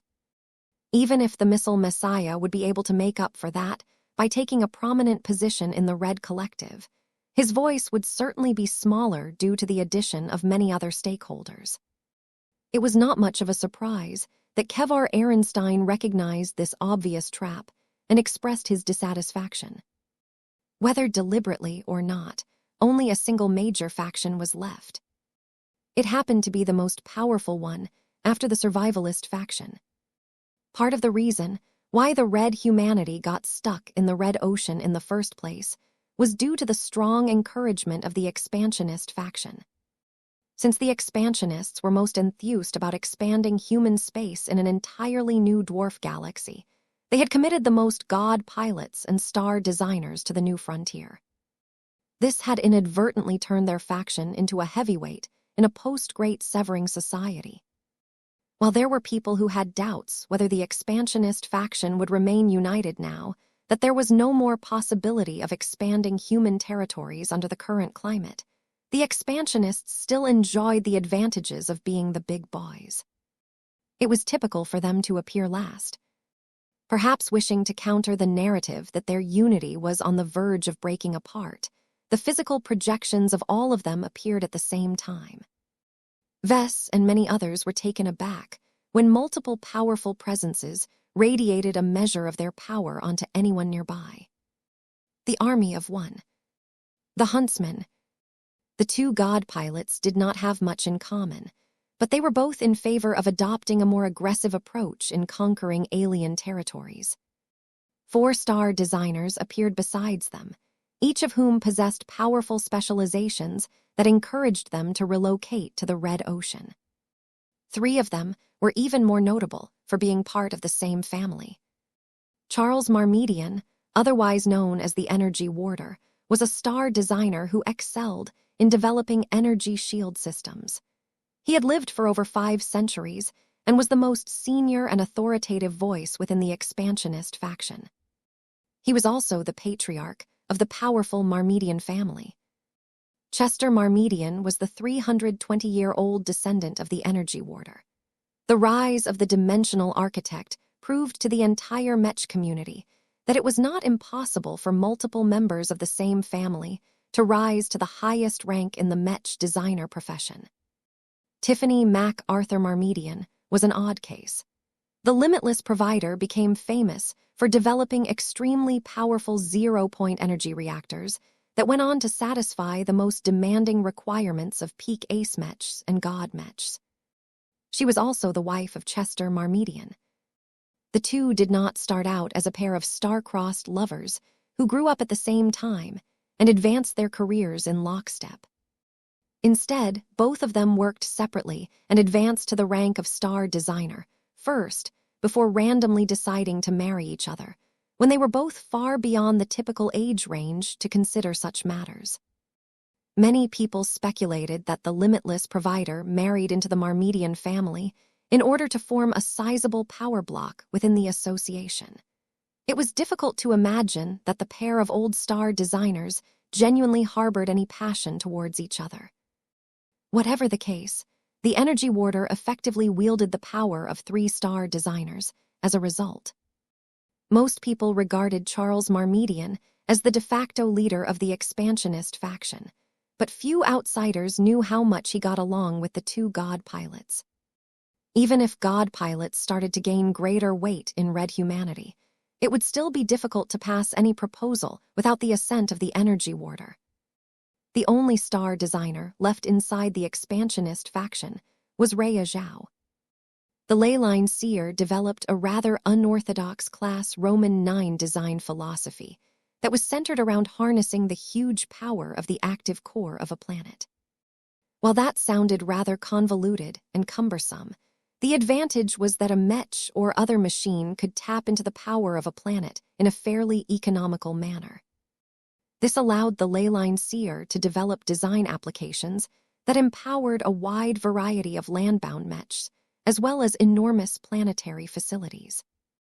Her importance in defensive warfare could not be overstated, especially in an age where the extremely extravagant resources that the limitless provider needed to construct the most powerful versions of zero-point energy reactors had become extremely scarce. Rhea Zhao may have appeared at the same time as the other expansionist leaders, but she distinctly set herself apart from the Marmedians and the 2 God pilots. It became clear that the expansionist faction was split up into multiple sub-factions. The 3 Marmedian star designers constituted a single group. The 2 God pilots were so chummy with each other that they formed their own group. The Leyline Seer aligned herself with neither of the 2 and formed her own little power base. All of this was quite interesting to Vess. He wondered how that would affect the result. Everything that needed to be said has already been voiced, so I shall spare you with my reasoning. The energy warder spoke with his rich and authoritative voice. On behalf of myself, the dimensional architect and the limitless provider, we reject the proposal. Damn. Losing the support of the Marmedians was a serious blow to his interests, but Vess could still afford this setback as long as the remaining expansionists diverged from this power block. Vess looked almost hopeful when the 2 God pilots directly voiced their decisions. Nulb, I approve. The Red Collective will do a better job at organizing cultivators than the existing Red 2. The army of one spoke. Nulb, I approve as well. Neither the Red Association nor the Red Fleet are able to show due consideration to a phenomenon that falls outside of their direct mandates. The huntsman explained. Vess grinned and nodded in gratitude. Thank you for your support. The Leyline Seer spoke last. I approve as well, so long as the Red Collective remains inclusive enough to accommodate Mech designers as well as other professionals. It can. The end result was that the powerful expansionist faction was split down the middle. No more voices were forthcoming. Though a couple of RF admirals and a handful of star designers of the first-rate colonial superstates had not shown up, their absence was either meaningless or signaled their desire to abstain from this decision. The results were therefore quite clear to Vess and others. Let me summarize the votes, he said. The Terran Alliance and the Rubarthan Pact are nearly unanimously in favor of founding the Red Collective. The Red Association and the Red Fleet are somewhat evenly divided on this issue. As far as I am concerned, there is a broad majority of leaders who are in favor of expanding the Red 2. Combined with strong public support, I believe that means that there is sufficient reason to implement my proposal. Is there anyone who objects to this outcome? Though Vess had made it sound as if this was the only acceptable outcome, this was not strictly true. He acted as if the first-rate colonial superstates were almost just as powerful as the Red 2.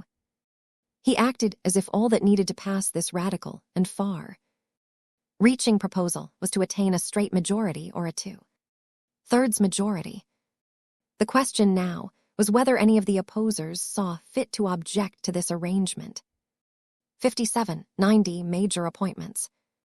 Everyone's attention turned towards the leaders who rejected the proposal. The pressure on them was immense. They all had their own reasons to object to the creation of the Red Collective. None of them came to their decisions lightly.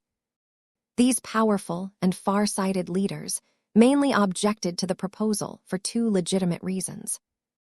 There were a lot of old-timers who were so scarred by the damage wrought by the 5 Scrolls Compact that they objected to giving cultivation a platform. There were also Mechers and Fleeters who objected to turning the Red 2 into the Red 3, or because it would weaken their respective organizations.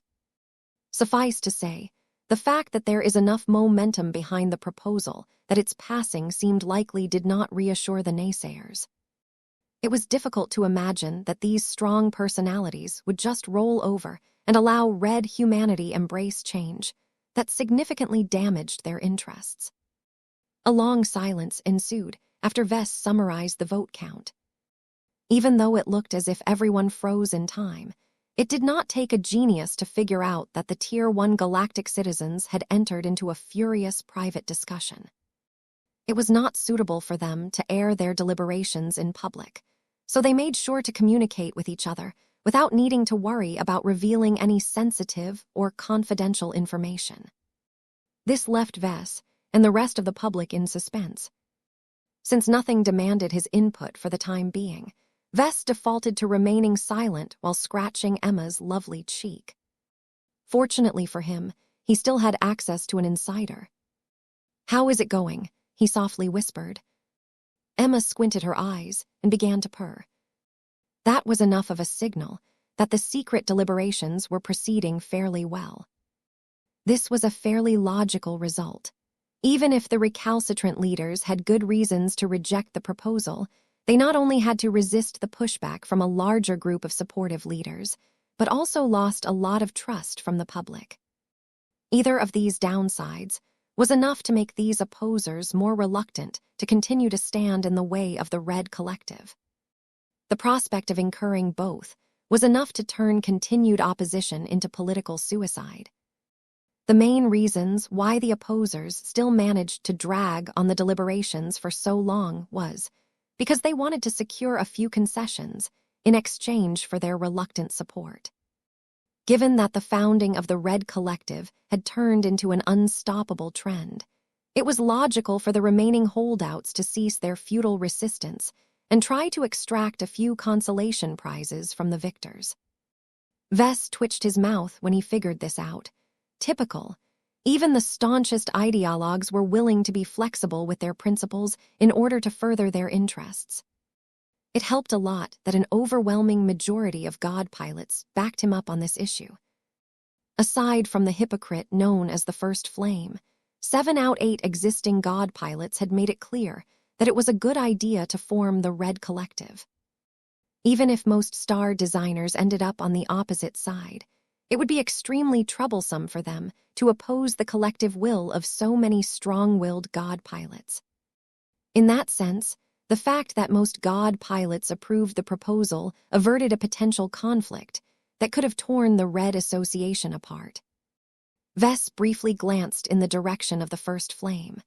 The physical projection burned even hotter than before, signaling that the oldest God pilot was not in a good mood at the moment. God pilots generally did not bother to hide their emotions, so it was clear that Divine Herald Genoa formed the greatest remaining stumbling block. Several minutes, as everyone continued to anticipate a conclusion to the public inquiry that had gone completely off the rails. In the end, the First Flame visibly expressed his frustration, but closed his eyes to signal his acquiescence. The old fossil couldn't resist the urge to put in a final word.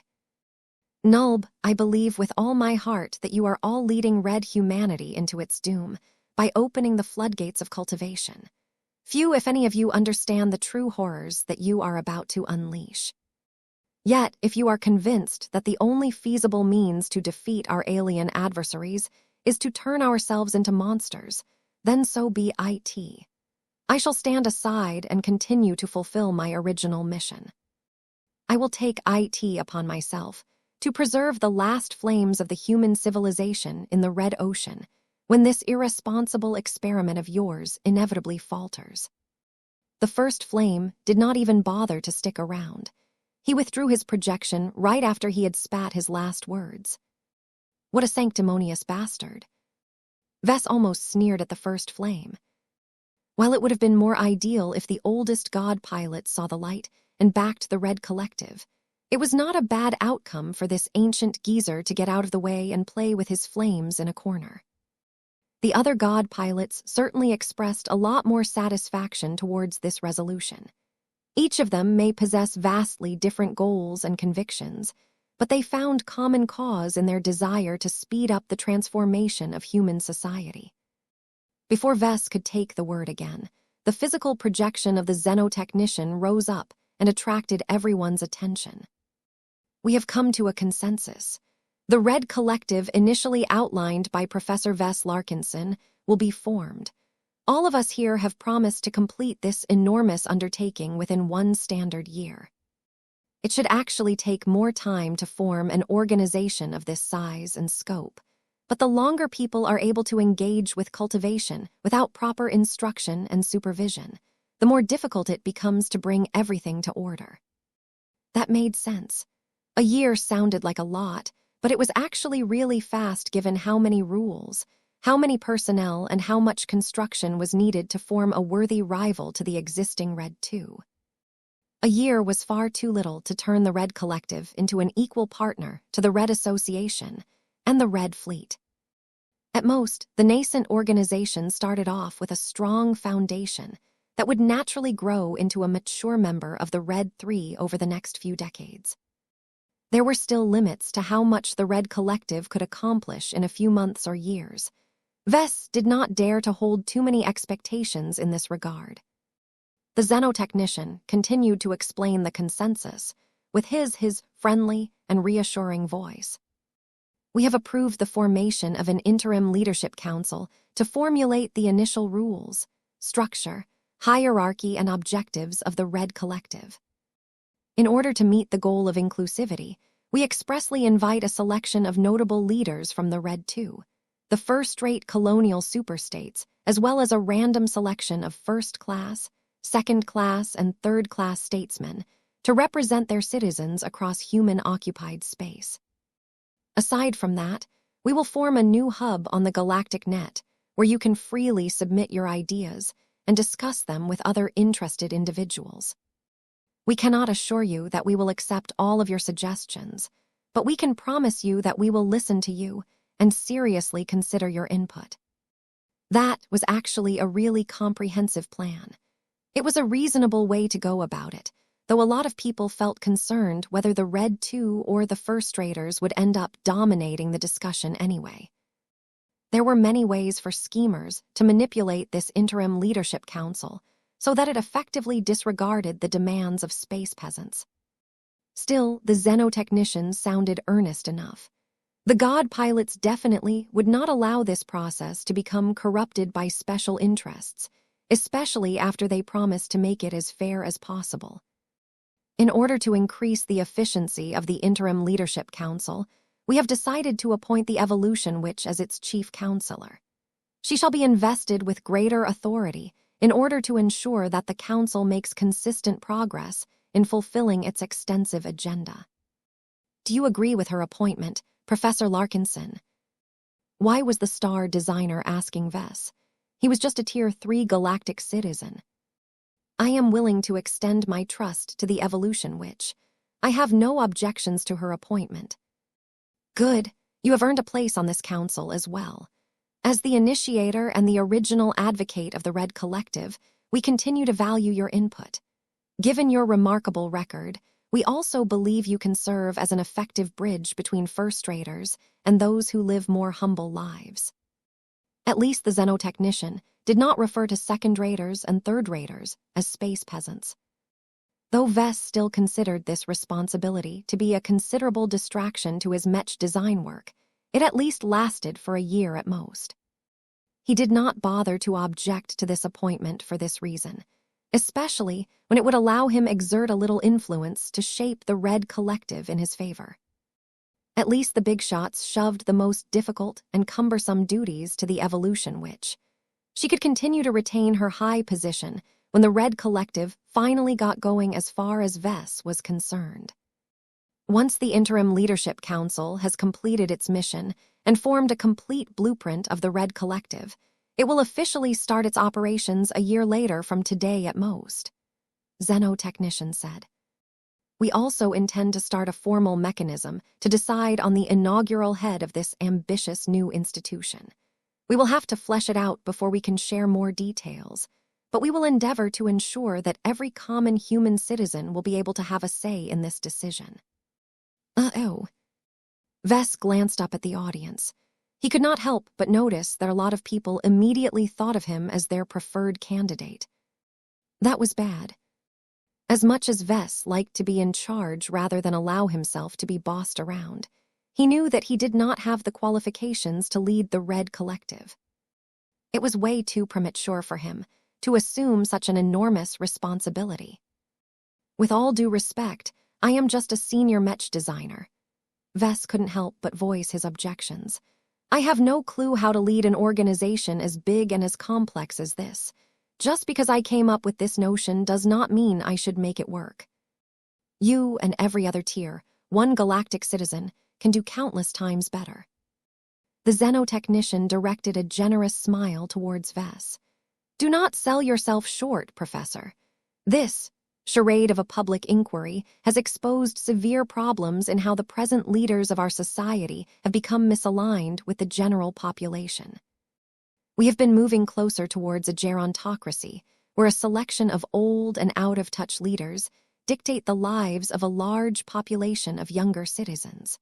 If we want to correct this obvious imbalance, then we must be more proactive in empowering members of the younger generations. Many god pilots, star designers, and other elder statesmen have already shaped human civilization during the Age of Mechs. The Age of Dawn belongs to youngsters such as yourself, Professor Larkinson. I partially agree. I think you are aiming too young, though. I am barely more than 40 years old. You should at least set your sights on a more competent leader who is over a century old. I am so young and inexperienced that I come up with the most outlandish ideas from time to time. I do not think it is wise for the rest of you to become subjected to the products of my overactive imagination. Vess' words seemed to spread a subtle ripple of fear. As much as he had contributed to a worthy endeavor, everyone had more than enough of his creative ideas for one day. 5791 Decisive Resolution. The history of Red humanity had changed forever. Due to a confluence of accidents and botched conspiracies, Vess had impulsively called for the society he was a part of to found a worthy end addition to the Red 2. Surprisingly enough, his idea gained so much traction that his improvised proposal got passed by plenty of stakeholders. Not only was the public nearly universally behind the idea of gaining a much easier pathway to power in a collective that they could call their own, but a broad plurality of Tier 1 galactic citizens decided to go on board as well. This was nothing but a miracle, one that could have never taken place if a lot of conditions had been slightly different. Public attention had worked in his favor. Vess found it ironic that the antics of Lieutenant Commander Astrid Jameson had actually caused the initially boring public inquiry to turn into a civilization-wide spectacle. If not for that, Vess would have never been able to throw a verbal bomb that detonated all of human society. Vess realized that he had been put in the right place and time to chip away at the hegemony of the Red 2. So many people sought to weaken the Mechers and the Fleeters, yet none had managed to do so because these rival groups always banded together in order to resist any challenge to their power structure. Even though the opponents to living Mechs sought to leverage overwhelming public pressure to force Vess to limit the capabilities of his products, in the end he had brilliantly hijacked the weapon of his enemies and turned the will of the people into his strongest weapon. He had no doubt that if public opinion hadn't been so overwhelmingly in favor of his ideals, a lot of god pilots and star designers probably felt they could get away with rejecting this obvious challenge to their authority. Yet because Vess had aligned himself much more closely with the desires of the common folk, it became impossible for the Mechers, and the fleeters to pretend that they were working in the best interest of the masses. What happened taught Vess a few good lessons about power and influence. In any case, now that the xenotechnician had completed his announcement, the show had finally come to a close. Admiral Amelie Jameson departed first, but not before directing a mean scowl towards Vess. She did not hide her disgust at the outcome of the proceedings, nor hide her personal animosity towards the chief culprit behind this circus. Vess remained cool. He knew that he had made or inflamed a number of powerful enemies today. However, there was no way for him to avoid this consequence without outright admitting defeat. So what if a bunch of Tier 1 galactic citizens really did not like him at the moment? He more than made up for that by earning the appreciation of even more powerful leaders. While the star designers only took a single speculative glance towards Vess before shutting down their connections, the god pilots had no such restraint. The first of Defiance grinned and raised his fist as if he wanted Vess to bump it back. "Nulb, you've got guts, kid. We truly need a youngster like you up here. Too many holdovers from the Age of Conquest are letting their impressions of humanity at its worst dictate their decisions. It is high time for them to get out of the way and let the later generations take charge of their own destiny." The god pilot definitely worsened his relationships with these so-called holdovers, but the survivalist leader did not show any sign that he cared about that. He simply voiced his frustrations at the status quo before he signed off without waiting for any replies. The physical projection of the army of one moved closer and eyed Vess up like a cut of meat.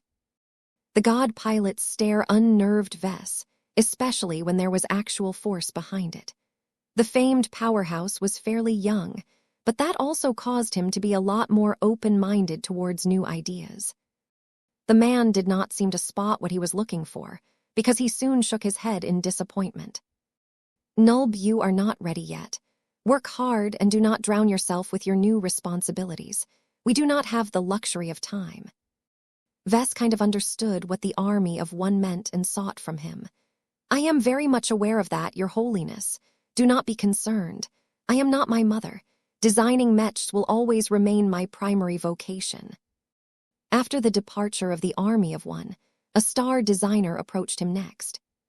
Surprisingly enough, the webmistress saw fit to adopt a more reconciliatory tone. "There are aspects of your work that greatly intrigue me," the junior mech supremacist leader stated. "Once the planning and deployment of your kinship networks have reached an advanced stage, I will be called upon to inspect, review, and possibly augment your work." "What?" You will."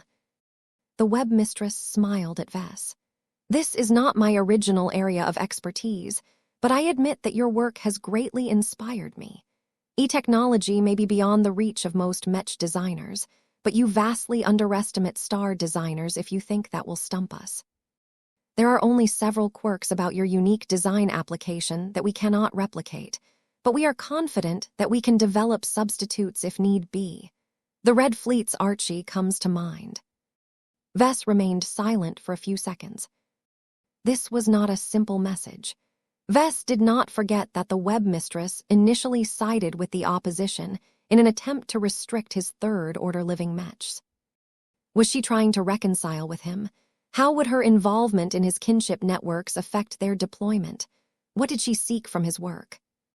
More importantly than that, had she managed to destroy his monopoly on kinship networks? Vess wanted to deny this possibility, but he couldn't. Out of all of the star designers who could make this happen, he judged that the polymath and the webmistress had the highest chance of succeeding. If this was the case, then Vess needed to adjust his expectations accordingly. He was not as irreplaceable as he thought. While he could still lean on the value of other contributions, such as the Transcendence Glow, Carmine Mechs, and Companion Spirit Fruits, it did not feel good for him to lose one of his trusty pillars. Perhaps the only reason why he was not completely worried was that he doubted that anyone could fully replicate features of his kinship networks. They were based on living entities of his own creation, and they were purpose-built for this functionality. "I would be happy to collaborate with you on this matter. Vess politely responded. I think that kinship networks can offer great value to human society. I would like it if we can employ them more extensively. I agree with you, but we cannot move too quickly on this issue. There is a great degree of suspicion towards them. It will take more effort and accommodations to make them more universally acceptable.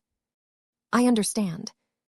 By the time the web mistress said her piece, most of the Tier 1 galactic citizens had retreated from the Dragon King's palace. Vess flagged the evolution witch before she could complete her own disappearing act.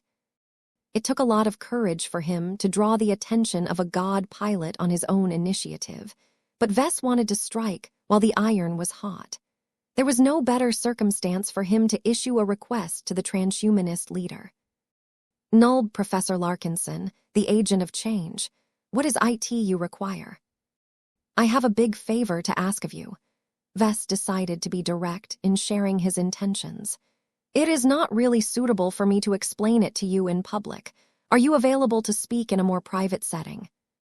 Nulb, for you, I can indulge you. Let US speak 2 hours later. Both of US will need to handle pressing matters first. My appointment as the head of the Interim Leadership Council is an excellent opportunity for me to initiate the reforms that I have always envisioned, but I will need to take action right away in order to yield the best results. Do not delay your plans on my account. I still hope to speak with you later. The evolution witch nodded once at Vess before her physical projection went away. The final personality left was the god cat cradled in his arms. Emma gently lifted up in the air and turned around to face him squarely in the eyes. Thank you, Your Holiness. Your support has been invaluable to me. I owe you another favor. Nulb Mew.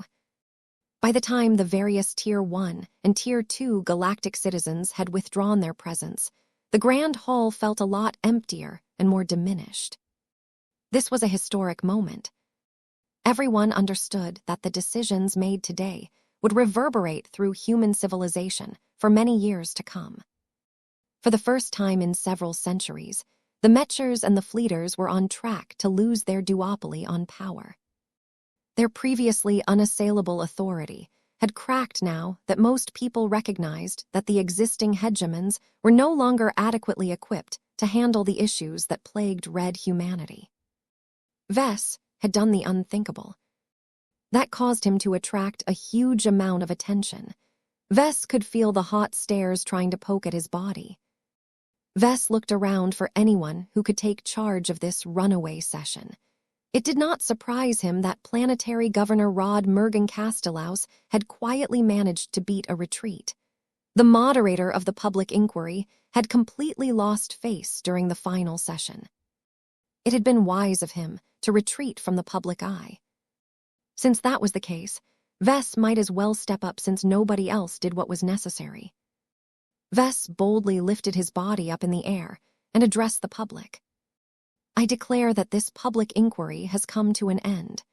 Given the many irregularities that have occurred throughout these past few days, let us just agree to give the matter of living Mech a rest. Whatever the case, the Red Collective that is on track of being formed is a much more legitimate organization to regulate my living Mechs. Until then, given that my helpful third-order living Mechs have done nothing but prove their value to their users, I think it is reasonable to decide that we should preserve the current status quo. Does anyone object to my judgment? He was pretty sure that the rules of the public inquiry did not allow for the defender to cast judgment on himself, but Vess boldly did so anyway. His momentum was so great at this time that no one dared to stand in his way anymore. Those who had attempted to do so had received a lashing from his devil tongue.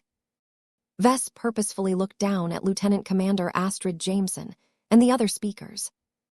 Though they most definitely took issue to his latest unreasonable stunt, they knew better than to voice their objections. They understood extremely well that they had not only lost public support, but would also incur even more hatred if they continued their attempts to beat up their golden boy. Vess did not let his adversaries get away with a silent assent, though. Answer me. he demanded in a commanding tone. "Do you accept my verdict or not? A simple yes or no answer is sufficient." He hoped that Astrid Jameson would be the one to step forward, but it was Professor Kakuk Chabran who did what was necessary. "Yes, we accept. You win, Professor. You have played the game brilliantly, if I may say so myself." "Good. I hope that this matter comes to an end today. I do not tolerate any further challenges from you about my work." "Oh, we shall not make this mistake again." 5792, Blueprint of Ascendancy. As the broadcast of the momentous public inquiry finally ceased, the ripple effects of this historic turning point still reverberated across the new frontier. Everyone's lives had been affected by the revelations and decisions made during the sessions. The last day especially stood out as a moment where the entire public and much of the current leadership joined together to force a fundamental change to their society. Nobody knew what the addition of the Red Collective would bring to their lives, but few people doubted that their lives would go on as usual. This was because the Red Collective promised to be a lot more open and accessible to ordinary people. The reactions to what Vess had managed to accomplish with his words alone were myriad and intense. Much to his chagrin, it seemed that it would become harder to Vess to get rid of his notorious title because of his latest performance. So that is why he is called the Devil Tongue. Like mother, like son. From what little I have heard about his ancient mother, her son has definitely inherited her cunning and her scheming. I definitely wouldn't want to become his enemy. His nickname might sound evil, but he is exactly what we need in our highly stratified society. So many leaders are so close-minded that they are not sensitive to criticism from below anymore. It takes a cheeky Mech designer with a sharp tongue to tell them how out of touch with reality they have become. While all of human society reacted strongly to all of the changes wrought by Vess, none exhibited more fanaticism than the citizens of the Hex Federation. Surprisingly enough, it was not the members of the Larkinson clan who celebrated the hardest, but the Hexers who literally worshipped Vess as their supreme son. Priestesses and other fanatical Hexers all attracted growing crowds across all cities within their second-rate state to extol the virtues of the Superior Mother. The Red Two has spoken. Our Superior Mother is truly the greatest of them all. Her strength is unquestionable, for she has managed to survive and thrive during the clash of gods. The Superior Mother's journey is legendary. The Fleeters have confirmed that she has completed the entire cycle of hexism. She has gone through the phases of life, death, godhood, damnation, dust before ultimately rising up as the most supreme woman to ever exist. We are the blessed people. We have worshipped the Superior Mother long before other unenlightened fools. Those brutes who previously scorned our beliefs are jealous of us for earning her favor first. The religious fervor in much of Hexer space had spiked. Even the more secularist-minded Hexers couldn't help but get caught up in the excitement and begin to revere the Superior Mother for her strength and deeds. Outsiders such as the Friday Men became perplexed as they observed the exaggerated fervor of the Hexers. These witches have gone crazy. Don't they realize who they are worshipping? Cultmaster Original Sin is already dead and gone according to the records. Even if she managed to cheat death somehow, she is the last person to look up to. She has more human blood on her hands than entire Mech armies. It is exactly because of her notoriety and prowess that the Hexers adore the Superior Mother. They are not pacifists. As frightening as it may sound, the Hexers worship any strong woman who demonstrates excellence. Amidst all of this growing fervor, the Wadden dynasty that maintained a strong connection to the Larkinson clan benefited immensely from the latest events. The Supreme Son and his powerful mother had become so prominent throughout human space that the two leading women of the Wadden dynasty already started to plot on how to capitalize on this latest coup. Deep within the Crescent Palace on New Scimitar Roman IV, Matriarch Ziaphna Wadden and Madame Constance Wadden both gathered together to outline their plan. My grandson-in-law has opened up a fantastic new pathway for the Hexer people. The old but vigorous matriarch stated as she held a saucer and a cup of tea. She elegantly lifted her cup and took a sip before she continued to share her vision. Our greatest weakness has always been the fact that we have never been able to breach the second-class ceiling that limits our potential. My youngest and proudest daughter is in the process of earning the qualifications to become a first-class Mech designer. The matriarch gently shook her head. I am aware, but she is but one of many hexers. She may be able to drag a number of us up to her level, but we cannot rely on her charity forever. We must follow the example of the superior mother and rely on our own strength to become equals to the high and mighty first-raters. The hexers always regarded it as a great injustice that they never managed to become as wealthy, powerful, respected and feared as the likes of the Terrans and the Rubarthans. They fully believed that they deserved to be treated as the superior people, but the powers that be always conspired against them. The unenlightened fools rejected the hexer ideals and treated the superior mother as superstition. The final session of the public inquiry fully vindicated the faith that the hexers held towards the superior mother. Even though she lived another life at the time, the superior mother had unquestionably achieved great success by acting as the model of a hexer in a hidden society that had ultimately failed her in the end. However, what these ignorant fools did not know was that the superior mother had overcome every trial up to, and including death itself, to ascend into a transcendent being that was greater than a typical god. Every hexer became inspired by the superior mother's difficult journey, so much so that they prayed a lot more earnestly towards her than before. After a brief pause, Matriarch Zayefna Wadden transmitted a file to her daughter. Prime Minister Constance Wadden raised her eyebrow as she rapidly read through the notes. This master plan of yours is ambitious. Far be it from me to question your wisdom, but do you truly think that our dynasty and our people will be able to uplift ourselves by fully committing to the Red Collective? Did we not already decide to take advantage of the new elites program to nurture strong hexer warlords? So did everyone else, the matriarch sighed. Aside from our embrace of living mechs, we do not possess enough advantages to exceed our rivals. The new frontier is too small. It cannot accommodate too many first-raters. If we want to break past our opposition, we must excel in a different area. I cannot think of any better means than to master the power of cultivation that the superior mother excels at. We may not be familiar with it, but we shall assuredly turn it into our greatest weapons.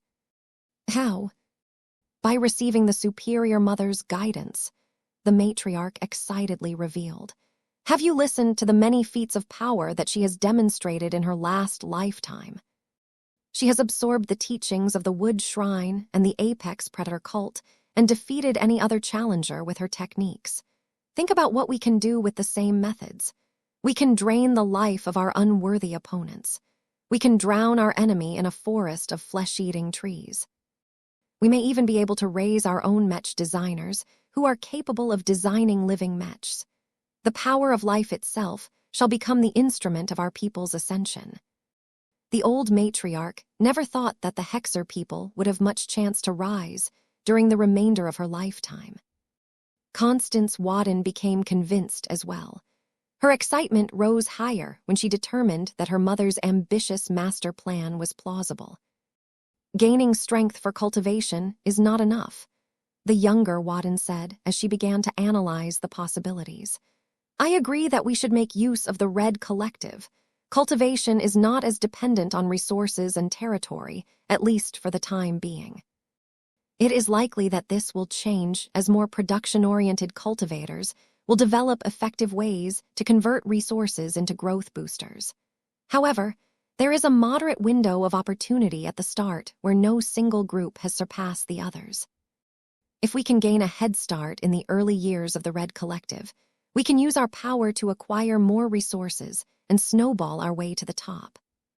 This layout was plausible, but it would not be easy for the hexers to realize it. There were too many conditions that the hexers had to meet in order to pull off this incredible feat. Nonetheless, their chances of becoming just as powerful as other first-raters were significantly higher than before. Matriarch Zayafna leaned forward. We must fully utilize our connections with both the Superior Mother and the Supreme Son. We must urge the remainder of the Hex Federation to go all out in worshipping them and embracing cultivation wholeheartedly.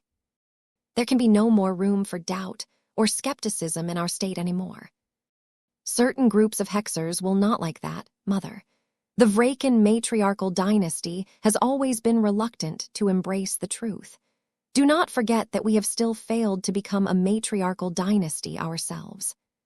We must learn from the examples of the mother and her son and threaten the skeptical Hexers into compliance. The matriarch mercilessly said. If the Vraken matriarchal dynasty does not sufficiently do its part to contribute to the faith of the Superior Mother, then the Wadden dynasty can take its exalted place. With the backing of our Supreme and her son, we can fully realize this threat. Constance raised her eyebrows. That was certainly a good way to prod the Vrakens and the other remaining secularists in the Hex Federation into embracing the truth. That will leave us without an opening to become a matriarchal dynasty. Only 6 of them can ever exist. This has always been the rule. The matriarch actually laughed at that. Ha ha ha ha! There is no need for us to obsess over this status anymore. Don't you see, my daughter? Our dynasty has absorbed the lineage of gods and supremes. We have already surpassed all 6 matriarchal dynasties. So long as we remain faithful and obedient towards the Superior Mother, we can peacefully take control of the Hex Federation and reign over it as the only supreme dynasty. A supreme dynasty. The Hexers had never welcomed such an exalted group into their midst. However, the Supreme Son had already demonstrated that it was okay to break traditions. The Wadden dynasty had all the right cards to make a play for power. The 2 women's eyes twinkled as they imagined the possibilities. I can see it now, Constance whispered. Our Wadden dynasty are still vassals to the Evern matriarch dynasty on paper, but this has ceased to be the reality for several years now. It is not enough for us to rely on our connections to the Superior Mother and the Supreme Son alone. We must embrace cultivation harder than any other Hexer, and outperform the matriarchal dynasties in this regard. The Superior Mother will help us as long as we fully surrender ourselves to her, the matriarch said with certainty.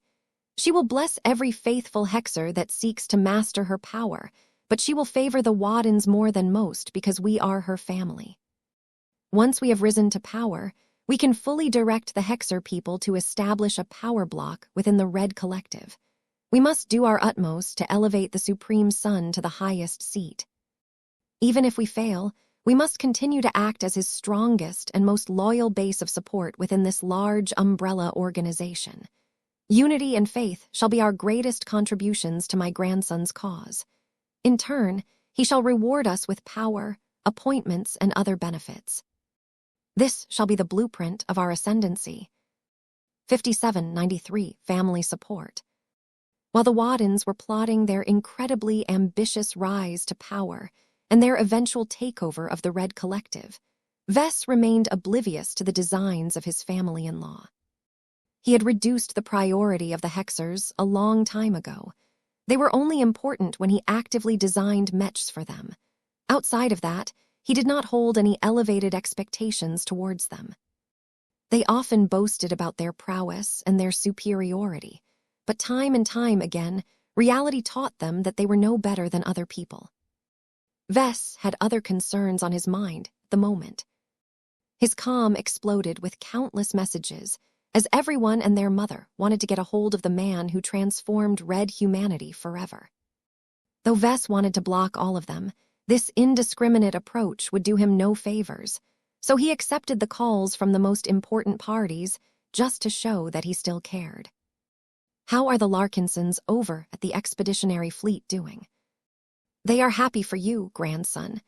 The projection of venerable Benjamin Larkinson smiled and responded. They were worried that the Red Two would abolish or limit our living mechs. The fact that you managed to turn our entire society upside down just so you can make those unsympathetic elites forget about their original goal, is nothing short of astounding. We are all proud of you, Vess." In order to emphasize that, Benjamin briefly expanded the 1215.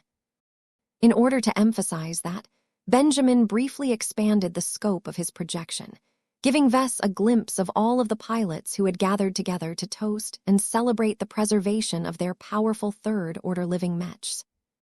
Though they only encompassed a small sample of clansmen, Vess still got a good impression of the jubilance that had swept throughout the expeditionary fleet. "I am glad that I could be of service to our Mech pilots." Vess smiled in genuine satisfaction. Serving Mech pilots had always been his highest calling. "After this disaster of a public inquiry, I think it is safe to say that my living Mechs are no longer under threat anymore. The only way they can be undermined is if they somehow underperform compared to other Mechs." That sounded way too unlikely to Vess. The only notable exception was true Mechs, but they definitely came with their own fair share of limitations. "We are also happy and proud of you for being able to give a harsh dose of reality to those powerful fleet admirals, god pilots, and star designer." Venerable Benjamin continued. "You did your Larkinson name proud. Any other man your age would have quaked in his boots when he commanded the attention of so many powerful people, but you bravely stuck to your principles. You would have made for a good Mech pilot." Once upon a time, that remark would have caused Vess to lament his lack of genetic aptitude. Nowadays, he wasn't even interested in piloting Mechs anymore. He had fully embraced his identity as a Mech designer and was determined to see it through. "I know, Grandpa, but this is not the time for us to look back.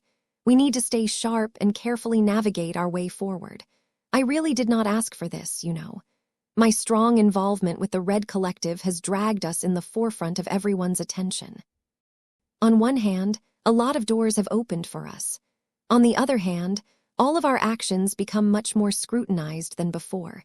We cannot afford to falter or disgrace our reputation." Benjamin understood this quite well. "You have become a hero to our society. The price of being put on a pedestal is that you must continue to live up to your image."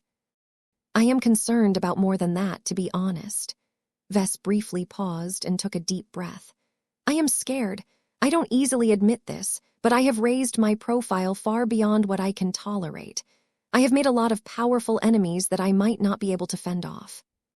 Worse, they might attempt to target you and the rest of the expeditionary fleet in an attempt to undermine me. If I had my way, I would step away from anything related to the Red Collective, but the people above me won't accept that. The Red Collective is my brainchild, and I am expected to contribute to its formation." The older Larkinson frowned with concern.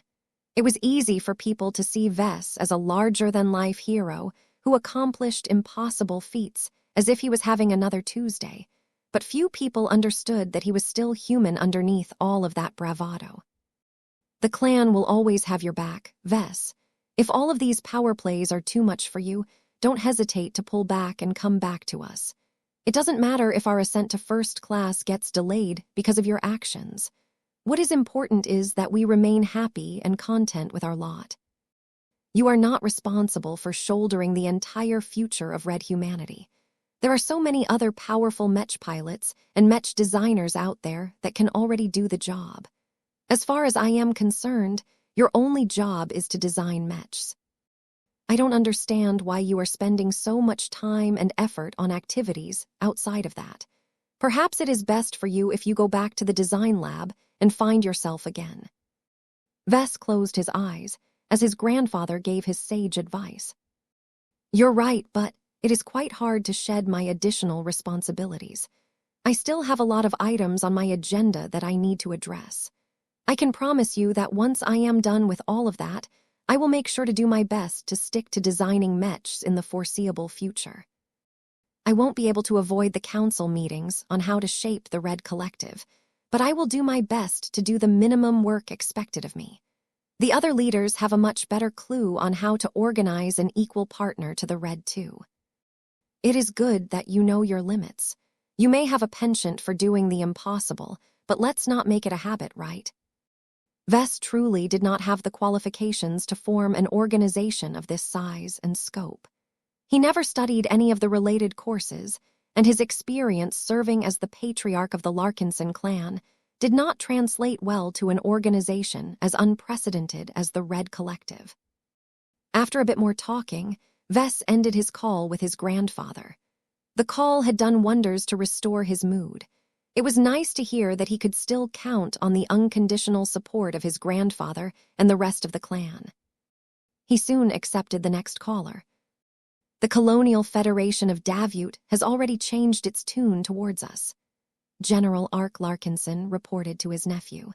We have not only received a lot more priority in the structure of the armed forces of Davut, but we are also being offered territory and other properties. The Clive administration actively seeks to bind our Davut branch to the state.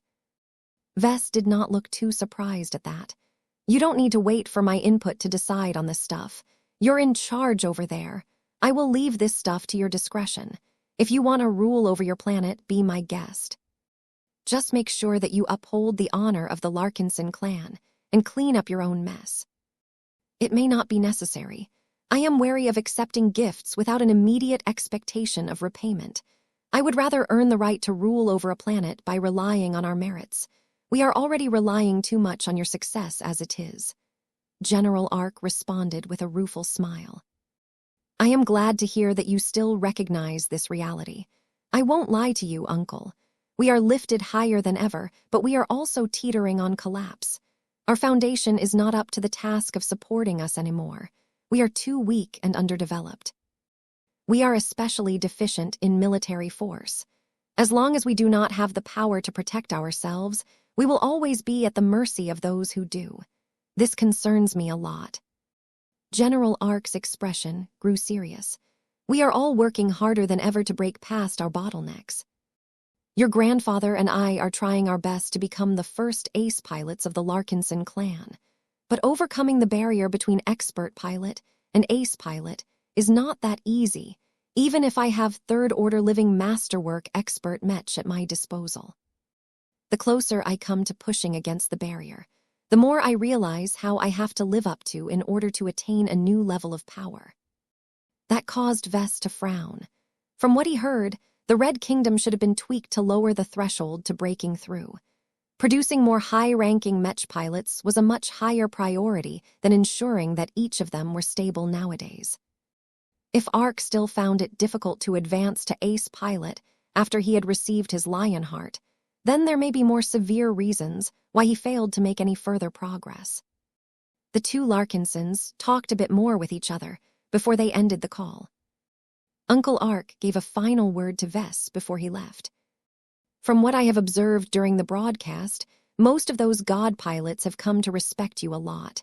That is truly impressive, Vess. However, you need to be careful around them as well. It only takes a single misstep for them to think that you are the scum of the cosmos and decide that it is best for our civilization to erase you from existence. They are not family like we are. They all serve their own masters, and none of them include you or the Larkinson clan as far as I am aware. Vess seriously nodded. I will be careful. Once this call came to an end, Vess thought for a moment before he decided to call his wife. She deserved to hear from him, and she had been trying to call him nonstop all this time.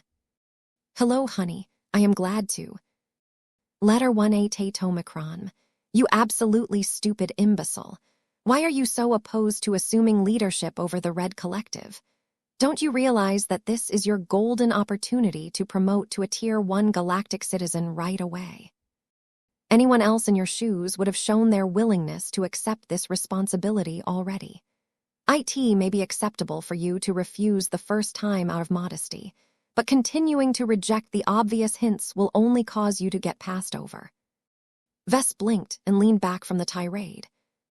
Well, it is nice to hear from you too, Gloriana. While I understand your perspective, I respectfully disagree with your opinion. I am not equipped to lead the Red Collective. I don't have the backing or the foundation to hold such as an important position. It is at least a century too soon before I am even remotely qualified to hold a high leadership position within the collective. None of that is insurmountable. When you spoke to every red human today, I saw what you could be at your best. Why are you denying that you have the ability to take responsibility for the organization that you have created out of your own imagination? IT is your birthright to lead the Red Collective. We can all become so rich and powerful once you are in control of one of the Red Three. Think of how much our children will benefit from your position of power. Did Gloriana not realize his true goal for proposing the Red Collective?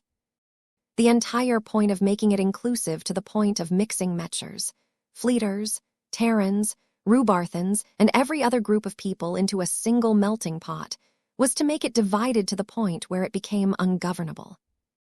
Let alone Vess, not even the greatest statesman among humans could turn the Red Collective into an effective organization. Of course, Vess knew better than to share this reasoning to his wife over an unsecure channel. Our children will be fine regardless of what I do. Enough about this, dear. How have you been? Has anyone back in New Constantinople Roman 8 approached you due to my latest actions? How is the security situation? We are fine.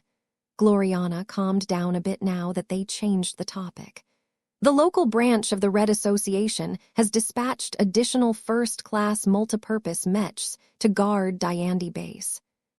The DeVos ancient clan has also made multiple accommodations to increase the security of the star system.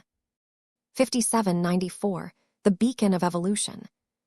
After ending an exhausting call with his wife, Vess quickly chatted with a few other important figures before he finally cleared his immediate schedule. He only had minutes to go until his appointment with the Evolution, which commenced. It did not surprise him that there were protocols to contacting God pilots by remote. Their dignity should never be affronted, and it was bad form to keep them waiting for whatever reason. The choice of venue where Vess wanted to establish a connection was important. The Ector V branch of the Red Association had offered its most stately secure communications center, though he could always fall back to the Terrask as well. The planetary headquarters offered much better facilities, but Vess plainly did not trust the place. He chose to get teleported back to the Terrask without hesitation, as the flagship as well as the Blue Jay fleet had been under the effective control of the survivalist faction for the most part. Even if a God pilot was capable of establishing total information security on the other end of a communication line, it was best not to tempt fate. Vess freshened up a bit. He donned another uniform and made sure to go over the topics he wanted to discuss with the Evolution Witch. An opportunity like this did not come every day. Not only had he managed to arrange a personal meeting with her, he also did so just after completing one of his greatest coups in his career. The halo from his astonishing attempt to reform human society had not only lifted up his spirits, but also earned the appreciation of almost every God pilot in the new frontier. Most of these ultimate soldiers and warriors appreciated bravery in others. Vess had always tried to be more proactive and take greater risks than other Mech designers, precisely because it would endear him more to Mech pilots. While the dangers were myriad, the payoff was worth it.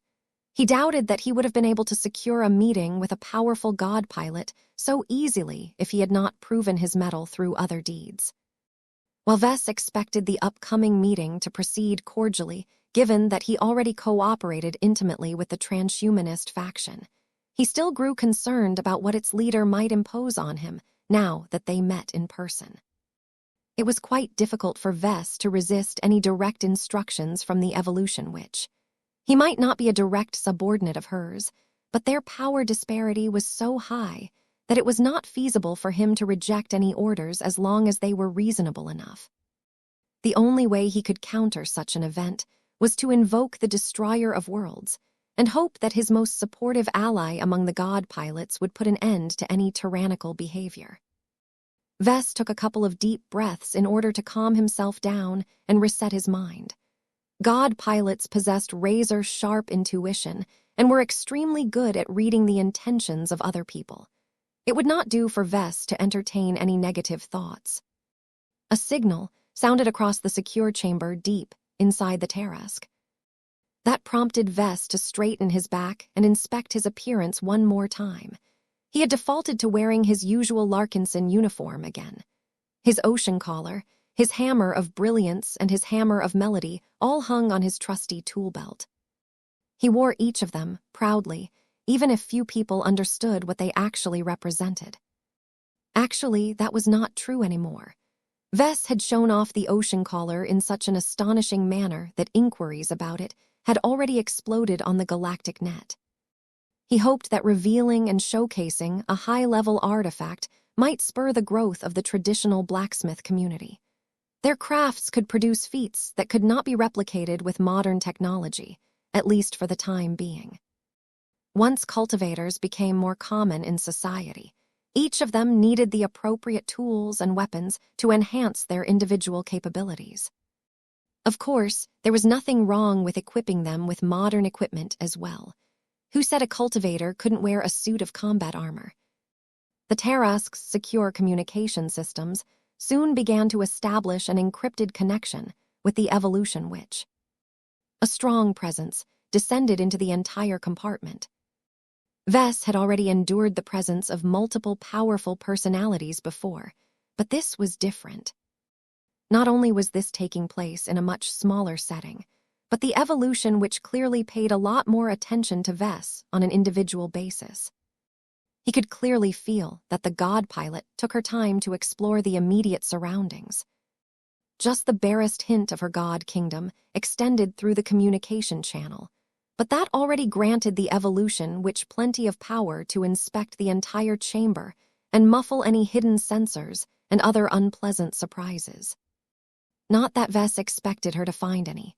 From the moment he booked this compartment, the crew of the heavy cruiser would make sure it was swept totally clean. No Mecher wanted to bear the guilt of attempting to eavesdrop on a conversation involving a God pilot, no matter how futile it was for the attempt to even succeed. The fact that the evolution witch took her time showed that she showed enough care towards this concern. It also signaled to Vess that she probably intended to address a number of sensitive topics herself. Once she was done, the God pilot continued to maintain a light energy field that was sufficient to block and detect practically any remote listening attempts. Unfortunately, it also had the effect of blocking or dampening Vess' existing connections with the Golden Cat and other entities, but he had already taken this possibility into account. The physical projection of the God pilot floated imperiously before Vess. The woman who appeared in her human guise wore a purple robe with glowing green accents. Despite her name, the evolution witch consciously maintained a relatively normal human appearance. She did not display any obvious inhuman mutations, though her body was certainly anything but normal. The only personal touches she made to her human form was to turn her eyes yellow and her hair midnight blue. Her human appearance was ultimately a trivial part of herself. Vess knew enough about God pilots that they had effectively transcended the barrier between the material and immaterial. They were willpower made manifest, which was another way of saying that they were extremely powerful energy-based life forms. It was her God kingdom that truly gave Vess an understanding of her fundamental personality, conviction, and psyche. The descriptions that people made for the evolution, which were exactly on the mark. Anyone who had the luxury of getting in touch with her God kingdom would feel their body, mind, and spirit become more stimulated. Vess almost couldn't resist the urge to close his eyes and bask in the woman's presence. He felt that every part of himself had become a little looser, priming himself for any form of evolution. Blinky's constantly active cultivation also became a bit more effective than before. His efficiency increased a little further. The Blinkhiverse filled up a little faster, speeding up the expansion of its internal space into a sizable star system. This was the power commanded by God pilots. Their God kingdoms formed the basis of their power and exposed their true selves without any obfuscation. Right now, Vess gained a more thorough understanding of how much the evolution, which obsessed about improving her life essence. This actually reassured him a bit. Not only did this make her more predictable, but he also happened to be quite compatible with her. His design philosophy was based around mutual growth, which meant that his principles and ideals were bound to be similar. Both of them smiled at each other. They both understood without saying anything that they probably shared a few goals in common with each other. The female god pilot finally broke the silence. Nulb, you are an interesting personality. I have taken the time to investigate you. I studied your records, watched your public footage, and interviewed a number of people who have interacted with you before. My interest in you has only grown after that. You may not look like IT on the surface, but you are far more than what you appear on the surface. Vess tried his best to remain calm. I may have developed a few special talents and abilities, but I always consider myself a Mech designer first and foremost. Everything that I do is for the purpose of empowering my Mechs and serving my customers in better ways. The evolution which did not hide the fact that she was judging him at this time.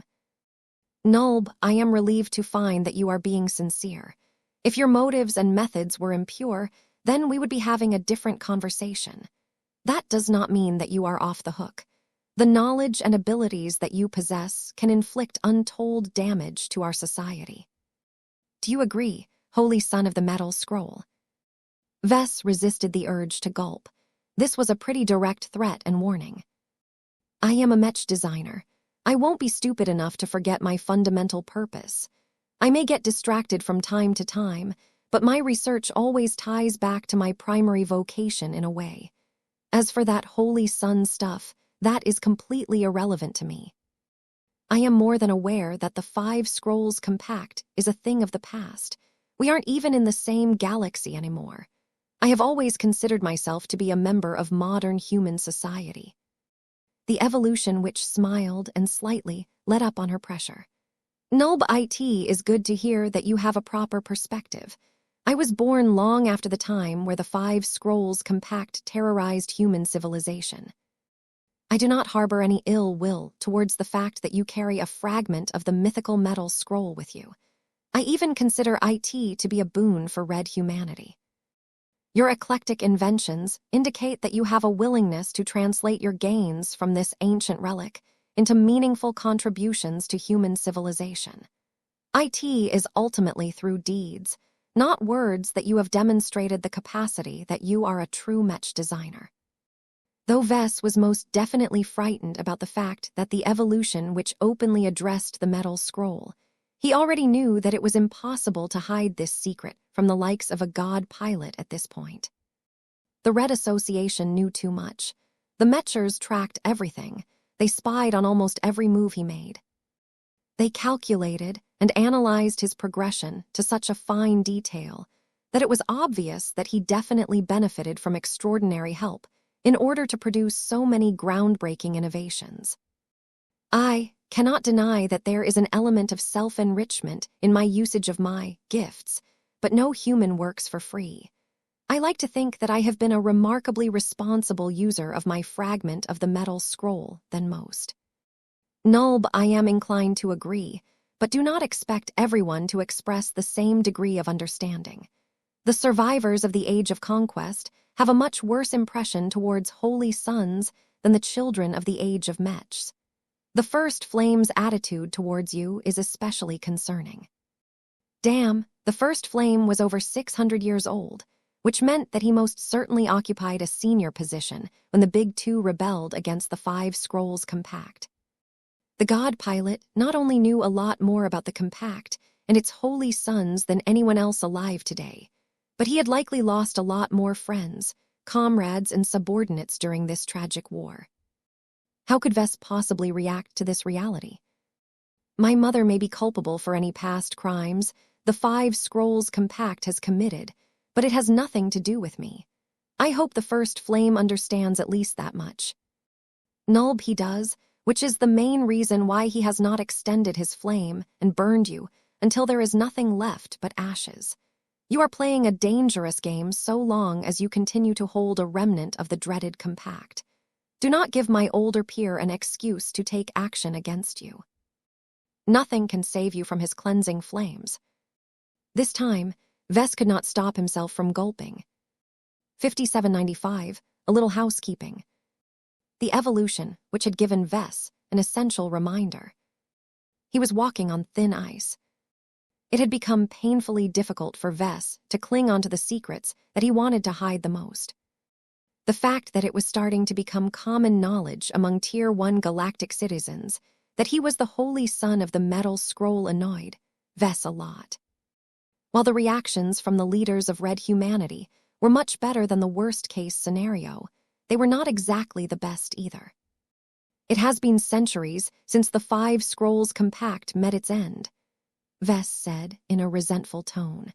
I can understand that the people who have survived that conflict have constantly remained on guard against its revival, but the chances of that happening in the Red Ocean is too low. They should be worrying about present-day conflicts a lot more. Letter 1A te Tomicron, Nulb, I agree, but not everyone shares my opinion. We live in a society that is shaped by the likes of the First Flame, Fleet Admiral Jameson, and other defenders of modern humanity. Their influence may have waned over the centuries, but they will never abandon their mission. We are all children in their eyes. They regard our persistent desire for improvement with suspicion. Anything that causes US to regress to anything resembling the old compact will trigger their worst fears.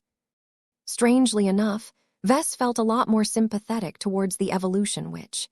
He realized that the two of them were actually in the same boat. They had no direct involvement in the events that took place at the end of the Age of Conquest, but they suffered from its consequences anyway.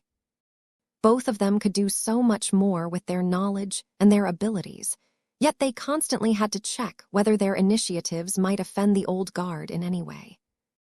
Vess relaxed a bit in the evolution witch's presence. The god pilot clearly indicated that she considered him to be on the same side with regards to this issue. Both of them had to fight against the same constraints. I don't think it is a good idea to continue to limit ourselves, he said. One of the reasons why I proposed the Red Collective in the first place is because the old-timers in the Red too are so inflexible about this that there is a need for a more constructive platform to consider these matters. However, if these guys continue to push back against everything we do, then we still won't be able to make enough progress to overcome every challenge. The evolution witch made a dismissive gesture. Nulb opposition to cultivation will always exist. As much as I dislike IT, some of IT is necessary to keep US in check. We can only compromise with these forces and do our best to contribute to society in a safe and responsible manner.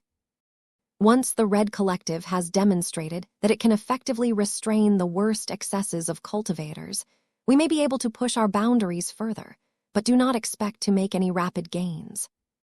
That was a letdown to Vess, but he supposed that it would be foolish to hope for anything better. Thank you for telling me that. The insights that you have given me are useful to know. I will be sure to pay more attention to this angle. They soon moved on to more practical issues.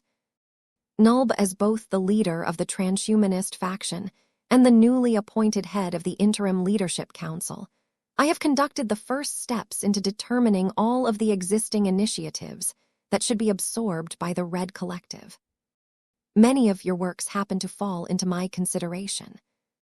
What do you mean by that, Your Holiness? The god pilot formed a projection that displayed his most prominent contributions to the Red Association. The powerful woman plucked some of them out of their place and deposited them under the scope of the Red Collective. Nulb, after a short consideration, IT is clear that inventions such as kinship networks, companion spirits, the glow that can promote breakthroughs, and the Overlord Project are much more at home in the Red Collective. They do not have any direct relations with Mechs, though they do have obvious synergies with them. Do you have any questions or objections about this planned transfer? He did not expect the evolution witch to plan this arrangement so soon, after she became responsible for forming the foundation of the Red Collective. Vess was taken a bit aback and had to think quickly in order to formulate a coherent response. I suppose that it makes sense, Vess eventually said. I am worried about who is put in charge of managing and overseeing all of this stuff. It would do no good to promote their development and increase their usage when you end up putting one of the haters in charge. The evolution, which had clearly thought about that as well. Nulb IT is too early to determine how projects will be managed. IT is possible to put you in charge of them, but given their extreme importance, they will likely need to be supervised by knowledgeable experts. You do not have to be afraid that your works will be unreasonably suppressed. They are too useful to set aside. Anyone who restricts access to their benefits will have to answer to me. I shall not tolerate senseless obstruction in a time of war. That reassured Vess a lot. He could trust in the promise of a god pilot. Her willingness to put her own credibility on the line said much about how much she valued his various contributions. I am grateful for your care and attention, Your Holiness. I cannot help but notice that living Mechs and Carmine Mechs are not included in this shift. Nulb, good observation, Professor Larkinson. The evolution which nodded. Nulb, they straddle the line between Mechs and cultivation. For now, I propose to special arrangements for both of them. The Red Association and the Red Collective should hold joint responsibility for living Mechs. The association will perform its original task of supervising the material design and construction of your works. The collective shall oversee the growth and development of their living personalities after they have been made. This was a messy and imperfect solution, but it made sense in a way. Vess was anything but happy about needing to answer to two separate authorities, but at least their responsibilities did not overlap with each other. Vess could live with this solution. Vess already understood the Red Association well enough to believe that the Mechers would not have a problem with the more mundane aspects of his Mechs. The Red Collective still possessed a lot of unknowns, though. Its structure, rules, strictness, and more were still unclear. It would be unreasonable to appoint Vess as the supervisor of his own works. The conflict of interest alone made it unacceptable for him to become his own policeman. Still, the evolution which had already shown a willingness to accommodate Vess' needs. He had also become a member of the Interim Leadership Council, so he could still exert a bit of influence on how the Red Collective managed all of this stuff. I can live with that as long as the areas of responsibility are truly split, as you have stated, Vess eventually said. What about Carmine Mechs? It will be a lot harder to separate all of the variables seeing as how they are more permanently bound to each other. Nulb Carmine Mechs and any applications based on the Carmine system shall continue to remain under the purview of the Red Association. The evolution which declared. Nulb, as new and unconventional your Carmine Mechs may be, the fundamental truth is that it is promoting the development of Mechs and Mech pilots more than cultivators. The transhumanist faction and the survivalist faction will continue their joint research and supervision over these works. That made sense. Even though Mech pilots were technically cultivators, modern humanity still treated the former as if they existed in a category of their own. The interest groups based on the Mech community were so strong that it was impossible for them to give up a treasure as valuable as Carmine Mechs. Not only did the Carmine system allow ordinary people to experience the wonder of piloting Mechs, they also enhanced the control of existing Mech pilots over their cherished machines. Vess nodded in acceptance. I can agree to that. Keeping Carmine Mechs under a single organization will make my life a lot easier. The transhumanists will be glad that they won't lose another toy. The Red Collective will take away so much stuff that it would be painful to lose Carmine Mechs as well. Nulb, I am pleased you understand. I see great promise in Carmine Mechs, but their implications can be severe. We will need to introduce them to the public at the right time. I commend you for your patience and your restraint. She knew that Vess must have felt tempted to defy his instructions and reveal the existence of the Carmine system. The fact that he ultimately did not resort to this solution proved that he could be trusted to keep his word. This was an extremely important virtue to god pilots. They talked a bit more about what exactly had to be transferred to the Red Collective once it got off the ground. The importance of inventions that had already shown their value, such as companion spirits and kinship networks, was great, and many people knew it. That meant that a lot of players would compete against each other, in order to gain even the slightest measure of responsibility or authority over them. That was not a good development. Nulb, you will be approached by many parties who are seeking to become your allies. Discern their intentions and decide for yourself if IT is beneficial to cooperate with them. Do not make promises that you cannot fulfill. The Red Collective is greater than any of US. IT will be difficult for any single individual to dictate its overall direction. Vess twitched his lips, knew that there was no way for him to hide his true thoughts on this subject in front of an astute god pilot who was definitely studying his reactions carefully. He did not bother to hide his motivations this time. It was useless anyway. The Red Collective should not be an organization that is too proactive or decisive. As an inclusive organization by design, it should not implement policies that only serve a small minority of people.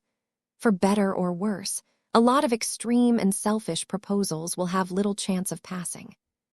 No matter what people believe in, they all have to find a middle ground that enough groups can stomach.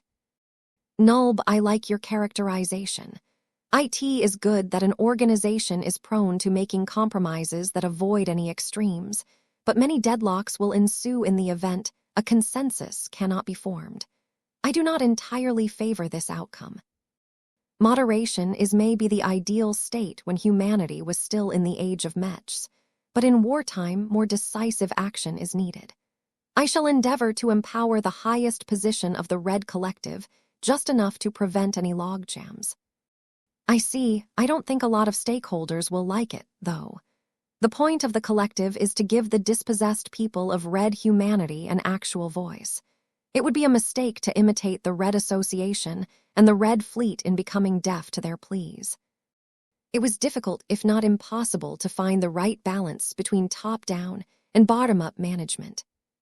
Vess did not think that even a god pilot as powerful as the evolution which could solve this dilemma. The god pilot in question certainly was not amused with Vess' petty antics, but she saw little reason to delve into this topic further.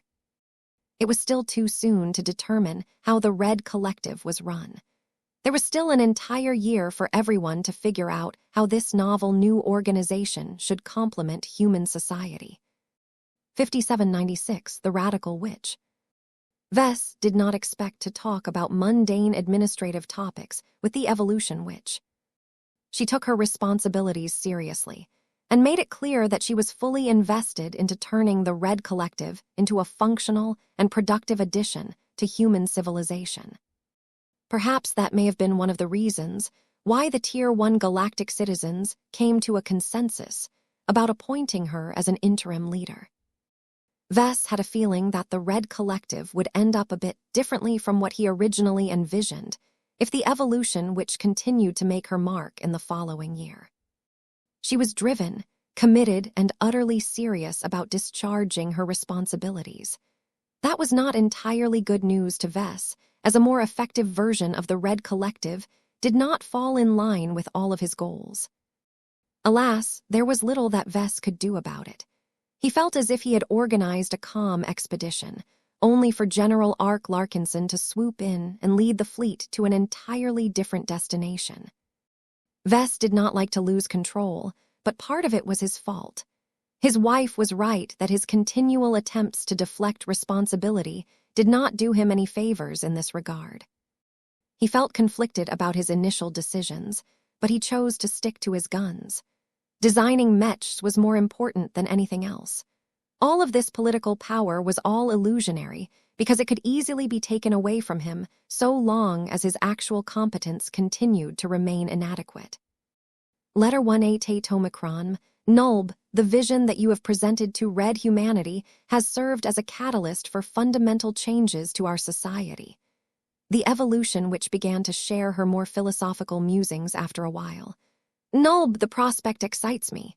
For over 1.5 years, we have tried to run our society as if we were still operating in the Milky Way. While the Red 2 have made a number of necessary adaptations, they are unwilling to go far enough to help our race thrive in this new location and era. Survival of the fittest, Vess remarked.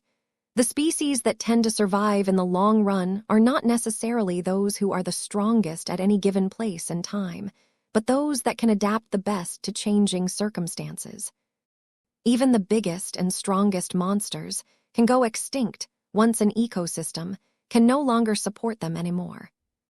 If there were other races from the Milky Way who happened to invade the red ocean with us, then humans like us would feel a lot more urgent about embracing the benefits of E-energy radiation. He demonstrated enough understanding of biology to signal that he understood her desire for change. However, it also created another uncomfortable association. Nulb, did you learn that from your now infamous mother, Professor Larkinson? That is just standard biology, Your Holiness. I am not my mother. You do not have to fear that I will follow in her footsteps. I have grown up in a very different environment, and my ideals are my own. The fact that I am committed to Mech design should serve as sufficient proof of my dedication. Nulb, it is not my intention to question your motives, but you have to realize that you cannot evade this controversy forever. You have brilliantly managed to deflect any inquiries relating to your mother, but there will come a time when people will recall that you are directly descended from a mass murderer, a war criminal, a traitor, and an oath breaker. What is more uncomfortable is that it remains unclear whether she is alive or dead. According to the records, she died when you were but a child. Yet one of your spirits is literally regarded as your mother by a regional religion. Vess grew a lot more uncomfortable. He did not want to volunteer any further information related to his mother than necessary, but it seemed as if everyone had uncovered more information about her than himself. The god pilot leaned forward. Nulb, who is the superior mother? She is a creation of mine, Vess honestly admitted. The superior mother is modeled after my actual mother. That is why they share many similarities. There are times where I truly treat the superior mother as the woman who raised me in my early years, but there are also times when I treat her as one of my living products. It depends on the context. The expression on the evolution witch's face showed that she was not satisfied with his answer. He may have responded with the technical truth, but there was no way for Vess to hide the fact that he was trying to be deceptive. Unlike the polymath who is solely attuned to truth or falsehood, the razor-sharp intuition of a god pilot was much better at gleaning people's underlying intentions. The evolution witch floated a little closer and amped up the pressure against Vess. Nulb, do not mistake my cordiality for tolerance. Have you forgotten who you are speaking to? I will ask you one more time. Who is the superior mother?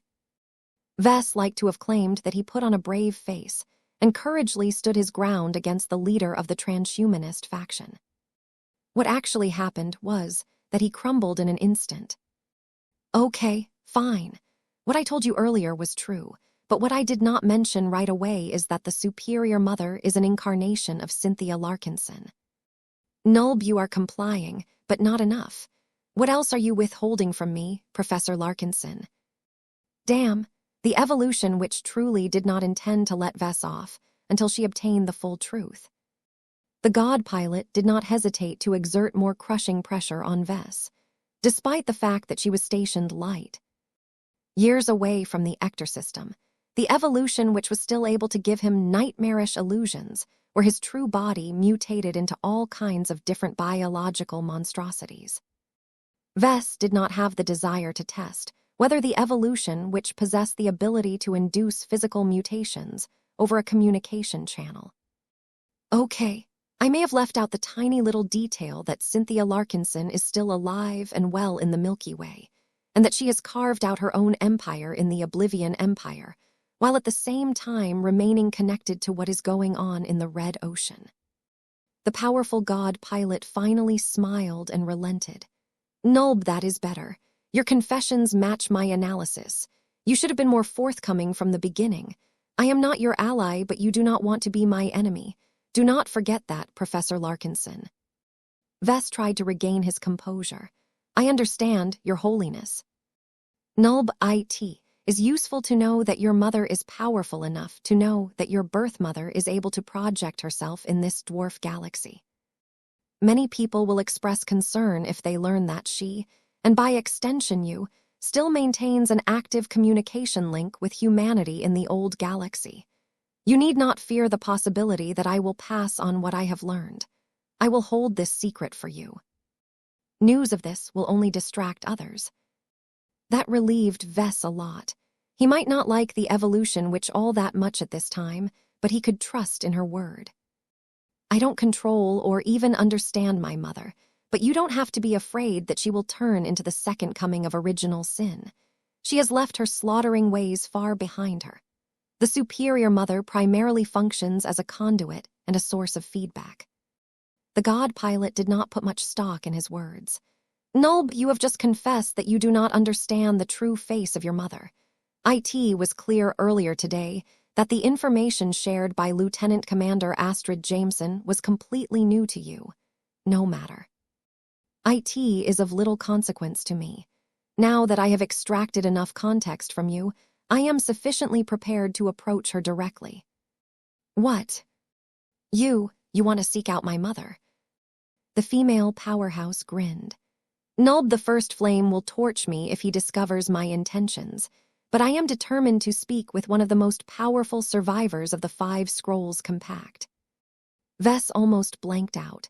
He had difficulty understanding what could possibly drive the evolution witch to desire a meeting with his actual mother. Why? Nulb, as I have stated earlier, I am a child of the age of Mechs. I grew up in a time period where the horrors unleashed by the 5 Scrolls Compact have already turned into historical records. To be more direct, I do not bear any animosity towards former adversaries from a conflict that has already concluded 4 centuries prior. 2 ages has passed since then. IT is time to let go of the past and meet the future with a fresh perspective. She can be of enormous use to the Red Collective. Wait a second. You want to employ her as a consultant. Nulb, why not? IT is an obvious course of action now that I am aware of her existence and availability. Your mother is certain to possess an enormous accumulation of knowledge and experience on all aspects regarding cultivation. I can think of no better advisor on how the Red Collective should be organized. Far be it for me to question the wisdom of your plans. But aren't you afraid that her advice will inadvertently make the Red Collective resemble the 5 Scrolls Compact a little too closely? The god pilot imperiously crossed her arms. Nulb, that is why she is only one of many experts that I will listen to. I will make sure to solicit the advice of numerous hardline opponents of cultivation. I must listen to a wide spectrum of opinions because the Red Collective has dual responsibilities. The new organization must promote the practice of cultivation, but IT must also restrain IT when abuses have taken place. Emphasizing one at the cost of neglecting the other will not yield the desired outcome. He agreed with her logic. What threw him off guard was that the evolution which saw no issue with exchanging notes with a former mass murderer. She demonstrated a degree of ruthless pragmatism that was difficult to attribute to high-ranking Mech pilots. I will be sure to notify my mother beforehand about your intentions, Vess gently offered. As far as I know, you pose a strong threat towards her, so she will likely be reluctant to communicate with you directly. Nulb god pilots have that effect on other cultivators, even if they are true gods. The evolution witch commented with a deceptively mild tone. She was totally not bragging. Vess coughed at that. If you truly want to talk to her and nothing more, then I can help you arrange a more indirect means of communication with my mother. I do not have the ability to know what is on her mind, but I think she will be more than willing to help you set up the Red Collective as long as it will help me. She cares a lot about my well-being. She is just as invested in defeating the aliens that threaten to engulf our civilization as any human in the Red Ocean. The god pilot radiated greater interest after hearing that. Nulb, the more our goals are aligned, the greater the room for cooperation. Perhaps IT may be possible to employ spirits such as the Superior Mother as the representatives of different populations of red humanity. IT is an unprecedented idea, but IT can theoretically work. Vess had only thrown out that suggestion to get people to stop hounding him for answers. Even though he seriously entertained its merits, he did not truly mean to turn it into a reality. The idea went a bit too far even for him. There was no way he wanted one of the most important institutions of red humanity to be run by pretender gods of all entities. No offense, Your Holiness, but I think it is better to let red humanity run its own affairs. 5797, a not-so-minor request. Vess had a feeling that, while the evolution which certainly appreciated him and his work, she valued his ties to a former high-ranking compact member even more. The god pilot certainly did not hide her obvious interest in seeking cooperation with a true god, who should have been her arch-enemy if they lived in the previous ages. However, the charm of the Age of Dawn was that it had not only severed the Red Ocean's physical connection to the Milky Way, but also shed a lot of old and useless baggage in the process. Vess liked it that the leader of the transhumanist faction was a lot less old-fashioned and willing to implement drastic changes that she deemed necessary. What he did not like was how much she was willing to make effective use of her superior bargaining position to push through her demands. When the lengthy but impactful conversation between him and the energetic god pilot finally reached the stage where he could bring up his desired topic, he began to doubt whether it was a good idea to go through with his initial plan. He had talked long enough with the evolution witch to understand her measure. This was a driven god pilot who was not above taking advantage of a situation to advance her own interests. She definitely had a set of principles that she abided by, but they were apparently a lot looser and less restrictive than the ones borne by more rigid god pilots. It was no wonder that her reputation painted her as dangerous. She was a transcendent figure who wielded great martial might, but could not be restrained by rules and morals and easily as other god pilots. As much as Vess feared the ire of the First Flame, the oldest god pilot could at least be trusted to abide by a strong code of honor. It was exactly because high-ranking Mech pilots built up their strength by maintaining their honor and following their convictions that they did not attract fear and suspicion. The opposite was the case. Under the deliberate machinations of the Mech Trade Association, high-ranking Mech pilots, and especially god pilots, were all treated as exemplary heroes who could do no wrong. The public had long developed a strong impression of these powerful beings as honorable soldiers or warriors who fought for their ideals and for the betterment of mankind. The fact that they were so strongly associated with Mech and not anything monstrous helped to increase their ties to modern humanity. This strong climate ensured that every Mech pilot that broke through and reached a greater stage of power continued to remain trapped in a society that imposed strong expectations on their behavior.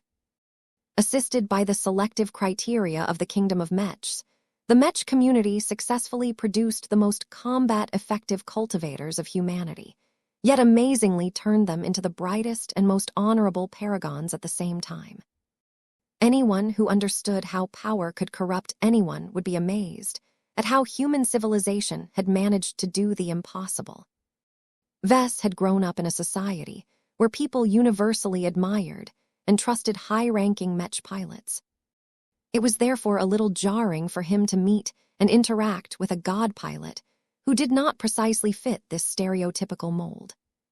Of course, Vess was not naive to assume that all demigods and higher were universally trustworthy and dependable. He had met enough expert pilots and ace pilots who possessed obvious personality flaws that made them dangerous and unpredictable. It seemed that he would have to add the evolution witch to that list. Vess felt more and more apprehensive when he thought about issuing his request, but he might as well get it over with now that he was here. Who knew when he would be able to hold another private chat with the evolution witch? At least she was in a good enough mood. Your Holiness. Nulb yes, Professor Larkinson. Knowing that the evolution witch's time was valuable, Vess pressed onwards. I have a small request, at least I think it is small. I have an urgent need to acquire an extremely rare and valuable material that is not available in the Red Ocean. I have tried to use other channels to inquire where I can acquire this exotic substance. I eventually managed to acquire a detailed analysis report of this material from the xenotechnician, but the evolution witch peered at him with a gnawing glance.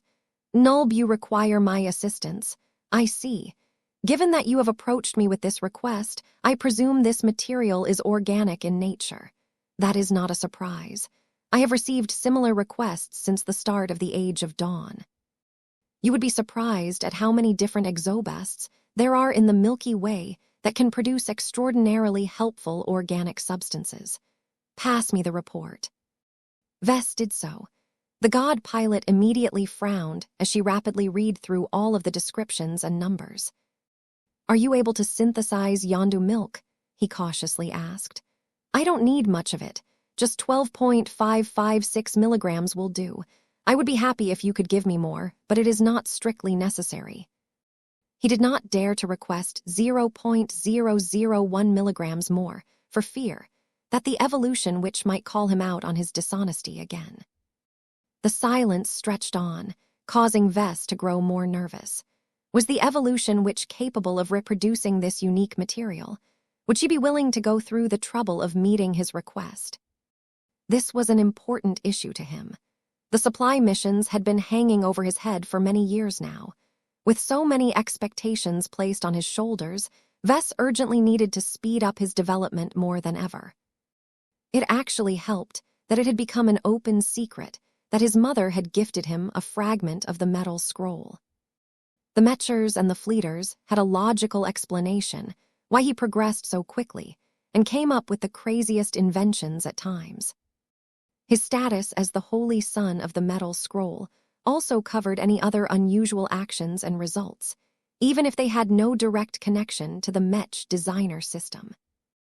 In other words, Vess did not have to be as subtle and circumspect about his use of the system as before.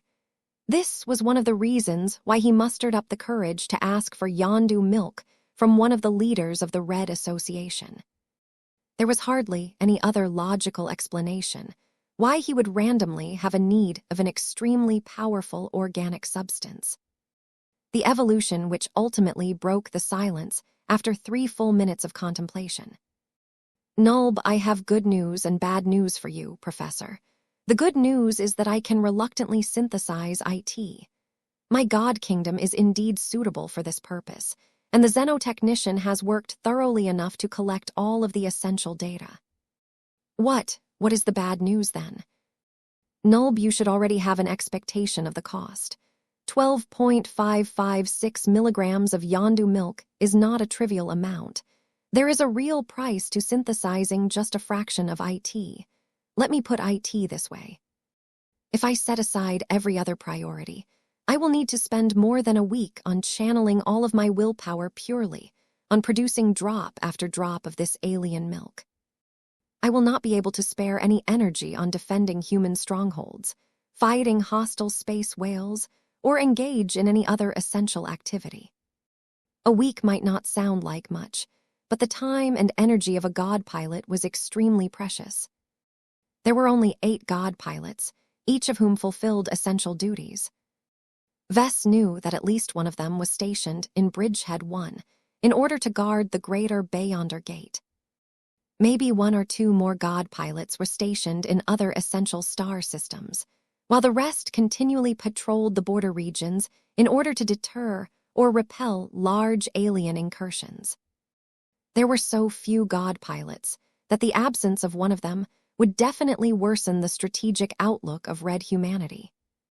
If the Red Cabal somehow got wind of it, the native aliens might decide to launch a massive offensive, taking advantage of the fact that a god pilot was temporarily unavailable. Suffice to say, it would be the height of selfishness for Vess to insist the evolution which meet his request after knowing how much it cost to reproduce this damned Yondu milk. What What makes this Yondu milk so special and difficult to synthesize? The report contains a lot of descriptions about its properties, but it doesn't really state what it can do. The only piece of relevant information that I have obtained is that it is used in one of the most effective life-prolonging treatment serum formulas. The evolution which smiled again. Nulb Yondu milk is a substance that defies reality. This is not a surprise because it is produced by an impossible exobest. Let me give you another description. Yondu milk is a product of a god, an alien one, but a god nonetheless. It is not too difficult for me to reproduce its material properties, but what is truly challenging is to imitate the non-material properties that the ancient exobest attaches to the milk. Have you ever attempted to imitate the work of another god? Ooh. Nulb, the Mechers that you have previously consulted were correct to point you in my direction. I am the only being in the red ocean that can fully reproduce Yondu milk. My ability to imitate other organisms is unsurpassed. My dominion over biology is absolute. I can assure you that no one else can meet your difficult request. While it takes an immense amount of effort to produce the desired quantity of Yondu milk, I can still do it without compromising my other responsibilities by taking my time. The evolution which did not emphasize her uniqueness for nothing. Vess recognized that he was being subjected to another negotiation. I understand, he said and bowed his head. You don't need to boast any further. What do you want in exchange for 12.556 milligrams of Yondu milk? The evolution which grinned and leaned forward in a slightly intimidating fashion. Nulb, I already have what I want from you. There is nothing urgent that I require from you at this time. She was probably right. The Red Association had already forced Vess to make a lot of major contributions.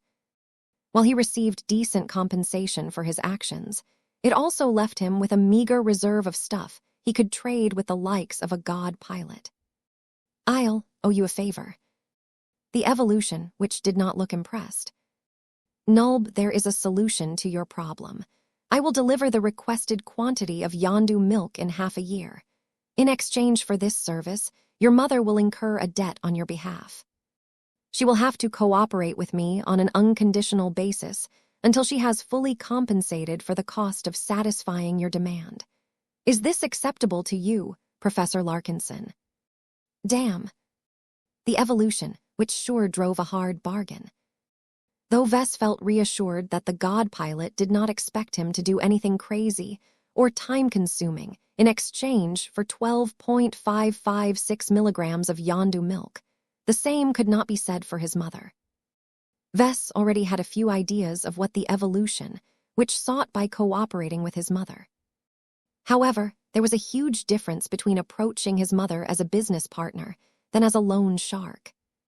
I can't make this decision on her behalf, he responded. I need to contact my mother and find out whether she is willing to play along.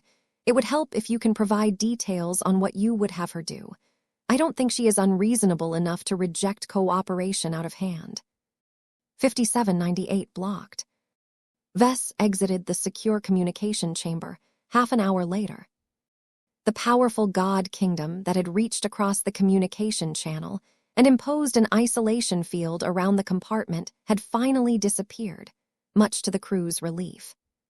Every Mecher stationed on the Tarask tried to fulfill their routine duties as diligently as possible. None of them dared to relax, joke around, or act less than impeccably. Jovi Armalin and Vector Lobin waited outside the corridor for the entire duration. Both of them kept their backs ramrods straight, even though it was clear that the evolution which never paid them any mind from beginning to end. Vess did not look like he had experienced a dream come true by speaking at length with an actual god pilot. Countless people would have given up everything just to receive a little bit validation from one of the most powerful humans to exist. Yet Vess looked as if he had lived through an arduous battle. Has your meeting with the leader of my faction concluded to your satisfaction? Professor Vector Lobin inquired. Vess tiredly rubbed his face. I suppose so, but she didn't make it easy for me. It's been a long day. So much has happened that I need to take a lengthy break. Your quarters are always available to you. For security reasons, it is best if you and your entourage remain on this flagship. The Red Association has already confirmed that reinforcements are on the way to bolster the Blue Jay fleet. We will soon be joined by 3 light cruisers and 2 combat carriers. Combat carriers. Yes, they are urgently needed. The ship class selected for the Blue Jay fleet can only hold 20 first-class multipurpose mechs each, but they possess robust repair suites and can carry an abundant amount of supplies. Additionally, the carriers also hold 1 elite infantry battalion each. The availability of additional mechs and infantry will substantially improve your security whenever you are indoors or on the surface of a planet. Well, I guess anything helps, Vess shrugged. He should have been more pleased that the Mechers had seen fit to ramp up his security, but he was too mentally fatigued to show a stronger reaction. Trying to keep his wits and maintain his composure in front of the evolution which had drained him a lot more than he expected. Letter 188 Omicron Jovi made an awkward remark. The additional reinforcements are welcome, but they fall short of the standards of a full escort fleet for a Tier 2 galactic citizen or higher. Given everything that you have accomplished today, there should be enough justification to raise your galactic citizenship tier. However, I have found no such change in the records. Vess grimaced when Jovi mentioned this painful point. There was a time where he would have rejected such a high-profile move, but that had passed now that he had painted an even bigger target on his back. I politely requested the evolution which about this subject, but I did not receive a favorable response. For what reason? Both Mechers looked genuinely puzzled. Vess was already being called the father of the Red Collective, despite the fact that the organization had not yet formed at this time. Since the Red Collective was meant to become an equal partner to the Red Association and the Red Fleet, it would be a travesty if Vess still did not receive the promotion he deserved. His current level of fame and influence over Red humanity was much greater than before the start of the public inquiry. There were many Tier 2 galactic citizens that had not come even close to changing the course of human history as much as Vess. However, the lack of satisfaction on his face made it clear that he did not gain the official recognition that he sought. To be fair, it is not the Evolution Witch's fault. She actually expressed a willingness to file an application, but when she did so, she received an instant rejection. It turns out that a certain powerful figure has implemented a block on any further promotions. My citizenship tier can only be raised when I have advanced to the rank of Master Mech Designer. Nothing else can remove this block. Her Holiness came around and agreed with this measure. I see, that is inconvenient. All 3 knew what was going on more or less. Whoever originally implemented this block wanted Vess to stay on track and prioritize his mech design activities first. This was not only for his own good, but also helped to limit the amount of time he could spend on other priorities, such as trying to run the Red Collective or such nonsense. Vess was not a politician. He was a mech designer. There was nothing more that Jovi could say to that. This was indeed a clever way to encourage Vess to stick to mechs. If not for this measure, Vess might have felt tempted to put his original vocation aside and spend a lot of time and energy on becoming a more traditional cultivator. This was not a good outcome to many people. They preferred it if Vess remained preoccupied with designing mechs as opposed to concocting forbidden horrors. Though Vess resented the obvious manipulation, he did not have the power to push back against it. He could only accept the current reality and play by the rules. I'm heading back to my stateroom. Is there anything else?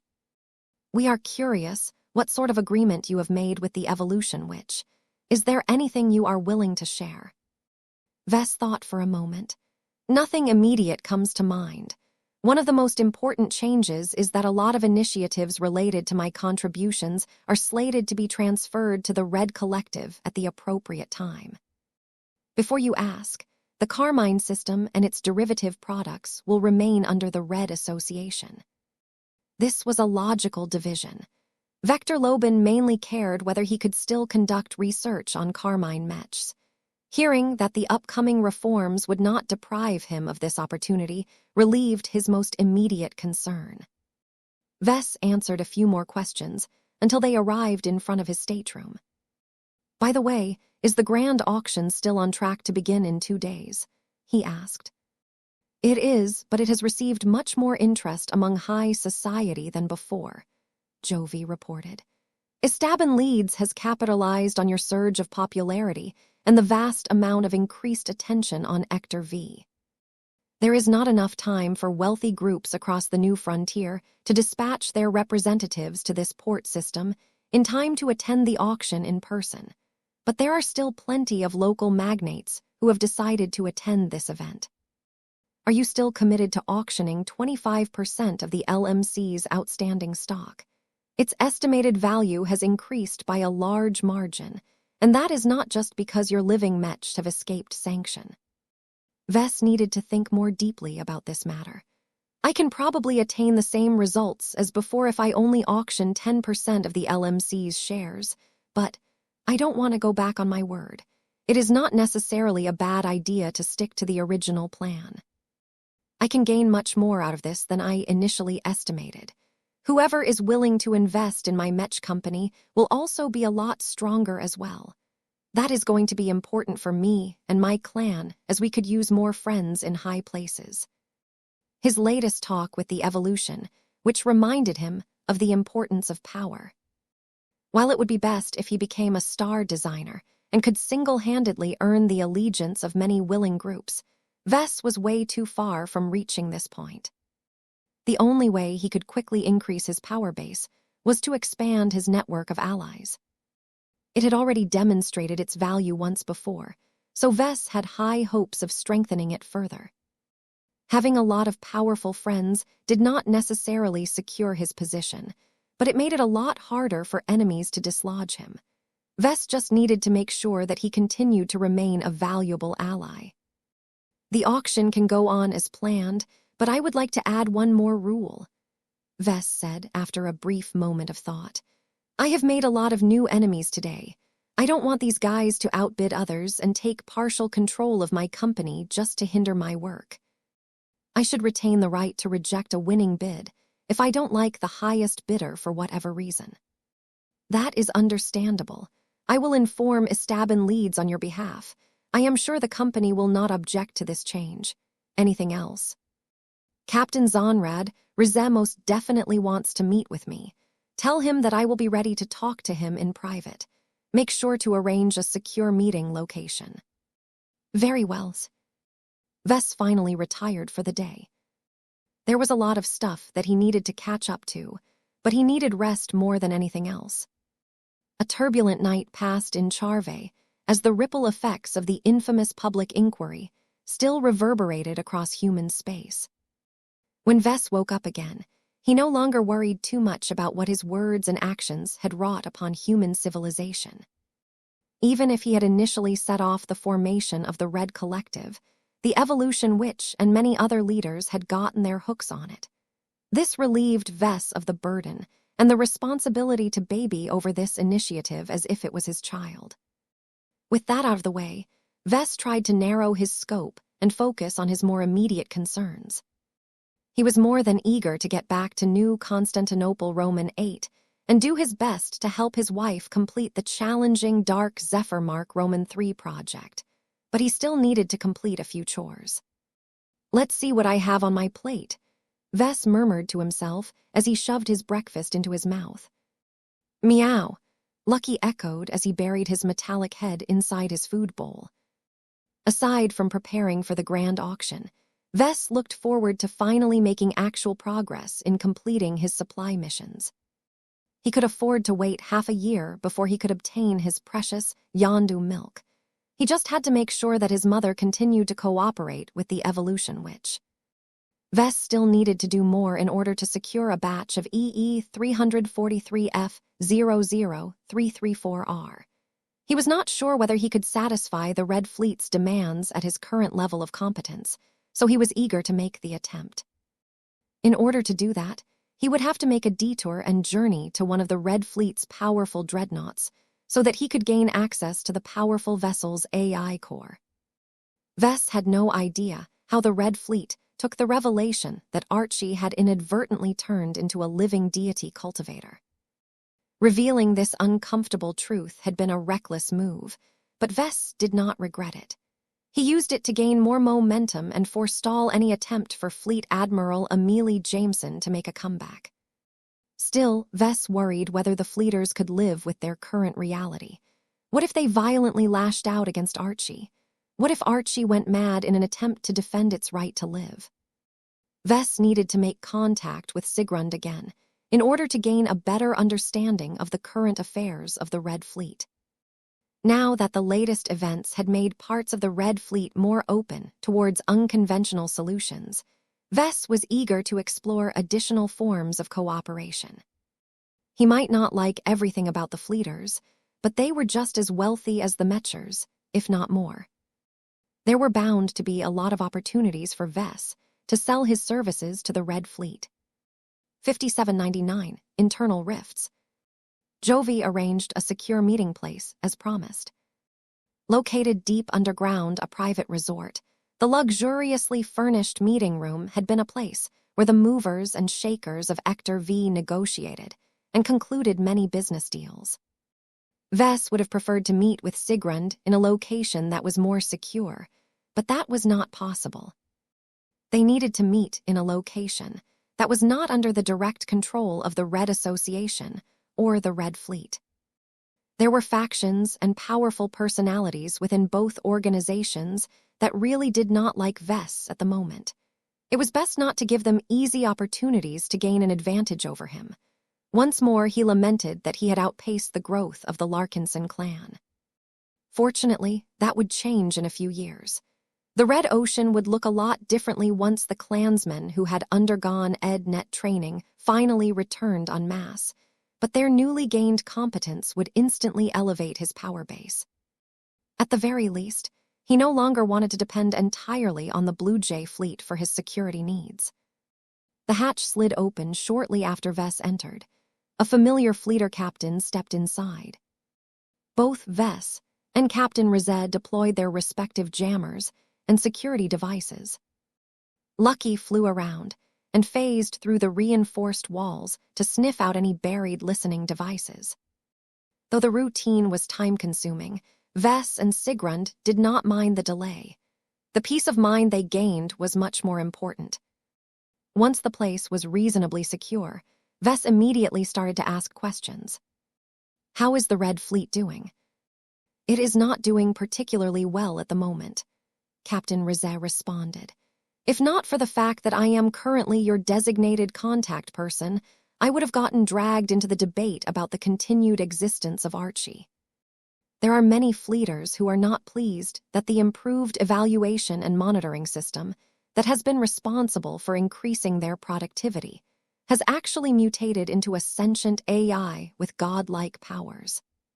Fears that everyone will get taken over by this inhuman monstrosity has provoked a lot of knee-jerk reactions. Vess furrowed his brows. I can understand how that can be creepy for people. Surely there are fleeters among you that see enough reason to recognize the value in keeping Archie. The captain briefly smiled. There are. Many fleeters, particularly the lower and middle ranks, adore Archie. Ever since it took the place of the more limited IES, many spacers and officers have received the promotions that they have always deserved. The gratitude they owe to the fair and impartial system, that is devoid of any bias and nepotism, is massive. What about the other side? I am sure the fleeters who are in charge don't share this sentiment. I am surprised they allowed Archie to come online in the first place. You would be surprised how many fleeters are in favor of employing more effective AIs, though only within reason.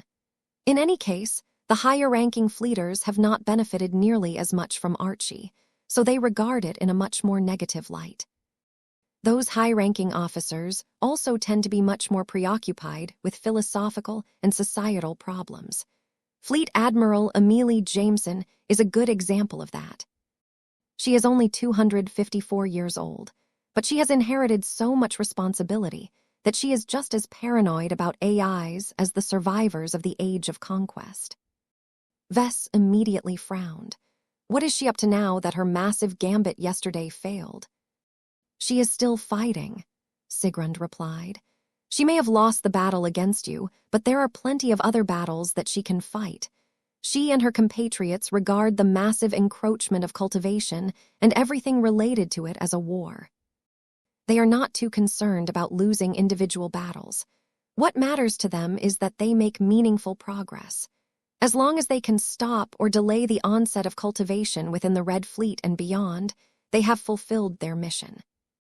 They are not going to stop being a thorn on our sides. Ugh, I guess I shouldn't have expected our opponents to have a change of heart. Given that these spoilsports are so adamantly opposed to Archie, is there a possibility that the Red Fleet will experience a schism and split in half? You'd like that, wouldn't you? The fleeter smiled without emotion. I do get a sense of vindictive satisfaction at the thought of the fleeters causing their own downfall. Then I am afraid I have to disappoint you, Vess. We are not as stupid and short-sighted as you think. A furious debate is raging within our organization, but we are well aware that the Terrans and the Rubarthans would like nothing more for us to disintegrate. I think that even the Mechers do not want us to fracture. One way or another, Fleet Admiral Argyle and Fleet Admiral Jameson will find a resolution that will end the ongoing ideological struggle. This sounded similar to the prior division within the survivalist faction. There was plenty of room for different opinions, but once the survivalists had voted on a plan, they expected everyone to fall in line and unite behind the winning proposal. It was an effective way to resolve differences between opposing factions, but it required enough maturity from the losers to achieve the desired results. Vess was not sure whether the Fifth Fleet was willing to play along if too many fleeters ended up favoring Archie. Does this ongoing fight affect our earlier deal, Captain? He questioned. I hope you haven't forgotten about exchanging EE 343F00334R for my services. We have not forgotten, Vess. The strife is problematic, but it will not cause any undue delays. We are still eager to discover whether you can improve the performance of our cherished warships. We will just have to bring you to a dreadnought where your contribution is more welcome than others. It would be ideal if we can take you to the Dominion of Man. The dreadnought already carries enough stock of this precious material to meet your needs. Vess grew a little disappointed when he learned the Red Fleet's current distraction had made it unclear whether he could conduct his experiment on the Dominion of Man. However, it ultimately made little difference if he worked on one of the other dreadnoughts. The fleeters would simply have to spend a bit of extra time to deliver several kilograms of EE 343F00334R to his location. What Vess prized the most was that he was finally making real progress.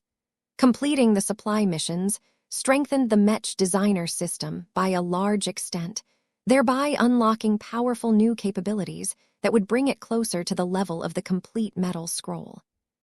Vess briefly wondered whether it was possible to turn his fragment into a full sacred scroll again, but he quickly dismissed the possibilities. He did not think it could fix all of the missing parts just by mixing a few top-quality materials together. What will happen after the experiment is successful? Vess asked. If you have succeeded in bestowing life to one of our dreadnoughts, then we will have to conduct thorough tests to determine the differences. This will take months, if not years. Once we have verified that your method is useful to us, you can expect us to conclude a more comprehensive deal with you. It is likely that we will wait until the Red Collective has entered into operation. It will be much less problematic to embrace aspects of cultivation if a part of us has already joined the new cultivation-oriented organization. That makes sense. I hope I don't have to wait that long to get my hands on EE 343F00334R, though. I do not believe you have to worry about that. The alloy is certainly valuable enough for the Dominion of Man to keep in stock, but the value of cooperation ultimately exceeds the value of this material. That was reassuring to hear. Now that Vess learned what he wanted from Sigrund, he relaxed and began to chat about less urgent matters. Will the Fleeters participate in the upcoming grand auction? Captain Rosette chuckled. In fact, we will. None of us really cared about it previously, but it is different now. The auction house has rapidly expanded capacity. Not only is it accepting many more items to be auctioned the next day, but it is also expecting the arrival of many more guests. Many of them are primarily coming because of you. The grand auction is bound to become a lively event. Vess had already received word that Estaban Leeds was capitalizing on his popularity, but this sounded like a much bigger deal than before. Will the Fleeters put up anything good on auction? Let's just say that we have put items up for bidding that even you will take interest in. That is all I can say. I am bound by confidentiality to not divulge any further information. I hope you bring enough capital. Don't worry about that. My latest arrangement with Isthmus Manufacturing has vastly increased my net worth. I can also spend the expected proceeds from auctioning LMC shares in advance. Money was no longer an insurmountable problem to Vess at this point. Just as his wife and several advisors suggested, he could always go deep into debt in order to finance a massive investment. His earning ability was more than enough to pay it all back in time. Vess asked another question after a while. Since the Red Fleet is geared to become a participant in the Red Collective, which fleets are set to embrace cultivation? None of that is clear at the moment. Sigrund shook his head. Not enough time has passed to make this determination. I think that the 7th Light Fleet that I am a part of may be a likely candidate. We are new and more open to change. We do not field any large war fleets, so any adverse consequences will not result in a rapid collapse of our defensive lines. Admiral Chelsea Mealy is also closely aligned to Fleet Admiral Stanley Argyle, so the 7th Light Fleet can be trusted to make an honest effort to integrate cultivation. So the 7th Light Fleet will serve as a guinea pig for the 2nd Main Fleet. Essentially, yes, Sigrund answered. The 2nd Main Fleet is much older and more steeped in old traditions. It is crewed by veteran officers and spacers who have always known one way to fight. They are much more resistant towards radical changes than usual. They need convincing proof that cultivation can produce real performance gains before they are willing to adapt. As long as the 2nd Main Fleet has clearly become more powerful due to these changes, many of the other fleets will follow suit. I can't imagine the 5th Enforcement Fleet doing this. It would be too embarrassing of a retreat. This is why Fleet Admiral Jameson is most certainly urging her R&D personnel to come up with viable alternatives that do not bear any direct relation to cultivation. There are still many die-hard fleeters out there that think that pure technology can still save them all. I do not necessarily disagree with this stance, but the opponents are fighting an uphill battle with this attitude. Speaking about the female fleet admiral, how is her descendant doing? Has Lieutenant Commander Astrid Jameson already tucked her tail between her legs and left the port system? I am afraid I have to disappoint you, Vess. She is still lingering, though neither of us have ever spoken to each other. From what I can surmise, she will most definitely participate in the upcoming grand auction on behalf of her ancestor. You can expect her to have access to deep pockets. Great. On the other hand, the 5th Enforcement Fleet may have put items of their own up for auction. I do not know what they have entrusted to Estaban Leeds, but the Jamesons are eager to win back their lost prestige. Interesting. 5800, the Flooded Theater. The grand auction organized by Estaban Leeds on Hector V received much more attention than anyone originally thought. Due to the participation of the Mech designer, who had detonated human civilization in the Red Ocean only a few days ago, countless players wanted to get into contact with him through any means. Unfortunately, many of their attempts became stymied due to the restrictive entry requirements imposed by Estaban Leeds for its highest class of auctions.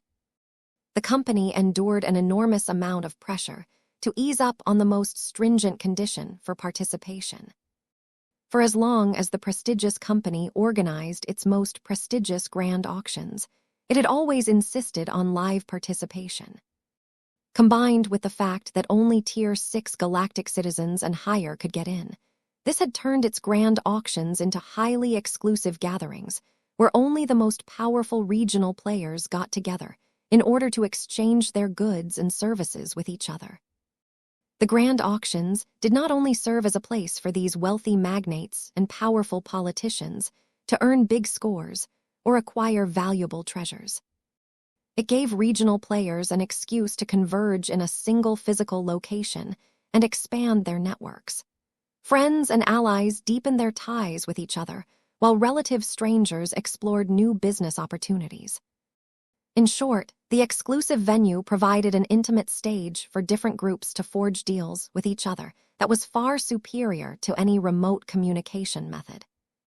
The high entry requirements did not seem to deter participation.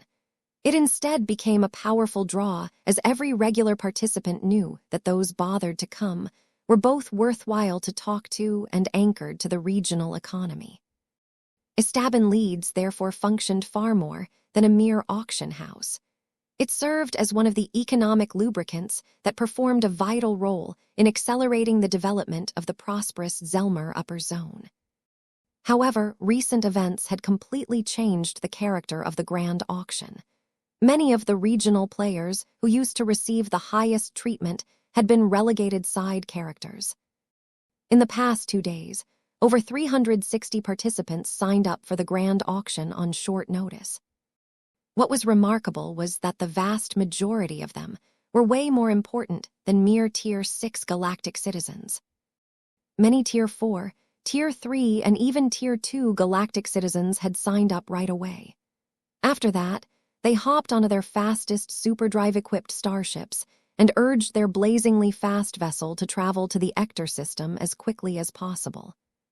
It helped a lot that the Ector system was a port system, but even then, a lot of Terrans and Rubarthans lamented the distance from their own territories.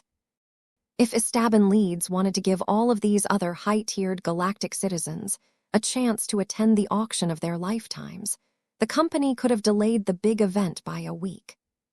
The number of attendees could easily become an order of magnitude greater than the current prognosis. Ultimately, the company resisted the temptation to do so. The company had operated since the Age of Conquest, so its management was anything but short-sighted. People trusted the auction house because it had built up an unflinching reputation for being fair, honest, transparent, and reliable. Its determination to hold the grand auction on the scheduled date was admirable, but it certainly hadn't been easy given that it had made a lot of powerful groups angry. When Vess got ready to attend the much-hyped grand auction, he became somewhat amazed at how extensively his involvement had warped the entire event. "I have enough stuff on my plate at the moment," he said as a bot neatly adjusted his bow tie. "I know that a lot of power players have come to talk to me, but I am not in the mood to wine and dine with them at the moment." "You will disappoint many potential business partners, sir," Kelsey Ampatok said as he filled in for the role as his personal assistant at this time. "Back in Rubarthan space, there are many Mech designers who would kill to be in your position. Whether it is your ability to design unique living Mechs or your outsized voice in the Interim Leadership Council, there is great demand for your attention. You do not need to meet with too many people. You can allow us to select a handful of VIPs and meet with them in private to hear their offers. This may be a good opportunity for you to acquire territories, first-class planets, rare resources, and sizable ownership stakes in major companies." The mention of all of these potential gains briefly aroused Vess' greed, but he quickly controlled himself. While he and his clan could definitely use the help, Vess was still cognizant that his overall strength and means were still too limited. So much had happened already that changed his reality. Vess felt the need to restrain himself before he lost all perspective. "I am fine with our current trajectory," he said as he continued to admire the mirror projection's custom tuxedo. "Clad form. If people truly want to cooperate with me, then they can bid on the shares that I am putting up for auction. I think that making myself scarce will increase the demand for my company's shares. After all, I can't ignore the demands of shareholders. That may work. It will limit the amount of partners you cooperate with, but the relationships will become more enduring, Kelsey concluded. Besides, I can always hold my services in reserve in case I want to bid on something really special. I have heard that all kinds of remarkable stuff show up in these grand auctions. Vess looked forward to that. One of the benefits of all of the increased attention was that many of the participants consigned a lot of valuables to Estaban leads. Naturally, the auction house maintained strict standards on what kind of goods they added to the list. None of the high-tier galactic citizens wanted to waste their time on ordinary commodities. Meow meow. A dark archimetal cat floated up to Vess and made his demands clear. The gem cat looked especially cute after a bot had tied a miniature bow tie to his collar. I know, Lucky. I will keep an eye for interesting exotics for you. Just make sure you don't use up all of it to strengthen your body. Leave some for your primary function. Meow. After Vess became satisfied with his appearance, Vess and the rest of his immediate circle got teleported to one of the VIP teleportation chambers of the auction house. Just like all of the other structures in the aquatic-themed city of Charve, the auction venue had been decorated in an interesting manner. Estaban leads had turned the entire auction house into an ancient theater that had been flooded with water. Everything was submerged with water, causing the environment to look more enchanting. Plenty of alien aquatic life forms filled up the halls and corridors. Glowing purple weeds, strange six-eyed fish, and transparent invertebrates leisurely floated in the water or rooted themselves into tastefully looking cracks. Everyone who entered the flooded theater wore the same special energy shields that kept the water at bay, allowing their bodies and their clothes to remain dry. Even Lucky wore a miniature version of the same device. Vess was pretty sure that his gem cat could swim through water without any problems, but it was best not to test his patience. Meow. Lucky certainly did not look comfortable in this environment. He flew closer to Vess and perched on his shoulder as if he was afraid his miniature water-repelling shield could fail at any second. Okay, so what now? There is still plenty of time before the grand auction begins, Kelsey Ampatok said. It is advisable for you to speak with the manager of the auction house. If you do not want to speak with anyone else, I can lead you straight to the upper hall where the big event is scheduled to take place. It is divided into a common seating space and private boxes. I take it that we have already reserved one of those private boxes, right? Yes, but it usually isn't necessary. You see, the exclusive clientele that attends these grand auctions usually like it when they can sit in the same space. Many attendees actually prefer to sit in the large common space where they can easily approach and chat with other peers. That actually sounded nice, but Vess had become so high profile that he would definitely become the center of attention if he appeared in a crowd. Can I gain a preview of the listings if I speak to the manager? No, that is expressly forbidden by the rules set by Estaban leads. Either everyone or no one gets access to this information.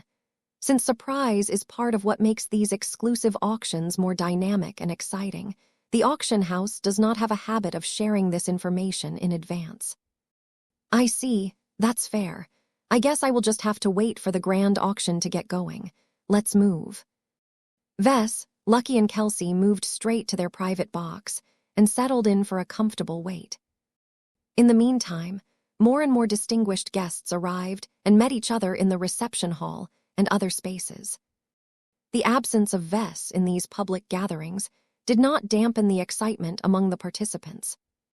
Not only did they talk about routine business affairs, they also showed a lot of enthusiasm as they exchanged their opinions on explosive subjects such as cultivation, the Red Collective, and what it all meant to their respective states or organizations.